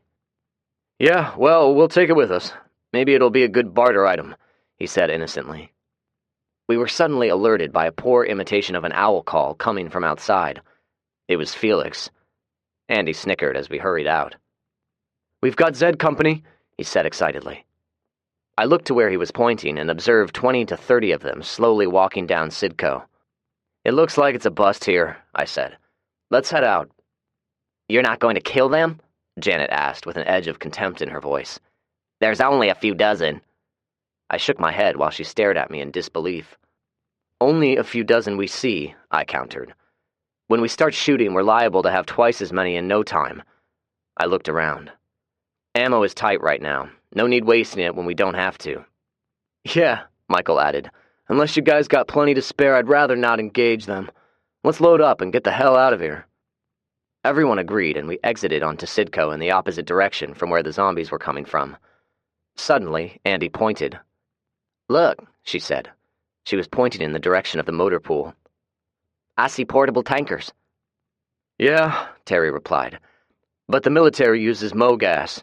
We might be able to flush one out and use it for our needs." He grabbed the radio microphone and raised Michael in the truck behind us. "Do you guys see those tankers over on the left?" he asked. Michael acknowledged. "We can come back for them when we don't have tankers already in tow. Y'all are going to need 1 or 2 of them if you're going to settle down in our neck of the woods." We waited for some kind of comment about it, but they changed the subject. "Where to next?" he asked. "The fuel reservoir." I nodded. "Yep, we're going to take Franklin Road downtown. It's the shortest route and there aren't very many obstacles." Franklin Pike was 4 lanes wide, so it was an easy ride, but as we drove through the Melrose community and into downtown Nashville, we encountered another horde. Andy stopped the truck and scoffed in disgust. "Shit, where are they all coming from?" she asked nobody in particular. I grabbed the microphone. "All right, there are about 10 to 15 of them up ahead blocking the roadway. We're going to drive through them. Go slow, and there's less chance of them getting hung up under the wheels. Hold your fire unless you have no other choice." "Roger that, Zach," Felix responded. Andy closed the distance and then slowed to a crawl. Our makeshift triangular-shaped bumper did a mostly successful job of pushing them out of the way. Only a couple of them fell directly beneath the truck, but they didn't get hung up. It only took a minute for both vehicles to bust through the line, and then we increased our speed. "I hope that's the only group we run into," Felix said over the radio. I swapped a look with Terry. We both hoped he was right. He was wrong. We kept running into group after group. Ultimately, we ended up having to fire several times, maybe 40 or 50 precious rounds. It took us almost an hour to cover less than 6 miles, but we stopped suddenly at Broadway and 4th Avenue. "Holy shit," Andy exclaimed. I groaned in agreement. Everyone got out of the vehicles and gathered around. "This is bad, isn't it, Zach?" Felix said. "What do we do now?" Michael asked. "We go home," I said belatedly. Chapter 44. Journal entry, July 20th, 2AZ. Yesterday, we conducted a mission with our new friends, or should I say Zach's new friends. Their names are Felix, Zach's best friend from high school, Michael, Kelvin, and Sue. They're all from Nashville. Zach seems to think very highly of Felix. Quite frankly, I don't trust any of them. Neither does Fred. There's something in the way they look at us and our stuff that sets off warning bells with me. When Zach showed them the new root cellar we recently built, they looked at the shelves filled with fresh vegetables and mason jars with the look of at least one of those deadly sins my grandmother always preached about. The results of the mission. We busted at the National Guard barracks. No guns and only 500 rounds of 7.62 ammo, but it got worse. We made our way toward the fuel reservoirs only to be stopped by water. Yeah, water. Downtown Nashville was flooded. Zach believes the Wolf Creek Dam finally gave way. He said the dam held back almost 2 trillion gallons of water. I'm not sure how he knew that, but it's a shitload of water. So, the bottom line, no more fuel from the reservoir. Hell, most of downtown Nashville for that matter. Everything within a couple of 100 yards from the Cumberland River is now underwater. Zach said the water level will eventually return to normal, maybe in a year, but in the meantime. There's more bad news. The place out on River Road that Konya told us about, Zach said they would have been flooded out as well. So, if there are any survivors, they've been displaced and may be a potential problem for us. Everyone was quiet on the ride back. Quiet and dejected. It didn't help that Chet's fucktard friends were waiting for us when we arrived home and had the nerve to say we should share the gas with them. Zach tried to be polite and tell them what went wrong. One of them actually walked over and looked into our empty tanker. Zach and Terry finally had enough. They ordered them to leave and not come back. They weren't happy, but they're no match for us, and they know it. I think we should have killed them. I know their type. They're going to do something sneaky one day. Okay, enough about them. Our status is as follows. We have plenty of food, and barring any unforeseen disasters, we're going to be fine in that department. Our livestock population is good. Bo has given us more horses. We now have 6. He said if we prove we can take care of them, he'll give us more. Our supply of fuel will last us through the winter if we don't share it with anyone, but then we're going to be in a pickle. Zach says all of the existing fuel out there is nearing the end of its shelf life anyway, so we need to adjust. It seems like this is the last thing we have from normal times, and even it is slipping away from us. Our stock of ammunition is tight. Zach said we're completely out of primers, which prevents us from reloading. All of the gun stores we've previously visited have been completely looted, so we're going to have to go house to house looking for ammo and reloading products. Julie and Penny's pregnancies are progressing as well as can be expected. I don't know of anyone else who is pregnant. I'm certainly not. Andy. Chapter 45. Macy. It was a cool, crisp morning, and the fog was lying thick along the Harpeth River. Fred hadn't said anything in over an hour, even when he caught a nice 5-pound smallmouth bass. I adjusted my jacket and cast my line again. "It's going to be a pleasant fall, I'm thinking," I said as a way of breaking the silence. Fred mumbled a quiet assent.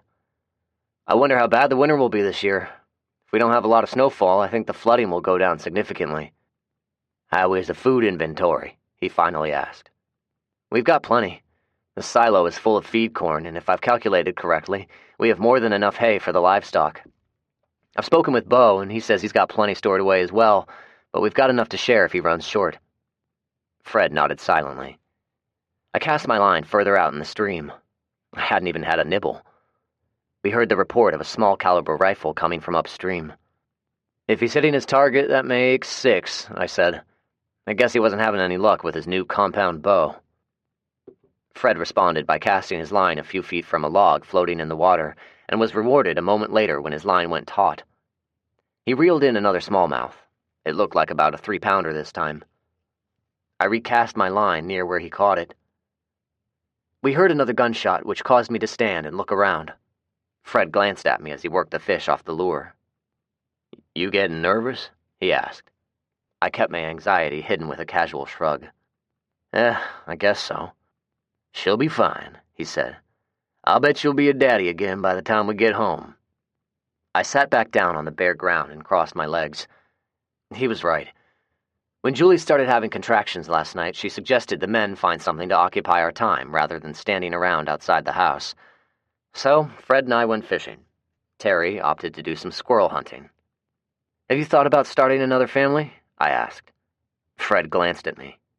"I'd say I need a woman before thinking about a family." He turned back toward the river and cast his line. "And no, I'm not hooking up with Janet." I chuckled, but stopped short when I heard some rustling through the bushes. I started to stand before Terry sounded off with the password. A moment later, he emerged from the morning fog. I sat back down by Fred, and Terry joined us. "Well, how many?" I asked. Terry opened his shoulder bag and dumped the contents. I smiled in appreciation. "Those are fat ones," I said, looking at the 6 dead squirrels. He grinned proudly. "I only missed one." "Do you think she's given birth yet?" he asked. "Well, I just don't know," I said, and cast my line. It went awry, and the lure landed in the middle of an overhanging tree branch. "Shit," I muttered and struggled to pull the lure free. Terry snickered and began gutting the squirrels. Fred watched me struggle with my line before setting his pole down and relieved me of mine. After a minute of gentle manipulation, the lure pulled free from the tree limb. He reeled it in and handed the pole back to me. "Why don't we head on back?" he suggested. "You're ruining my fishing." The fog had almost completely dissipated by the time we got back home. Konya was sitting on the back deck with his dogs. Number 2 ran out to greet us and instantly became aware of the dead squirrels in Terry's bag. "How are the puppies doing?" I asked Bo. "Playful and a pain in the ass, but number 4 is being a good mama to them.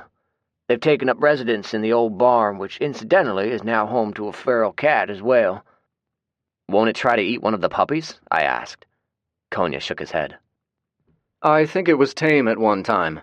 I've been feeding it and got close enough to look it over. He's a neutered male tabby, about 4 or 5 years old, I'm guessing. I think we'll be okay." Andy walked out the back door during the middle of our conversation and crooked a finger at me. I walked inside hurriedly and followed her to the bedroom. Julie was sitting up in bed. She looked a lot worse than when she had given birth to Frederick, but she was still smiling. "I told you we were going to have a little girl," she said with a loving smirk. I sat beside the bed and looked at the bundled little mass she was holding. She was small and pale, with a slight tuft of blonde hair peeking out. She was sleeping peacefully, and I thought she was beautiful. "Have you told everyone her name yet?" I asked. Julie looked around the room. I caught Janet staring intently, maybe even a bit hopefully. I kept a disgusted look from forming on my face. The woman honestly thought we were going to name our daughter after her. Andy brought the men in, and everyone stood waiting. "Everyone, this is Macy Marie Gunderson," Julie said. Everyone oohed and awed. "Macy was a person who was very special in our lives and died too soon. Marie was the name of my grandmother." She paused and looked pointedly at Janet. "On my father's side." The look on Janet's face was very special and would be imprinted in my memory for the rest of my life. My old buddy Rick would have described her expression as looking like a cat trying to shit a persimmon seed. It didn't take long for Julie to fall asleep. Wanda shooed us out of the room with her usual scowling expression. I looked at my watch and then looked at Andy. "What do you say we cook up some lunch?" It was a beautiful day outside, so we ate at the picnic tables. The mood was jovial and everyone, well, except for Fred, was cutting up with each other. "Well, you're now the father of 2 children. How does it feel?" Konya asked. I smiled. "I'm thinking I'm not going to get very much sleep for a while." "You're right about that," Konya said. "My son was a quiet child. He didn't cry very much, but his sister was the opposite and was very, very loud," he said with a sad chuckle. "I don't think I slept much more than a couple of hours a night for the first year." "Zach, may I ask a question?" Jessica asked tentatively. "Of course," I replied with a smile. "How are you going to address childhood illnesses?" Well, I'm not a doctor, but Julie and I have been reading up on the matter. There are homeopathic remedies for various illnesses, and in the event either one gets sick, we'll be keeping them quarantined and trying the treatments recommended in the books. That doesn't sound too promising, Janet opined. I shrugged. It's all we've got. Do you have any better suggestions? I asked. Janet didn't bother answering. Andy glared and pointed a finger at her.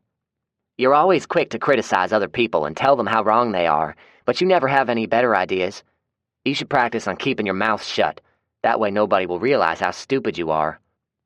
Janet didn't like it, but since Andy was holding a kitchen knife at the time, she knew better than to get sassy with her. The truth of the matter, I was very worried about the welfare of my children. Before the advent of modern medicine, the infant mortality rate was very high. I saw Jessica looking at me thoughtfully. I gave her a reassuring smile. Our advantage is that we're not in the close confines of a major population. Therefore, the odds of diseases spreading through our group are very low. Otherwise, I can only hope and pray. I would like to have children one day, Jessica said quietly. I would like to find a good man and raise a family. Me too, Kelly added, and looked over at Andy.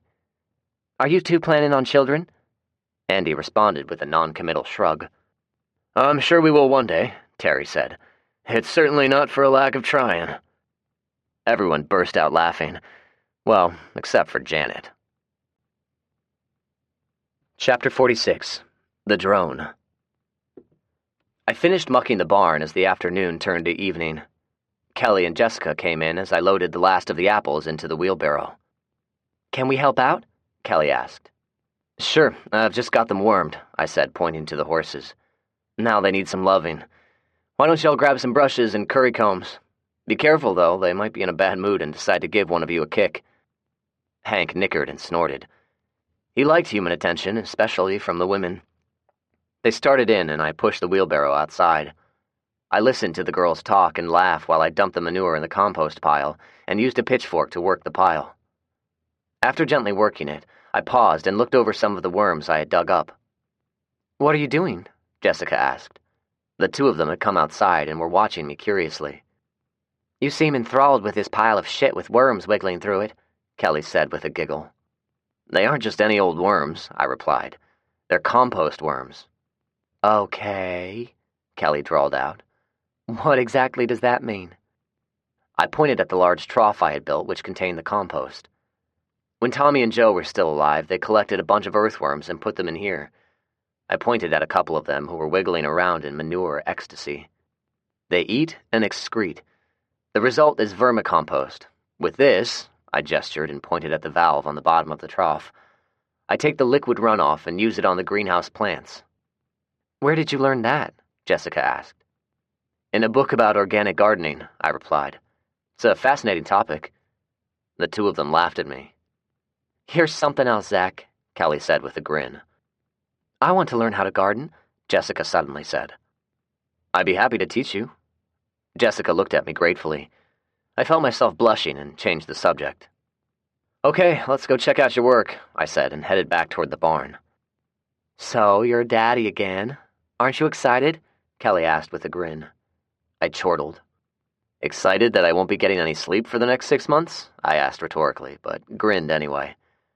I won't say excited would be the right word, but I'm happy.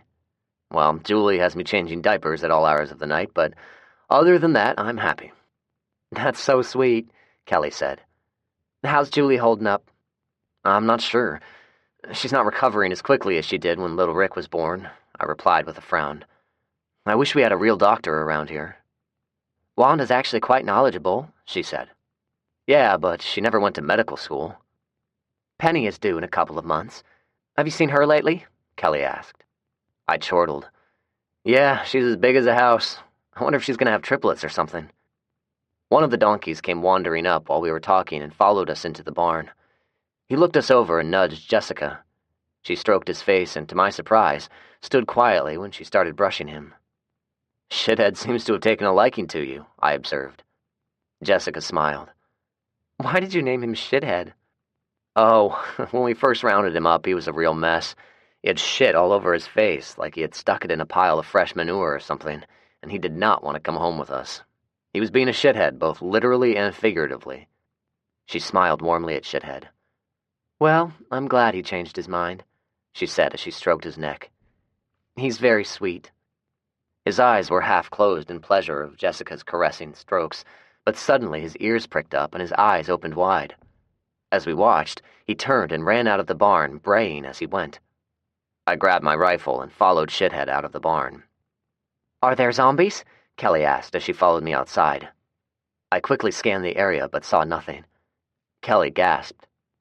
"What is that?" she asked, pointing skyward. I looked up and saw something I had only seen on television, back when there was television. It looked like a little UFO with 4 rotors and a camera in the middle enclosed by a plastic dome. "It's a drone," I said in wonder. In another time, under other circumstances, I might have continued watching it curiously or would even have taken a photo of it with my cell phone, but things were different now. I grabbed Kelly by the shoulder and pulled her back inside the barn. She looked at me in surprise. "What's wrong?" she whispered. I held up a finger and tried to peek at the drone through one of the dirty windows. It was hovering now, about 100 feet in the air, making it quite obvious whoever was controlling the drone had spotted us, or more likely the crops, tended fields, and livestock. I didn't have a shotgun, only an assault rifle. It took me 3 shots to bring it down. When it crashed, I ran up to it and made sure it was no longer operating. "What did you do that for?" Kelly asked as she ran up. Jessica watched us tentatively from the barn door before deciding she wanted to see it too and joined us. I took my time inspecting it before answering. "It has a video camera on it," I said, pointing. "Whoever was operating it saw us, and more importantly, they saw what we have." "Is it military?" Jessica asked. I frowned. "I'm not sure.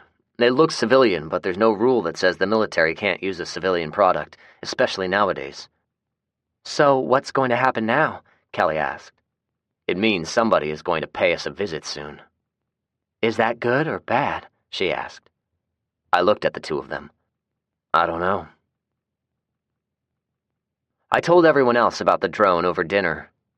"Terry," Fred asked, "did you have any experience with drones when you were in the Army?" Terry shook his head. "It was a totally different MOS. He looked at us and clarified the acronym. MOS is an acronym for Military Occupational Specialty. I'd seen them flying around on occasion, but I never had any training with them." He finished his glass of water before continuing. "The range on them can be quite far. Since it was hovering over the farm instead of merely flying by, I guess the video was a real-time feed rather than a recording. Yeah, the camera was still running when I got to it. I got the power turned off, but I'm sure they have a general idea where it went down." "When can we expect company?" Julie asked. I shrugged. "Probably first thing in the morning," I said, and looked at Fred. He nodded in agreement. "Why don't we have a reception waiting for them?" Terry suggested. I looked at him in surprise. "That's a damn good idea," I said, and looked at Fred. He shrugged indifferently. Chapter 47. The Reception. I was certain the drone's GPS system was not working. It didn't mean the drone was worthless. It only meant the operator of the drone needed some exceptional skills. In addition to having superior drone piloting skills, they'd need an accurate topographic map and be proficient in their map reading skills.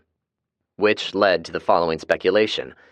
If they were going to pay us a visit, the most probable location we'd encounter them would be the intersection of Nolensville Pike and Concord Road. "What makes you think they're coming from this direction?" Janet asked when we had stopped the truck. "If they come from I-65, they'll drive down Concord Road. If they're somewhere in Nashville, they'll most likely come down Nolensville Pike," I answered. "Either route they take, they'll end up here." It sounded good, but I guess Janet was not satisfied with my logic. "What makes you think they won't come in from the back roads or maybe even fly in?" she asked. I looked at her in exasperation. "Do you remember that wise advice Andy gave you? If you stop and think a minute, this is the most probable avenue of approach if they bother coming at all. We can't cover everything, so unless you have a better idea, please stop second-guessing me and help out." I grimaced in disgust. I don't know why I let her come with us, but she had insisted on it. "Okay, so why didn't we simply sit at home and wait for them?" I was starting to get angry now. "Give Sun Tzu a read sometime and you'll have your answer." She looked at me like I'd said something dirty to her. Obviously, she didn't read very much. We'd not even met these people with the drone, and she'd already put me in a foul mood. I shook off the negative thoughts and pointed. Let's get this stuff unloaded and set up. We set up a couple of picnic tables in the middle of the road, along with a cornucopia of homegrown food. Once we were set up, Kelly, Mark, Ward, and yours truly waited patiently. Felix and his friends opted out, along with the rest of the Alabama crowd. I didn't bother asking Richard and his buds. Andy and Terry were set up on the roof of the old Publix with their favorite sniper rifles. I had no idea where Fred was hiding, but didn't worry about it. When we hammered out the plan the night before, Andy whispered to me that maybe Janet would meet an unfortunate accident. I refrained from laughing, but didn't bother admonishing her. I hauled the drone out of the truck and laid it on the roadway. Terry and I had tinkered with it last night and were pretty sure how to activate it. I activated my walkie-talkie. All right, y'all, is everyone in place and ready? Everyone answered in the affirmative, and I nodded in satisfaction. Okay, let's see if this works. I had an attentive audience looking over my shoulder as I reattached the power connection and fiddled with the video camera. After a minute, a little red light came on and the lens began rotating and stopped when it angled itself to my face. I held up my notepad in which I had written an invitation, the location we were currently at, and CB Channel 19. Do you think this will work? Kelly asked. I shrugged. 50-50, I'd say, I responded. I could see the nervousness on everyone. I didn't show it outwardly, but I was nervous too. It wasn't so long ago I met with a group of soldiers and ended up getting shot. I fought the urge to rub the scar on the side of my head and pointed at the big Volvo truck. If anybody does show up and it doesn't look right, I want you to get in the truck. Lock yourself in until we determine their intent. If it goes bad, get out of here. The rest of the gang will cover you. Kelly, you'll be the one driving. Kelly nodded nervously. Fred had only given her a couple of driving lessons, but she still wasn't sure of herself. What about the rest of you? Kelly finally asked. Before I could answer, the radio came to life. Would the drone killer happen to be listening? A disembodied male voice asked over the radio. I walked over to the truck and reached for the microphone. Everyone followed and crowded around me. We're here. My name is Zach Gunderson. Would you care to identify yourself? I asked. This is Colonel Coltrane of the United States Marine Corps, replied the voice. Needless to say, there was more than one surprised expression. What is your current position? He asked. We're at the intersection of Nolensville Pike and Concord Road. If you have friendly intentions, please join us for lunch. Affirmative, he replied. Our ETA is 10 minutes. Oh, and Colonel, I said, I've had at least one unpleasant encounter with military personnel not so long ago. I don't want to see any weapons pointed in our direction. The response was quicker than I expected. Be advised, you and your people will need to be unarmed when we arrive. I was instantly irked and glared at the microphone a couple of seconds before responding. Then save your fuel and turn around, Colonel. We will not disarm for anyone, I said. Oh, and what is it you military people say? Over and out. I looked around at my friends. Disarm my ass. All right, everyone, let's load the food up and move out. We'll come back for the chairs and tables later, I said. Nobody needed any further urging. Everyone, even Janet, moved with a purpose. What about the drone? Kelly asked. I looked it over. It would be a nice piece of equipment to have, but we didn't have the control console for it. We'll leave it for them. Kelly stopped and cocked her head. I think I hear engines. I stopped what I was doing. I still had a constant ringing in one of my ears due to being shot, so I didn't hear anything, at least not at first.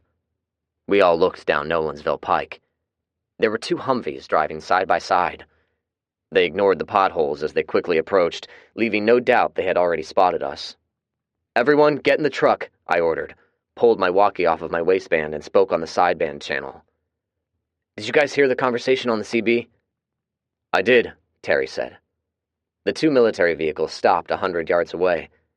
Both vehicles had an M60 machine gun mounted on the roof, and each was manned by a soldier wearing a gas mask. Both of them had their hands on the weapons.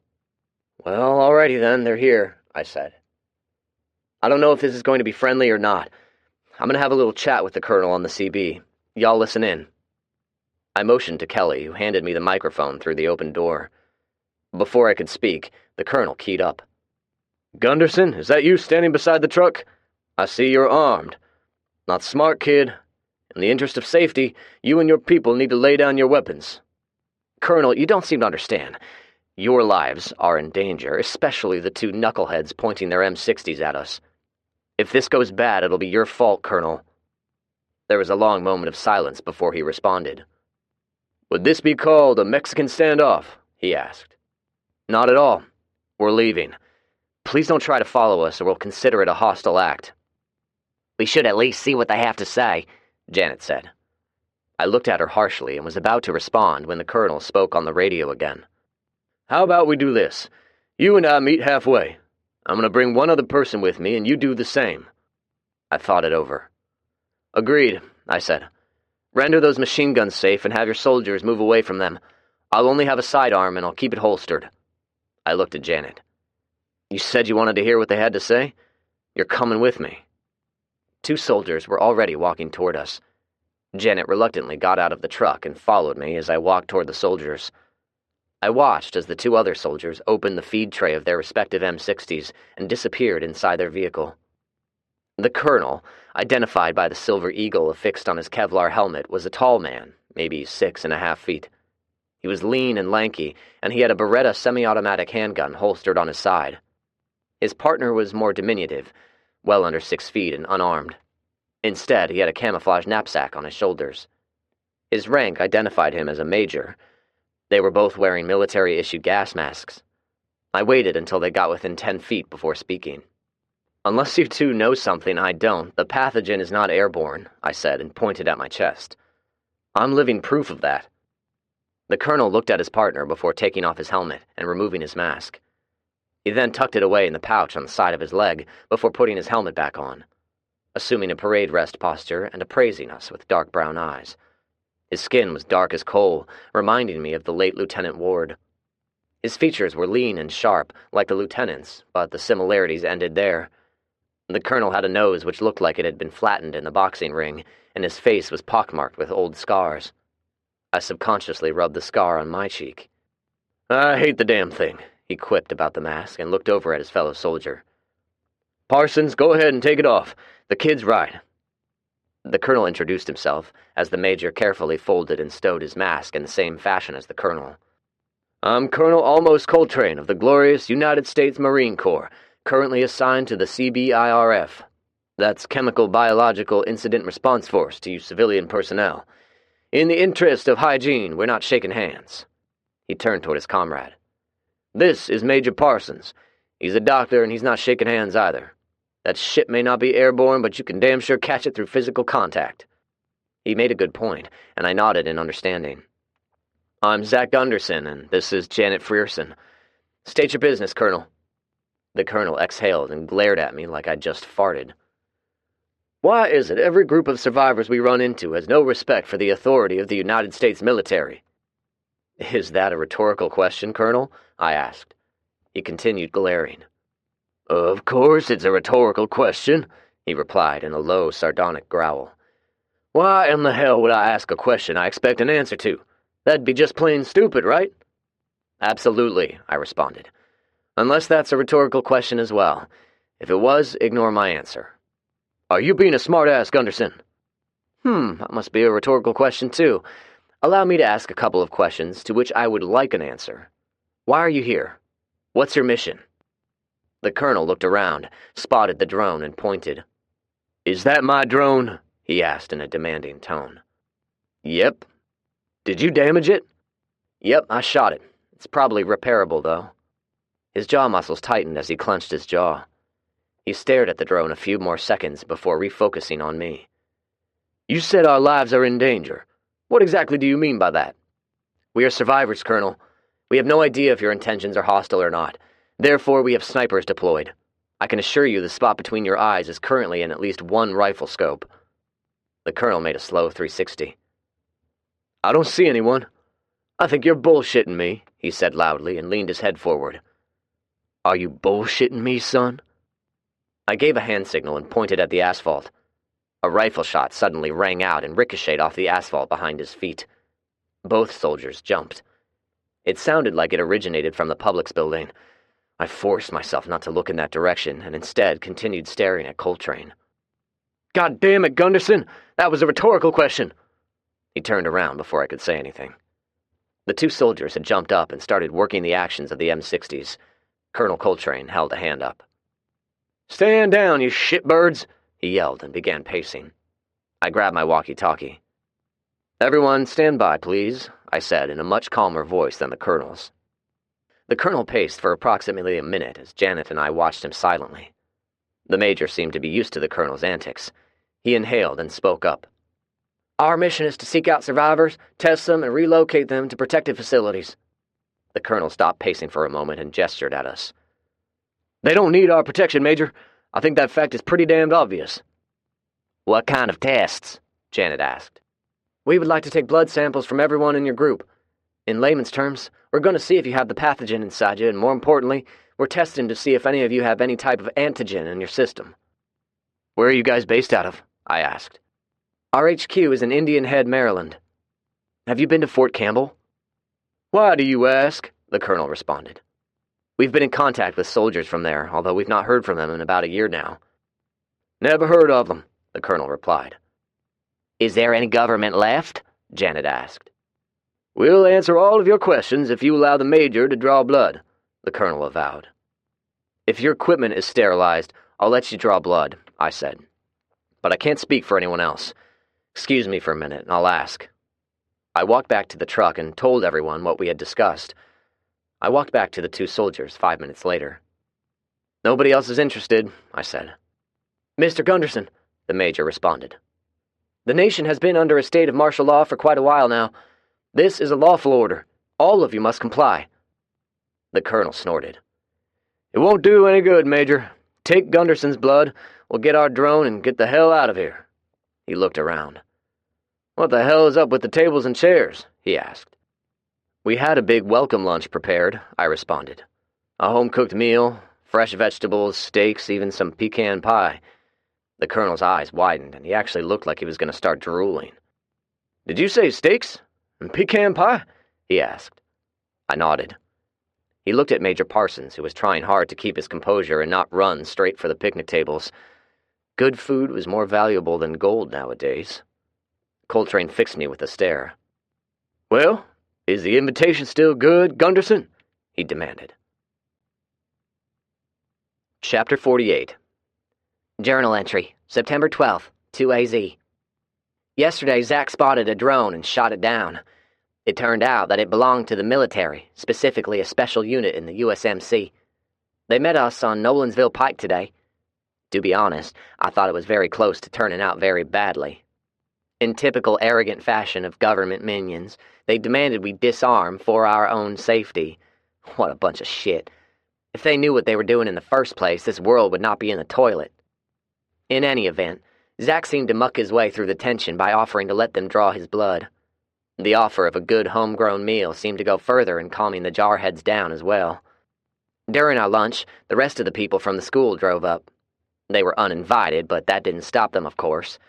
They had 8 new arrivals, including a couple of cute guys who were somewhere in their early 20s. Maybe one or both of them will take an interest in Janet and we can get her the hell out of our house. More likely than not, they'll take an interest in Kelly and Jessica and end up moving in with us. Colonel Coltrane did most of the talking, and here's what he said. There's still an American government, although it is a shell of what it used to be. The president and VP actually survived the plague. Members of Congress weren't so fortunate. They were placed in secure facilities, but 1 or 2 people were already infected, which caused all of them to become infected within a matter of hours. Zach asked if they were killed, but the colonel refused to answer.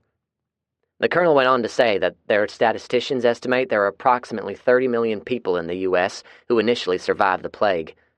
Zach had a debate with the 2 officers on the calculation of the numbers, which I won't bore you with, but they were in agreement there are probably only 10 million left alive as I write this. Everyone eventually filtered in, except for Terry and Fred.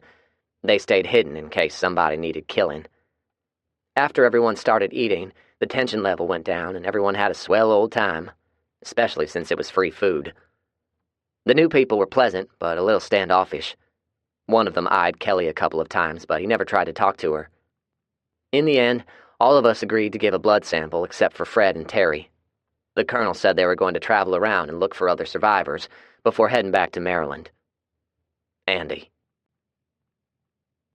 Chapter 49. Abducted. So you're saying you don't trust them? Nope, I responded. Janet rolled her eyes. It was an irritating character trait, and Julie had inherited it. They did absolutely nothing to make me believe they can't be trusted, she said. Everyone around the kitchen table was quiet. We were discussing yesterday's visit by the Marines. Apparently, everyone was waiting for me to respond to Janet. When I didn't, she spoke up again. Okay, tell us please, why does the all-knowing Zach Gunderson distrust those soldiers? She asked with no small amount of sarcasm in her tone. I glanced at her and then at Terry. Terry, in the military, is it SOP for a full colonel to go out on field missions to locate survivors and test them? No, it's not, Terry responded. His rank indicates he's in charge of the whole unit, which would roughly be the size of an entire brigade. You're right, Zach. It's kind of odd, but of course there may not be very many of his soldiers left alive. True, but there were so many things he did not tell us. Did y'all notice how they danced around certain questions? Like what, Zach? Terry asked. He had also provided security from atop the grocery store, so he could not hear most of the conversation. Like, where are the president and vice president? And what has the government been doing for the past 2 years? What were they doing so far south of Maryland? How many survivors have they encountered? I finished my plate and used a piece of bread to wipe the plate clean before swallowing the bread whole. I looked up to see everyone looking at me. I guess I needed to work on my table manners. Julie handed me a napkin. I took the hint and wiped my mouth. The continuity of the government plan was very complex, yet he didn't know or refused to tell us about it. I shook my head. Too many unanswered questions. I find it suspicious, and therefore I don't trust them. What does Fred think? Janet asked. Fred and Zach think alike, Julie said before I could respond. As do I. She looked at me and actually winked at me. It was almost like old times. She changed the subject. What plans do you have today, love? I'm going to help Felix and his buddies get some firewood cut. They don't have near enough to last them through the winter. Will you be home for dinner? She asked. Absolutely, I answered with a smile. Good. Now go change the babies before you leave. My smile turned into a frown. I rode with Felix and Michael in the big dually, while Kelvin and Sue followed in their SUV. I had hooked up a trailer and hoped we could get several ricks of wood hauled back to their place, which was the Allens' old home. Michael pointed out a church with several acres. There are trees everywhere out here, he commented. I nodded in silence as I surveyed the area. There were 5 or 6 trees lying on the ground, but I think they intended on cutting down live trees. I wanted to tell them the time to cut down live trees was at the beginning of the summer, allowing the wood to dry out in season so it'd burn better, but I kept my counsel. They'd learn the hard way. I figure Sue and Kelvin can keep watch while the 3 of us work the chainsaws, he added. Yeah, that sounds good, I said and pointed. We have to be careful, though, so we don't have any accidents. They looked at me questioningly. Think of it this way. If all 3 of us are cutting trees down at the same time, the risk factor goes up. The last thing we need is one of those things dropping on one of us. They agreed in understanding as I put in some earplugs. It was about an hour into our venture, and I was working on a large oak that appeared to have been struck by lightning. I backed up to watch it fall and make sure my friends were out of the way. They were standing over by the truck, watching. When the tree fell, I motioned for them to come over and help cut it up. They didn't move. I turned the chainsaw off and removed my earplugs. What are y'all waiting on? I asked. Well, Gunderson, I believe they're waiting on us. I turned to see Colonel Coltrane, along with a dozen soldiers standing behind me. They were armed with assault rifles and had them pointed at me. I had an uneasy feeling as I set the chainsaw down and let my hand linger beside my holster. Good morning, Colonel, I said warily. Are you here to help cut wood? He chuckled and shook his head.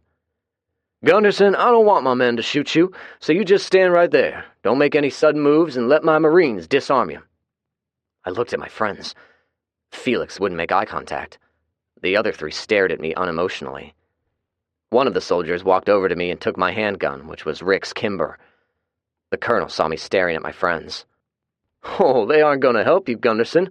In fact, they sold you out. When I realized he was telling the truth, I stared at them balefully. Felix continued staring at the ground. It had been a long time since I'd felt this level of betrayal. The soldier who disarmed me chuckled. With friends like those, who needs enemies? Am I right, asshole? What's this all about? I asked. You're going to be coming with us, the colonel replied. The Marine who disarmed me stuck his face close to mine. That's right, asshole. You're coming with us. He attempted to grab me by my neck, but I knocked his hand away. You fucking punk, he growled, and attempted to butt-stroke me with his rifle. I sidestepped it and landed a solid right cross to his face. He dropped his rifle and fell to the ground. It felt satisfying for about 2 seconds. That's about how long it took for one of the other Marines to blindside me with a butt-stroke to the back of the head. Chapter 50. Incarceration. When I came to, I was a little bit disoriented and I had a whopper of a headache. I knew I was restrained and blindfolded. The restraints around my wrists felt like zip ties, so I assumed there was another one wrapped around my ankles. I was sitting in a moving vehicle. Did I say sitting? It was more like I was lying on a hard metal surface and being roughly bounced around every time the vehicle hit a bump. I had to be in the back of a truck. I could hear and smell the loud, acrid exhaust of a large diesel engine. I tried to sit up, but I was quickly pushed back down by someone's boot, and a disembodied man's voice spoke up. The colonel gave us strict orders not to let you get hurt, a disembodied man's voice said. His tone was casual but authoritative. So I'd rather you didn't get up and try something stupid. There were a couple of guffaws in the background. Why's that, soldier? I asked. I think I heard him chortle, but the truck exhaust drowned it out. My rank don't allow me to ask questions from a colonel, so be a smart guy and don't try anything. Oh, let him try, Sergeant. He's got some payback coming to him, another voice said.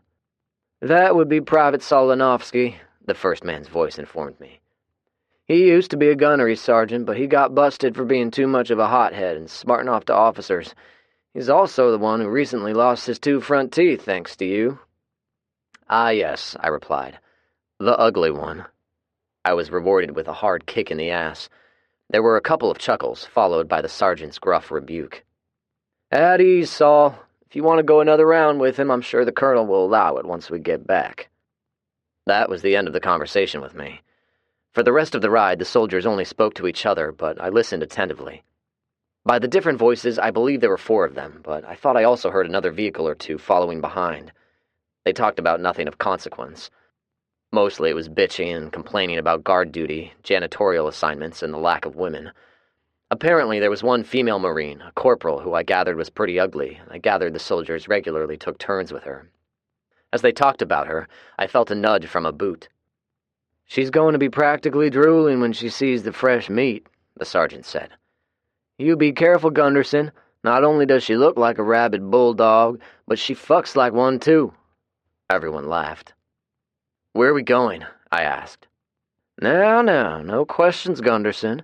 If we answer any of your questions, we'll catch hell. You're not even going to tell me why y'all kidnapped me? I'm sure the colonel would debrief you when he feels it necessary. By my estimation, it was a full 2 hours, maybe even 3, before the truck came to a stop and was turned off. One of the soldiers sighed loudly and muttered, home again, jiggity-jig." The tailgate's hinges squeaked noisily as it was unceremoniously dropped, and then I was roughly hauled to my feet. All right, Saul, help me lower him down. If you drop him, you'll be pulling guard duty and cleaning latrines for the rest of the week. I heard Solinovsky grunt in reply as the 2 men grabbed me under the shoulders. I prepared myself to be dropped, but they didn't do it. I was slowly lowered until I felt my feet touch the ground. It was then I realized I was barefoot. I suppose it was a deterrent to keep me from running. I felt someone's presence very close to me, and then the hood was yanked off my head. It took a moment for my eyes to focus. The colonel was standing a couple of feet away, staring at me unemotionally as I quickly looked around. It looked like a military base. There were several nondescript buildings, both brick and prefab metal, maybe 20 or 30. The outer perimeter was surrounded by a defensive barrier made up of anything and everything. Sandbags, burned-out vehicles, concrete barricades, you name it. Concertina wire was strung all along it, and every 50 feet there was a wooden guard tower about 20 feet tall. There were a total of 8 soldiers, along with Colonel Coltrane. They all stared at me impassively, as if abducting a person was no big deal. "What the hell is going on, Colonel?" I demanded. Well, Gunderson, I knew you would not come along willingly, so we had to resort to a more aggressive approach. I stared at him balefully. Kidnapping an American citizen, doesn't that go against your ethics and regulations? I asked. The world has changed, Mr. Gunderson. The world has changed, he replied matter-of-factly. I heard other vehicles driving up.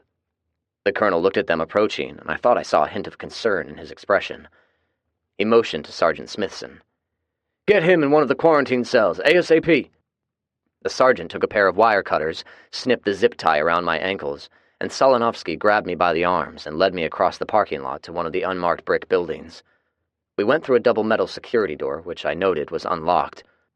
I didn't know how just yet, but I was determined to escape from this place. So every little detail I observed I committed to memory. If they knew how good my memory was, they would have kept me blindfolded, or else they were confident I was helpless to do anything. We continued down a long, dimly lit hallway that was separated a few times by those thick strips of plastic you see in a cold storage warehouse. I was soon led to another set of metal doors. These were locked. The sergeant gave a perfunctory knock, and a moment later, I heard the lock being opened from the other side. A squat, unattractive-looking woman opened the door. She had military fatigues on, but they did not camouflage her short, thick physique and wide hips. Her face, square and masculine, was bare of any kind of makeup, which I'm not sure would have helped. You must be the bulldog, I commented. The sergeant chuckled as she glared at me. We walked past a room with windows. I could see a couple of desks and computers that were actually turned on. There was a door beside it. The bulldog used some keys to unlock it and open the door. Here's your new home, Gunderson, the sergeant said as Solinovsky shoved me in. The sergeant cut the zip tie around my wrists, but not before warning me not to try anything. I've got strict orders not to let you be killed, but it won't stop me and Saul from putting a few more knots on your head if you act up. Solinovsky chuckled at the warning.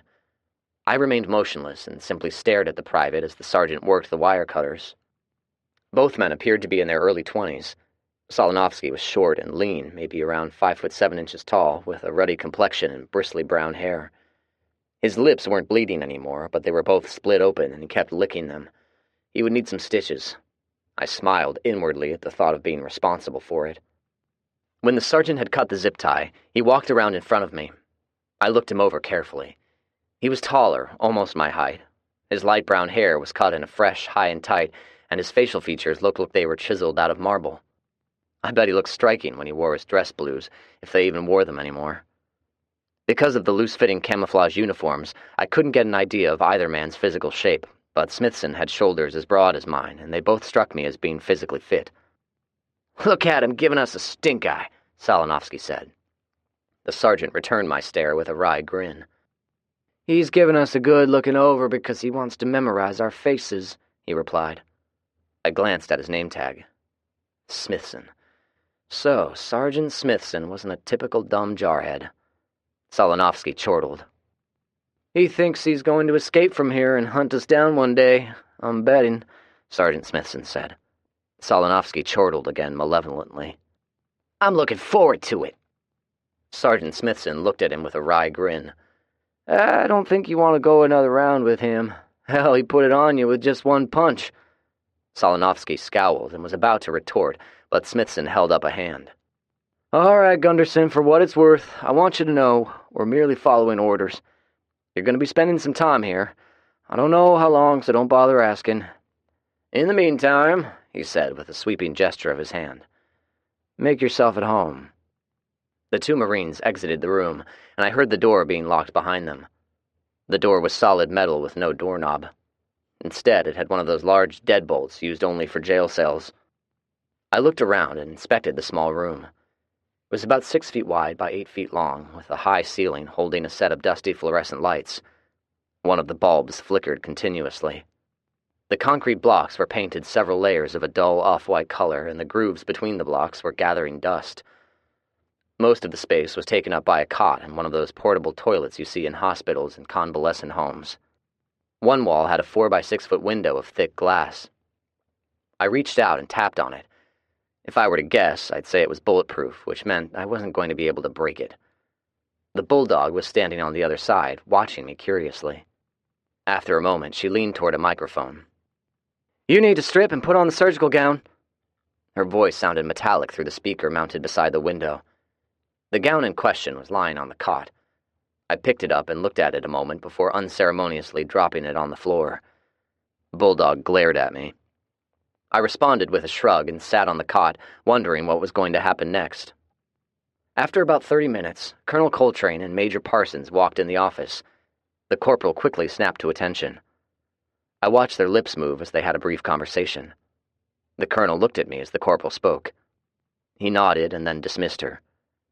After she left the room, he moved a chair in front of the microphone and sat down. He looked at me without emotion as he pushed the little black button on the side of the mic. "The corporal said you're being disobedient," he said with a wry smile. I watched him but didn't respond. Major Parsons was busily typing on one of the computers and barely looked up as the colonel spoke. After a minute of typing who knows what, he stared at the screen a moment before focusing on me. "You can talk to me, Gunderson," Coltrane said. "There's a microphone embedded in the speaker." "Are you going to tell me what's going on, Colonel?" I asked icily. He stared at me a moment with a smirk before looking at Major Parsons and nodding. The major leaned toward the microphone. "Apparently, Mr. Gunderson, your blood has some rather special properties." He looked at me thoughtfully before continuing. "I'll keep it in simple layman's terms. Your blood is different from anyone else, with the exception of one other person we've tested." He leaned forward. "When we collect blood samples, we conduct several tests. That's why I took 7 vials from each of you. One of the tests we perform is that we actually introduce the Z pathogen into a vial of blood. In every case, save 2, the pathogen quickly attacked the healthy blood cells and mutated them within a few hours. It didn't happen in your case. Your white blood cells aggressively attacked the pathogen and successfully killed it. As you can imagine, this is a significant breakthrough," he said proudly. I glared at both men. "So after making this discovery, instead of approaching me in a civilized manner, you decide to attack and abduct me?" Colonel Coltrane chuckled. "You never would have come with us voluntarily. You know it, and I know it." "Of course I wouldn't have," I retorted. "I have a life which doesn't involve sitting in a little room." He raised his hand, palm up, as if to say, "See what I mean?" I frowned and shook my head. "It didn't mean that I wouldn't have cooperated. It could have been worked out in a different way that would have accommodated everyone." "I'm afraid we don't have that luxury, young Mr. Gunderson," the colonel replied. "POTUS himself has issued the order." I looked at him a moment to see if he was serious. "The president was told about me?" I asked incredulously. "And he approved of your tactics?" Both men nodded somberly. "That motherfucker," I growled and began pacing. After a minute, I stopped and looked them over. "What about this other subject? What's going on with them?" I asked. The 2 men looked at each other before Colonel Coltrane responded. "Well, there's the rub. The other subject was allowed to remain with her people. Apparently, there was some type of altercation and she was killed. This is why POTUS ordered us to take you into protective custody by any means necessary." I nodded in reluctant understanding at the logic, but it didn't make me feel any better. My mind was racing, attempting to find a solution out of this dilemma. I looked at the 2 men. "There's no need to hold me prisoner. I'll submit to your tests, so let's get started so I can get out of here. I have a lot of obligations back home and people who depend on me." Colonel Coltrane looked at Major Parsons, who burst out in amused laughter. "What's so funny?" I asked warily. "Ah, Mr. Gunderson, you don't understand. You won't be going anywhere. This is your new home for a long, long time." My mouth went dry as I realized what he was saying. Chapter 51. Tests. Unfortunately for me, these bastards had those riot shields with an electrically charged strip on the outside of it. When I refused to cooperate, my good friends Smithson and Solinovsky entered the cell, pressed up against me with those shields, and zapped me a few times. I don't know how much voltage it was, but after a couple of hits, I was totally immobilized. After zapping me, they held me down while Bulldog gleefully stripped me. So, rather than sit around buck naked, I reluctantly put on the musty-smelling hospital gown. The test started with blood being drawn into little vials. Then there were demands for urine samples, stool samples, saliva samples, and cheek swabs for DNA. Did I mention blood samples? The good major drew blood 3, sometimes 4 times a day. By the 3rd day, my arms were heavily bruised and festooned with needle tracks. After my evening repast, consisting of watery oatmeal and powdered milk, Bulldog tapped on the window. She pointed at the chessboard hopefully. The two of us had played several games in the last couple of days. She was actually pretty good at the game and a nice person and snuck me extra food. "Nobody else will play with you?" I asked. She chuckled and keyed the microphone. "I've beat everyone else so many times they won't play anymore." She looked at me pleasantly.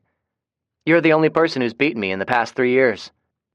"We're 4-4 with 6 draws," I said in agreement. "I guess we need to play a tiebreaker."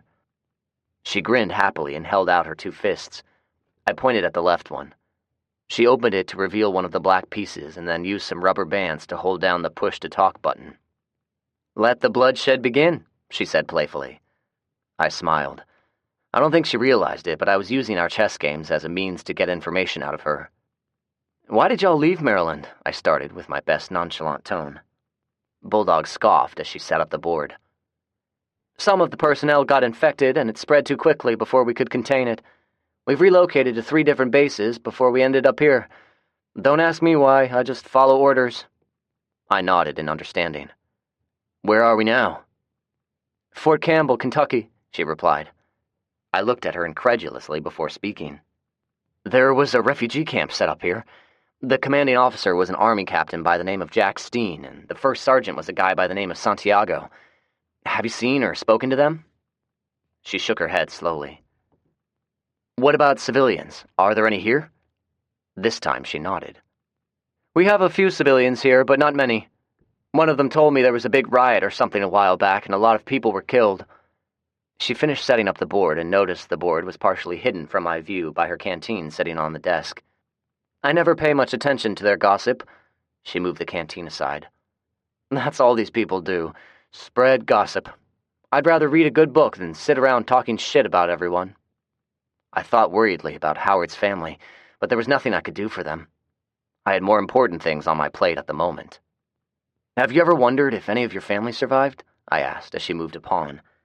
She shrugged sadly. "They're all in Oregon. It's so far away there's no way I could go check on them." I nodded as I moved a bishop's pawn. She eyed my move and smiled. "Are you going to try the Sicilian defense on me?" "I've got to try something," I replied. "You're a very tough opponent." Corporal Bulldog smiled at the compliment. I kept it up.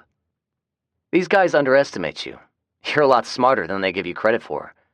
Her smile broadened even more. I think she may have even blushed. After a thoughtful moment, she moved one of her knights. I responded by moving my queen's pawn. She clapped her hands once. "I knew it! You are going to try the Sicilian!" She was giddy in anticipation. "This is going to be fun. The only person who ever beat me with it was my high school boyfriend." "Is he the one who taught you to play?" I asked. She shook her head. "My high school history teacher had a chess club. I was only in it for a month, but had to drop out. Father thought it was a waste of time." "My buddy's father taught me. I never knew my father." "Tell me what yours was like." "He was a devout Protestant. We attended church every Wednesday and Sunday, and if we weren't in school, we worked on the farm from sunup to sundown. He took care of his family, but he was a very stoic, unaffectionate person." She sighed and brushed away some imaginary lint off of her shirt. "He was a kind man, but I don't think he ever once told his kids he loved them or even hugged them." "That's sad. What would he think if he were here right now?" I asked. "What would he think of how I'm being treated?"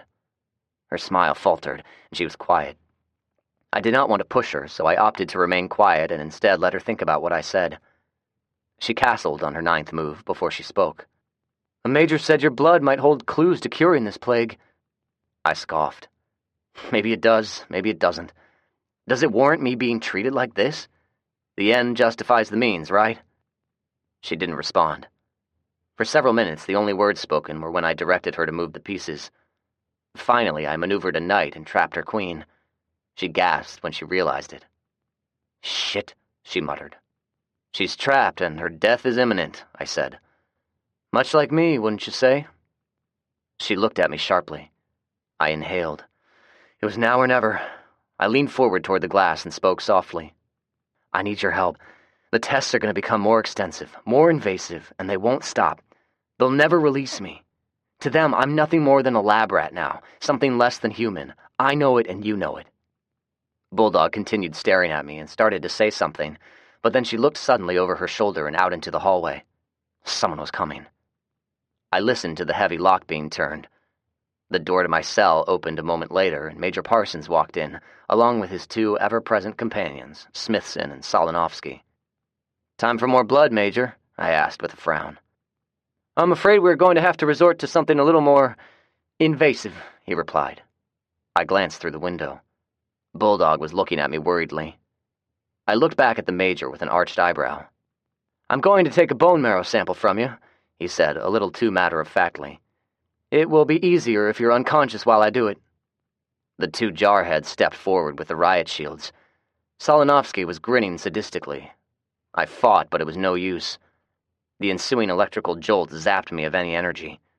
They had no problem holding me down while the Major injected me with a sedative. I was unconscious within seconds. Chapter 52. Marrow. I came to while lying on my cot. Bulldog was sitting beside me, wiping my face with a wash rag. I tried to sit up, but she pushed me back down with a gentle hand on my chest. "You're all right now. Just relax. You need to conserve your strength." "How long have I been out?" I asked. "About 4 hours," she said. "Are you thirsty?" Without waiting for an answer, she retrieved a plastic cup off the floor and guided the straw between my lips. "Drink up. You need to rehydrate yourself." I complied and took several sips.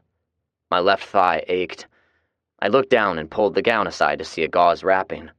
There was a bloodstain about the size of a quarter on it. "I wonder what kind of test he has in store for me next," I muttered as I looked into her face. She looked worried but didn't respond.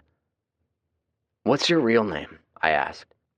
I didn't think she was going to answer at first, but after a minute she made eye contact. "Ruth, from the Bible. Why do you ask?" "Because calling you Bulldog is unfitting," I said and looked around. There was now a set of leg shackles around my ankles. I raised a foot and shook them. "That's not a good sign," I opined. Ruth glanced at them but said nothing. She walked out of the room and returned a minute later with another cup of water and an MRE. "Eat as much as you can," she ordered, and used a small pocket knife to cut open the thick brown plastic food package. She dumped the items on the cot. I looked them over, started with a pack of crackers, and began eating. "I've got to get out of here, Ruth," I said between bites. "I know," she replied quietly. "I've heard some rumors." I looked at her expectantly. "This morning I walked in on the Colonel and the Major while they were talking about your kids." She spoke in almost a whisper now. So they knew about my kids. This was bad. "What did they say?" I asked tensely. She shrugged. "I didn't catch much." "Will you help me?" I asked pleadingly. "Where will you go?" "Back home," I said, and looked at her expectantly. She returned my stare and looked at me a long moment before answering. While I was thinking, Ruth looked cautiously out of the window before pulling a folded piece of paper out of her cargo pocket. "I can't let you keep this. If you get caught with it, they'll know I gave it to you. Do you think you can memorize it?" I took it from her hand and unfolded it. It was a hand-drawn map of the facilities and an escape route. I studied it intensely for 5 minutes before giving it back to her. "Did you memorize it already?"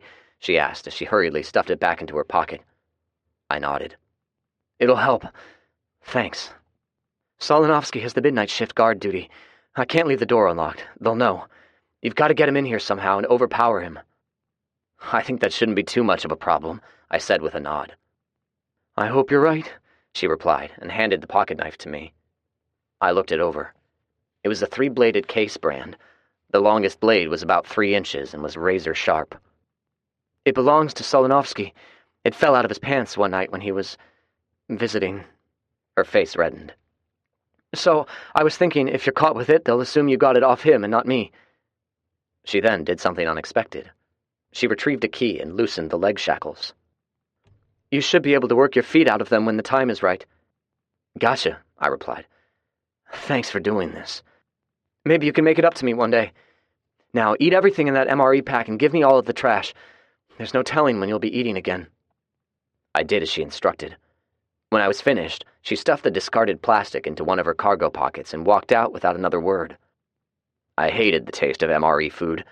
I'd gotten spoiled eating farm-fresh food for the last couple of years, and this stuff tasted awful. Nevertheless, I'd eaten every morsel. She was right. I'd need every bit of energy the packaged food had to offer. Solonovsky casually walked in a little before midnight. Ruth bitched at him for being late.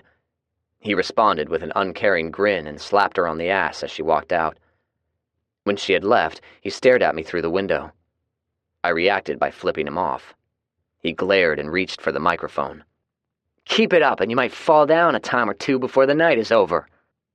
"Not from your punk ass," I responded. He continued glaring at me, but didn't respond. I thought. This wasn't going to be easy. I stared at him for a good 30 minutes while he pointedly ignored me and looked through a well-worn Playboy magazine. I'm not sure if it was a lucky break, but the MRE food was not agreeing with my digestive tract. I got up, shuffled over to the portable toilet, and squatted down on it. The noises and smells coming from my ass were awful. I noticed the jarhead glancing at me in disgust. It was an opportunity to rile him some more. "Hey," I yelled. "You got any toilet paper? I need to wipe my Solonovsky." He leaned forward and growled into the microphone. "Watch your mouth, asshole." He was getting angry, but not taking the bait. I was getting desperate and needed to do something drastic. Standing, I grabbed the pail out of the frame of the toilet and hurled it at him. Vile excrement splattered against the window. It did the trick. He stood angrily, glared at me with homicidal hatred, and stormed out of the office. I hurriedly worked the leg shackles off as I heard the lock being turned. I had to hope he was so angry he didn't bother grabbing one of those riot shields. I had just enough time to open the pocket knife when the door was flung open. Solonovsky charged in like a raging bull and put a shoulder into my gut as he grabbed me around the waist. We went down on the hard concrete floor as I wrapped my legs around him. When my back hit the floor, I involuntarily exhaled heavily. Solonovsky chuckled as he began punching me in the ribs. He obviously had training in ground fighting, and he used his feet to push me up against the wall while continuing to punch my ribs. His training involved rules I had no interest in. I reached around the back of his head with one hand, and while I dug a finger into one of his eyes, I used my other hand to stab him in the neck with his own pocket knife. He screamed like a madman while trying desperately to dislodge my finger and get away from me.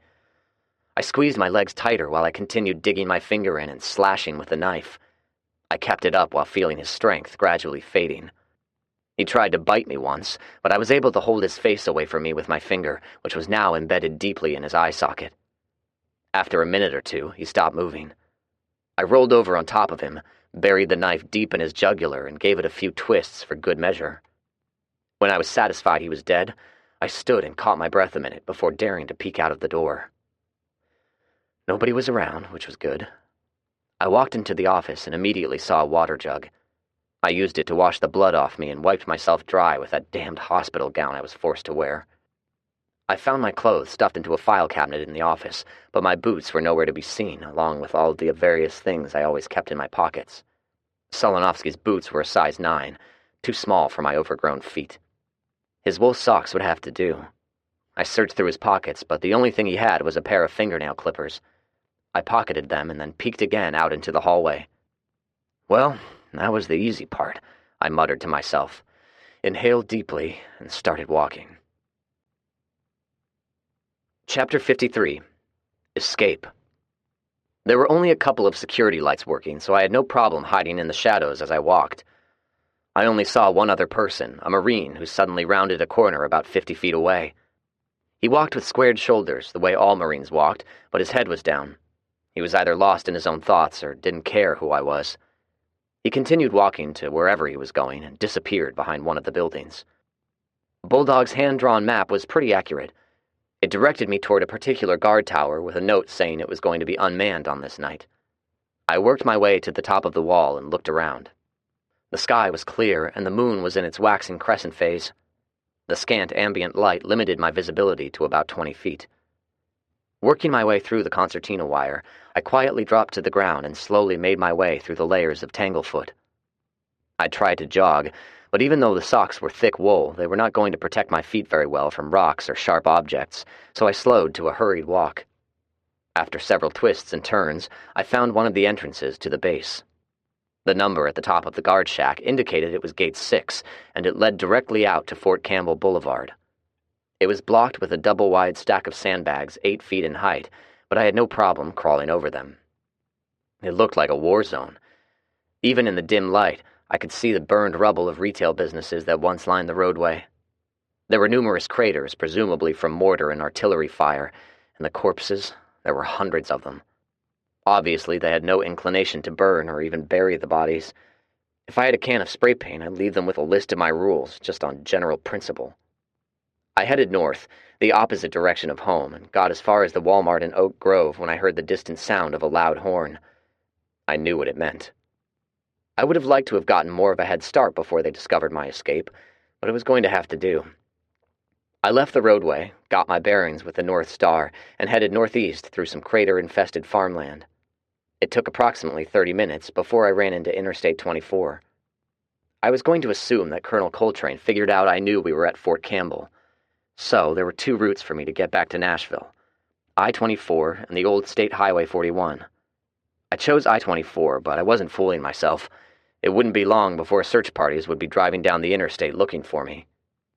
My goal was to get as far away as possible before sunrise and then find a place to hide. I was under no illusions. Solonovsky may not have been well liked, but his comrades were not going to have much sympathy for someone who killed one of their fellow Marines. I'm not sure how far I got before I saw headlights approaching from a distance. It wasn't going to be a matter of hiding in an abandoned car or crouching down in a ditch. I had no doubt they had night vision gear and probably even thermal imaging equipment. I quickly hopped the fence on the side of the interstate, groaning as I did so. My ribs were hurting, and I was wondering if Solonovsky had broken 1 or 2 of them. Jogging through an overgrown cornfield, I stumbled and fell into a shallow ditch. Catching my breath, I looked around worriedly. Nobody was around, and I don't think I made too much noise. It seemed to be a good spot to stop and hide. I only hoped this was an area bereft of zombies. 3 vehicles drove down the interstate very slowly. 2 of them were using searchlights, but I still believed they were also using other equipment. If I were in charge, I'd have one of my soldiers looking toward the rear with a thermal imaging scope in anticipation of the escapee making his move after the search vehicles had driven by. I stayed down in the ditch until they were long out of sight. Heading back toward the interstate, it suddenly occurred to me they could simply drive down the road for a mile or 2 and then simply shut off their vehicles and wait for my dumb ass to walk up to them. So I backed away from the interstate, sat in the weeds, and thought about what to do next. I opted to go back to the ditch, certain they would grow impatient after a few hours of unsuccessful searching, and head back home. At some point during the night, I drifted off to sleep, but was awakened as the sun was coming up, along with the usual swarm of flies competing to fly into my nose and mouth. I swatted them away as I stood and stretched, but quickly hit the ground again when I heard vehicles coming back down the interstate. Low crawling until I was about 100 feet from the interstate, I raised my head cautiously for a look-see. It appeared to be the same Humvees from last night, and I assumed they were heading back to the base. I hugged the ground and remained motionless as I listened to the sound of the engine slowly fade. When I couldn't hear them anymore, I counted to 100 before standing and carefully making my way back to the interstate. I chose the westbound lane to make my way back to Nashville. I figured the mindset of the soldiers would be to search the eastbound lane, since that was the direction I was going to be traveling. As I walked, I continuously scanned for any possible threats. Soldiers, zombies, wild animals, and of course, hostile civilians. I don't know why, but it amazed me how many weeds were growing through cracks in the asphalt. Mother Nature was slowly but steadily reclaiming her territory. It took about a mile before encountering a zombie. He was like the other ones we'd encountered lately. Jet black eyes, and most of the decomposition was now healed over with layers of scar tissue. He was ugly as hell and was moving pretty good. I sidestepped him when he charged, tackled him from behind, and bashed his head against the asphalt until his skull was crushed. If anyone saw this fresh kill, I'm sure they'd realize I'd done it, so I dragged the body off the roadway and hid him amongst the tall weeds. There was a sizable patch of black ooze on the asphalt, but I could do nothing about it. If they found it, they found it. I kept looking at the abandoned cars as I walked, looking for anything I could use. The cars had been ransacked, almost every one of them. I kept seeing the hoods partially open and wondered what that was all about. I checked a couple and observed the batteries missing. Interesting, I thought. Someone knew that car batteries still had power, even if they didn't have enough amperage to crank a car. They could be used for a host of things. It wasn't until my socks were in tatters that I happened upon a semi with skeletal remains hanging out of the open door. I didn't think much about it until I saw a nice pair of black boots on his feet. Hurrying over, I scrutinized them closely. Size 11. They'd have to do. I carefully got into the truck. Discovering no zombies, I searched it thoroughly. The trucker's clothes, underwear, t-shirts, socks, and bib overalls were all neatly folded and lying undisturbed in the compartment under the bed. He sure liked his overalls. Hell, it was all he had. Well, I had no options at the moment. I discarded my ooze-infested clothes and changed. The t-shirt was fine, but as you can imagine, the leg length of the overalls was too short and the waistline was too big. I looked foolish, but at least I didn't smell like a zombie. Unfortunately, he had no other shoes other than the pair of boots currently occupying what remained of his rotting feet. Carefully working the boots off, I shook out the rest of his feet before trying them on. They were wide enough, but far too tight for any long-distance walking, so I made room by cutting the toes out with Solinovsky's pocket knife. It wasn't very comfortable, but it was the best I could hope for until I found some that fit. I tried to start the truck, but the battery was dead, and it was probably out of fuel anyway. I searched in vain for a firearm. I thought all truckers carried one, but this guy apparently didn't. The only thing I found of value was a pair of bifocals, an old bottle of water, a pack of Red Man chewing tobacco, and a bandana stuffed in his back pocket that was overwhelmed with dry snot and boogers. I took it anyway. Hell, if nothing else, I could use it to wipe my ass. The chewing tobacco was bone dry, but it didn't matter. I was counting on the nicotine to suppress my appetite and keep me awake. I then took a tentative swallow of the water. It had a distinctive plastic taste, no doubt of the antimony and BPA that had leached out of the plastic, but it wasn't too bad. It was probably going to upset my stomach, but my thirst overrode caution, and I took a couple of big swallows. Biting off a plug of tobacco, I looked around and started walking. Well, let's see. 60 miles to Nashville, figure out a way around the flooded areas, and then an easy 15 miles back to the house. Piece of cake, I said with mock cheerfulness. Chapter 54. Evasion. Shit, I muttered. My first day of freedom consisted of a lot of walking while constantly looking over my shoulder, and I did a lot of hiding. I only saw the soldiers once, but I was constantly running into zombies. I achieved about 2 miles on the night of my escape, and about 10 miles of progress on the next day. When the sun was getting low, I spotted an old barn a couple of 100 yards off the interstate. It looked abandoned, and I thought it'd be a good place to hide in for the night. My stomach groaned in protest as I made my way through the overgrown field. My mouth was parched, too. I had a couple of ounces of water left, and only took a sip after I made it to the barn. Shit, I muttered again, as I looked out of the loft opening.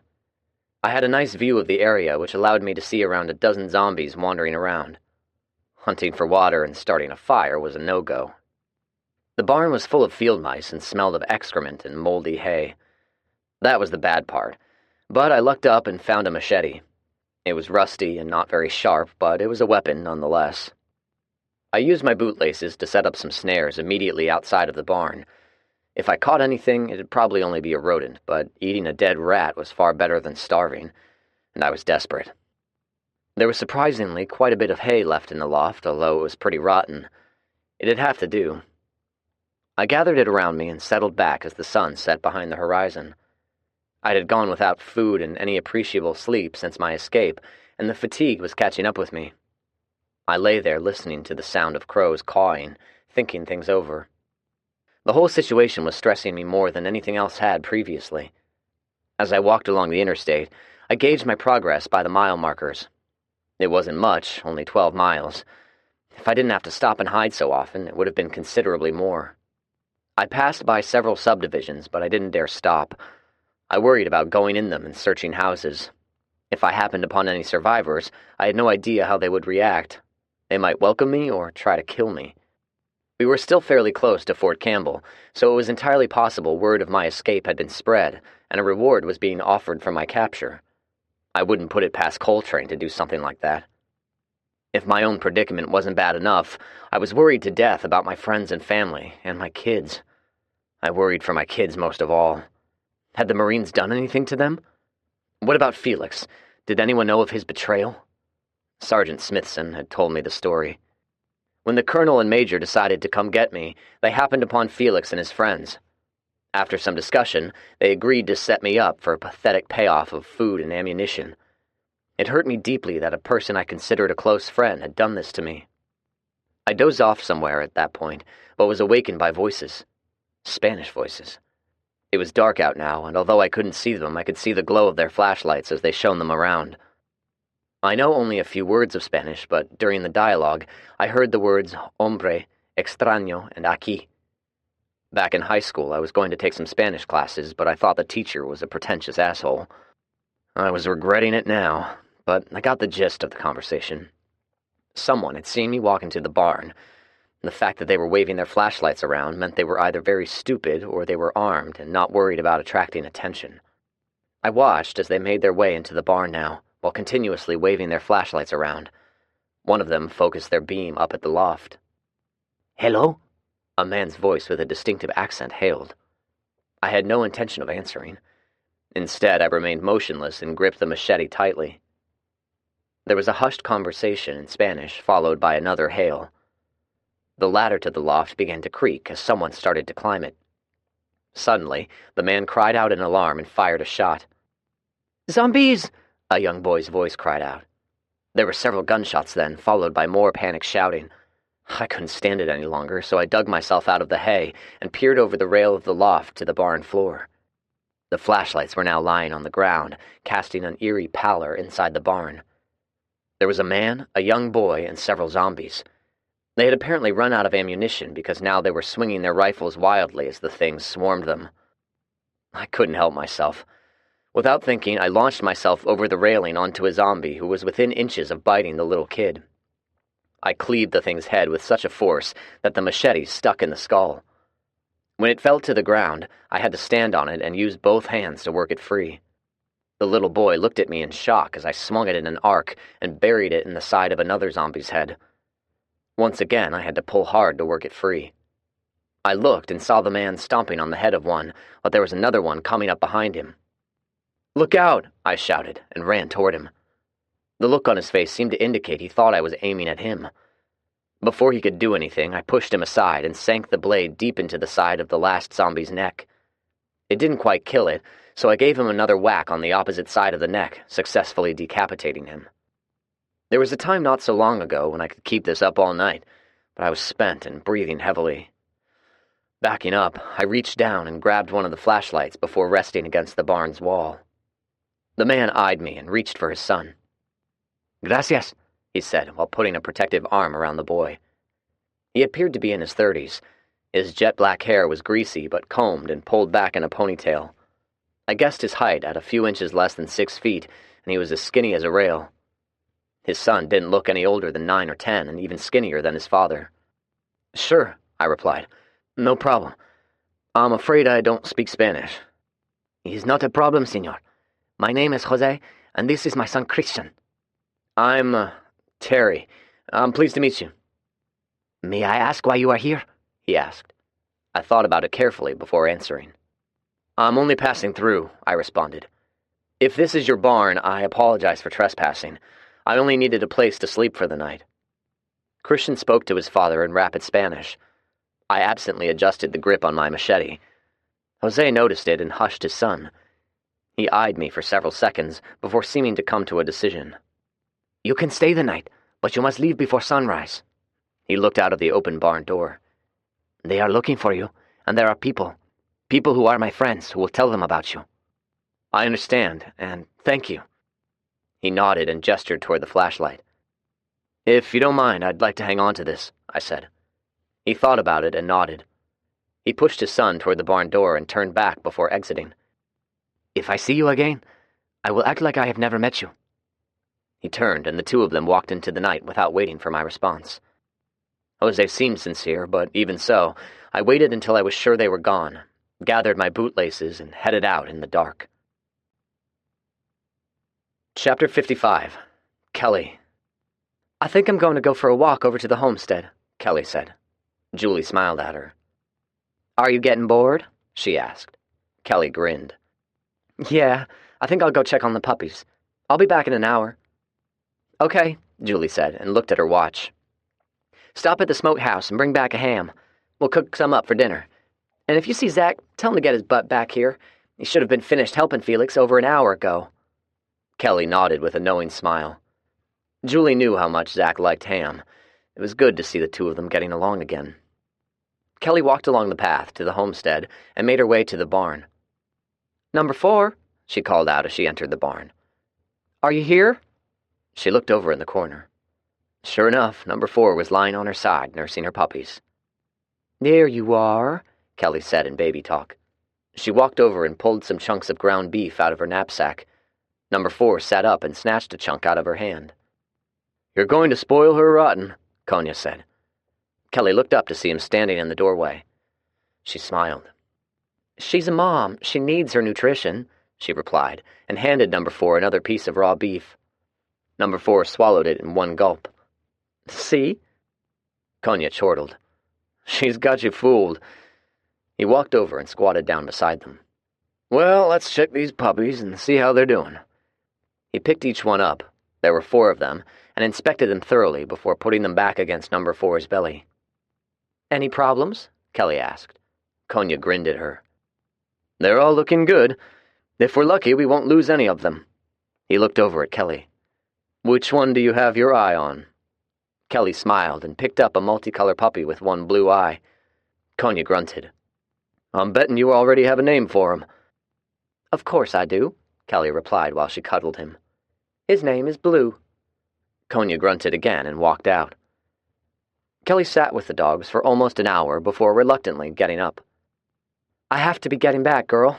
I'll be back tomorrow," Kelly said, and petted number 4 before starting to walk away. She made it to the door of the barn when she heard distant gunfire. She instinctively dropped to a crouch and scanned the area. She didn't see any zombies, which she assumed was the reason for the gunfire. Konya exited the house armed with a rifle. The gunfire increased in intensity, and it was then she realized it was coming from the direction of their house, and it was automatic weapons fire. They didn't have any automatic weapons, she thought in confusion. She looked questioningly at Konya, who was scanning the area. He motioned her back into the barn before suddenly grunting and falling back. A second later, she heard the gunshot and quickly realized Konya had been shot by a sniper. She backed into the barn, bumping up against the doorframe. She slipped and fell, scraping up against an exposed nail in the barn siding. She gasped in pain as she hurried toward the back of the barn. Looking down, she saw a tear in her pants leg and a growing blood stain soaking her pants leg. Instantly regretting not having a firearm, Kelly knew she was defenseless. Looking around, she made a split decision, ran to the back of the barn, and hid herself behind a stack of spare rain barrels. It seemed like forever, but Kelly was too afraid to come out. She knew at any time someone would come, shout out the password, and everything would be okay. There had been a long pause in gunfire, perhaps an hour or so, and then she heard a couple of vehicles approaching. The vehicles were left running as she heard the doors open and the sounds of boots hitting the ground. The people were talking to each other in loud, angry voices. She did not recognize any of them. A gunshot from inside the homestead rang out suddenly, followed by a staccato of gunfire. "Son of a bitch!" one of them yelled angrily. "Stewie is down! Lewis, Stevens, cover us! We're going in!" Kelly sat in anxious silence and listened as 2 additional gunshots rang out. She heard more obscenities, but the voices were muffled. Perhaps they were in the house, she thought. "What's going on, Sarge?" one of them yelled out. "A damn dog bit me," was the response. "Check the barn." Kelly's stomach knotted up and she began silently praying. She heard them as they walked into the barn. Number 4 began growling. More gunshots rang out and number 4 whimpered in pain. She felt hot tears running down her cheeks, but she dared not move. 2 more shots rang out and number 4 fell silent. The soldiers, there were 2 of them, were verbally patting each other on the back while they walked around the barn. She heard the sergeant shout out, "What's going on in the barn?" "All clear in here, Sarge. Just a mangy dog and her puppies." Kelly stifled a gasp. She was frightened, very frightened. She could see daylight through gaps in the barrels and was deathly afraid of being spotted. She caught a brief glimpse of the men and saw familiar-looking uniforms. They were dressed like the Marines they had met a couple of weeks ago. She held her breath as the soldiers stood within a couple of feet from her, and she listened as they made some crass remarks about killing her friends. Eventually, they moved toward the door and stopped immediately outside when someone called them on the radio. She continued listening, and although she couldn't hear the entire conversation, she heard enough.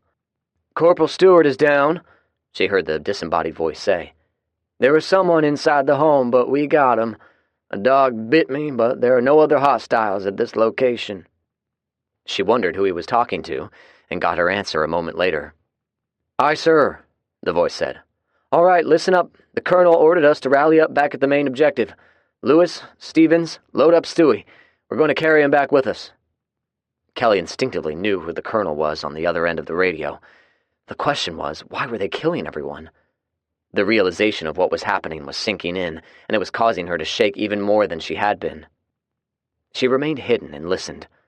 Her leg hurt like crazy, but she didn't dare try any first aid, lest she made too much noise. Eventually, she heard the vehicle start up and drive away. Waiting 10 more minutes, she carefully emerged from behind the barrels and peeked around.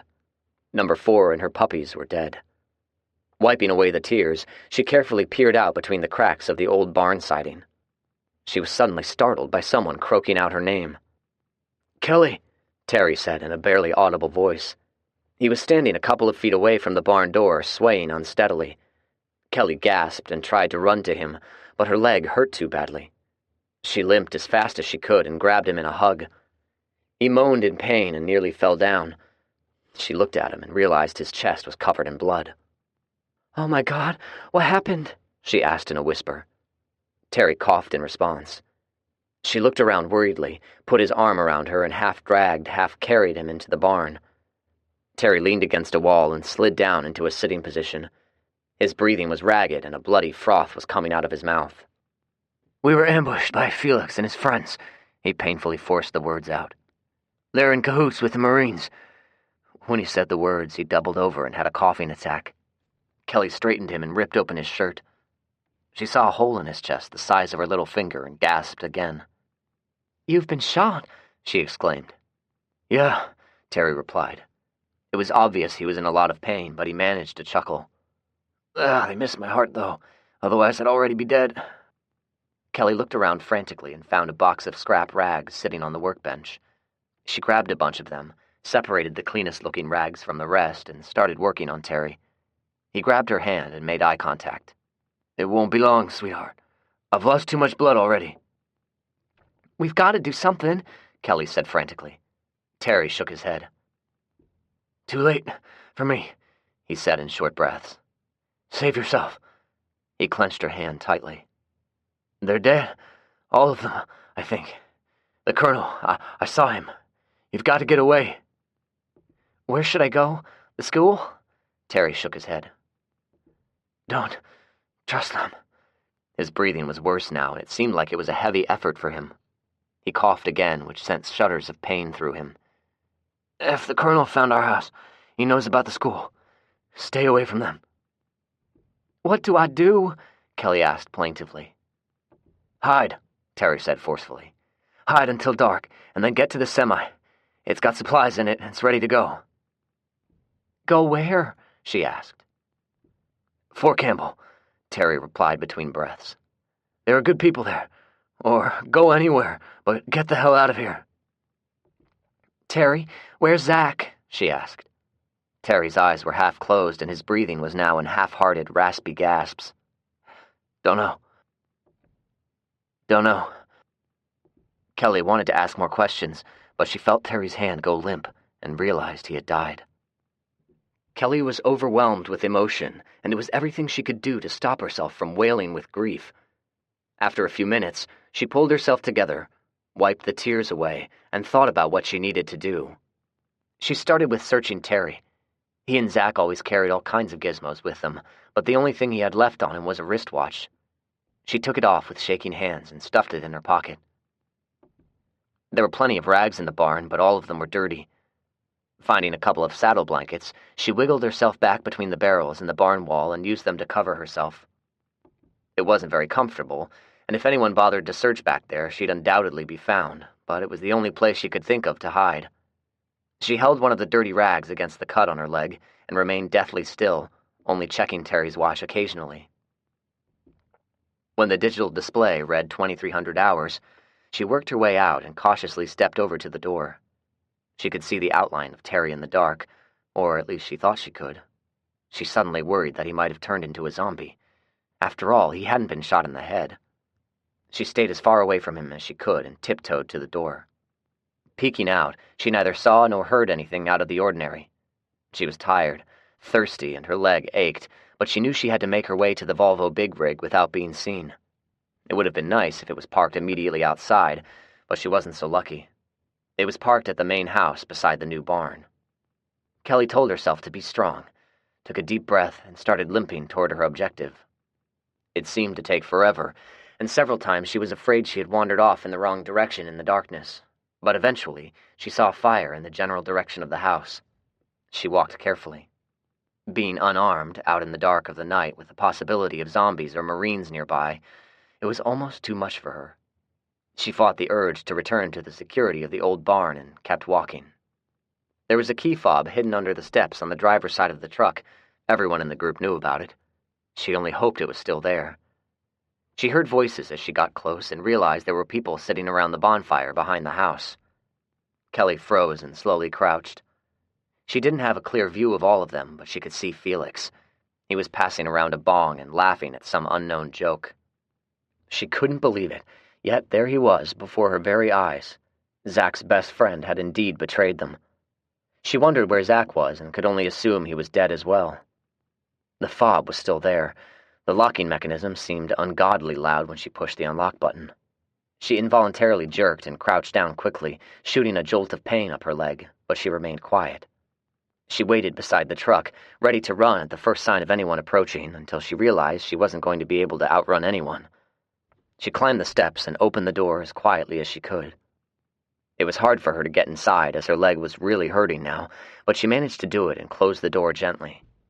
Now what? She thought. Her stomach was groaning with hunger pangs, and her mouth was dry, but she didn't remember where the food and water were stored, and she didn't dare risk turning on the interior dome light. She knew she had a decision to make. "All right, I hope this works," she muttered to herself.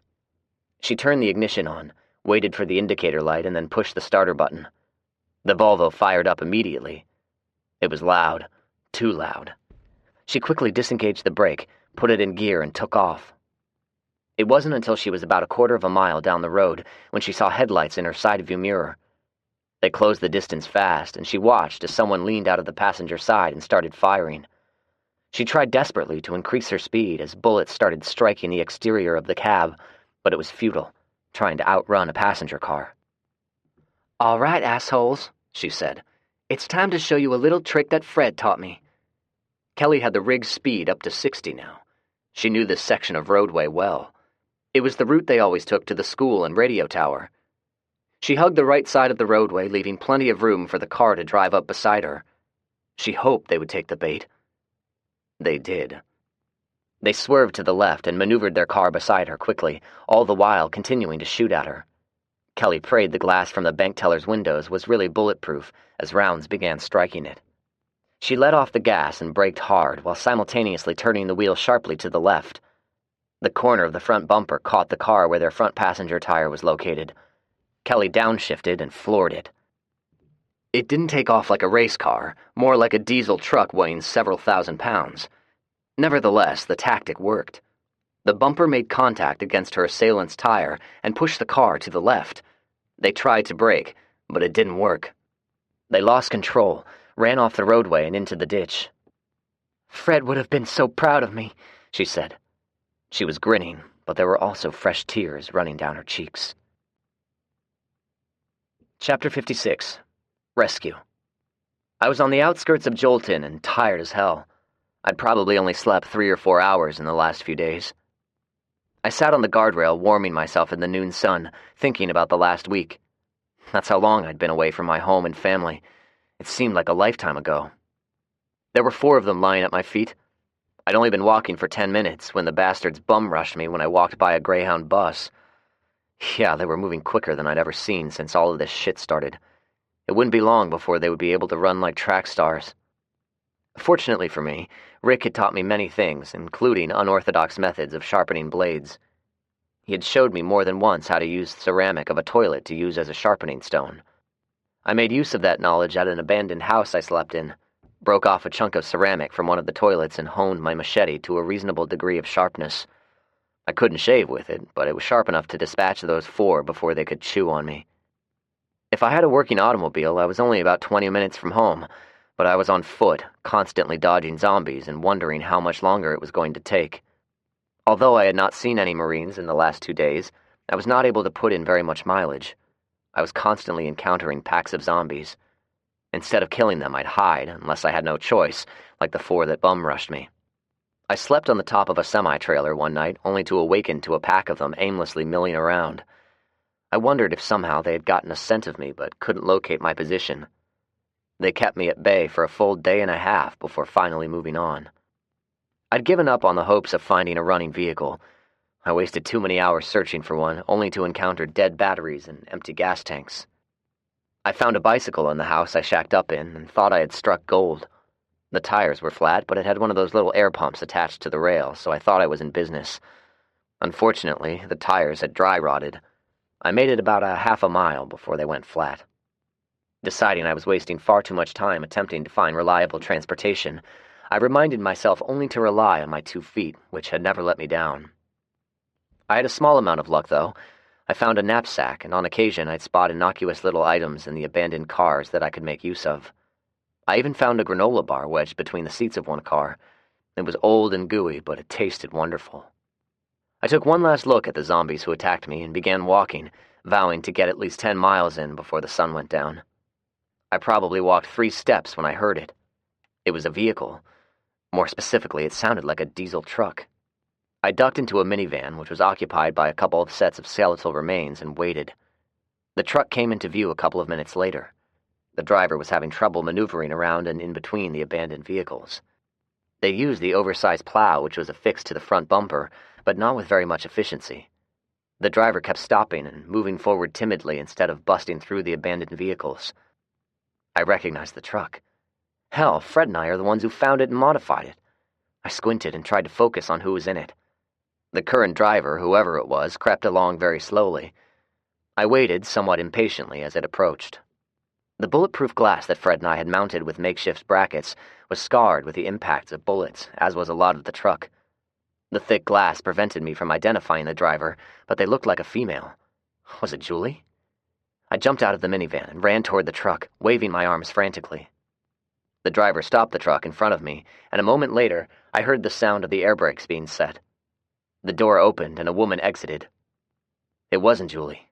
It was Kelly, and she looked like hell. She ran with a limp as she grabbed me in a tight embrace. "Oh, Zach, I never thought I'd see you again," she cried. I held her just as tight, but held in the emotions that I was feeling as she sobbed in unrestrained despair. "Holy shit, Kelly. What the hell are you doing way out here?" I asked. She tried to answer, but she was sobbing too hard. I waited her out, but I was worried the noise would attract attention. I comforted her as best that I could before gently prying her off of me. "What happened?" I asked. "Where is everyone else?" "They're dead, Zach. They're all dead." I inhaled sharply, but before I could ask her for details, I heard the sounds of dogs barking nearby. A lot of them. "Shit," I muttered. "What is it?" she asked as I grabbed her by the arm and walked quickly to the truck. "It's a feral dog pack," I replied. I'd heard them barking earlier and wondered if they had picked up my scent. I gestured at the truck and started moving her along. "We need to get out of here. Get in," I ordered. She obeyed, but had trouble climbing the steps. It was then I noticed a tear along the thigh of her jeans and dried bloodstains. "Hurry up," I urged, and looked down the interstate. The pack was visible now. There were about 10 of them, led by a large alpha male Rottweiler.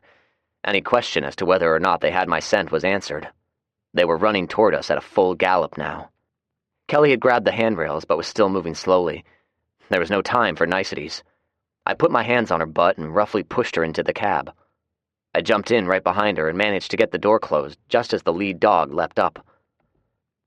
"That was a close one," I said as I watched the pack circling the truck and barking excitedly. They were convinced they had us trapped, which was partially true. All right, we'll talk in a minute, but right now we've got to get out of here. They're making too much noise. Won't they follow us? Kelly asked. I looked back at the dogs, realizing she was right. I gestured toward the pistol on her waist. Do you have any other weapons in here? I asked. She reached into the back and retrieved an M4 assault rifle. I tossed the machete, grabbed the rifle, cleared it, and performed a function check. The magazine had only 10 rounds in it. I reinserted it and yanked on the charging handle. If I take out that alpha male, I think it'll scare them off, I explained. After several minutes of aiming the rifle out of the porthole without results, I opened the door partially and banged on it. As expected, several of the dogs lunged toward the door. The big Roddy pushed his way to the front, which was what I was hoping for. My first shot only wounded him. He yelped, but it stunned him long enough for a headshot. When he fell, one of the other dogs ran up and started sniffing him. I shot him just under the eye. The rest of the pack instantly scattered. Okay, we really need to get out of here now, I said urgently. Kelly nodded in understanding. I put the truck in gear and made a U-turn. Talk to me, I said as I maneuvered the truck around the various obstacles. Kelly had surprisingly found a route from Nolansville through the urban area of Nashville and around the flooded areas. I followed her directions, but I wanted to know what had happened after my abduction. Let's hear it, I repeated. I don't know exactly what happened, but when you were late coming home, Terry and Andy went looking for you. Yeah? Yeah, I think they went to the school and then were coming home when they were ambushed. I was in the barn at the homestead when I heard the gunshots. At first, I thought they were under zombie attack.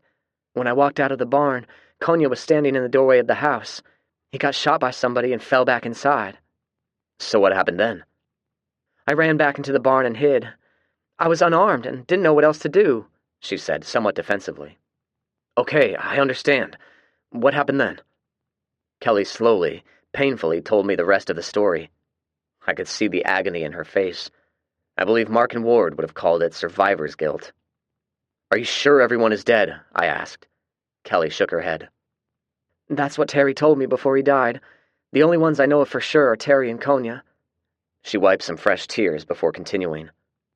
Once I got the truck and escaped, I kind of drove around aimlessly. In spite of Terry's warning, I went to the school. They seemed genuinely shocked, but their attitude was like, better us than them. She shook her head. Not a single one of them said, "Hey, Kelly, you've been through a lot. Why don't you stay with us?" I nodded in bitter understanding. So I went looking for Bo and Penny, but they've bugged out, and nobody knows where they are. Then I went across the street to Chet's old friends. Johnny actually laughed when I told him about what had happened. She was lost in thought a moment before continuing. You guys went out of your way to help all of them, and it didn't seem to make a difference. Yeah, I replied. Some people are like that. I can't explain it. She looked at me a long moment. What happened to you? I told her the story, starting with Felix and his pals betraying me and ending with my escape. I didn't bother going on about the last week of trying to get home. It could wait until another time. So, what the heck are you doing up here in Jolton? It was Terry's idea. He told me to get the truck and get the hell out of there. He said I shouldn't trust anyone at the school, and he suggested I make my way to Fort Campbell. I didn't take his advice at first, but after striking out everywhere else... I nodded in partial understanding. I'm not sure it was a good idea, but I'm certainly glad you came this way. I glanced over at her while I drove. When you ran them off the road, was it a bad wreck? She shrugged.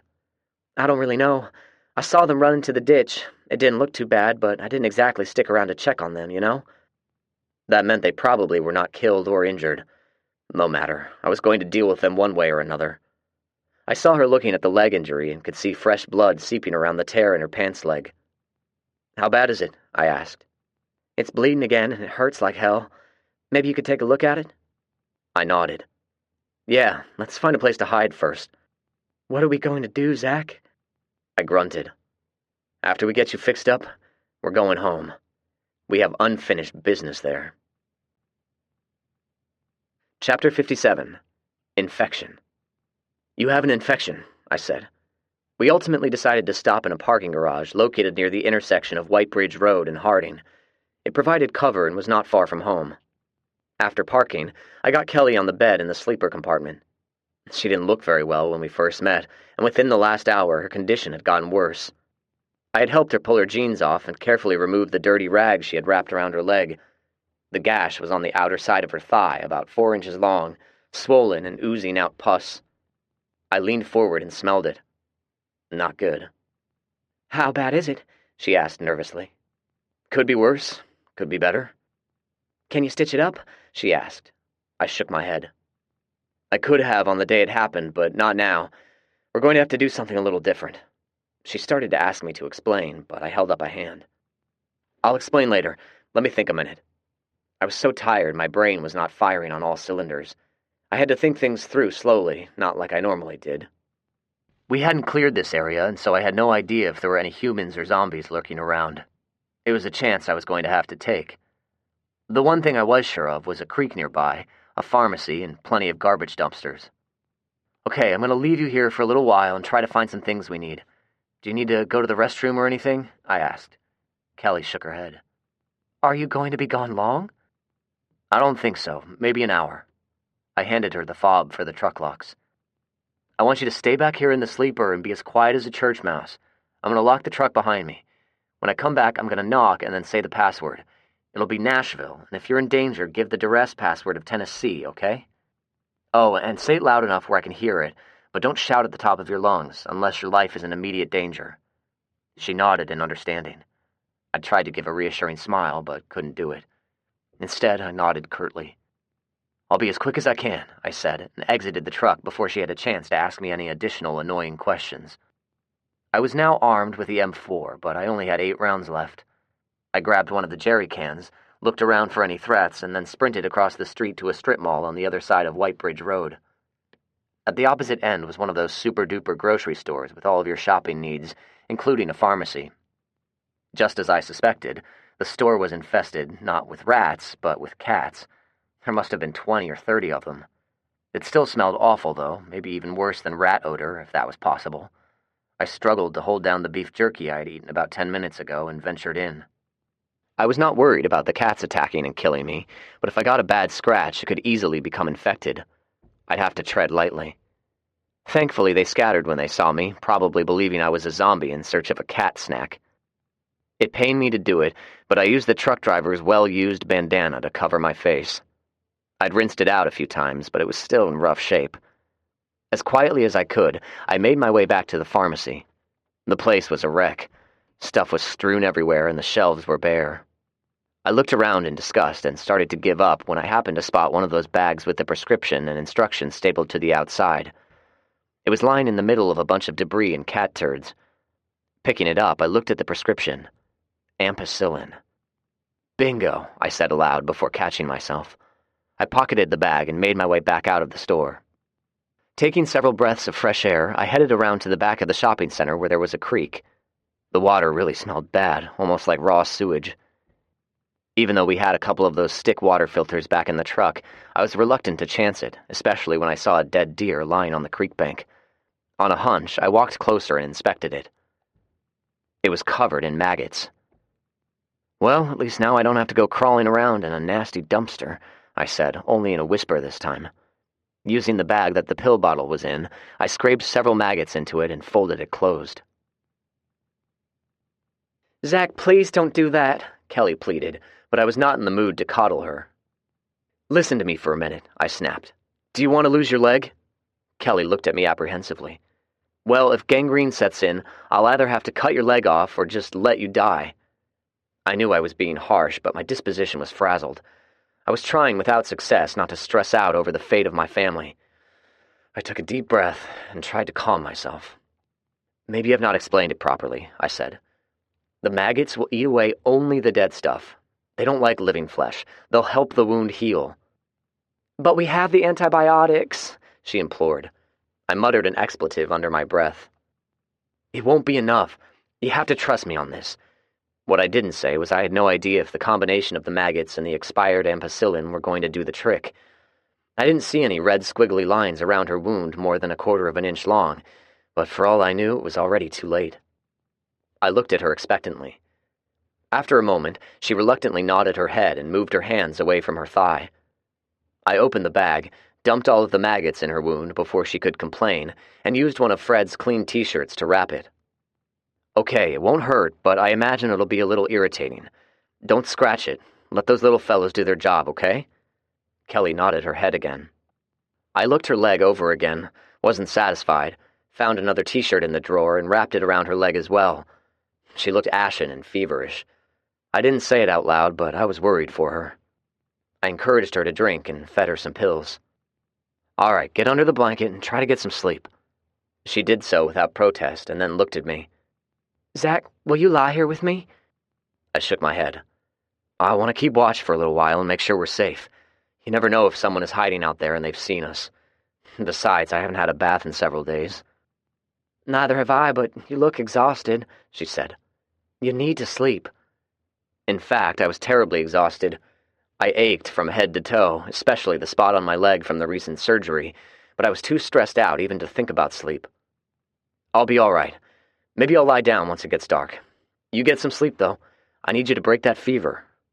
She nodded in acquiescence. I moved back into the front of the cab and sat in the driver's seat. I really wanted to drive straight home, but I knew I couldn't.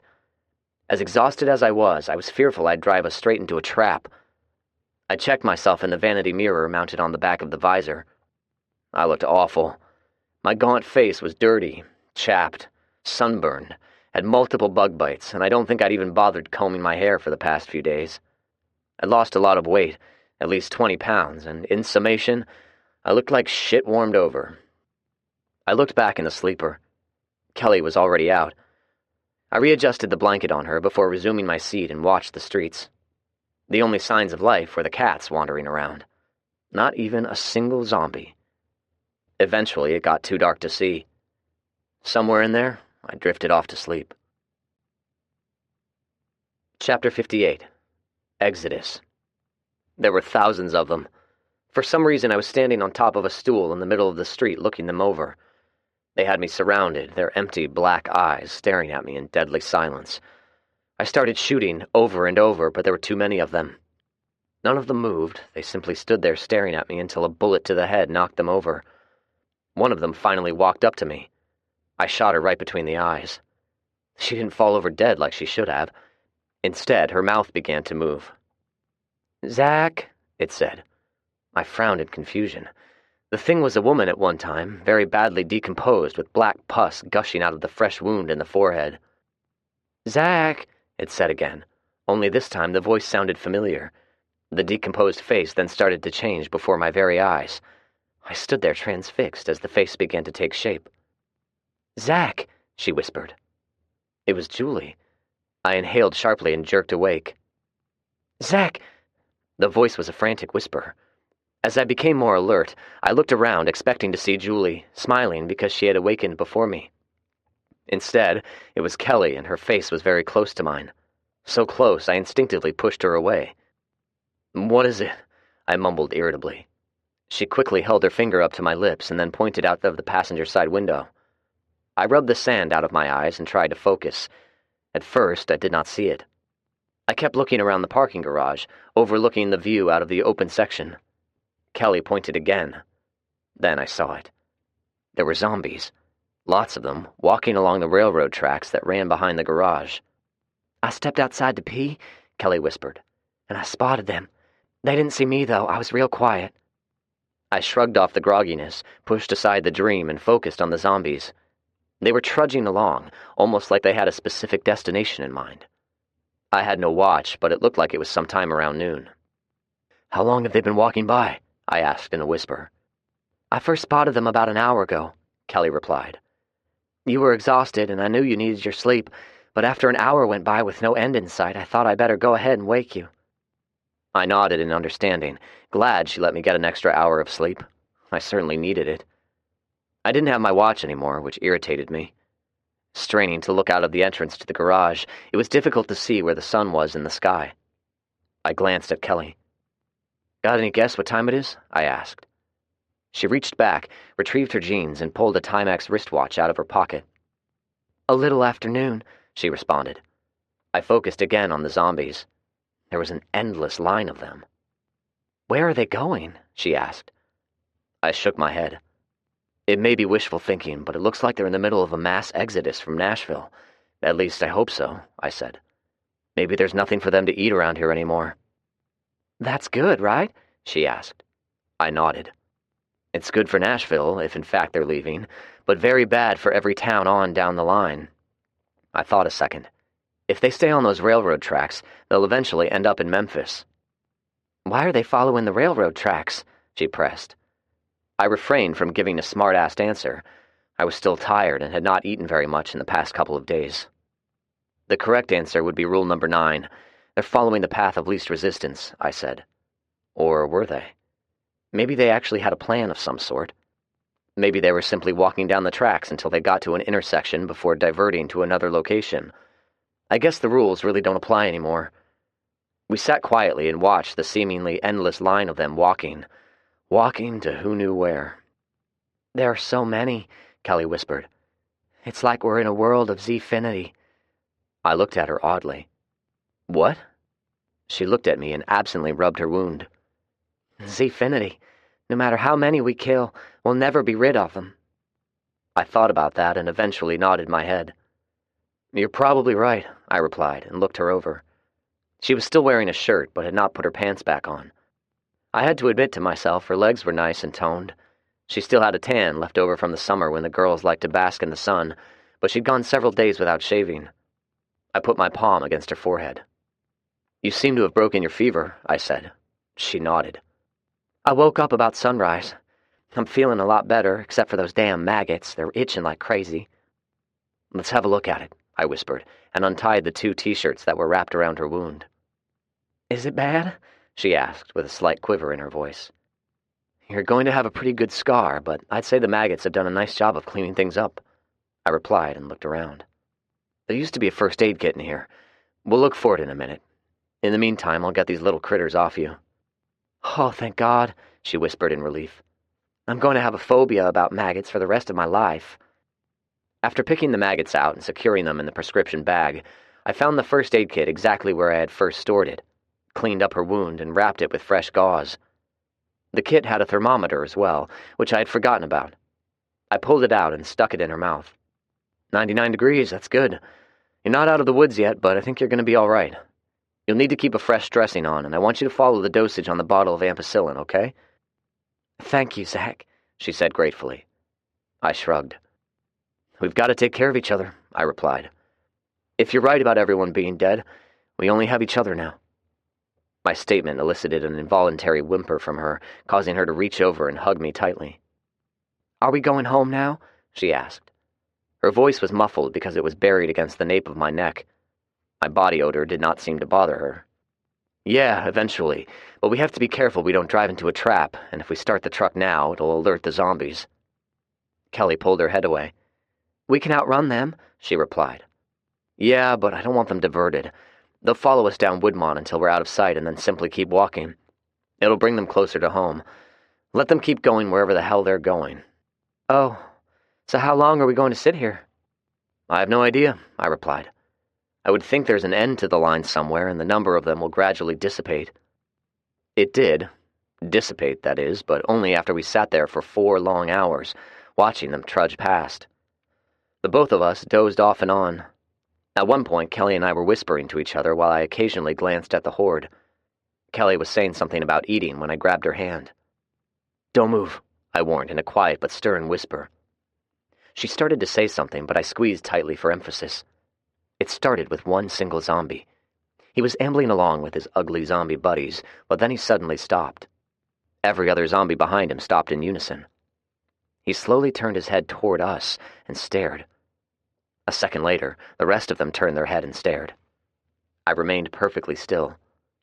Kelly, who was facing me and could only imagine what I was seeing, followed my lead and didn't move. What is it? She asked so quietly I could barely hear her. They're looking this way, I answered in the same manner. All of them are looking over here. The windows on the truck were tinted, and the thick bulletproof glass Fred and I had mounted helped in making it difficult to see who or what was inside the semi. Nevertheless, those things saw or sensed us somehow. We remained motionless for several minutes while the things looked in our direction. I was convinced that at any moment they were going to start walking our way. Then, just as suddenly as they had stopped, they faced back in the direction they were going and started walking again. That was damn strange, I whispered. Kelly nodded in agreement. It was late afternoon when the last one of them, Mr. Caboose, finally walked out of sight. We waited another 30 minutes before quietly exiting the truck and creeping over to the opening in the wall of the garage. "Do you see any?" I asked. "Nope," Kelly replied. "Not a one." "Good, let's get out of here." The clock on the dashboard was not calibrated, which irritated my obsessive-compulsive personality. Once exiting the driveway, I got a fix on the position of the sun. "What time is it?" I asked as I gunned it and quickly went through the shifting of the gears. She pulled out her watch again. 2 minutes after 5. We've got another hour or so of daylight, which will be plenty if we don't run into any problems. Help me keep an eye out. If you see anything unusual, let me know, and get that damn clock calibrated," I said, pointing at the instrument panel. "That's driving me nuts." We made it to Howard's old tire store in quick time. I parked the truck across the street, turned it off, and looked around carefully before getting out. "Why are we stopping here?" Kelly asked as she hobbled after me. I paused for a moment, waiting for her to catch up. I pointed at the building as an answer. "Put your arm around my shoulder," I directed. She did so, and I helped her as we slowly walked across the empty street and made our way to the building. Looking around, I retrieved a key Julie and I had hidden. I sincerely doubted anyone or anything was inside, but I followed our established protocol anyway. "Only a few of us know of this spot," I explained. "It's a secondary hideout. It's stocked with food, water, and some ammo." I unlocked the door and, standing to one side, spoke clearly but not too loudly into the interior. "Come in, Saigon," I said, waited and repeated it. There was no response, which didn't raise my hopes. I carefully pushed the door all of the way open and stepped inside. "Wait here and stand watch," I directed, and proceeded to clear the building. Satisfied, I motioned Kelly into the living area and we sat on the couch. "The Allen family used to live here," I explained. "After they moved out, we agreed to use it as a backup location and not tell anyone about it. Besides them, the only people who know about it are Julie, Fred, Andy, and Terry." I sat for a moment and rubbed my face. The last time I had shaved was back at home, and I had a face full of scruffy teenaged whiskers. "There's food and water stored in the kitchen," I said. Kelly started to get up, but I put a hand on her shoulder. "Keep your seat. I keep forgetting about your injury. I've been chastised more than once by Julie about being self-absorbed." I fixed up a couple of plates of mixed canned food and room-temperature Kool-Aid. We ate quietly in the dim ambient lighting, listening to the sounds of nature outside and attempting to discern any subtle differences. "Is there running water here?" Kelly asked. "I could use a good bath." I grunted, knowing I was just as rank as she was. "No running water, but we have several jerry cans in back along with a wash tub and soap. You'll have to bathe standing up, but it's all we have at the moment." "I'll take it," she said. I picked up one of the candles we'd lit and walked with her back to the rear of the building. Kelly watched as I took one of the jerry cans and filled the wash bucket with about a gallon of water. "Go ahead and wash your clothes if you want to keep them," I said, and pointed at a clothesline. "You can hang them there. If you're ready to throw them out, there are extra clothes in the closet. They're Julie's. What are you, about an inch taller than her?" "Yeah," Kelly responded, "but it won't make much of a difference." "Aren't you going to bathe too?" she asked as she started to get undressed. I nodded. "I'm going to get the kitchen cleaned up first. Besides, you need your privacy." She scoffed as I walked out. "So, what's the plan?" Kelly asked. After cleaning up, Kelly informed me it was close to 8 o'clock. We turned down the blankets to the bed and blew out the candles. "Full dog fart mode," I replied in the dark. I heard Kelly sit up. "What the hell is dog fart mode?" "Silent but deadly," I replied, and adjusted my blanket. "I'm going in there silent, and if anyone gets in my way, they won't have an enjoyable day." I could see her silhouette in the dark. She was still sitting up and appeared to be staring at me. I explained further. "We're going to get up before sunrise. I don't know if you've noticed, but there's a Chevy Volt parked out back. It was running a couple of months ago, but we may need to jump it off. That's the vehicle we'll be using." "So, what's special about the Volt?" Kelly asked. "If you will stop interrupting, I'll explain," I retorted. After a moment, I sighed and sat up. "Oh, I'm sorry for that. I know I'm being an irritable bastard." "It's okay. You're worried about your family." She got up, limped over to my bed, and sat down on the edge. "Please keep explaining. I won't interrupt."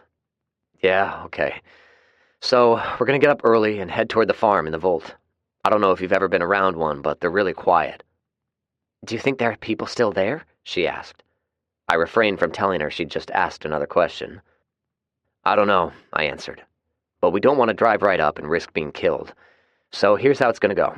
We're going to get a few hours of sleep and then head out while it's still dark. You're going to drop me off about a mile from the old homestead, and then you're going to hide while I do my super ninja routine and make my way there without anyone spotting me. I'll check the old homestead first and then work my way over to the main house. I was silent for a minute. Kelly continued, sitting beside me. You're going to do all of this in the dark? She asked.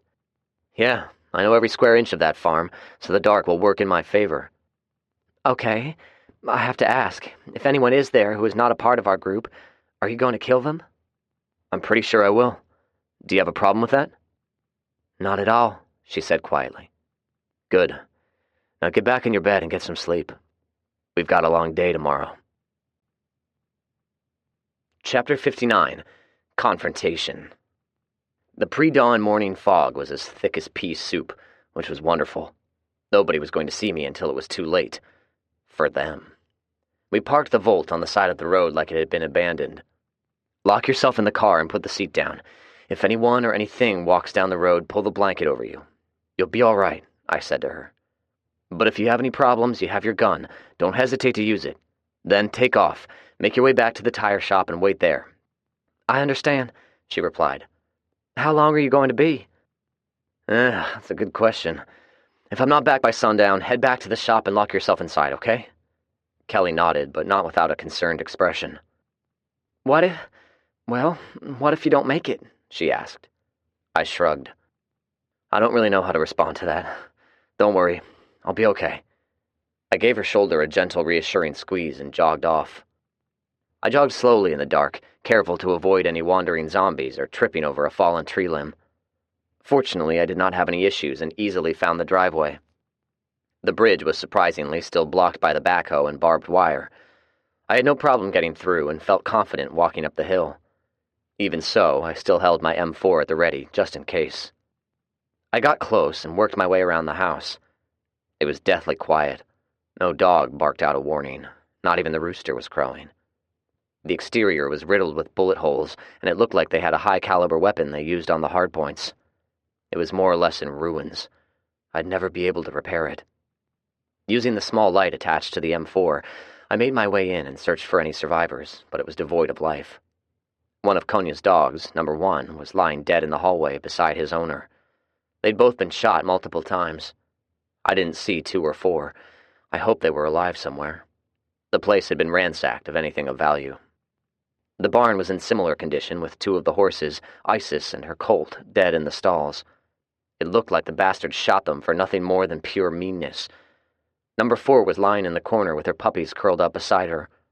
All of them had been shot. I had no trouble finding Terry. He was lying crumpled against the wall where Kelly said she left him. "I'll see you on the other side, bro," I whispered to my friend as I covered him with a saddle blanket. I struggled to keep the tears in check, exited the barn, and started making my way to the main house. I suspected I knew what was awaiting me, but I had to see it for myself. The old homestead and the new house were only about 400 yards apart. If you stood in the front yard of one house, you couldn't see the other due to the contours in the terrain in between, but I knew every nuance of this land and had no problem finding my way in the thick fog. I went to the other barn first. It had been stripped clean. All of my tools, hell, even all of the riding tack, were gone. The main house, the house my wife and children lived in, was in shambles. It had been shredded apart by gunfire and that same high-caliber weapon. It, too, looked like it would collapse at any minute.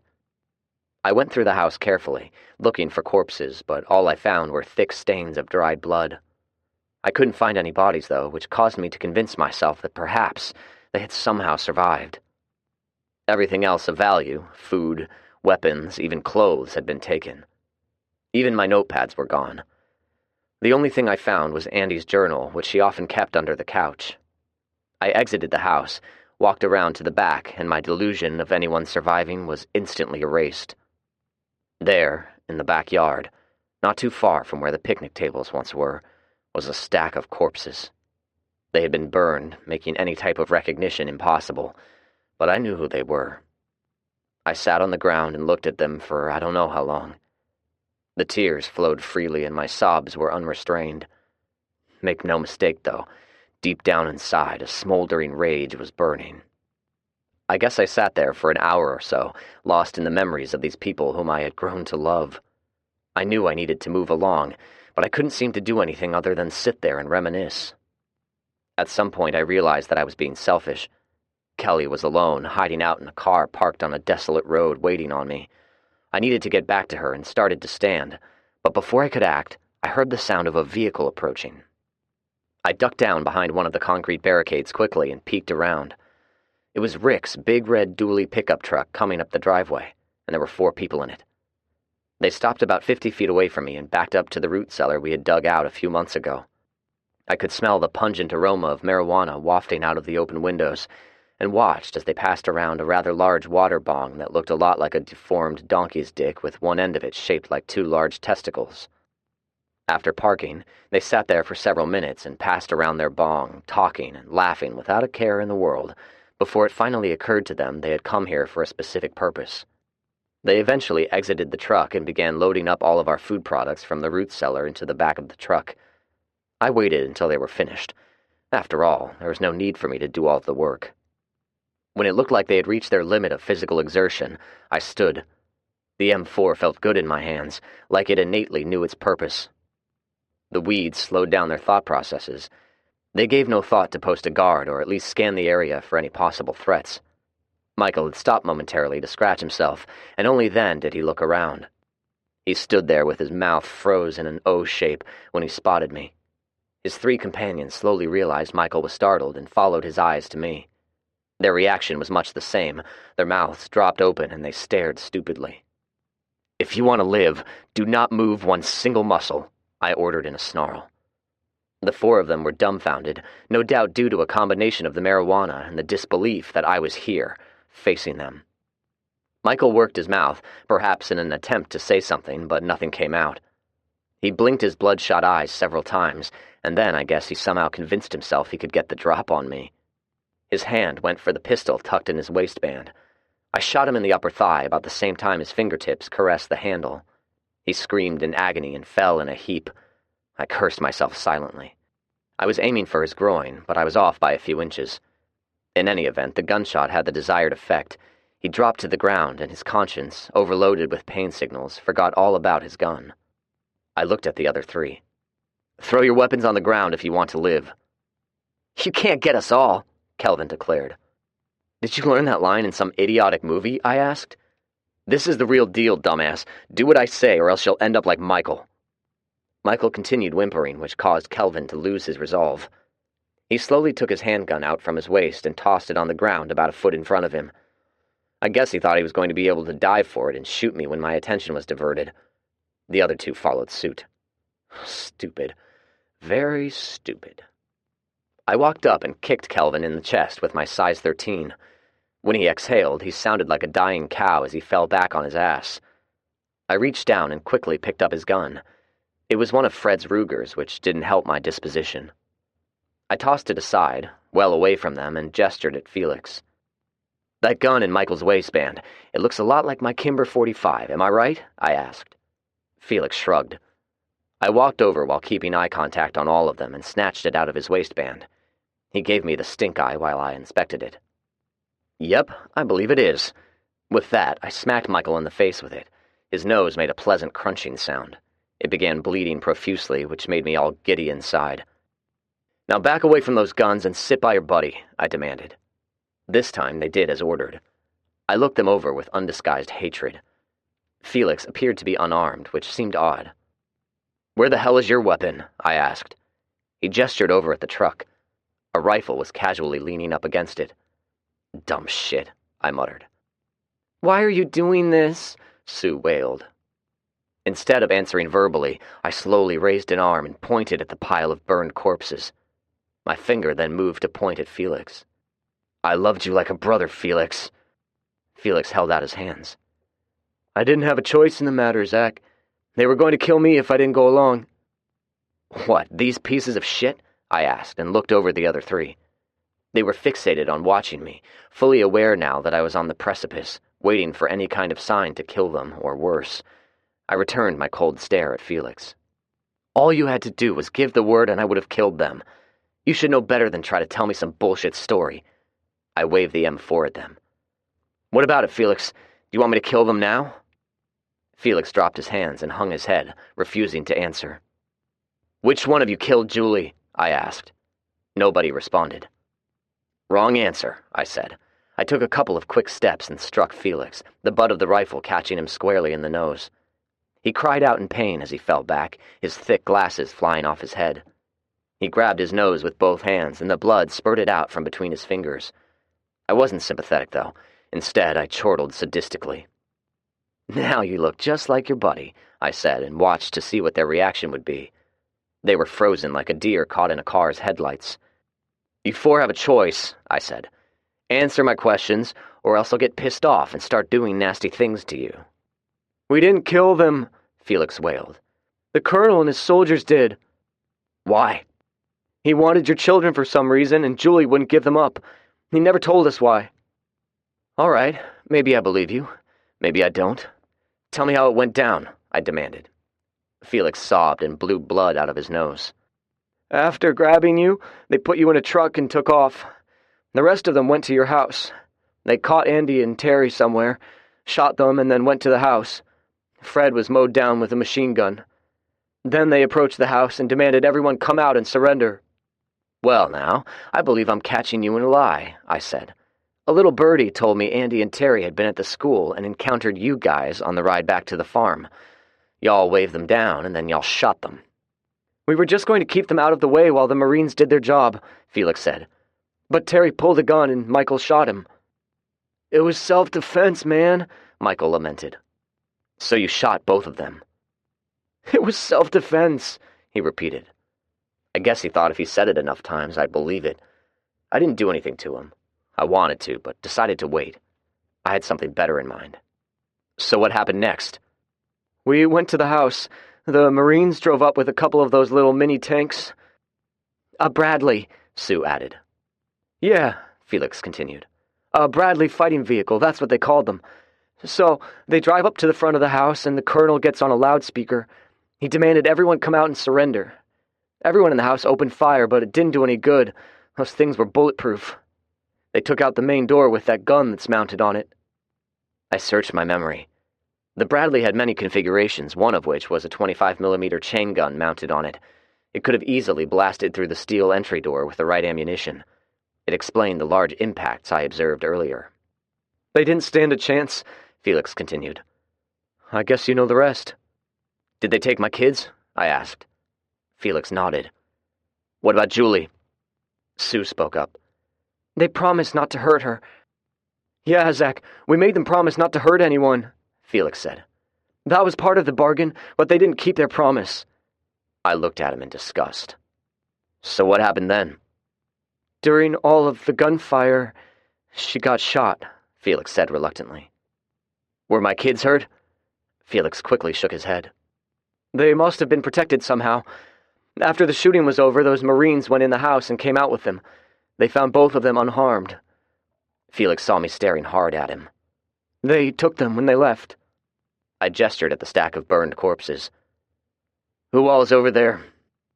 Fred, the old woman, Jessica, Andy. Felix couldn't finish the sentence. And Julie, I said while continuing to stare at him balefully. Felix reluctantly nodded, but then quickly spoke again. That colonel made us burn them. We were going to bury them, but we haven't had a chance yet. Yeah, I see y'all have been really busy with other priorities. I walked over to Felix as he stared at me in fright. The blood was still running down his nose, which was now mashed and bent to one side. I gestured toward the pile. The count is short. Where the hell is Janet? I asked. Felix shook his head unknowingly. I don't know. The bodies, those that we found, those are the only ones we saw. Except for Terry and Konya. We haven't had a chance to get to them yet. I grunted. They probably had every intention of simply letting them rot where they died. What about the people at the school? I asked. Felix looked at me and shook his head. They had no idea, man. Felix, when I looked at him, I was heartbroken. He was my best friend. I spoke quietly. Just a few weeks ago, we were part of a cohesive group. Now look at you, a bunch of disgusting pieces of shit. So, Felix, you've never said why you betrayed me. Let's hear the truth this time. You owe me that." He wiped his face, but all it accomplished was smearing blood everywhere. He shrugged, and then he started crying. "You had everything, Zach. You had a home, a wife, kids, friends, food. You had everything. I had nothing." He shuddered, then inhaled and tried to compose himself. "I can't explain it any better than that." "Is that it?" I asked simply. Felix slowly nodded his head. "You forgot a few things." "No, Zach, that's it, I swear," Felix replied pleadingly. If he was waiting for some type of reprieve from me, it was not forthcoming. I shot him between the eyes and watched him as he slumped over. I then looked over at the other three. "He forgot to tell me about chasing the truck and shooting the hell out of it, didn't he?" I demanded. "We didn't know who it was," Sue said quickly. "We were—" She bit off her words. I prodded her with my rifle barrel. "We were burning the bodies when we heard the truck start. We jumped in our car and caught up with them on the road. We weren't sure who it was, so we started shooting. They ran us off the road and got away." I nodded solemnly. It matched up with Kelly's story. "You just saved yourselves a bullet," I said, and stared at them a long moment. I finally gestured at Felix. "If you don't want to end up like your friend, take your shoes off and get in the back of the truck." They were confused at the demand, but complied anyway. I gestured at Michael. "Give him a hand, and put Felix in the back, too. I don't want his body anywhere near this place." Sue and Kelvin muttered under their breaths, but lowered the tailgate and helped Michael get in. By the time they were finished, both of them were wheezing from the exertion. They were pathetic, and yet they managed to orchestrate a mass murder. "Why don't you idiots try to tend to your friend's wound?" I said. They looked at me blankly. "We don't have a first aid kit or anything," Sue replied. I was beginning to wonder how in the hell they had survived this long. "Well then, why don't one of you remove an article of clothing and use it to bind the wound? Damn, you people are stupid." My response seemed to have sparked a brain cell or two. They looked around and finally decided to use Michael's t-shirt. Sue shoved the shirt down Michael's pants where the bullet had struck him and cinched his belt around it tightly. Michael groaned in pain.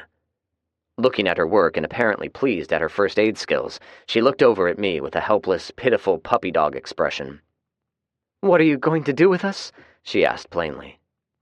"I'm going to take you folks on a little ride," I answered. They looked at me in blank puzzlement.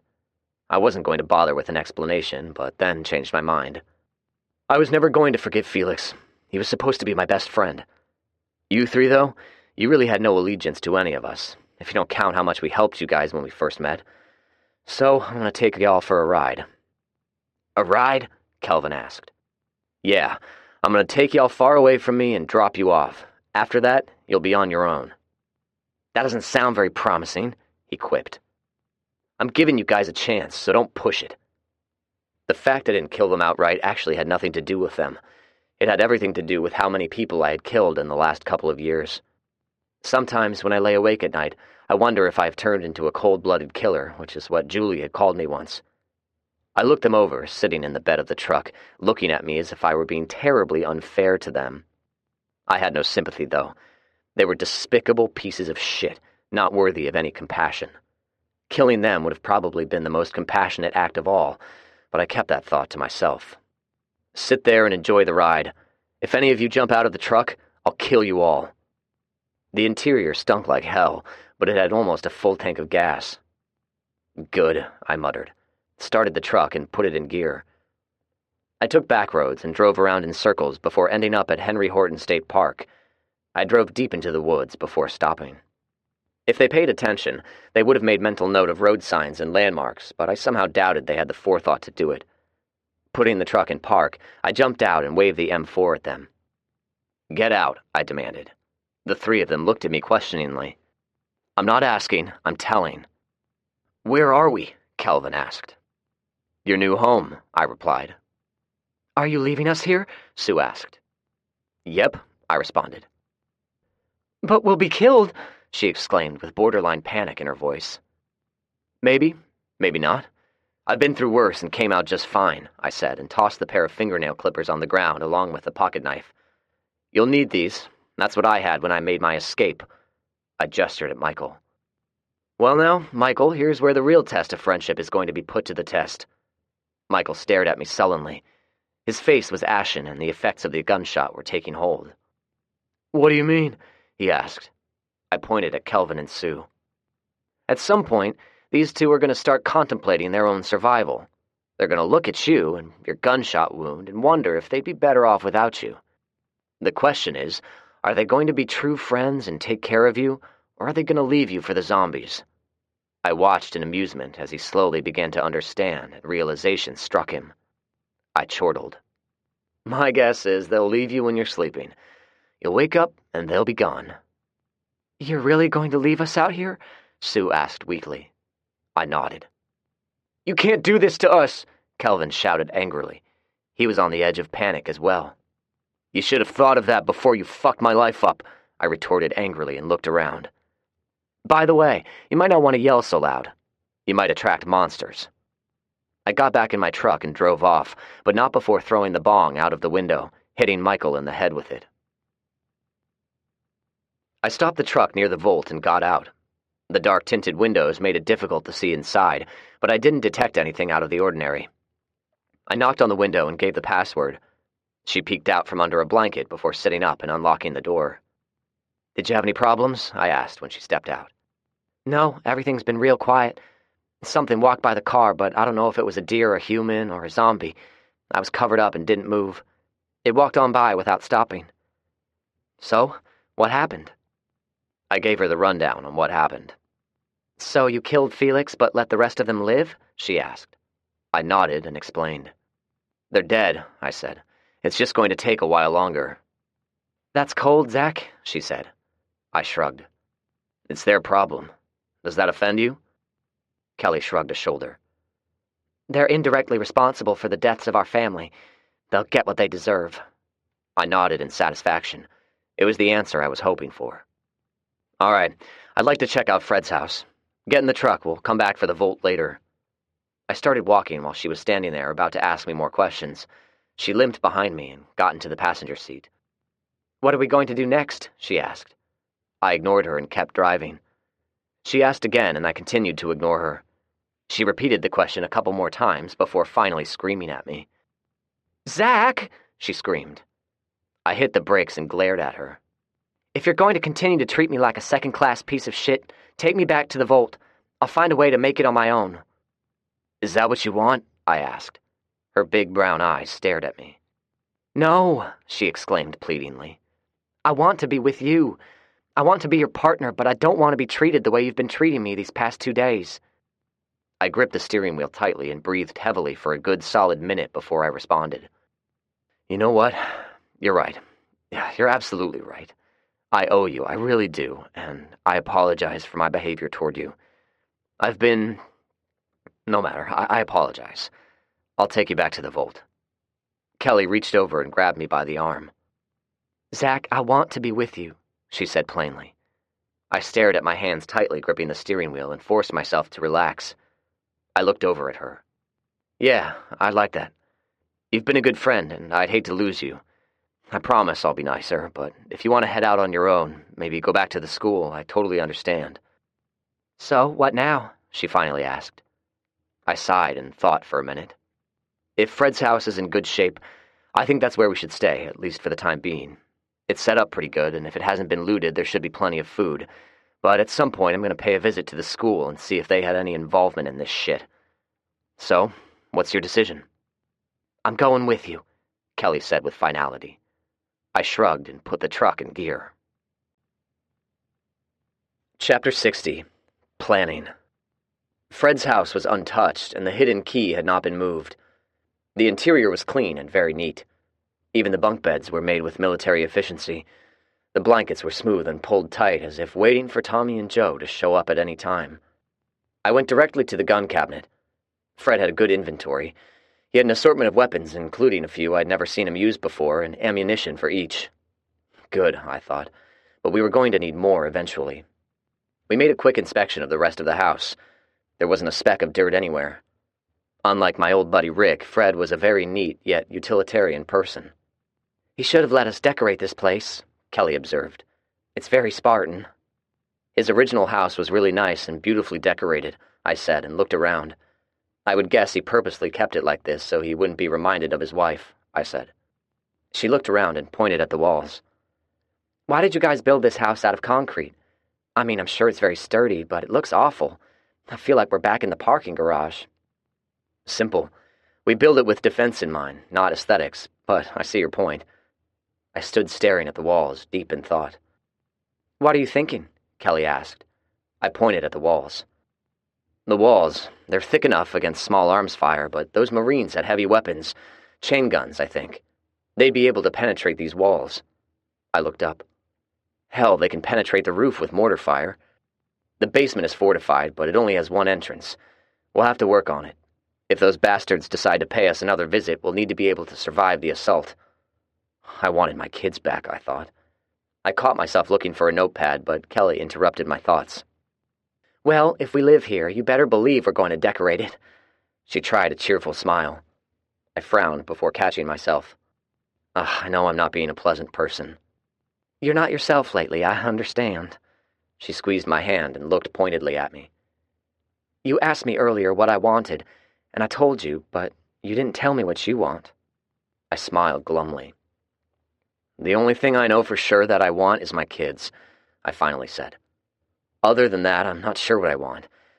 I mean, Julie was the love of my life and the mother of my children." I rubbed my face. "She's now a burnt corpse in a pile of burnt corpses, and I'm not sure about anything anymore." I looked down at my shoes and fought to keep from crying again. Kelly held out a hand and lifted my chin. "I have a great deal of admiration and respect for you, Zach. I know you love Julie. I'm not trying to replace her, okay?" "Okay," I replied and drew a breath. "But before you declare you want to partner up with me, be forewarned you may not like or agree with some of the things I'm going to do, and my actions are more than likely going to put our lives at risk." "Dog fart mode?" she asked sarcastically. I nodded. "If I get the chance, I'm going to kill them all," I said. She looked deeply at me with those dark brown eyes before responding. "Then I suggest after we unload the truck, you get out a notepad and start planning." I stopped her and pointed at the couch. "Have a seat. You're not doing any unloading until that injury heals. I need my partner at 100%. Kelly smiled, which was nice. Chapter 61. Journal entry, November 1st, 3 AZ. I'm not exactly sure when we decided on it, but after a family discussion one cold, wintry night, we arbitrarily decided to use November 1st as the first day of the first year of the zombie apocalypse. It didn't seem prudent to use Anno Domini anymore, although I'm sure some people would argue the point. So, in this neck of the woods, today is the 3rd anniversary when the world changed. I'm not sure where to start. Andy did a wonderful job with his journal. I feel compelled to continue her legacy. Well, let's see. Since the last journal entry, I was abducted by the very Marines whom we had previously befriended. I was betrayed by a man I thought was my best friend, Felix. Felix and his buddies made some kind of a pact with Colonel Almost Coltrane, and they set me up. They didn't stop there. It wasn't enough to abduct me. The colonel saw fit to take my children and kill everyone else. Only Kelly escaped.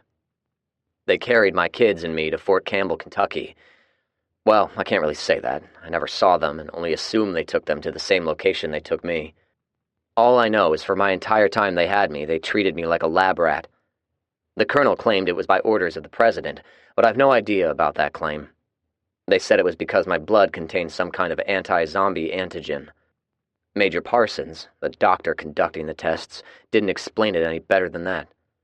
I had no idea my kids were in their custody as well, and dare not think what tests are being done on them. Luckily, I was able to escape. Unfortunately, I had no idea about my kids. I would have never fled without them, but again, I had no idea. A certain corporal by the name of Ruth has some explaining to do if I ever see her again. When Kelly escaped, she took the big Volvo truck and fled for her life. Somehow, fate intervened and the two of us found each other. She told me everything, but I had to see it for myself. We went back home, and there were the people I loved. They had been unceremoniously stacked in a pile like they were zombies and burnt beyond recognition. Fate intervened again. I happened upon Felix, Michael, Kelvin, and Sue. On September 30th of the third year after Zombie, karma came back to bite them in the ass. I have nothing further to say on this. For whoever happens upon this journal and is now wondering what I have done to find my children, I can only say this. On October 5th, in the dead of the night, Kelly and I infiltrated Fort Campbell, the last known location of Colonel Coltrane and his soldiers. We did it easily. Too easily. Why?